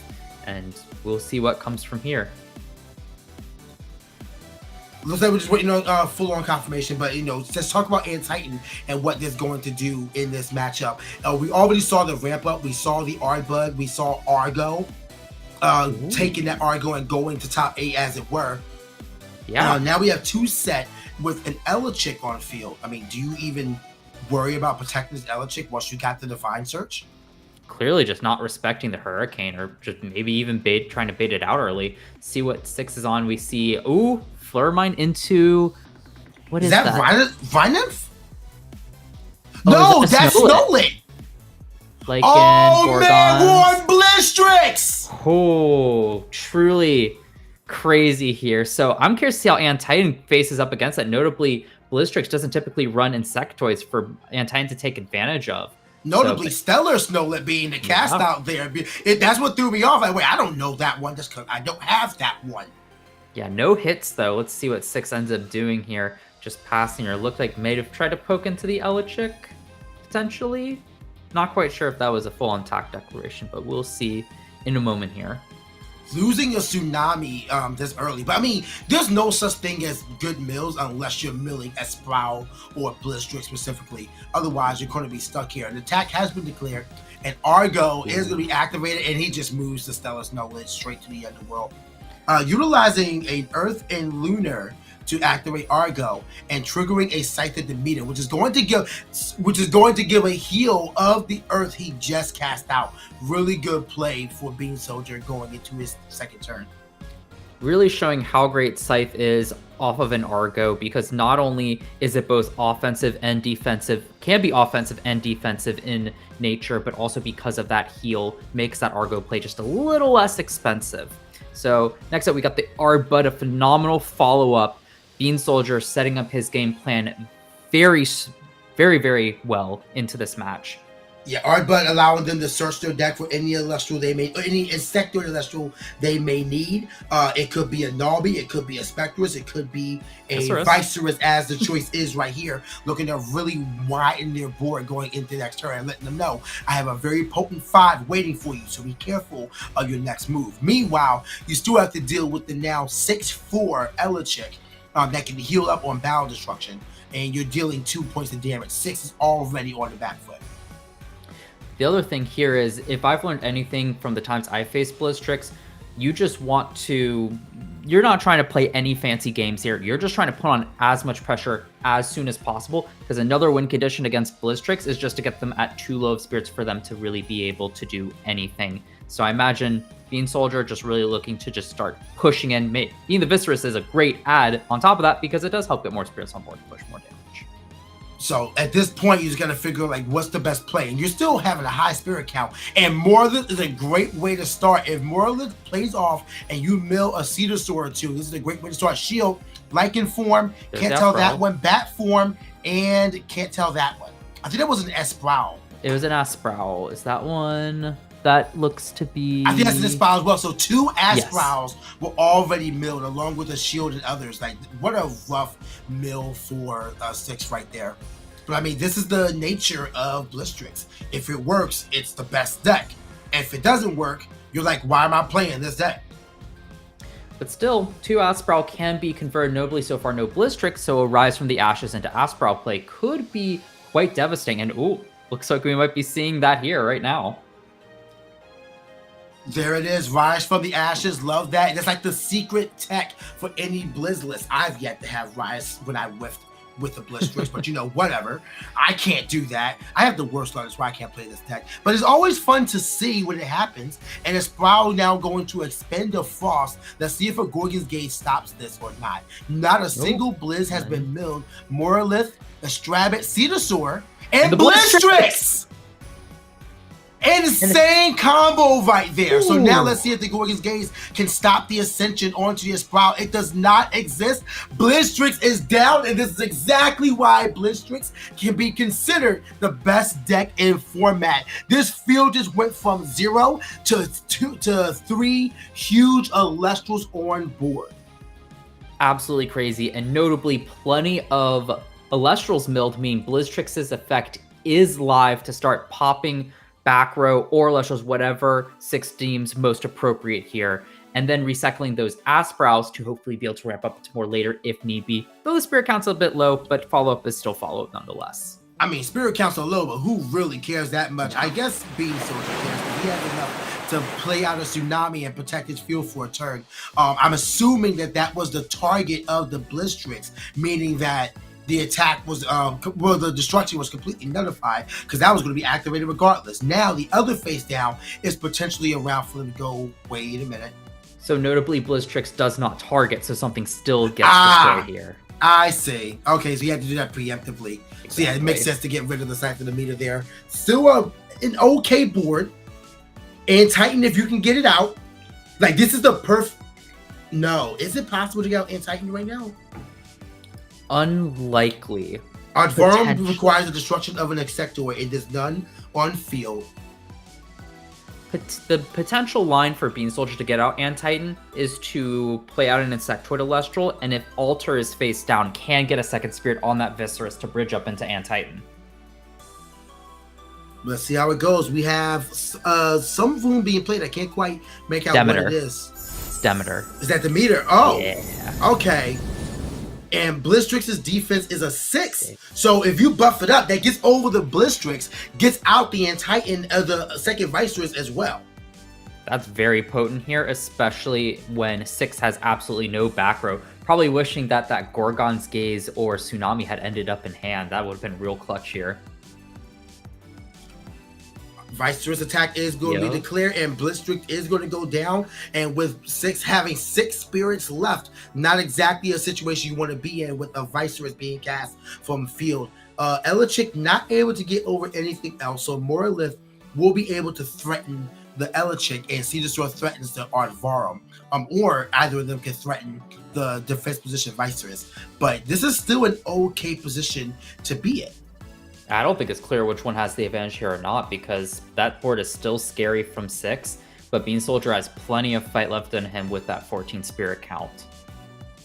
Yeah, you got to keep two bugs on board, or 2 insectoids on board. So at this case, 6, if they realize the situation, they need to target both of the Aardvarm and the Defense Viserys, so that way, you know, they can't easily go into Titan. If Titan comes out right now, I think that might be the end. Yeah, that's the toughest part. Like, you're running out of spirits. Having the answer to BlueStacks is huge in this matchup. But we'll see. Like, 6 definitely isn't out either. They've got plenty of spirits to work with to make something happen. It's just they need to get a board that Bean Soldier cannot beat established right here, or Bean Soldier can probably crawl his way back into it. But looks like an Ascend from hand off of the Cedar Soar. Is it going to be another BlueStacks? If it is, that's probably the best case scenario for 6 right now. Yeah, plenty of Elestrals still in Underworld. I think that's a Leviathan? Into an Asprowl. Okay, so still has to gamble a little here. So trying to dig into the BlueStacks, absolutely respectable. Let's see how this one goes. We have the Expend there, and we have a mill of... I think that's the BlueStacks. The second one is BlueStacks. Cedar Sword and Shield as well. Oh, dang. Back to a full board. Huge just like that. mill. What a gamble that paid off. Bean Soldier has to be feeling some sort of way right now, getting another Elestral they just got rid of back to the field. Now, mind you, this is going to be the majority of the remaining spirits, but this is still another huge board that Bean has to find a way to overcome. And with all these Elestrals on board right now, all of the insectoids Bean Soldier has can get run over.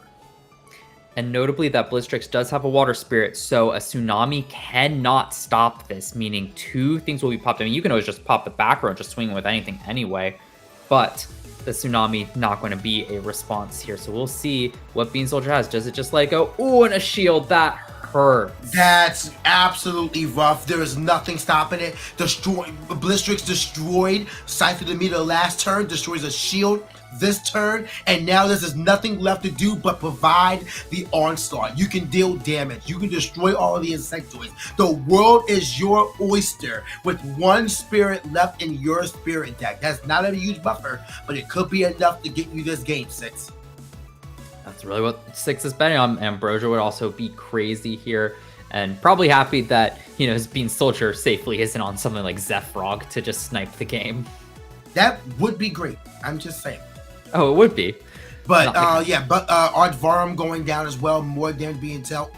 We have the attack position Viserys being taken out. We have 1 more attack to be declared. Will it be into the Elechick or the extra Viserys? I would choose the Viserys. Get rid of all the insectoids, and that's exactly what it's going to be.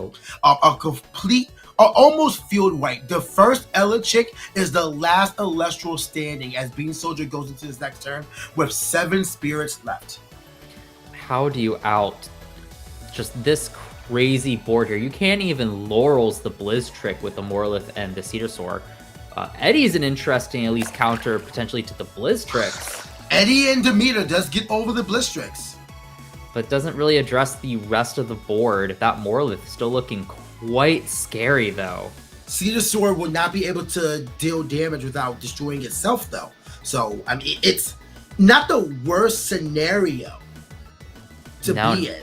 We do have the destruction of BlizzTricks, so that's likely the last one we're going to see there. BlizzTricks, Elechick going into the Cedar Soar, getting the force out himself, and I think that's very good knowing that there's 1 spirit left in Spirit deck. He took out, Bean Soldier took out the resource himself, so now 6 has to ascend over the Morlith if they want to do anything cheeky in and of itself. Meanwhile, you just have an Eddie staring back at you. Hey, establishing another BlizzTricks on board could be absolutely crazy. 6 has it in hand, but even from here, it's a crazy situation to be in because this Morlith is still threatening, but is that, a Narpoon. So just choosing to establish 2 buys on board, hoping that 6 attack from Morlith that Bean Soldier just cannot get over, and notably does not have any back row at current. Once again, utilizing those Clash Kickstarter artworks, be looking beautiful, dealing 2 points of damage here, bringing Bean Soldier down to 5. 6 has 0 spirits left in Spirit deck, so any sort of forced expenditure will end this game for 6 and give Bean Soldier the first win. Let's find out how they choose to adjust as we go into Bean Soldier's next turn. Oh, that hurts, because I believe Bean Soldier was actually down to 4 spirits. I believe the count has not been updated. Oh, it's down to 2 spirits. There's two additional ones missing. But an Ambrosia just to kind of keep on living, but that can easily be answered by exactly Narpoon and Morlith on board. So yeah, there's the scoop there. Wow. 6 takes the first round here in an absolutely crazy showing by BlueStacks. Yeah, but I mean, that's just what it is, and it's not something you can really attest for because you don't know what is going to be on top. Do they mill crazy? If yes, win. If no, go game 2. Yeah. So it's a little rough. You can't plan for it because the first mill was really bad, but then you get the Espiral out thanks to a Rise, and that turned the entire deck live. Then we saw the hard ascension into BlueStacks, and it's just, twice. I don't get to see BlueStacks twice. I don't get to see BlueStacks at all. I'm not salty. I'm not bitter. No, not at all. I love seeing BlueStacks win for everybody else but me. You see, it's just everyone else is taking your luck, man. That's the only explanation. For all your bad mills, someone else out there gets the God mill. That's fine. I can't wait to pull those Divine Packs in Firestorm, you feel me? But all the same, like this matchup, Bean Soldier, I don't think there's anything they could have done. I think Bean Soldier actually played that phenomenally. It's just BlueStacks. What do you do when you ramp up 3-4 bodies per turn? Yeah, I think Bean Soldier handled that phenomenally. It came down to a very close game. Just a way to answer that Morlith, and Bean Soldier would have had it, which is crazy to think. So I mean, you if you have that Laurels in your side, you might want to put that in main because that was although it's tough to say because Bean Soldier also built wide very quickly. He just built small wide versus big wide. Here's my hope that Bean Soldier sides in. It's a bit of a stretch, but I have seen players with Antitan run Ignector to have the Insectoids to quickly ramp up to Antitan. So I think it would be so cool if just side in Ignector to try to establish an Antitan super quickly, because sometimes just establishing a big guy on board ASAP can do wonders to just put the BlueStacks player on the back foot. Yep, but remember that BlueStacks actually beats Antitan in the stats. It's 11 attack to 12. Yeah, a bit unfortunate, but that's where the Argo comes in. I would love to see Argo equip Methods of Harmonia to Antitan. Please let there be a game state where Argo equips Methods of Harmonia or Scythe of Demeter to Antitan from a BlueStacks attack. Please. It's very unlikely, but I'm asking you to make it happen. That would be phenomenal. Be absolutely insane. But yeah, unfortunately, that pop from the BlueStacks I think is going to be the real problem since Antitan can't natively get over it. So but we're going to see if Bean Soldier can pop off with their deck going into game 2 here. Looks like both casters are ready to go. The top 16 Matt on 6 is making a statement, but Bean Soldier's trying to make that top one performance here in the largest webcam Premier Tournament ever. So let's see. It looks like 6 is choosing to mulligan, which being up a game, not too bad. Just get a better hand to be able to play. Even if you lose the 2 spirits, you still got another chance if you lose this one. Which honestly, that's a bit scary if he does get a better hand. Yeah, but I mean, yeah, you're playing with BlueStacks, so you're bound to see a lot of the larger Elestrals in hand. Like if I open my hand and I saw Ambrosia, Espiral, BlueStacks, Morlith, I'm not no second guess. Just, yeah, you can go back. Exactly. You can go back easily, but that's the gamble. Like there are so many gambles playing BlueStacks that you gotta beware of. But you need to play 3 of the big ones because you want to make sure you can mill them when you aim to mill them. Yep, so let's see. Notably, Bean Soldier did not take a mulligan, and I don't think 6 is either, by the looks of it. Huh. I could have sworn we saw that, but I guess there was just an initial shuffle. Instant Equilinks? Yeah. So is that the only Elestral in Bean's hand? I don't know. Again, 2 background, not respecting the Hurricane. I don't think you're going to worry about Hurricane from BlueStacks. I mean, they've got the element stuff to potentially play it, but ooh, a Lycan. So we're seeing the Morfrost variant of BlueStacks just to help thin the deck and give the deck an answer to something on board. Yeah, Scorpio form and Bat form really are just potent threats you always have to be aware of, because while expensive, it is a guaranteed out and board widening for Blistrix decks. Like you can then ascend from a Lycan form, etc., etc. I actually prefer the Morphos deck more than anything else. Thank you, Morphos Cryovert. Ooh, notably only adding Bat, meaning that Scorpion form was in hand. That hurts a little bit. Usually you want to get the 2 add off, but I mean, any cards off the deck will help this deck hit more on its mills. Let's see what the first cast is here now. Will it be a Snowlet? Will it be a Narpoon? It's a Morlith. That's interesting to see right now. I think is that Infrostix, just a shield as well. Pretty significant mills, but nothing that's going to help them right now. Unless there's a Rise in hand, just Rise back the Blistrix and immediately start putting on pressure. There's should be plenty of Elestrals in Underworld. If there is a Rise in hand right now, this might just spell the fall of Bean Soldier in this tournament run. Just running straight Morlith into an Argo. Oh man, that other back goes a threat now, because you know we're going to see the not going for the meter here, so we know that we're not going to see Scythe of the meter, which makes sense. Necklace or Harmonia is going to be the call. Destroying the Morlith and giving 2 Earth Spirits the Nexus on to the Equilings before you commit to anything else. You better hope that back row isn't a bluff that you were hoping to keep, or is something that can answer this Equal Links. Though, honestly, against Blistrix, I don't think Equal Links is as scary just because you don't run as much back row. Yeah, but this is still your one back row you just set. So having that be destroyed instead of milled is a bit rough. And then you go right there with the mill 3, and that is a shield it will never resolve. Yeah, I think the only scary part about Equal Links into this matchup is that you probably can't get, unless you get rid of the Equal Links, you can't have back row insulating your big board. But also, I don't think that's really too much of what the Blistrix player is aiming for. Just get Blistrix out, run over the opponent, go from there. But looks like no cast, so I think it was an expend to draw from Bean Soldier. It was an expend to draw and an attack for 3. So 3 points of damage in this turn. Back row destruction of a shield is all potent. So not a terrible spot for Bean Soldier to be in. You have to imagine those back row are very live, but what exactly they're going to do remains to be seen. Yeah, I think you made the right call that Equal Links was the only Elestral in Bean Soldier's hand with that expend to draw. Must have just been too good of a hand to try to start pressuring the board to mulligan out, especially if 6 hits Blistrix, it is what it is. I think we're at a point. Like I've been saying that this might be a big body meta. I also think this might be the time for Pandora's Box to come out. Yes, though notably Pandora's Box doesn't do too much into specifically this matchup, but a lot of the other matchups we've been seeing today with those big bodies, definitely a card that casters might want to start considering.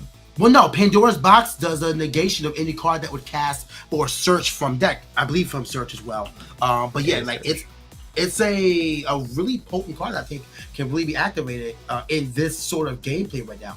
When your opponent activates an effect that searches for or casts a card from the deck. Yeah, so that stops a Lycan Void, that stops Argo, that stops Viserys. Like there are so many cards.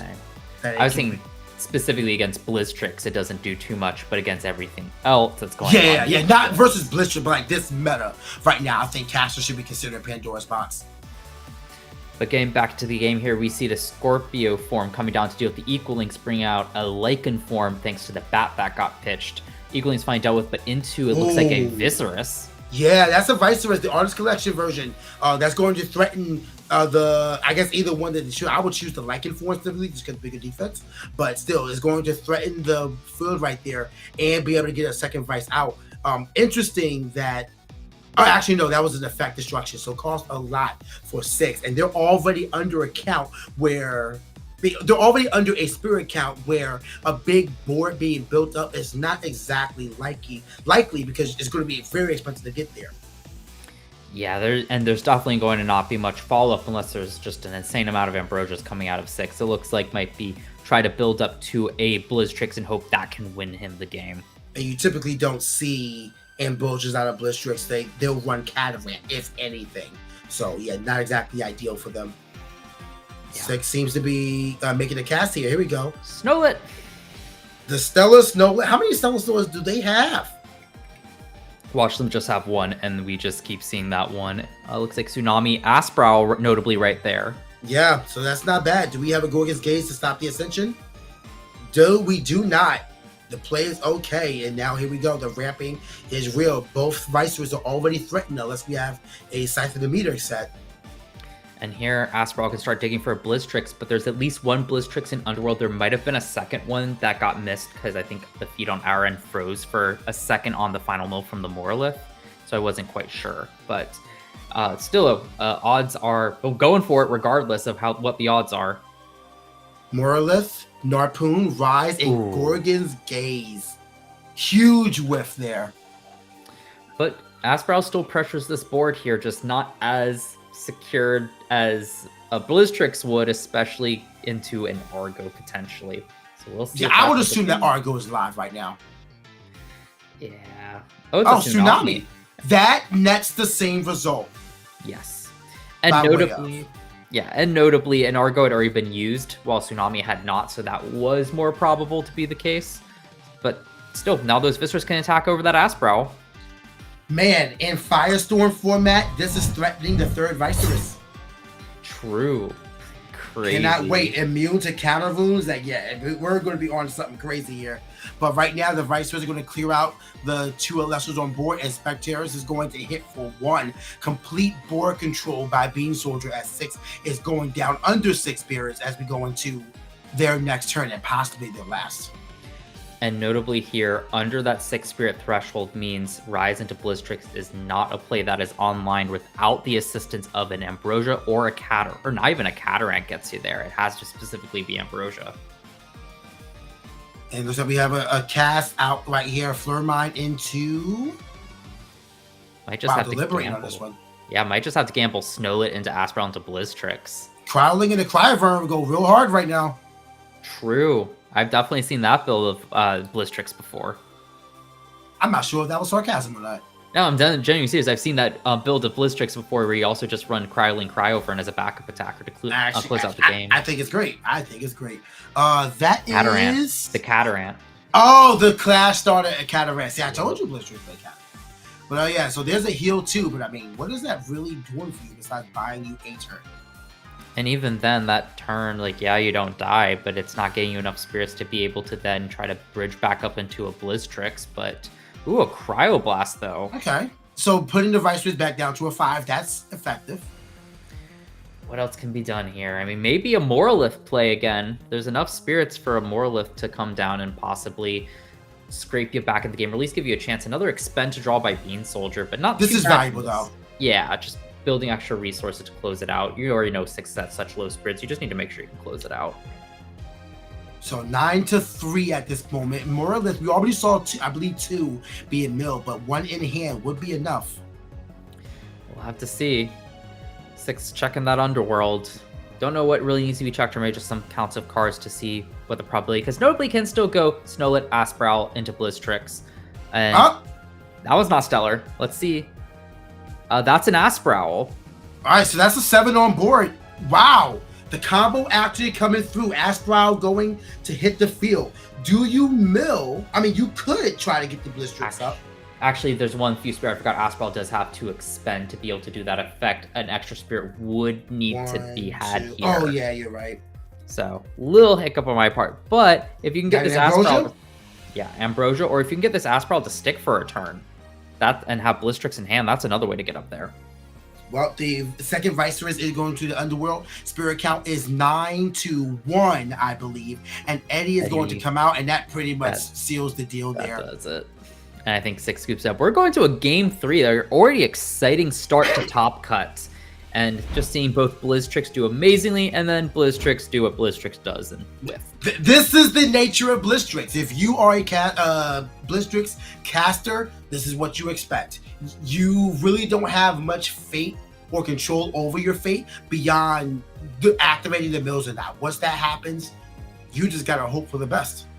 Yeah, sometimes it works out, sometimes it doesn't, but still, good fight by 6, showing off what that deck can still do, even if it isn't getting its ideal lines of play. It definitely felt like there was still some lines that could get 6 there, even if they didn't end up panning out. You have to wonder, what do you value more? And, this is the question I'd love to pose to the viewers at home. What do you value more, consistency or power potential.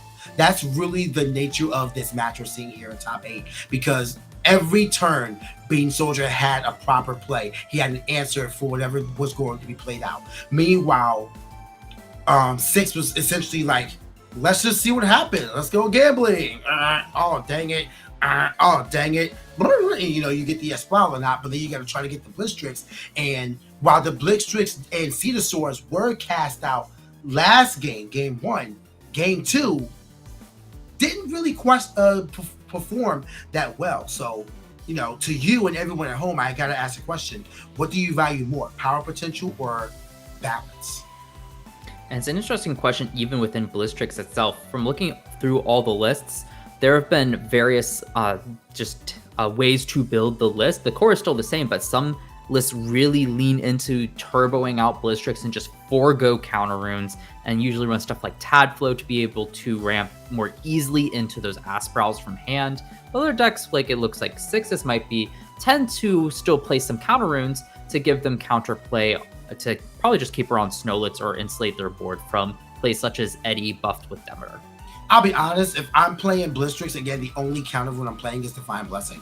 I am banking on my board building wide. I will be utilizing as much Morphos as I can, digging into the Lycan form, and I just want to continuously build wide. That way, when you activate an Invoke rune that I don't like, I can disenchant from a Cetosaur, which, quote unquote, I don't care about, and, you know, stuff you out completely while keeping my Sprouse or my Blitztrix, etc. Like, because I mean, Divine Blessing would have helped out tremendously several times in that matchup like that. So I would forego every other counter rune that's not Divine Blessing. See, I don't know if I fully agree, but I'm imagining a world where we still had Earthquake at 3 and Laurels at 3. In that scenario, I actually think that Divine Blessing would be a very interesting card for that scenario exactly. But it looks like the casters are done with siding, so we can move right into round 3 of our top 8 match, Bean Soldier versus 6, with 6 on the play. Let's see if 6's gambling with Blitztrix can pay off this round. We do have one already set, so you have to wonder if that's that shield, maybe a tsunami or something like that. Otherwise, 6 is just trying deliberately what they want to do. But the fact that they're even thinking means that they don't have a Dark Moon, they don't have a Snowlet, and you know, you're trying to consider what's going to be. Oh wait, we do have a cast. Never mind, they do have a Snowlet. There's a lot of thinking for a Snowlet. Let's see, Stadium? I can't, unfortunately, those are off screen. I think it was a Morlith and a Narpoon, so no. That's definitely a Narpoon up top, for sure. Yeah, I think the other one's a Morlith. But just setting one and passing, is that a bluff or is that actually a live back row? Elechick being cast by Bean Soldier for the first time again, searching out that Demeter, no negation of that. And I'm assuming we're going to see Elechick crash into the Snowlet instead of allowing it to re-enchant for another 3-mil. Yeah, are you just going to see a repeat again of game 1? The Elechick facing down the Snowlet. Snowlet whiffs, but then 6 just had the nuts to be able to get out to that Blitztrix. We'll see what ends up happening here. Will we see the Demeter cast out as well? We could see Demeter. Demeter's going to cast out to help the Elechick get over the Snowlet. So the question that 6 has to ask himself is the back row locked? And if that's a Shield of Achilles, then Snowlet gets another chance to mill again. Yeah, or even just be able to go Morlith to get even more mills and try to hit with that Snowlet, but just having that, oh, never mind. Easy answer. Nope, it is going away. And we'll see. The face down is not real, or the value wasn't seen for the Elechick. But with a deck like Bean Soldier, it's tough because you have to ask yourself, like, what do I even want to use my back row on? Because everything is so much of a 1-1 trade, as we see Cryoblast trading out with the Elechick. Obviously natively played in a deck like Blitztrix, but still very strong and potent on the same. Yeah, are we going to see a Morlith follow-up now? That's usually we are. Too. Morlith casting out. I'm calling right now that set is Rise from the Ashes again, but Gorgon's Gaze not playing any games here, probably making that same read saying, I don't want to see an Astral or Blitztrix milled from that top 5 for you to just Rise. Let's not play that game. Gorgon's no gaze for this play right now, or no gains, as the Morlith is completely stopped in his tracks from the effect and everything else. The Underworld being searched by 6 right now, but really just trying to figure out how to get out of there. And now we're at a point of, like, you know, what do I do?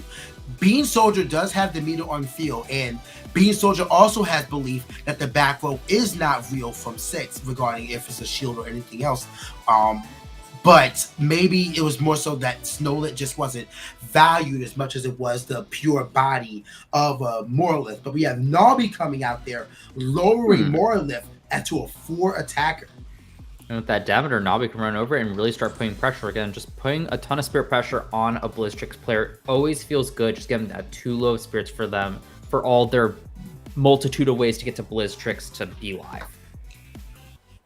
Right now, they're trying to figure out their best approach as the attack is declared after the buff up, and it is going to go off. Doppelganger is going to be cast, meaning that it now clashes with the incoming Esprow and completely snuffs out the Cedar Sword in attack. So huge opportunity for Bean Soldier to just control his entire board state and getting in for a direct 2 more damage. There's no way that back row is live after seeing both those turns. Like that. Okay, Elechick into Snowlet, whatever. Morlith Rise, sure, that's a line. But not letting that Morlith go and allowing for a Doppelganger to hit off, I don't know about that. Yeah, no, that face down is fake. Absolutely is fake. Fake down. Fake down. That's the Volt Clips just saying, I'm not real. What are you talking about? Oh, look at me. I'm not here at all. We'll see. What does 6 have? Because 6 really needs a way to start milling. Again, my guess is that is Rise from the Ashes, so 6 really needs a way just to get something in Underworld that can bridge up into bigger stuff. I mean, that is my guess as well. You don't really want to Rise the Morlith just to get the mills, because then you don't have Rise to bring back a big guy you mill. So what do you do here? Well, there's the Rise. Going to bring back the Morlith to get the mills. I actually think it might be the Snowlet is the play and just really gamble here. Hope that top 3 contains that Asprowl to get up. I mean, if this is your only play, then it's really rough. Oh, no. Yep, it's going to be the Morlith. Wow. Huge expensive play. If that Morlith is properly enchanted, which it is only at 4 attack because of the Doppelganger's effect. So really looking to do something with those mills to get back into it. Maybe there's a second Rise from the Ashes. That's what I'm thinking, but that's also going to be an extremely expensive play. Desperate times with the BlizzTrix player. Just have to get something set up to try to win it. Man, I would never want to be in a state of desperation like that. No, that's why I could never bring a deck like this. So more power to 6 being willing to gamble. And clearly it's paid off. Like, even if 6 can't snag this game here, top 8 is still a fantastic accomplishment. Let's see what the mills are going to be, or I think we're considering letting the mills go. Bean Soldier really deliberating off of this one. Now we have Shield, Tsunami, I think Mountains of Boreas or Avalanche. Mountains of Boreas. And there's a BlizzTrix. Oh, it might actually be. Actually, that's a good call. I call Mountains of Boreas. I think it is an Avalanche. But let's see. Do we see another Rise just to bring back that BlizzTrix? I think there's 2 in that mill. BlizzTrix is available in the Underworld. Oh, that's a special ascension. Oh. So BlizzTrix in hand! I see now. That's another way to do it. And now you just get to shovel stuff back, pop. But facing 2 back rows is kind of scary. If either one of those is shield, you're not feeling too great. Yeah, BlizzTrix is down to a 10 right now, thanks to not being... Oh, wait. It's Solar Enchanted. So, yeah, it is a 10 right now. Doppelganger can't really threaten it directly, but it is threatening it passively. So let's see how this one plays out, whether or not the demeanor is targeted, even if it's allowed to be played out like that. Yeah. And the question is, if you use BlizzTrix effect, what do you pop here? Do you just get rid of the Doppelganger and try to make sure that Doppelganger is off the board, or do you just go for back row trying to clear it, or even get rid of the Demeter so you can't do Demeter Eddy to remove it next turn? I would definitely say the Doppelganger. I understand the Eddy might be there, but doesn't matter. Gorgon's Gaze exists. That is Mountains of Boreas. Huh. Cool. It is Mountains of Boreas? Okay. Yeah. Yeah, that's cool to see that. I haven't seen that in Blizz. I wonder what the thought is there for that. All the same, though, Gorgon's Gaze is going to stop the onslaught of BlizzTrix, and a boom bag is going to come down and completely threaten the BlizzTrix. The face down has to be real, right? Gorgon's Gaze. Gorgon's Gaze on the disenchant to stop the Boom Bat from destroying the Blizztrix. Absolutely real backload that time. Blizz 6 now going down to 6 spirits, but Bean Soldier is not out the woods yet. We have a Doppelganger on field and an Earthquake as backup to snipe the Blizztrix anyway. Huge plays by 6, still going for naught, and now being able to take 2 points of direct damage. Bean Soldier used up a lot of spirits there, but that might have been the winning turn. Potentially at 5, can't rise a Blizztrix back, needs to find a way to probably bridge up into that Blizztrix again through mills. But that hurts, just the double answer. But now we know what Bean was probably grabbing from his side deck to just deal with this deck. I think 6 is feeling defeated. If you can tell the way that they're handling their cards, it doesn't feel as confident as Narpoon is cast out there to search out. I'm assuming a Lycan form to go into a Scorpio, but again, another expensive line you want to go to. If you do that, that's going to be 1 from the Lycan and then 2 for the Scorpio along with casting. So I don't know if I'd even try that one. I guess Snowlit. I guess you grab Snowlit. I'd say just grab Snowlit and gamble. Hope if you have an Ambrosia, or if you don't have an Ambrosia, draw one to have the spirits to go Snowlit straight up to Blizztrix. That might just be 6's best bet here to try to crawl back into this. But even then, like we've seen from Bean Soldier, just consistent answers to that Blizztrix, just not letting it stick on board and not finding those Cedar Swords as well, as making it real difficult to reestablish, to the point where I don't know if you can keep a Blizztrix around long enough to make up that spirit difference. 6 is doing everything they can to try to find out the win con, and yeah, it is going to be a Snowlit. I think they consider like how many cards of what I've milled. We have seen 1 Espral at least go to the Underworld, and we know that 2 Blizztrix are there. So you're just trying to get out an Espral and I guess a Mountains of Boreas in hand to get over the Doppelganger. Maybe. I do think that there is the Blizztrix that was originally Underworld did get shuffled back by the Blizztrix effect before it got hit by Gorgon's Gaze. So right, correct. There's still a few more. We'll see. I mean, 6 might be able to just put on a ton of pressure here. Already a Doppelganger out. Or not 6, sorry, Bean Soldier. The Doppelganger already out, throwing the Narpoon. If you just get a 1 cost to run over the Narpoon, but actually just runs Doppelganger over, giving 6 actually an opening here. I mean, we do have 2 face down, so I imagine because there was no expended draw, Bean Soldier feels very confident with what they have set up ready to go. Snowlit Mills, Cedar Sword, Gorgon's Gaze, Espral. That is such a good mill. You can get both of those out. I think you just go Espral at this point. Actually, I think the spirit count should be at 2, so it technically can only do 1 of those. And I think the play is Espral. Hope you have Ambrosia in hand to be able to use the Espral to bridge up into the Blizztrix, because right now against Doppelganger it's only a 5 attacker. So only 1 spirit left in this spirit deck, correct? I think so. If it's 2, I think that's just 1. I think it's only 1, or I would imagine 6 would just fire the Espral skill if it was more than 1. So yeah, I think you might have met your end.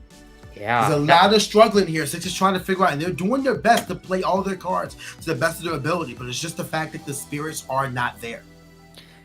And this is what's crazy, is that this is the 2nd game in a row where 6 has been 1 spirit off being able to use Espral to try to get up into that Blizztrix, really showing how important it is to pressure that spirit deck, because these breakpoints can be very tight in the late game. Man, 6 just mulling over the options, just trying to think like there has to be some sort of play. The last one for the Mountains of Boreas! The Mountains of Boreas is the play! We were talking about that. We are down to 0 in spirit deck. Espral goes back up to 7. If the back row is not viewed by Bean Soldier, then they have found themselves a chance, a modicum of an ability to win here. The attack is declared. The face down is viewed, but is it flipped? Shield. Shield of Achilles will seal it. 6 struggled this entire clash to try to find their win con, but in the end, it was all for naught. Bean Soldier is going to go up 2-1 to go to top 4 here in the Webcam Premier Tournament. And Man. Notably yet again, Blizztrix really struggles into top cut, but The dream of going completely undefeated for a tournament run is still alive for Bean Soldier. We'll just have to see how his top 4 match ends up going. Yeah, we saw if we can get the bracket up real quick, we can see who Bean Soldier will likely face up against next. But man, that was just an unreal clash of how that one bounced back and forth. The game one, BlueStacks did so well, and shout out to Six for a great performance here. And now we're likely going to see Bean Soldier face off against Dimax, someone we have not seen play yet, versus Big Kahuna, who we know is on fire Nexus. Meanwhile, on the right side, Julian and Automatic still facing off onto Surge, and sure, we'll get results on them as well. But for top 4, Bean Soldier or versus either Dimax or Big Kahuna. That'd be interesting. And Titan versus a Fire Nexus deck? It's kind of cool to think about what could potentially happen. I don't think I've ever seen that matchup before, no. No. Notably, and Titan not having, the Fire Nexus not having a lot of Insectoids to be able to ramp up into, but it still has a lot of great ways to search out stuff to be able to put out consistent threats, and Kinleo can only deal with one guy each turn. Yeah, there's never been a matchup where Fire doesn't want to bring Waspire more. Right? This is not the time for Waspire. Do not attempt it. But man, Josh was just staying cool, calm, and collected. So just fantastic play by them. And I hope that Josh continues performing very well going into the next match. But, on the other side, we have a lot of things wrapping up and ready to go. So we're almost done. 128 casters, wrapping up to top 8 and soon to be the final 2. Yes, and huge shout out to Six for making it to top 8. May not be going on to top 4, but top 8 after 7 crazy rounds of Swiss against 128 other players is such an impressive feat on BlueStacks nonetheless. You need some luck there to make sure that deck works, and a lot of skill to make sure you recognize those lines and the correct gambles to make. So just all the props to them. Congratulations on making top 8 and the fantastic prizes you get from being top 8.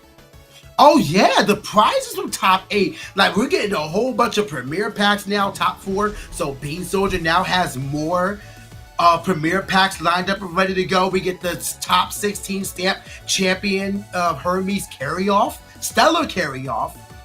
We get the Moonrise booster box as well. So just fantastic upgrade for them. Shout outs to Bean Soldier for claiming all this. But of course, we're going to keep grinding because we want that Stellar champ stamped Torchin Hestia, champion of Hestia. Absolutely gorgeous. I feel like that was a good time since we got the slide up here. Just kind of remind everyone of what the prizes are. Of course, participation is 2 organized play premier booster packs and 1 Elestrals Moonrise booster pack. But we should go over top 16. Notably not playing, but they do get some awesome stuff in addition to what all the participants get. Yeah, the top 16 champion of Stellar carry-off champion of Hermes is going for all top 16 players. So congrats on earning that one, casters. You also get your premier booster pack that you already got. So just adding on to everything. Congrats to all of you guys. And if you guys want to get the participation one, the next tournament is April 26th. Yes. Saturday, April 26th. So there you go. And the best place to practice for the premier tournaments is the casuals on Tuesday. So if you want to sign up for the April 26th tournament, that QR code is on your screen right now. Get your practicing going because you're seeing the trends from this tournament compared to the Dallas Open. Big guys are coming through. So figure out your favorite 3-cost Elestral. It might be time to go back to it again. Where's Celestlio? Remember the Celestlio hype from Daybreak? Bring that back.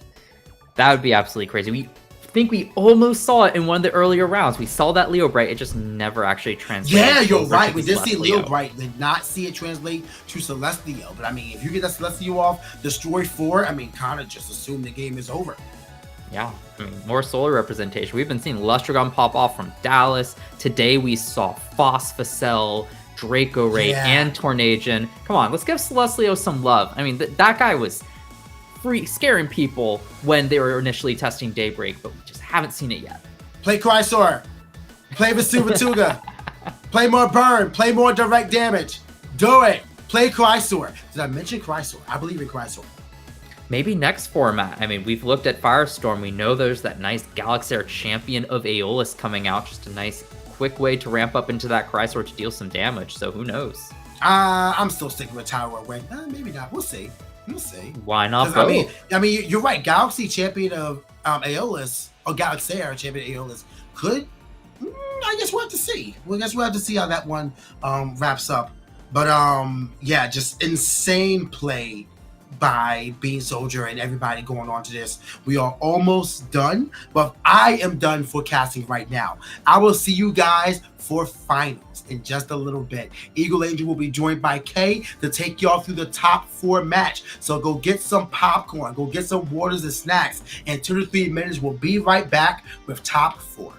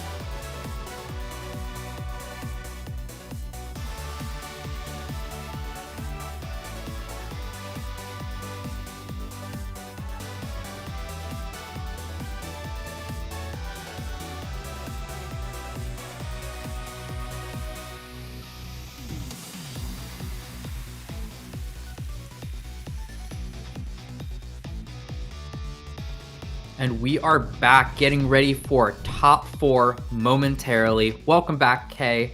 Are you ready to commentate this monumental premier event, top 4?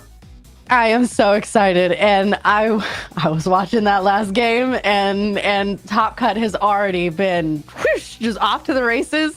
What an exciting game. I love to see Titan winning. I love to see BlueStacks doing BlueStacks things. Sometimes you win, sometimes you don't. And I think that we are set up for a beautiful top 4 match here. I still want to see Titan hit the board again. Like, could you imagine BlueStacks versus Titan? That would have been even more epic. Unlikely, but maybe in either...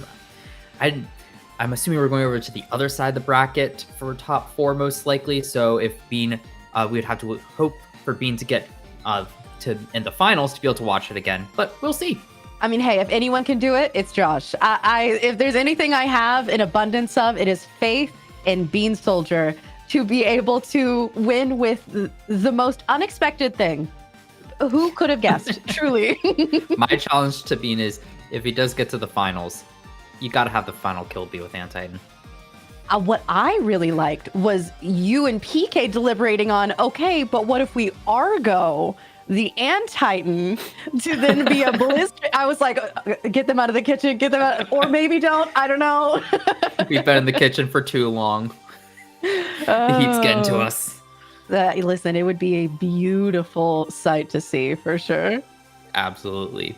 But if I remember from the other side of the bracket, we will be, of the casters we do know about, there's a potential of seeing Fire Nexus, as well as, what was the other one? Trying to remember from the bracket, just grabbing it from memory. I know they're trying to get the bracket updated right now for us.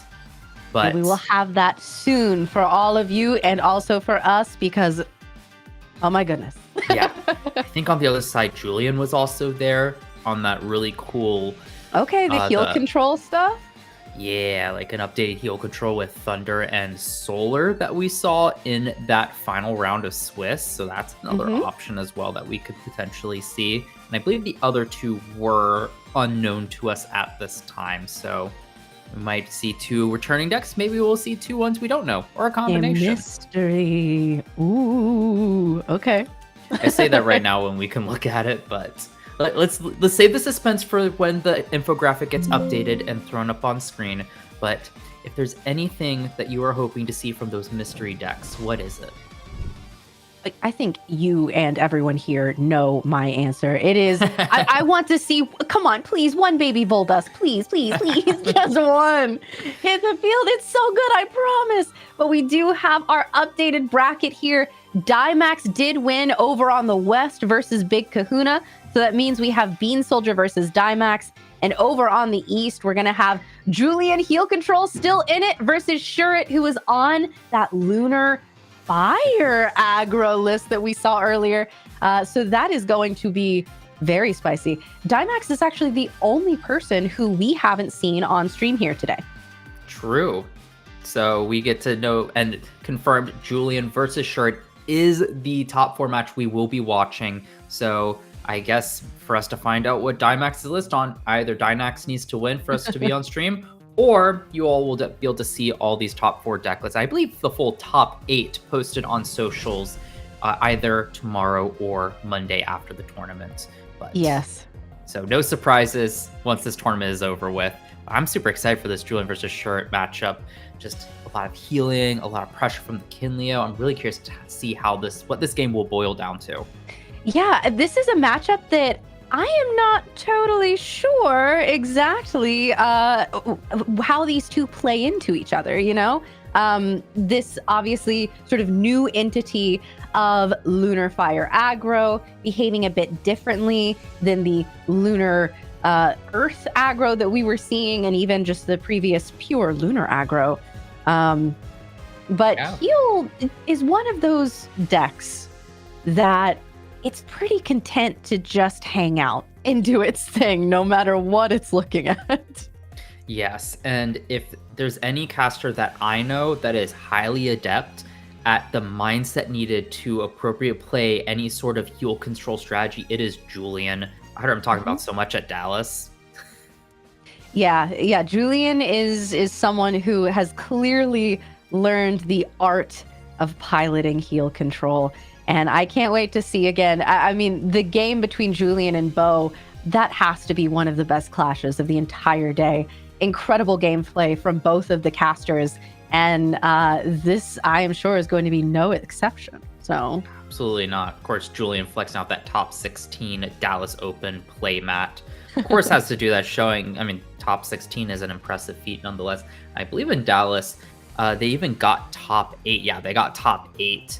Meanwhile, Shuret definitely was pining for it as well. Didn't quite get it, but still top 4 in Moonrise Premier event previously. So very talented. So this is going to be a fun match to behold. I mean, today is an incredible chance for a lot of our casters who maybe didn't perform exactly how they wanted to in Dallas to be able to run it back in the biggest webcam premiere event that we have had in Elestrals history. And I mean, this top 8 has been no joke. Incredible casters all around. Yeah, looks like the casters are almost set, so we'll probably be ready to transition over to their game momentarily. And on our screen, we can see they're getting their starting hands ready. So we're about, man, I'm just so giddy. They're about to get started. And I love seeing so many returning names in here because one potential concern about such a diverse meta, of course, is that player skill isn't being rewarded here, but our top cut matches prove just that is just not the case here, that the top players are the top players for the reason. And honestly, I don't even think top 8 does the Elestrals community justice anymore with how many great players have been popping up. I mean, hey, we reached cap this time. Maybe someday we'll be expanding. Maybe someday we'll have top 16. That would be really cool to see play out. But the future of Elestrals is bright, and it is going to be starting right here, right now, with our top 4 match. As soon as we are ready, again, we are looking at our casters very primly sitting with their opening hands ready to go. So as soon as production is ready, we will be moving over there. And as you said, it's really great to see top players consistently be rewarded. Elestrals is a game that is easy to learn, but offers a lot of skill expression. And so you see these people who are incredible at TCGs, at Elestrals specifically, and consistently they perform really well. It's crazy to think that it's been about 2.5 years, over 2.5 years now, since Elestrals was first announced and I started playing it. And there is a ton of depth to this game to learn and to master, despite its easy to learn nature. And we are going to be actually seeing some of that right now as we get into the top 4 match, the semifinals of our premiere event today. Julian is going to be kicking us off. I don't see mulligans from either of our casters right now. A good, honest start. Although, here we go. A rabbit. Talk about good, honest start. Yeah, I was about to say. Let's see what Julian... Well, we won't see what Julian finds off of it, but I bet it's going to be followed up with a set 1 and pass. That's usually how these go. There's the one. And they'll probably be back on Shuret to see what they will put up first to contest this rabbit. Of course, Kinlio's a threat here, but plenty of other options for Shuret to pull into. And I expect this to be a bit of a grindier game, at least to start. Mm-hmm. Oh, actually, Kinlio. Starting off immediately. Hey, good call. Always an option. That means we're either going to see a stadium drop. We're going to see maybe an artifact. PTA in response. Ooh, okay. So this does put Kinlio in an awkward spot, but the earthquake just saying nah. The earthquake coming out really doesn't matter. Nope. Sure, it's probably just going to be swinging for damage, saying, I don't really need to spend the spirits right now. Kinlio, as we know, not limited to 1. So that is not the only baby boy that we're going to be seeing in this game, even maybe. Yeah, maybe the next one we'll be able to get some spirits on and deal massive damage as well, because that always feels great with Kinlio. You just clear the threat and can just start pressuring that spirit deck. Mm-hmm. And we did have 1 set from Shuret. And going to be passing back over to Julian, who's going to send out... Is that Lumaru? That is Lumaru. He just slapped down that Lumaru. He said, I'm slapping down this Lumaru, so Lumaru can slap you. Mm-hmm. A properly enchanted Lumaru. And I love watching Lumaru mills, unless it's me. Because they're very often devastating. And a fire puppy coming out. Is that Lunar Enchanted? That is Fire Enchanted. That's the Kickstarter by Pyro. Are we going? Oh, it's Zeus. I was like, I don't think shirt we saw the same amount of shirt that was Kahuna, but Zeus, that works just as well, arguably a bit better. Yeah, and a second set from Shuret's side, and the disenchant from Zeus does come out, and Julian going to be answering that with an Argo. Yeah. Okay, so we are -3, which means that it's going to have to be Necklace of Harmonia in order to contest this Nekruff. Yes. And the fun thing here about what just happened is Nekruff said, I don't like your mill. I'm going to threaten you with a burn instead. And that Argo just says, no, you're milling. Mm-hmm. Oh, man. Unless we see an Argo flip from... Oh, it's a Gorgon's Gaze. Okay. Probably Gorgon. Yeah, it happens in attack steps. So yeah, you can just Gorgon's your own Nekruff to nullify the attack, which is what it seems like what Shuret did there. A super interesting play. I don't know. That's something that really differentiates the intermediate players from the advanced players, is understanding those sorts of interactions that you can get Gorgon's Gaze your own Elestral to stop the attack. Mm-hmm. And that was an interaction that we just got to see. Meanwhile, we have a 10 attack Lumaru out here, joined by a Calfmel. It's really funny. This list now that we're seeing from Julian, it feels very different from what we were seeing just a couple rounds ago. But an Altar of the Stars coming out from Shuret, Nexusing off of that Zeus onto Nekruff and moving Lumaru into defense, which, yeah, 10 attack, don't blame you. Will we see a mill 3 from the Lumaru first, or a burn 1 from the Nekruff? That is my question. So by the looks of it, no set back row from Julian, so likely this Lumaru is about to go down thanks to the Nekruff, or whatever Shuret ends up casting for turn. Well, if we see another Kinleo, there is that Fire Spirit under Nekruff. If Shuret doesn't care about the proper enchantment, Kinleo could be live right now. That's an expend to draw, so just keeping the Nekruff on board. It's got 2 spirits, gets rid of that Lumaru. Notably, Shuret is up on spirits, and it's going to be even more up on spirits right now, but Julian probably not too worried considering he's just got that little camel sitting there ready to heal 3. Mm-hmm. Shuret going to have to deal with this Lumaru right now. Otherwise, yeah. I think the burn one's going to win out in this war of burn versus mill. I think you're right. We don't have any back row set from Julian, so Shuret is free to do this, but we also... Nope, just kidding. There's one from Shuret. Going to be able to hopefully defend in the coming turn. That honestly probably feels like a pretty good exchange by Shuret overall. Just being able to stall out that Lumaru. The Necklace of Harmonia burns too, which essentially trades with the spirits used for the Gorgon's Gaze, and just kind of puts Julian on the bit of the back. But that Argo necklace play didn't quite work out, but thanks to, again, to that Calfmel, probably not the most work. Is that the Heliolith? Oh, Julian. I'm sorry, did you pick up Bo's list when you two played a couple games ago? What is going on? Though notably, no artifact on board. Oh, sorry, the bounce doesn't care about an artifact. It's just for that cast effect. So trying to bounce back that Nekruff, likely, but gets met with a Gorgon's Gaze. Yep. Which, you know, fair. Shuret has been very much valuing this puppy, which at a 5/5 stat, Heliolith could crash with, and that would be an equal exchange with the burn and the extra spirit of damage from Heliolith being enchanted with 2. But I don't know if that is a valuable play to make here. I think if you're Shuret, you're trying to find a way to get that Nekruff to hit over Heliolith, or find another Kinleo just to pop it. But also, sending off of Calfmel feels so good. Julian just living in the heels. Oh, yeah. We're going to be not crashing, and Astrabbit coming out in attack, which is scary. That means there is a plan. Yeah. Even if it's just crashed Nekruff, sure. Just get that Heliolith out of here. But we'll see. Maybe the Rabbit's hoping to find a little something to help that Nekruff. Mm-hmm. Trying to think. I mean, we know both of them at this point are... Actually, do we know if Shuret's on artifacts? I don't think we've seen it this game, but I think we might have seen it in the early rounds. Yeah, okay. Yeah. We saw Argo shenanigans from Shuret on stream before, so... We So, yeah, could this time. just an Very artifact in possibly. hand could help with this Heliolith. We'll see. And Yep, yeah, there we yes. go. That's exactly what is gonna happen, and it is a thunder, and it looked like lunar, but I keep is lunar. seeing okay.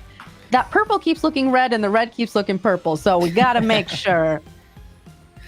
So we'll see. I guess dealing with that does have to burn 2 at the end of turn, which I don't know. If you know you're against a ton of heal, doesn't feel great, but sure, it might not fully know what Julian is on at this stage. It's a bit hard to kind of scope these sorts of things out as you're playing versus in a venue where you got friends to help you kind of scope out the competition.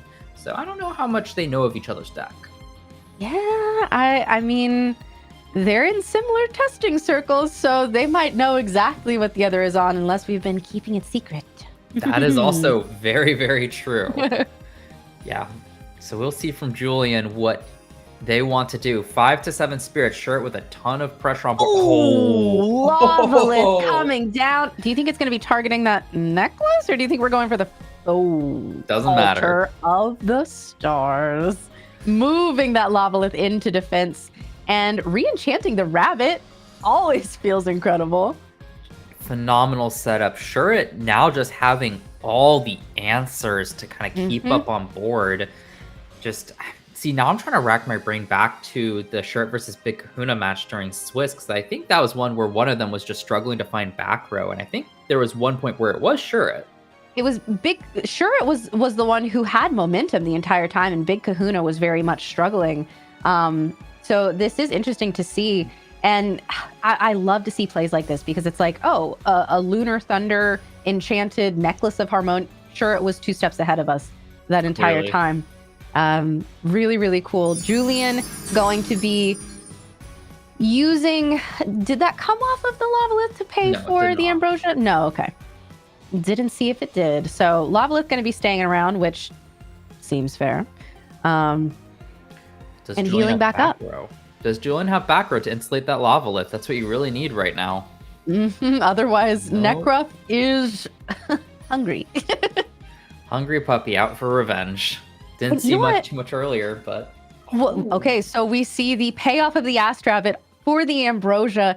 And, you know, we were talking earlier about, oh, which of these 2 Elestrals is going to have its effect go off. Meanwhile, Necruff Burn has been going crazy this entire game. Been keeping the heal a little bit in check, just the extra burn countering it. But there's actually been a lot of heal on Shirt's side as well. Those Ambrosias have been coming in clutch. And it's just crazy to think because we've seen these Spirit totals get low, but all this healing makes it so that really we're still in the mid game. We still got a good chunk of turns left before a victor is declared. Yeah, there's a lot of Elestrals left to be played, a lot of resources that we can still spend to do all kinds of crazy things, and I cannot wait to see what those are. The one set from Shuret, yeah, Puppy gonna be swinging over Lavalith, getting that burn effect, and Rabbit for 2 is a big turn. Oh yeah. Julian, I believe down to 5 now? 4. Oh, dang. Even lower. So I said there might be a lot of turns left, but I don't know. Sure, it's ramping up a lot of damage soon, so it might just be Julian just saying, I don't have anything to really deal with this, but maybe a rabbit can help. A rabbit? Yeah, okay. We do know that Shuret is on Zeus. We've seen 1 so far. That would certainly help get over this rabbit, but yeah, rabbit is one of those Elestrals that it's like, do something about it as soon as it hits the board. Yeah, there's always Eddie, Kinleo, maybe another necklace in hand. There's options. Just what does Shuret actually have in his grip? And we see the 1 set from Julian, so finally some back row there. Whether that's the Arga. Another Ambrosia. No way. I thought Julian was the heal deck. I know, right? Thunder. I was thinking, Thunder, fire. And another fire. Okay. Yep, makes sense. Dang, back up to 10 spirits. Absolutely crazy. Let's see what else gets played here. Thunder to re-enchant the rabbit, probably digging for an out to this Astrabbit here. Even just a simple Cryoblast to soften up that 5 defense could do the trick. Cryoblast, then still being able to burn with Necruff feels good. Very much That's so. huge value. And Julian, again, is one of those casters who we've seen in these situations where it's like, is there anything that's left to be done here? And they every time say, yeah, actually. So I'm not counting them out at this point. There's definitely some surprise amount of games where people come back from crazy spirit counts, just establish a board, stabilize, and can keep that stabilization going. But a calf mel. A calf mel, okay. Yeah, that's something that could help get Julian some healing, get some more resources. A second set in the back row. Again, I'm saying don't count Julian out yet. This seems like sure it's running away with it, but I don't know. In a moment's notice, Julian could just be back up at like 6 spirits thanks to that calf melt. And notably, I think Julian's only played 1 Ambrosia to Shirt's 3, so Julian could still have quite a few Ambrosias up his sleeve to just flip the game back on its head yet again. Oh, Ash Rabbit, my beloved, going to those Ambrosia. Ambrosia. There we go. Okay. Disgusting. Yeah, Julian, pick one. Disgusting. That's gorgeous. Off the rabbit yet again. This is biblical greed, honestly. I cannot believe what I am seeing. 4 Ambrosia activations in one game. And you know what? We could re-enchant the rabbit and do it again. That's what's crazy here is Julian needs to deal with this Ash Rabbit, or Shirt's just going to be back up at full and just say, I didn't play any cards. What do you mean? I'm still at... Well, you can only get max 17 spirits, but still, it's crazy. Wow. I cannot believe what we're about to witness. The Ambrosia loop. Oh my god! No way! I wish we had face cams because I want to see Julian's face right now. Yes. As this is happening, this is incredible. Sure, the insult to injury. You know Julian's supposed to be the heal deck, but you're saying, no, I'm good. You know what? Ash Rabbit? Good card. Paying off of, did we get that off of the Ash Rabbit continuing to fund our lifestyle here? But I did notice 2 Earth got looped back to Spirit deck. Okay. But I'm trying to...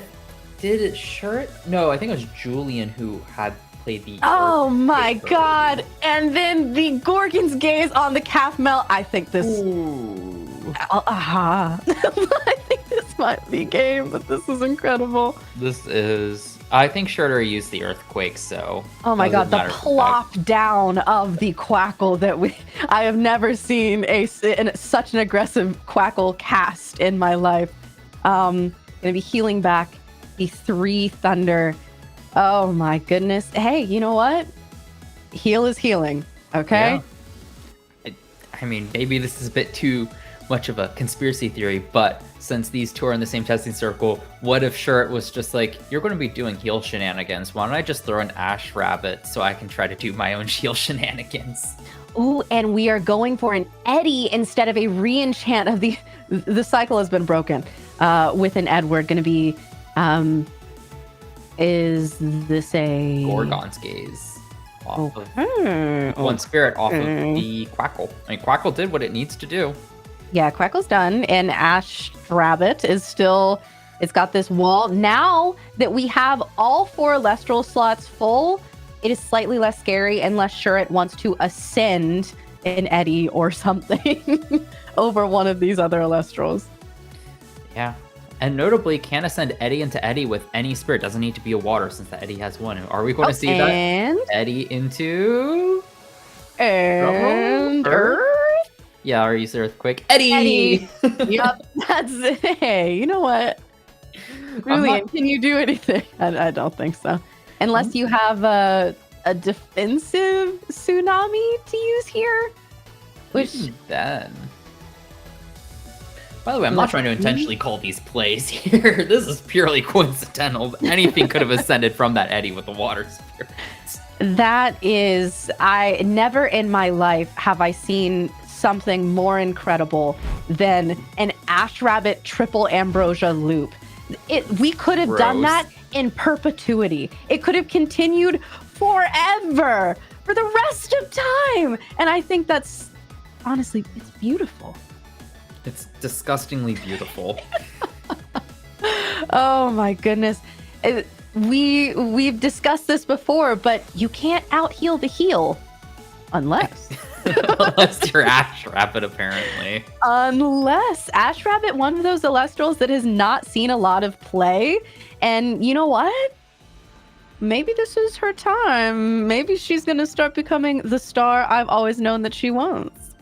Ash Rabbit is a surprisingly annoying card to deal with. Oh, don't say that about in a good my way. girl. In a good way. In one of those ways where Ash Rabbit seems rather innocuous because you need cards in your underworld to be able to use it. But the moment it hits the board, at least I'm always just like, dang, that's annoying. Or if it's me playing, I'm like, dang, this is amazing. Wow, I love enchanting one fire to my Ash Rabbit and getting one of 3 cards back from my underworld. Yeah, it feels so good. And maybe someday I'll pull that Stellar Ash Rabbit. That's really what I'm going for. I wish you the best of luck. I believe that is in Daybreak, and I think you say you had a whole bunch of product that is still pending to be open. Yeah, it's Wabbit hunting season for sure. It is open season. Now, thinking about these sighting patterns, what do you do here? What does Julian do against? I mean, what are the odds Shuret sees 3 Ambrosia again? But even before then, Shuret was healing like crazy. Yeah, I don't know. I would like to say that was just a rather unfortunate match for Julian in that instance, but with not finding a lot of back row to insulate your board, I think that was the biggest issue here. That heal was just the insult to injury. So I think siding pattern wise, I think you're not that there isn't siding patterns, but I think more so you're just hoping that you can actually find your back row to insulate your guys. I did love to see our champion Heliolith hit the board, apparently lurking somewhere in Julian's list, which I had no idea. But was really cool to see. Unfortunately, into this exact matchup, just because of the stats of the Elestrals that Shuret has, it wasn't able to do too much and was pretty easily answered. But we are done siding and going to be getting into game 2. So Julian should be on the play. I believe they started last time, so yet again to start us off, and it's looked like a set potentially. Yep. Expend to draw, set 1, classic.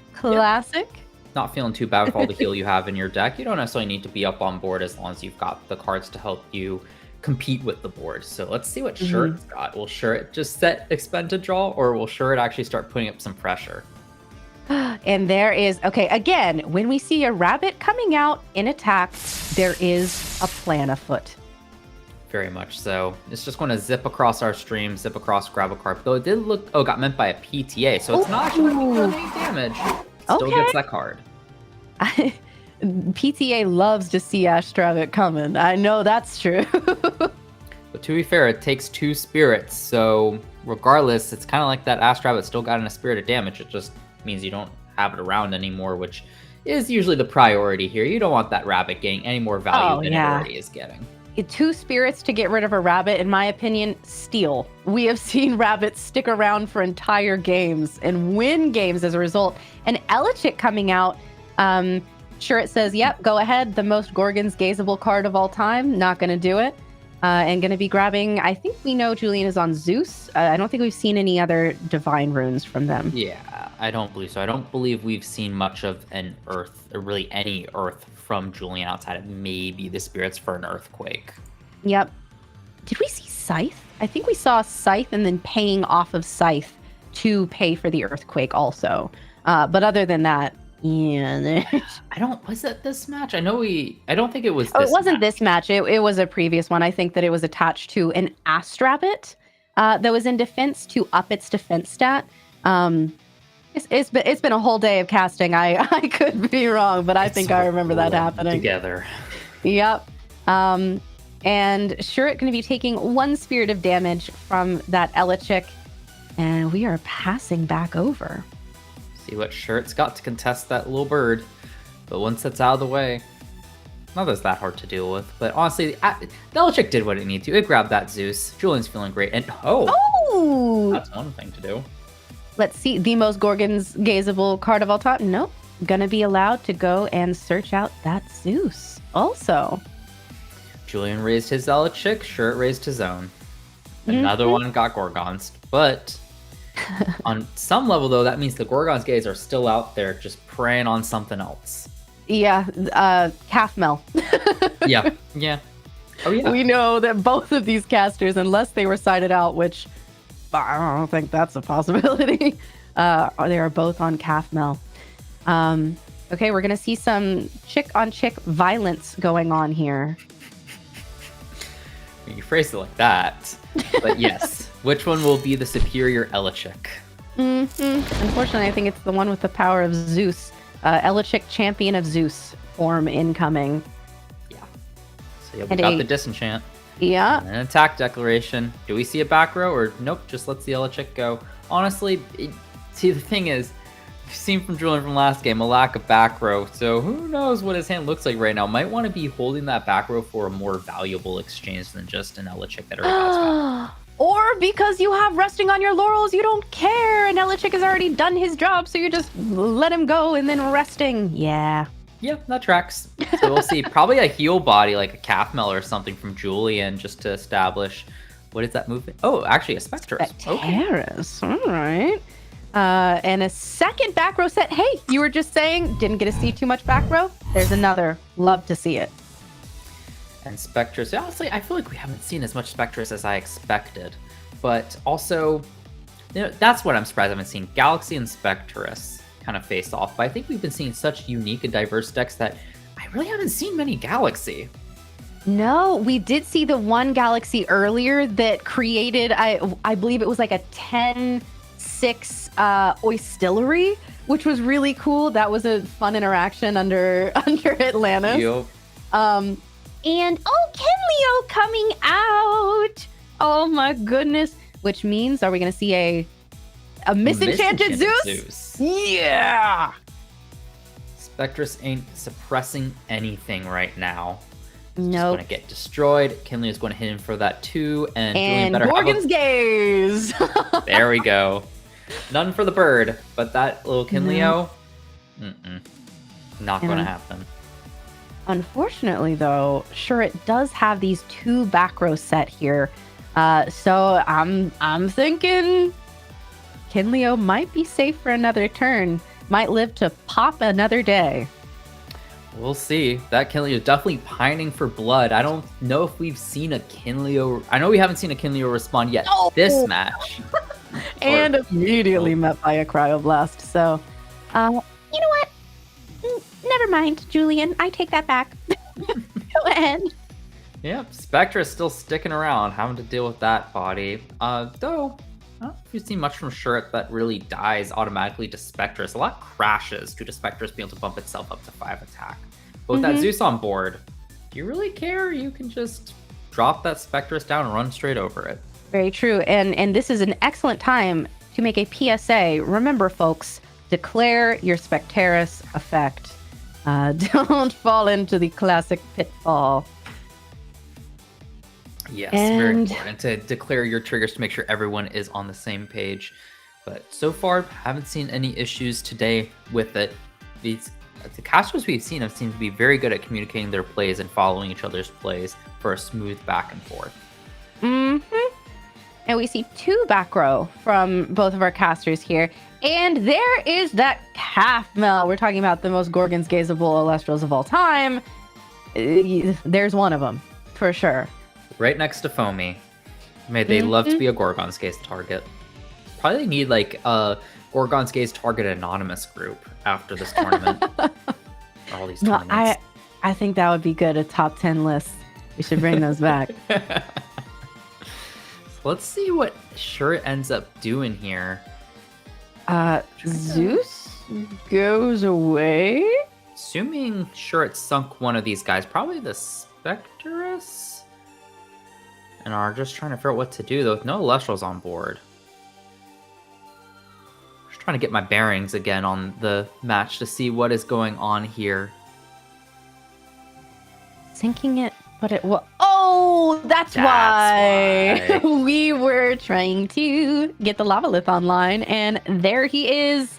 Gonna come out popping or chaining. Always, every time. There's the second Gorgons. Got one left from Julian, though. Shirt still has all of theirs, so maybe we might see that calf mill get Gorgons eventually. Hey, one can dream, genuinely. One can also dream of Lavalith popping something other than a Gorgon's Gaze that gets immediately chained to it. That's the life of Lavalith. It's not that it's popping a back row and attacking in, it's that it pretty much forces a back row to be used on it and then tells the opponent, hey, deal with my 6th attack. And I gotta say, really, really cool that we have seen so much Lavalith today. It's been a while, old friend. And yet, here he is, you know? It really has. Of the lifts, I've been noticing decks opting more for the Arc lift because most of them are on Thunder anyway, while Lavalith has been more of a side deck card, but it's been coming back, and notably a Quackle hitting the board, just zipping back 3 Thunder Spirits right to the Spirit deck. Julian getting real healthy, saying, no, I'm the heal deck, and I'm going to prove it this round. Yeah, this game is going a lot more in Julian's favor, and I'm sure that they are very much enjoying the way that this one is going in comparison to that game 1, seeing the back row, seeing the support cards that they need, and now going to be beating over a Lavalith unless we do have 3 set from Shuret. Yeah, we'll see what Shirt can make happen. I mean, 3 back row, 3 Elestrals, but do you really want to use 3 back row on 3 Elestrals right now? Well, that'd be a really, really good Tsunami. Nope, Shield. True. Shield, not too bad. However, you still got that calf mill that can crash. Yeah, and calf mill does love to crash. Says, yeah, even if you Gorgon's Gaze, sure, you stopped me from healing, but I still got an additional 2 spirits out of you. Unless there is something else afoot in this back row. Nope, a crash. Which means that once we take that 1 spirit of damage, it's going to be basically a +2 for Julian. Yes. Julian just really doing what their deck wants to do here. Notably, ooh, cool. Instead of grabbing all solar, just grabbing back a lunar as well. Okay. That is not something that we often see. Not at all. So now, just down to the lone Quackle, but maybe this is the lone Quackle that could. I love Quackle. I think that he can move mountains, really. And I mean, just looking at these spirit differentials here, he kind of has. Oh, jeez. I had not even clocked the spirit differential. Yeah, I mean, there you go. Shuret is playing a list that likes combos, and with only 3 spirits left, that doesn't leave a lot of room for combos. And I think we are going to scoop. That makes sense. Oh, dang. Going to a game 3, less than 20 minutes left on the clock. That is super exciting. And they've been playing at a good pace, despite one of the decks being very heavy on the heal, and the other deck being able to cheese heals, as we saw in game 1. So I don't think it's safe to say that this is going to time, but it's definitely going to probably get close unless there's a big blowout. I mean, yeah, we will definitely see. I am always happy, especially in high stakes games like this, in a top cut, a game 3. I always want to see both players be able to give it their best shot, really have a game go their way, and do the best with what they have. And we've seen that. In game 1, Shuret was in command that entire time. That was the ever looping Ash Rabbit with the Ambrosias was one of the most incredible things I've ever seen in my life. And then Julian really putting on a heal control seminar in this past game. Game 3 is going to be incredible. Yes, I'm really excited. Will we see more Ash Rabbit shenanigans? Or will Shuritt be able to just kind of push over that heal? Or will Julian be able to stabilize as they are wanting to do naturally with the heal control deck? I mean, we'll just have to wait and see. But it looks like players are wrapping up their siding, so we should be transitioning back to the playing field very shortly to get into round 3 of one of our top 4 matches. This is confusing because we're kind of calling the individual things rounds. The game 3 there we go. of our semifinal round. Listen, we've been here all day. It's all good. There's the better word for it. Game 3 of our top 4 match, Julian versus Shuritt. See, that's what's nice about having 2 people is I can sit here and be like, what's the word? What's the word? What's the word while you're doing your thing. Oh, Works boy. perfectly. I'm wondering what's going on over in Dimax versus Bean Soldier as well. We'll have to find out and check in probably after this game concludes, if Bean Soldier and Dimax finish before them. I really wish, I think it'd be so fun if there could be like a fly on the wall situation where it's like, okay, while we're waiting, we're going to go peek and just get a little update. Hey, you know what? Maybe someday. But in the meantime, we're going to be getting into game 3 of our semifinal round here. Julian versus Shuritt. This is the one that's going to determine who is going to be our finalist from this side of the bracket. We'll be facing either Dimax or Bean Soldier, but it looks like, is that a... Nope, it's just an expend to draw on Shuritt's side, set 1 and pass. Classic. Is that a... Yeah, that's a rabbit attack. It's flipped from last game. Last game it was Julian, expend, draw, set 1, pass. This time it's the reverse. And there's always shenanigans afoot when we see a rabbit in attack. Beware! There may be an Argo coming. Yeah, Rabbit was... Now with Argo, Rabbit's just taking names. Just saying, you thought I was weak in attack position? Think again. Julian going to be setting 2 and passing. I wonder if we're going to see any Thunderstorm techs from either of these casters. I think there are multiple times where... Thunderstorm would have been really good on both sides. A second expend to draw from Shuritt. Ooh, that's interesting. Why keep that hand if you're expending to draw? I don't know. There may have been pieces in it that were just too good to pass up, but just not fully ready to get going. Julian says, I'm going to take full advantage of that and re-enchant my rabbit and just continue to get card advantage here. Calling it right now. Sure, it's got Laurels, was just waiting to get that second spirit on board to Laurels and just swing this game back in their favor. That would be a mind game that I am not ready to play. I'm just thinking, what could be in the hand that you want to expend to draw? And Laurels is what comes to mind. Yeah, that's fair. It's a card that, especially with a combo deck like Shuritt, can be dead for most of the game because you always have things on board. And you're right, getting the value out of it early on to get rid of something like a rabbit. I don't know. But instead, it's going to be a Peppy. Yeah, that works too. Burn for 1, kind of get caught up on these spirits. But we'll see. 2 back row on Julian's side. This Necrof might not be able to connect. We will see. I do love that Necrof animation. That was like, actually, yeah, all the Widow Kisses. Thank you. Thank you so much. And it is a poison-tipped arrow, paying for it off of the Ast Rabbit. Julian says, listen, I might not live, but you're not either. Yep. I'm taking you down with me. And by paying off of the rabbit, not having to pull another from Spirit Deck, keeping Julian at fairly high spirits. This is... I wonder if Julian, despite having quite a bit of time left in the round, might be playing for spirits to ensure the victory. Yeah, I'm not sure. With 14 minutes, it's like, I don't know that we're quite there yet. But then again, I don't know. Against heal control, you never know how these games are going to go. And we'll just have to wait and see. But here... Spend for Necrof? Or that might be, yeah. Okay, so Necrof attacked over, took 1 from the Necrof effect, expended for PTA to get that out of there.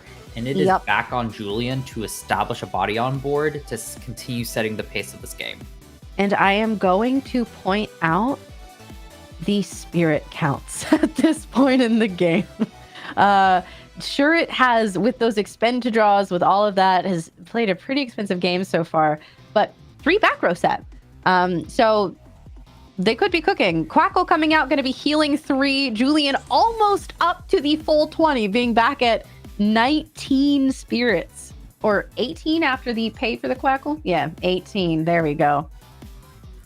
Crazy to think. That's what Julian's been doing best. And, well, except in game 1, where sure it stole their thunder. But Listen, just saying. Julian and I, we don't talk about game 1, all right? My pal Julian, we don't talk about it. However, Shurit and I, we absolutely do talk about game 1 because that was incredible. Speaking of, this is seeming like a run back of game 1. Ambrosia coming out already, which, I mean, fair enough. We were at 13 spirits, so we got to start healing back up a little bit. I think that was after an expend to draw, so no Elestral coming down on board this turn. I would kill in times like this to see the hand. Like, what are we working with? What is the problem? What is bricking? What do we need? And what are we looking for? Julian says, I will take this opportunity to establish a very annoying problem for you. And that is a calf mill. Again, the count just putting a ton of work. And is that a tsunami? Woo. Switch this to defense. Give yourself some extra installation to hopefully set up and try to counter pressure. Yeah, all right. That's fair. I think that makes sense. Sure. Hopefully we don't see. I don't want to see another. Oh no! No, what is going on with this another hand? expanded draw. Not like this. This makes me think of in the finals round of Dallas being able to hear the no from the crowd in the booth was incredible. I could hear it now. Lumaru hitting the board, just switching everything to attack to pressure. The other rough thing for Shirt in this position here is Julian has 2 back row set, and as far as we've seen, those have always been live. So even if Shirt can just start establishing a good body to start pressuring these, most likely it's just running into back row. Yeah, this is too much momentum that Julian is gaining. And I really wish that we could see that hand. It's like, should we have mulliganed Shirt? Was that a situation where we needed to mulligan? I don't know. That's what I'm wondering. I mean, I made the Laurel's call, but we haven't seen Laurel's, so that can't be it. I'm like, is there still something in that hand that we have not seen yet that made it a keep? I don't know, but Necruff coming out, maybe properly enchanted. We've been here before with the Necruff Lumaru, whose effect is going to be going off first. Last time it was Necruff times 1,000,000. Or however many burns we did get. I think it was approximately 1,000,000, though.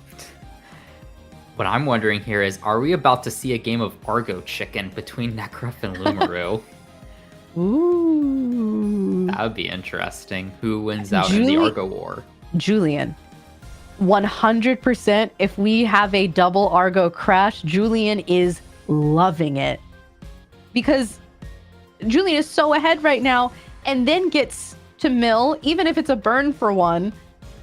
So we have a calf mill on board, you know? Julian pretty much has all the spirits that they will ever want. I just want to see that Lumaru mill.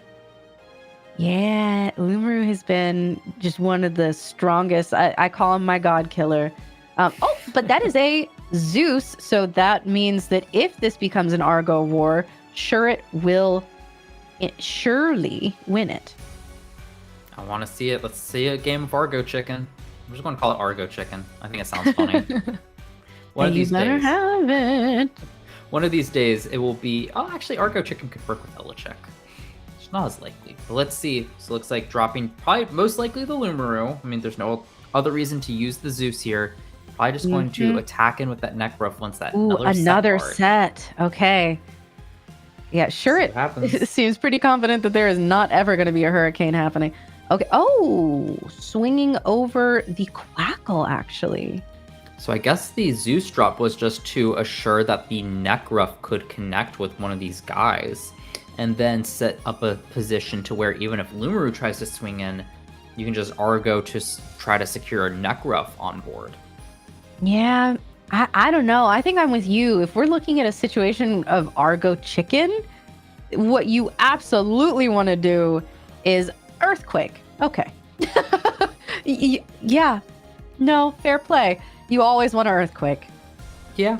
Oh, a divine blessing? No way!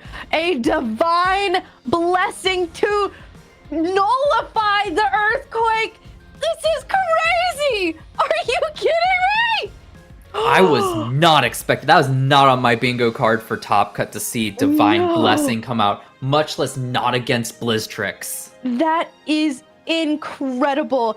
Divine Blessing is a card that you can see it right there. When your opponent casts an Invoke rune, you can disenchant a spirit from your field and negate that rune. So that one of Earthquake, gone.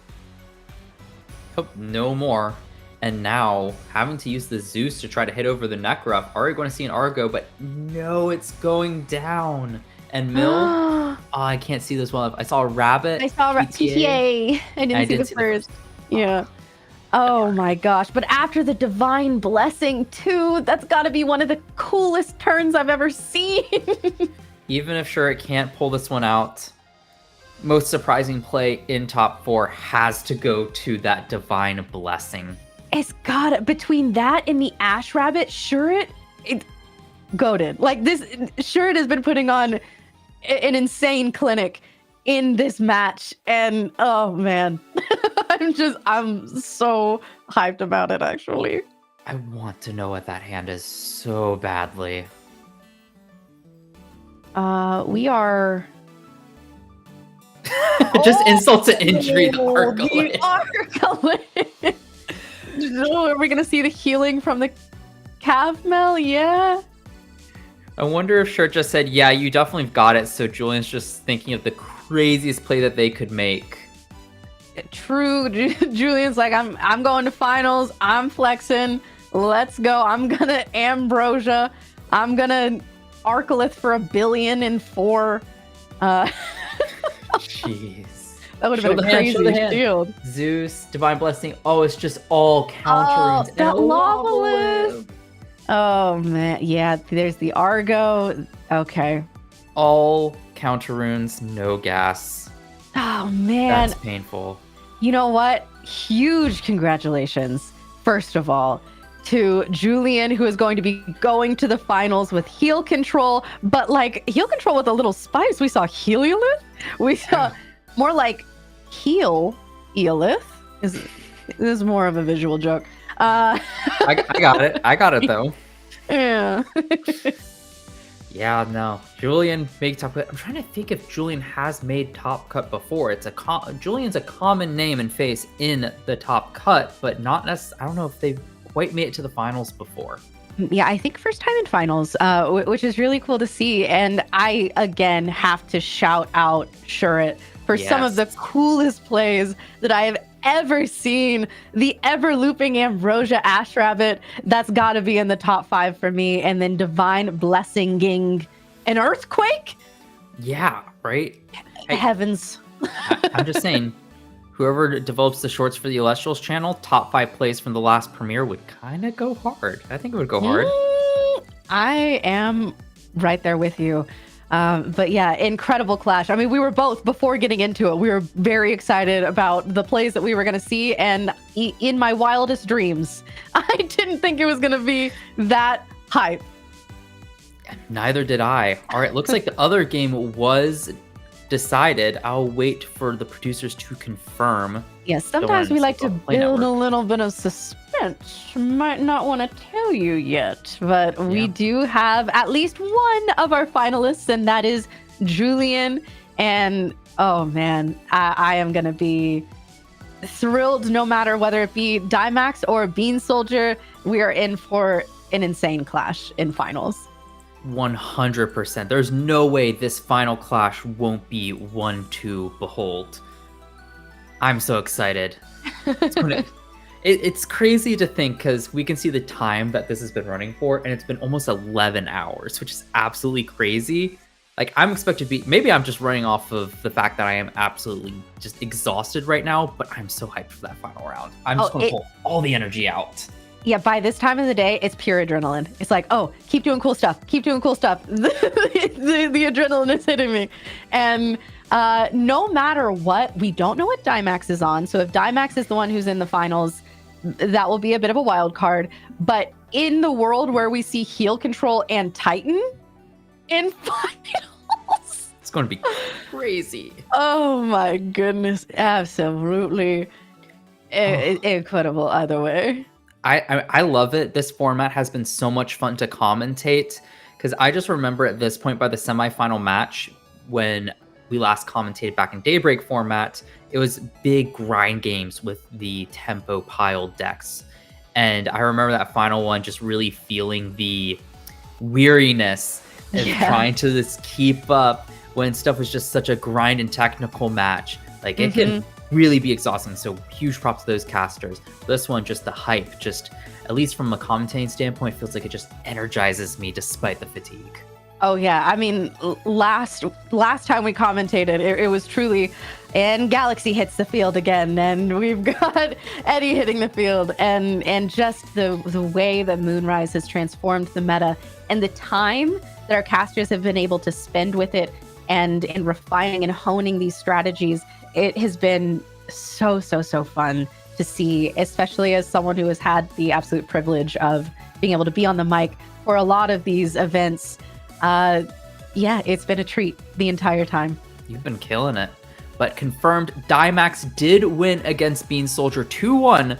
So another, sounds like, close match. Meaning our grand finals will be Julian versus Dimax. Heel Control versus, well, we'll just have to find out. The mystery. Ooh. I'm going to keep running this mystery. We'll have to just see as the cards are revealed. Now, of course, for the finals, I'll be sticking around for one more round, get to commentate all of these top cut matches, which is super exciting. Kay will be switching out for PK, but we'll be back later on to interview whoever our finalist ends up being. So you'll still see all of our faces before we wrap up here. Yeah, we still have plenty of Elestrals left to play, and I can't wait to whoever the winner is. I personally love both Julian and Dimax, and I'm gonna be having a great time with this interview no matter what. Oh yeah, I'm excited to see that. I'm excited to see this final match, but we're going to cut to a short break before we enter the finals. So get your water refilled, get your popcorn. If you haven't got your popcorn ready yet, now's the time to do it. Get prepared. It's going to be exciting.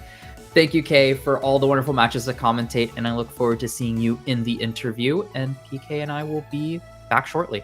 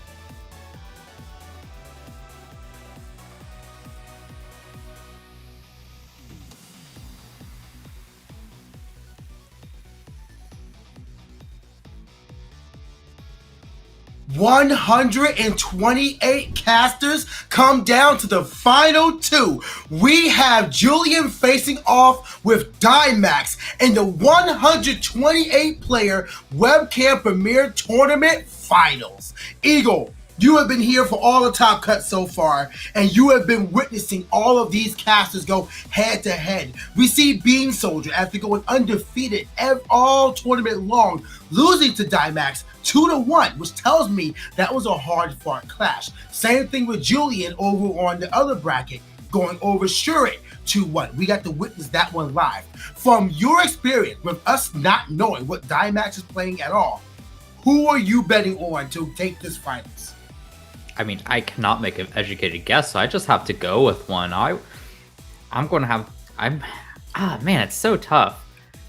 If it goes to time, it has to be Julian, right? Like, Julian's proven time and time again that they are a master of managing those spirits and making sure to stay at a high enough total. What do you think? I'm fairly certain that time isn't a factor in finals. Fairly certain, if we can get production confirmation on that. So with that said, I believe that Dimax is a player that often innovates in this meta. Often. Like Cockatoodle being played as often as it is lately is because of Dimax. You know what I mean? So I believe that Dimax may have found something that nobody else was expecting. This is similar to Argo at Dallas levels of innovation. This is just a guess, but I think that the brewing in the kitchen may have come to fruition for Dimax and is going to help him claim his first finals win in a Webcam Premier Tournament. Yeah, we'll just have to see. It's just such a tough call because these are truly two talented casters that have proven themselves time and time again. So I think we're just, regardless, whoever pulls out the victory here, we are just in for a treat.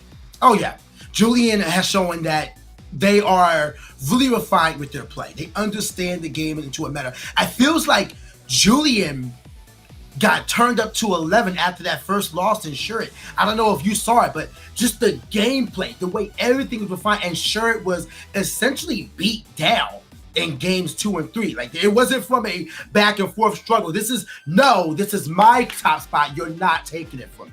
So if Julian can tap into that sort of play again, they might go over Dimax. I think we just need to see Dimax just ready to out-heal Julian, and Julian say, no, I cannot let you outshine me in that department. Well, we don't know what Dimax is on, so I am ready to see what Dimax has been casting all tournament long. Here we are, grand finals. Dimax versus Julian. Game 1 begins now. So excited to see it. I don't think we've gotten confirmation on which one is starting, but should be pretty apparent in a moment here once they get started. But it doesn't look like either of them have had to mulligan either, so just a full 20 spirits loaded up, just a bare bones honest clash just to start. Julian chose to go second. That's the first time we've had that happen on stream today, and it looks like we do have time on the round, so we have 1 hour for this one. Julian choosing to go second could either be a hard call by Julian, or is trying to play on the aggressive side, being unsure of what Dimax is playing this entire time.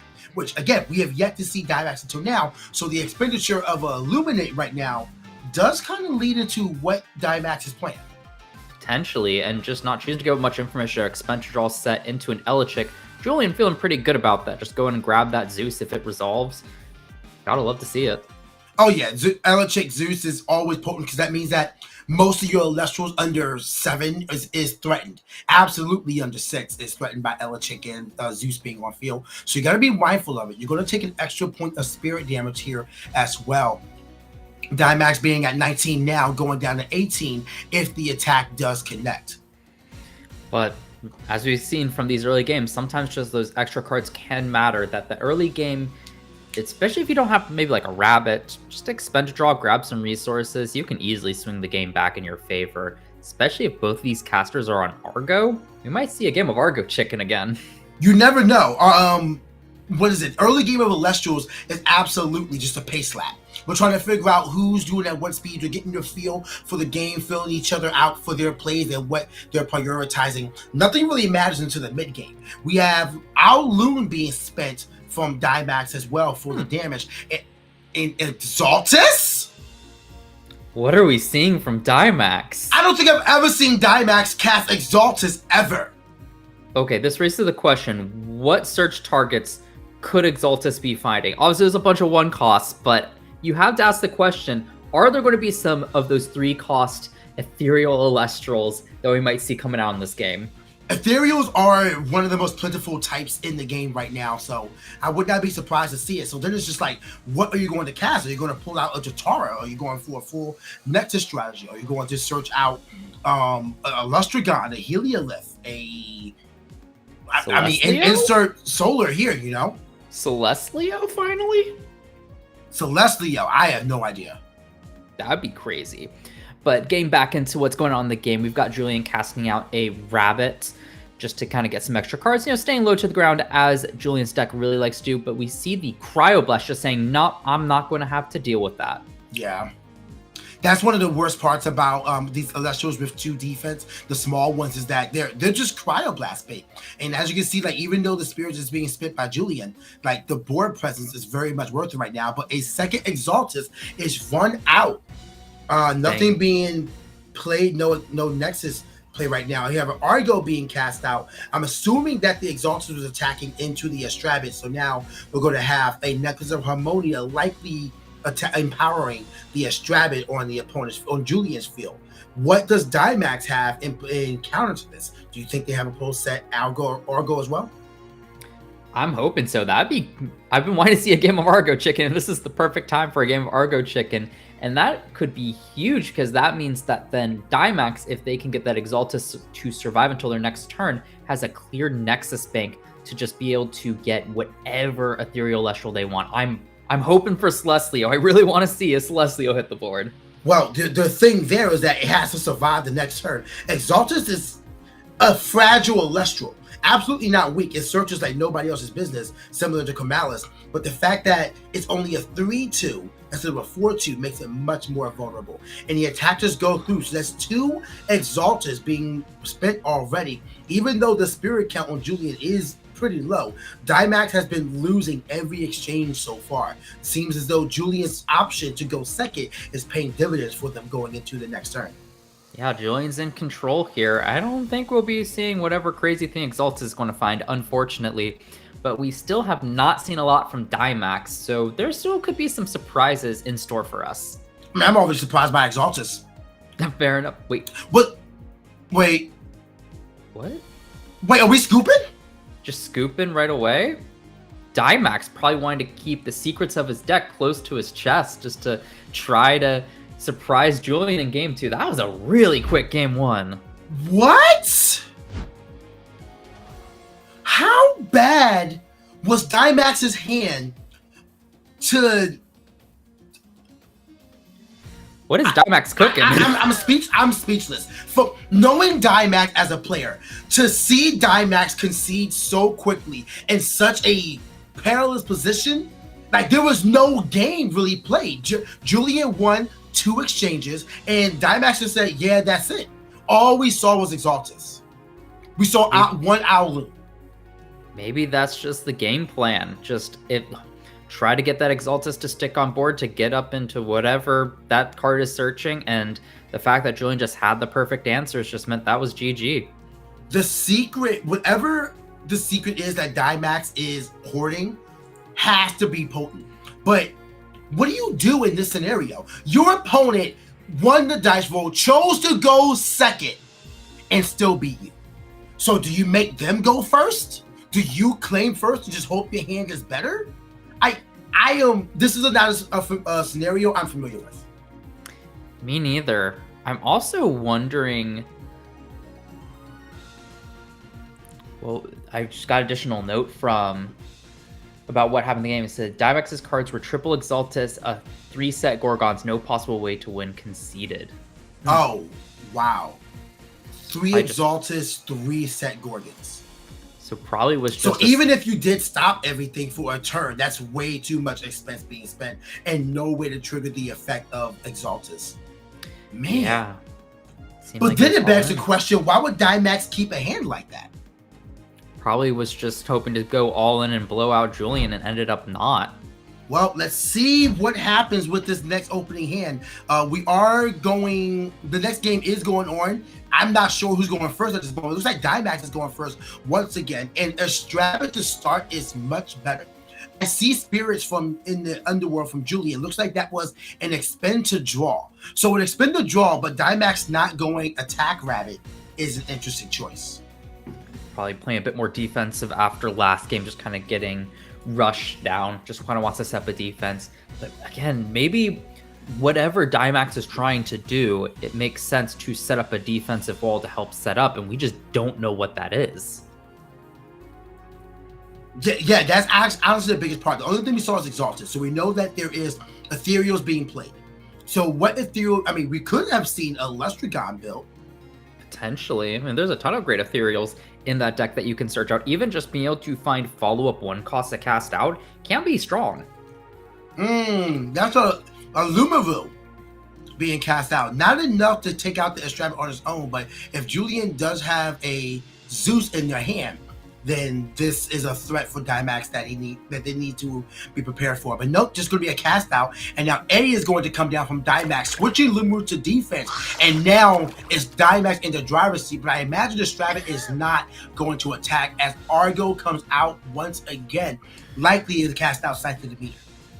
Julian just slamming down those sides, just saying, no, my Elestrals will not be defeated by yours.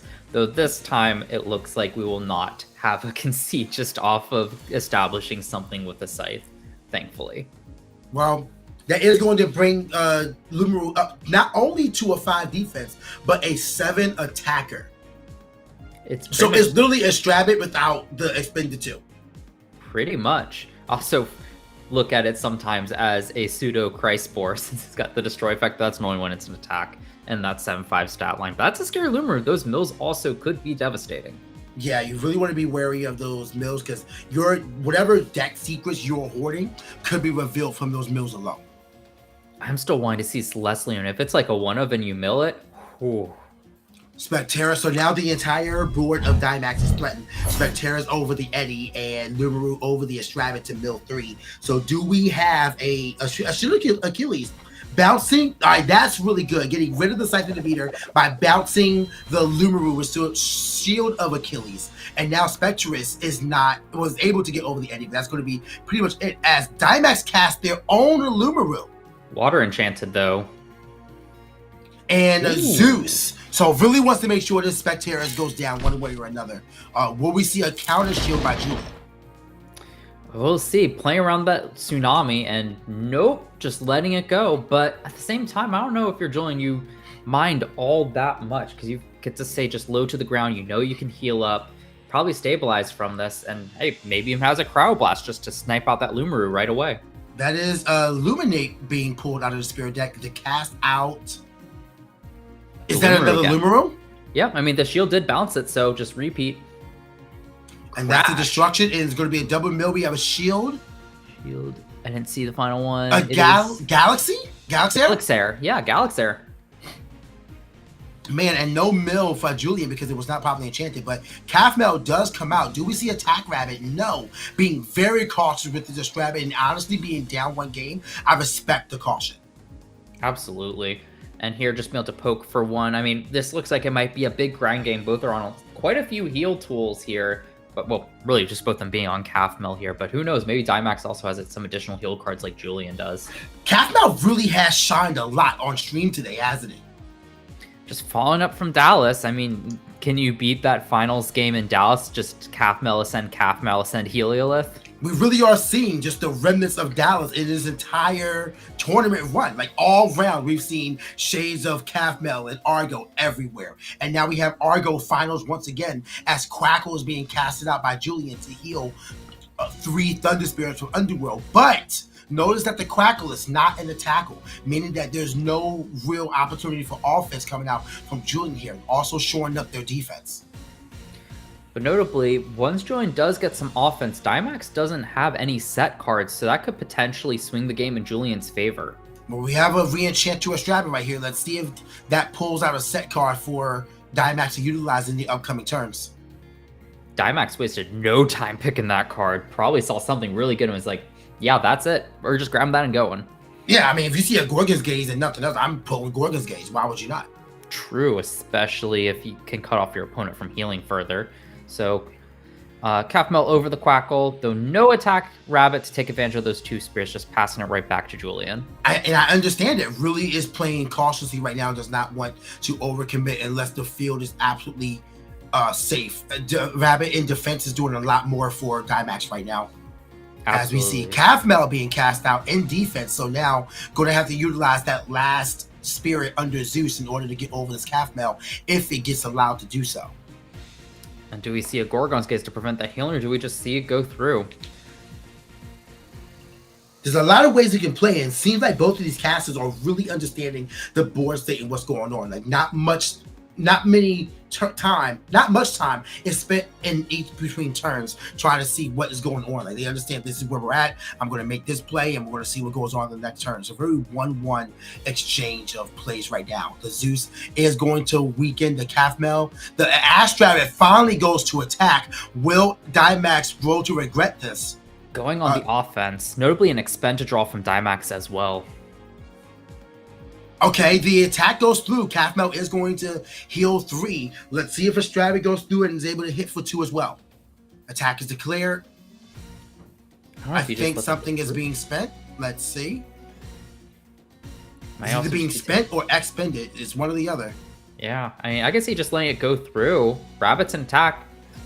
Picking to be attacked over only 1 set card. Yeah, just letting it go through. Okay, finally attack Estrada paying off for Dimax. Julian goes down to 11 spirits to Dimax 9. Has Calf-Mel and Estrada on board with 1 face down that was likely pulled off of the Estrada search.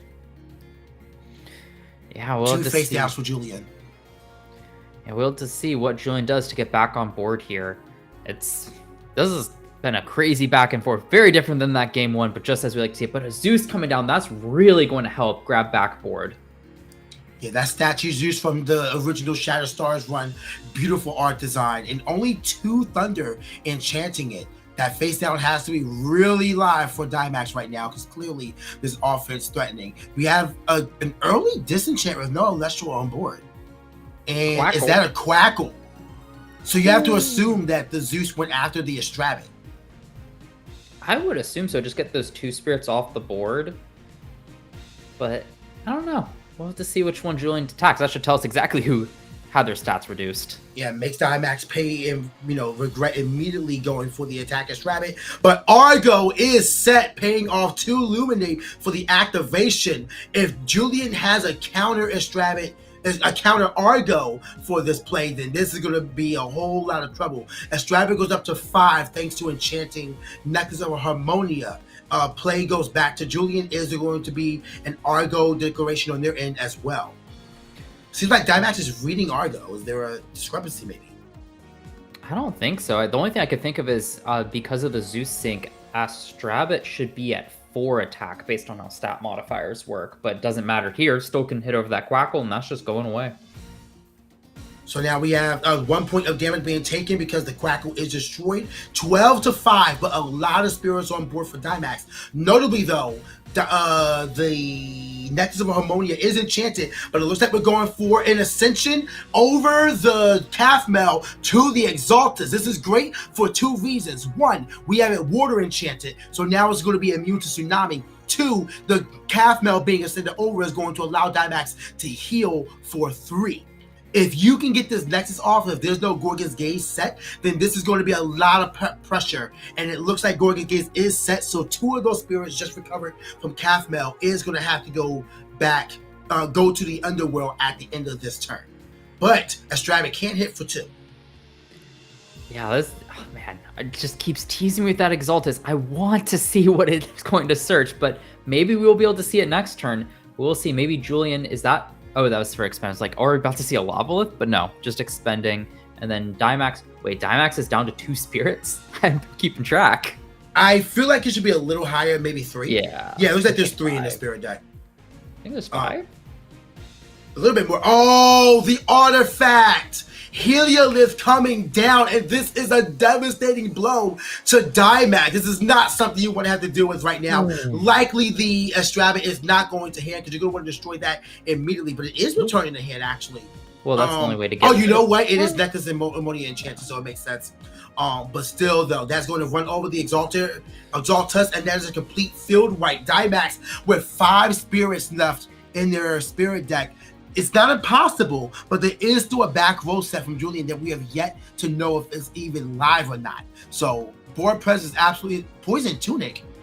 Poison Tunic! I've been calling him Poison Tunic for the longest time. There you go. Lowering Heliolith to 3. But is there a Heliolith in Dimax's hand to play on their own? There has to be, right?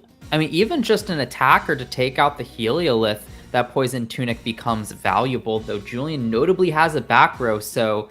Heliolith! Oh my gosh! It has to be a Gorgon's Gaze to stop this. Heliolith bounces the hand and gets rid of the tutor, so now the artifact cannot come down, or Heliolith cannot come down on Julian's next turn. If this attack is successful, Dimax is back into the game with a face down set as well, and it looks like the attack is successful. We're here 4-1. Dimax is up against the wall and cannot afford any more misplaced or spirits spent against his will. Julian looking for the right play here to get over a 5-5. Oh, it looks like another Quackle. The 3rd Quackle hits the board. That is 9 spirits healed by Julian this game. It's crazy. I mean, Julian now has the Zeus in hand. Double Zeus. I was about to say, I mean, you're probably fine just Zeus, Quackle, Crash, Heliolith, tell Dimax to use their final spirit on an Elestral, but now Quackle can just answer the Heliolith.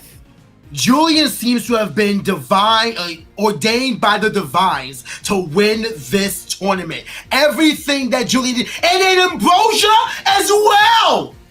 12 spirits in this one game. 3 Quackle, 1 Ambrosia. Dimax has had none. Excuse me, he did have the Calfmel heal as well, so that is 3. But clearly there's a disparity in what's going on here.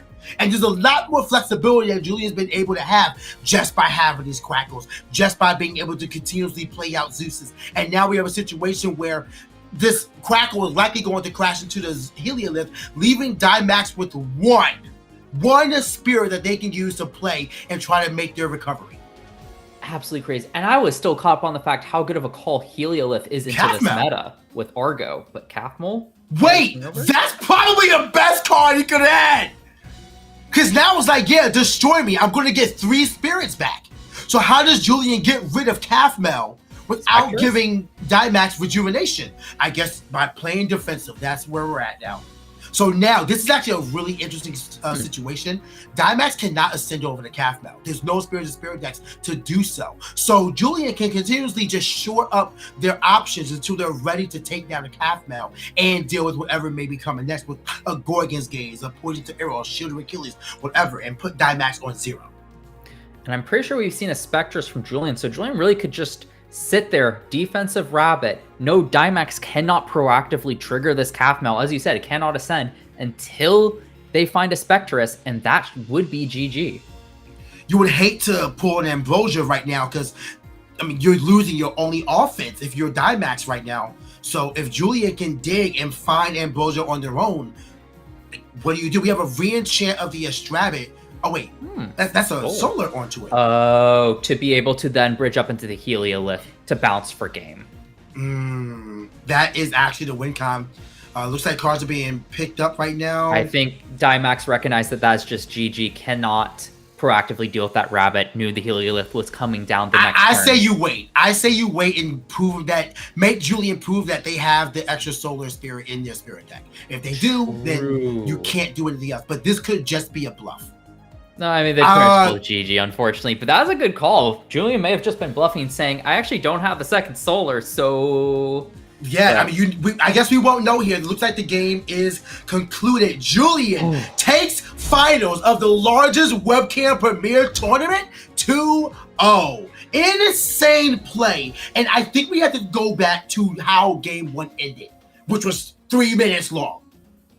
Yeah, that was... Oh, man, that was crazy. Between game 1, just how quickly it ended up, and then the Heliolith Wars in game 2. Yeah. That was, while a short final...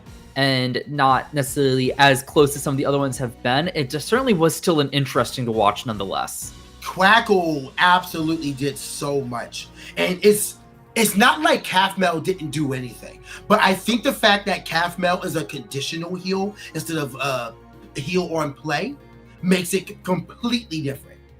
You still want to respect Calf-Mel, but you can stop Quackle. You can deal with Quackle. I'm sorry, you can't stop Quackle besides spending a card as expensive as Gorgon's Gaze on it, and many times you don't want to do so. By Calf-Mel, you can just not do it. In that scenario, Dynamax was at Julian's whip. Do you destroy this, or do you wait? And obviously, Julian chose the most patient play, and there you go. But I would still want to know, like, did Julian actually have the solar in their spirit deck? If so, then it was GG.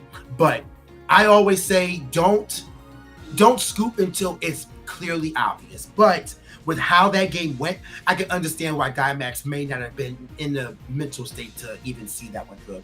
Especially after such a frustrating game 1, just having to scoop there, but still. Yeah, 3 Gorgon's Gazes, 3 Exaltus. I've never seen a hand like that. Man. That crazy. Still though, Dynamax did phenomenally, being able to be the runner-up for the largest ever Elestrals Premier event, the first one to hit its cap. Webcam. So congratulations. Webcam Premier Tournament. Yes, Webcam Premier Tournament. Specifically webcam. We still got Dallas open at 192, so that's a little bit up there. But 128 for webcam. Everybody getting their Premier Booster Pack is going to be insane. So congratulations to Dynamax. I'm sad that we did not get to see exactly what they were on. Because I mean, I've never seen Dynamax play Solar like this, so I was really curious to see what it was. I feel like it's more than just Solar Argo, but yeah, we would have to see. I mean, we saw no Lustricons. Well, actually, it seems as though Dynamax was on Celestial. Dang, now I really wish I saw that. Yeah, you were calling for it several times. So that means that it just begs to ask the question, like, what went wrong? Man, well, I guess seeing 3 and 3 of the same card, yeah, it's going to be really rough. It's really rough to see it like that, but you do not take away from Julia's accomplishments. They absolutely played. And again, you can just see, you can feel the shadows of Dallas all throughout this tournament. Yes. Not just Swiss, not just Top Cut, but throughout. It was Argo. It was Nexus plays. It was utilizing those strategies to go further beyond. It's a rise in Heliolith stocks as well. So yes. I mean, I'm just saying, I got some Heliolith for my day break. I didn't want y'all to know. I got my Heliolith. I got 1, 2. I got 2. That's but it's 2. Really good. But it's 2. So calling it right now. We might start seeing more Heliolith in the side deck as a counter tech against all these Argo decks because they just let Heliolith come out all of a sudden and start bouncing stuff. So besides the Heliolith, I still feel confident in saying that this is a big guy meta. Even though they did not make it to the finals or win finals, this is still a big guy meta. And I think it's just going to take some refining to get there. You know what I mean? I still think there's some room there, so maybe explore your favorite 3-cost ascensions and see what is there for you to enjoy as a caster. But Argo is up. I think that counter to Argo needs to be considered in your play. Maybe just start main decking Pandora's Box at a 2 or a 1, something like that. It's going to be a really exciting time. But again, congrats to Julian for their win. We're going to be seeing them in an interview in just a little bit, but I want to take this time to remind you now, if you haven't done so yet, casual tournaments are there for you to practice for the next Premier Webcam Tournament happening April 26th. So put it in your calendar. Make sure you're getting your practice now during the casual tournaments on Tuesdays at 7:30 p.m. Eastern Standard Time. And I cannot wait to see what everyone else is going to be building. As in the eternal words of Works, keep cooking. Yes. Man, just really, I cannot wait to hear this interview and hear what Julie was thinking. Hopefully Kate asked them about the top 4 match. I want to know what they were thinking because I mean, game 2 and 3 versus Short, you could just feel the tension going ready. But it looks like they are ready to go. So I'm going to pass the mic off to Kay. Kay, talk to us about our new champion, Julie. Are you turning your camera on too, or am I just looking at myself the whole time? I'm on. I think. I think I might have missed. Oh, one step by.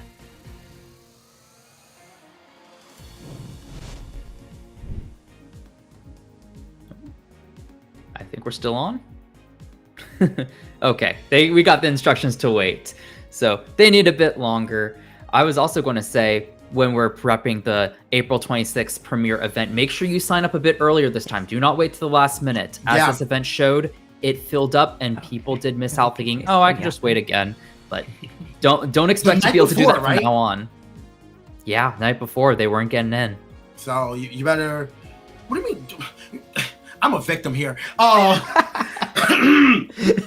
I'm a victim here, but yeah, we're still just waiting for them to set themselves up. But this has still just been an amazing event. I'm sad we did not get to see Celestio, but I am a huge fan of all the big guys we got to see. I mean, we saw and Titan come through, and Titan got top 4, first time making top 8 at any event. So congrats to Titan. And of course, if someone bring Titan to top 8, it would be Beam Soldier.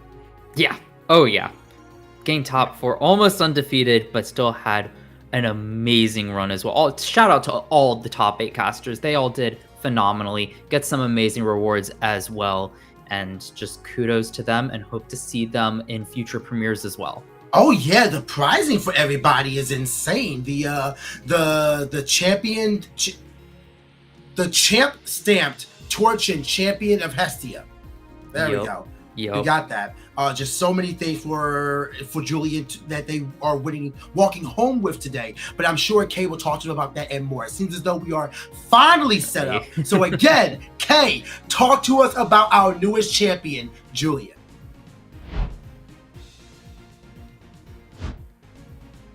And I am here with our newest champion. I am here with Julian. First of all, huge congrats. Incredible gameplay today. Thank you. How you feeling? Tired, mentally just worn out. It was a long day. It was 10 rounds. A lot of thinking. But This has been, it was the biggest ever webcam event. We might not be able to hear me though, so give me just a sec. The director has muted me. So you are welcome to yap. They can hear you. oh, okay, cool. Oh, just kidding. Maybe they can. Can I? Anyways, they can hear me. We have confirmation that they can. Okay. So, Julian, I have so many things that I want to ask you. The first thing being, coming off of Dallas, you were on this heel control list and you got to top 16. You piloted it all the way there, had some incredible games. But it seems like the list has evolved a little bit, some changes since then. Tell us about that. Yeah, so in my feature match on top 8, you can see I really just got destroyed. Half metal was a really big problem for me. It's a 3/4, so it's a little bigger than the Quackle and the Sluggle. So I thought, why don't I play it? I also lose to Spectaris if you're on Galaxy. Why don't I play it? So I just switched out 3 Sluggles for 3 Calf Mills, 3 Galaxy for 3 Spectaris. Originally switched out the Eddies for Lumaroos, and then I switched 1 Lumaroo for a Heliolith. So it's the same ratios. 6 Water Spirits came out for 4 Solar, 2 Lunar. So it's in spirit the same deck. I just think that the Solar Lunar plays a little better than the Water. I think it's really cool to see how it's changed. I mean, clearly in these matchups that we saw you in today, it really showcased how versatile it's become and how many different lines you have and different ways you can play the game. Yeah, it's as soon as I lost top 8, Caleb, one of my testing partners, was telling me, maybe we should think about this. And even like on the ride home from Dallas, we were discussing how to change it up into this more Solar Lunar build, and talking about how other things we could throw in, like the Heliolith that we saw Bo succeed with. So there's a whole bunch of new plays you can do. You lose some stuff like with Eddie, but I think that it's overall a net positive. And this Heal Control is a list that has been around since base set and has had many evolutions. It seems like you've now tapped into the newest one. How long have you been on this? What got you started on the Heal Control journey? Tell us about that. So the first large in-person premiere, which was before Dallas, was in Atlanta. And my buddy Ren went undefeated through Swiss, undefeated all the way through Top Cut. I think he dropped like 1 game all day on Heal Control on the Water Thunder version. Caleb picked up the deck after that and went undefeated through Swiss and made it to top 4 in a premiere. And I was losing hard with my all gas Water Reanimator deck, so I thought, let me pick up this. They're seeing success with it, and I think this is my 5th top in a row now with it. So once I got started with it, I didn't stop. Well, clearly you have learned how to be a master of this list, and it has been so fun to see you play all day today. Honestly, the number of times that not just me, but my co-commentators were popping off at the plays that you were making, the spirit management that you were doing. I mean, you've clearly put in the hours with this list.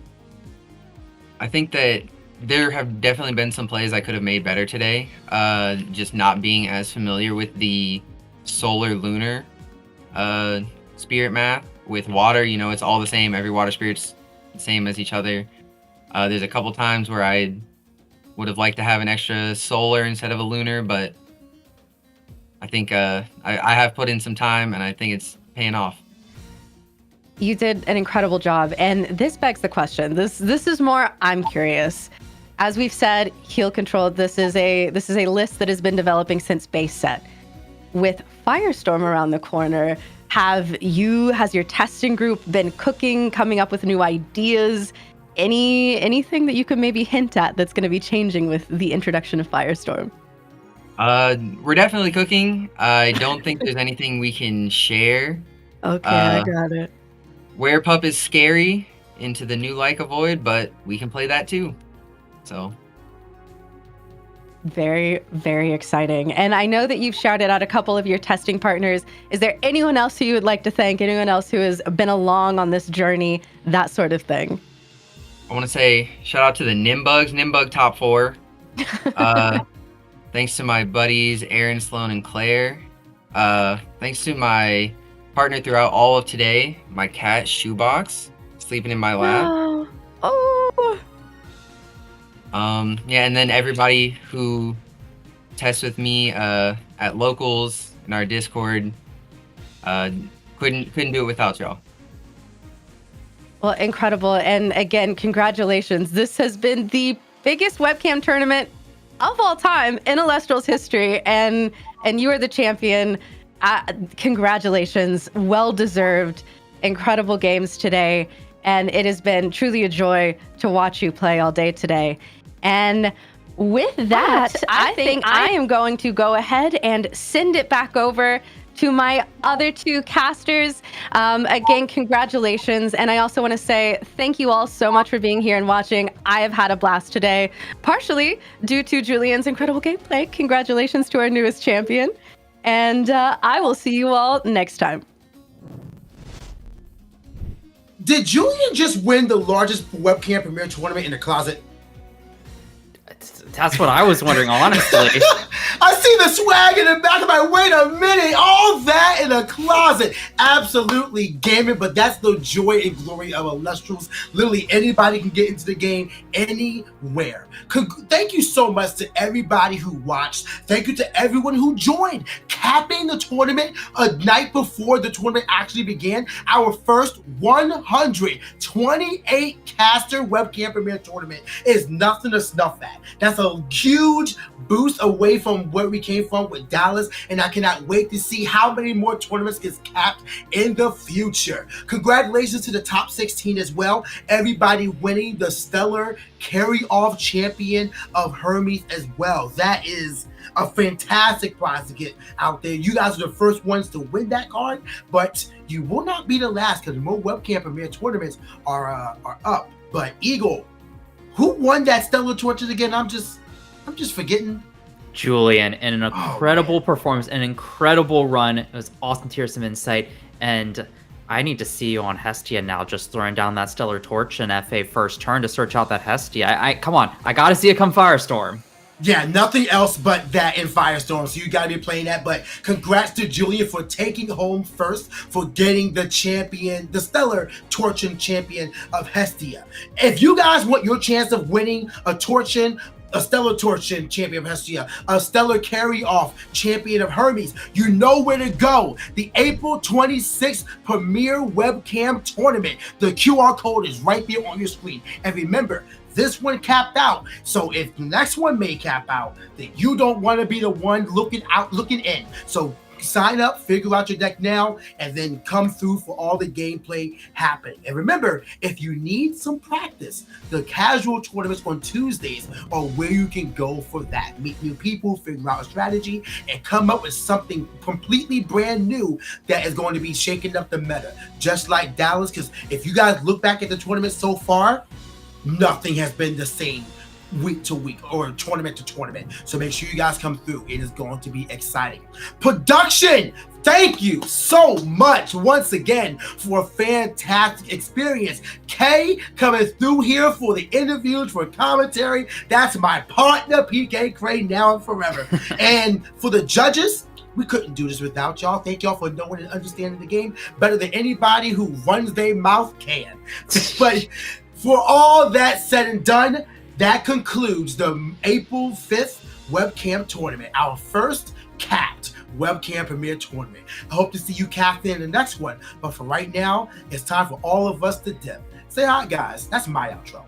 Thank y'all for watching, and we'll see y'all next time. Take care, everyone.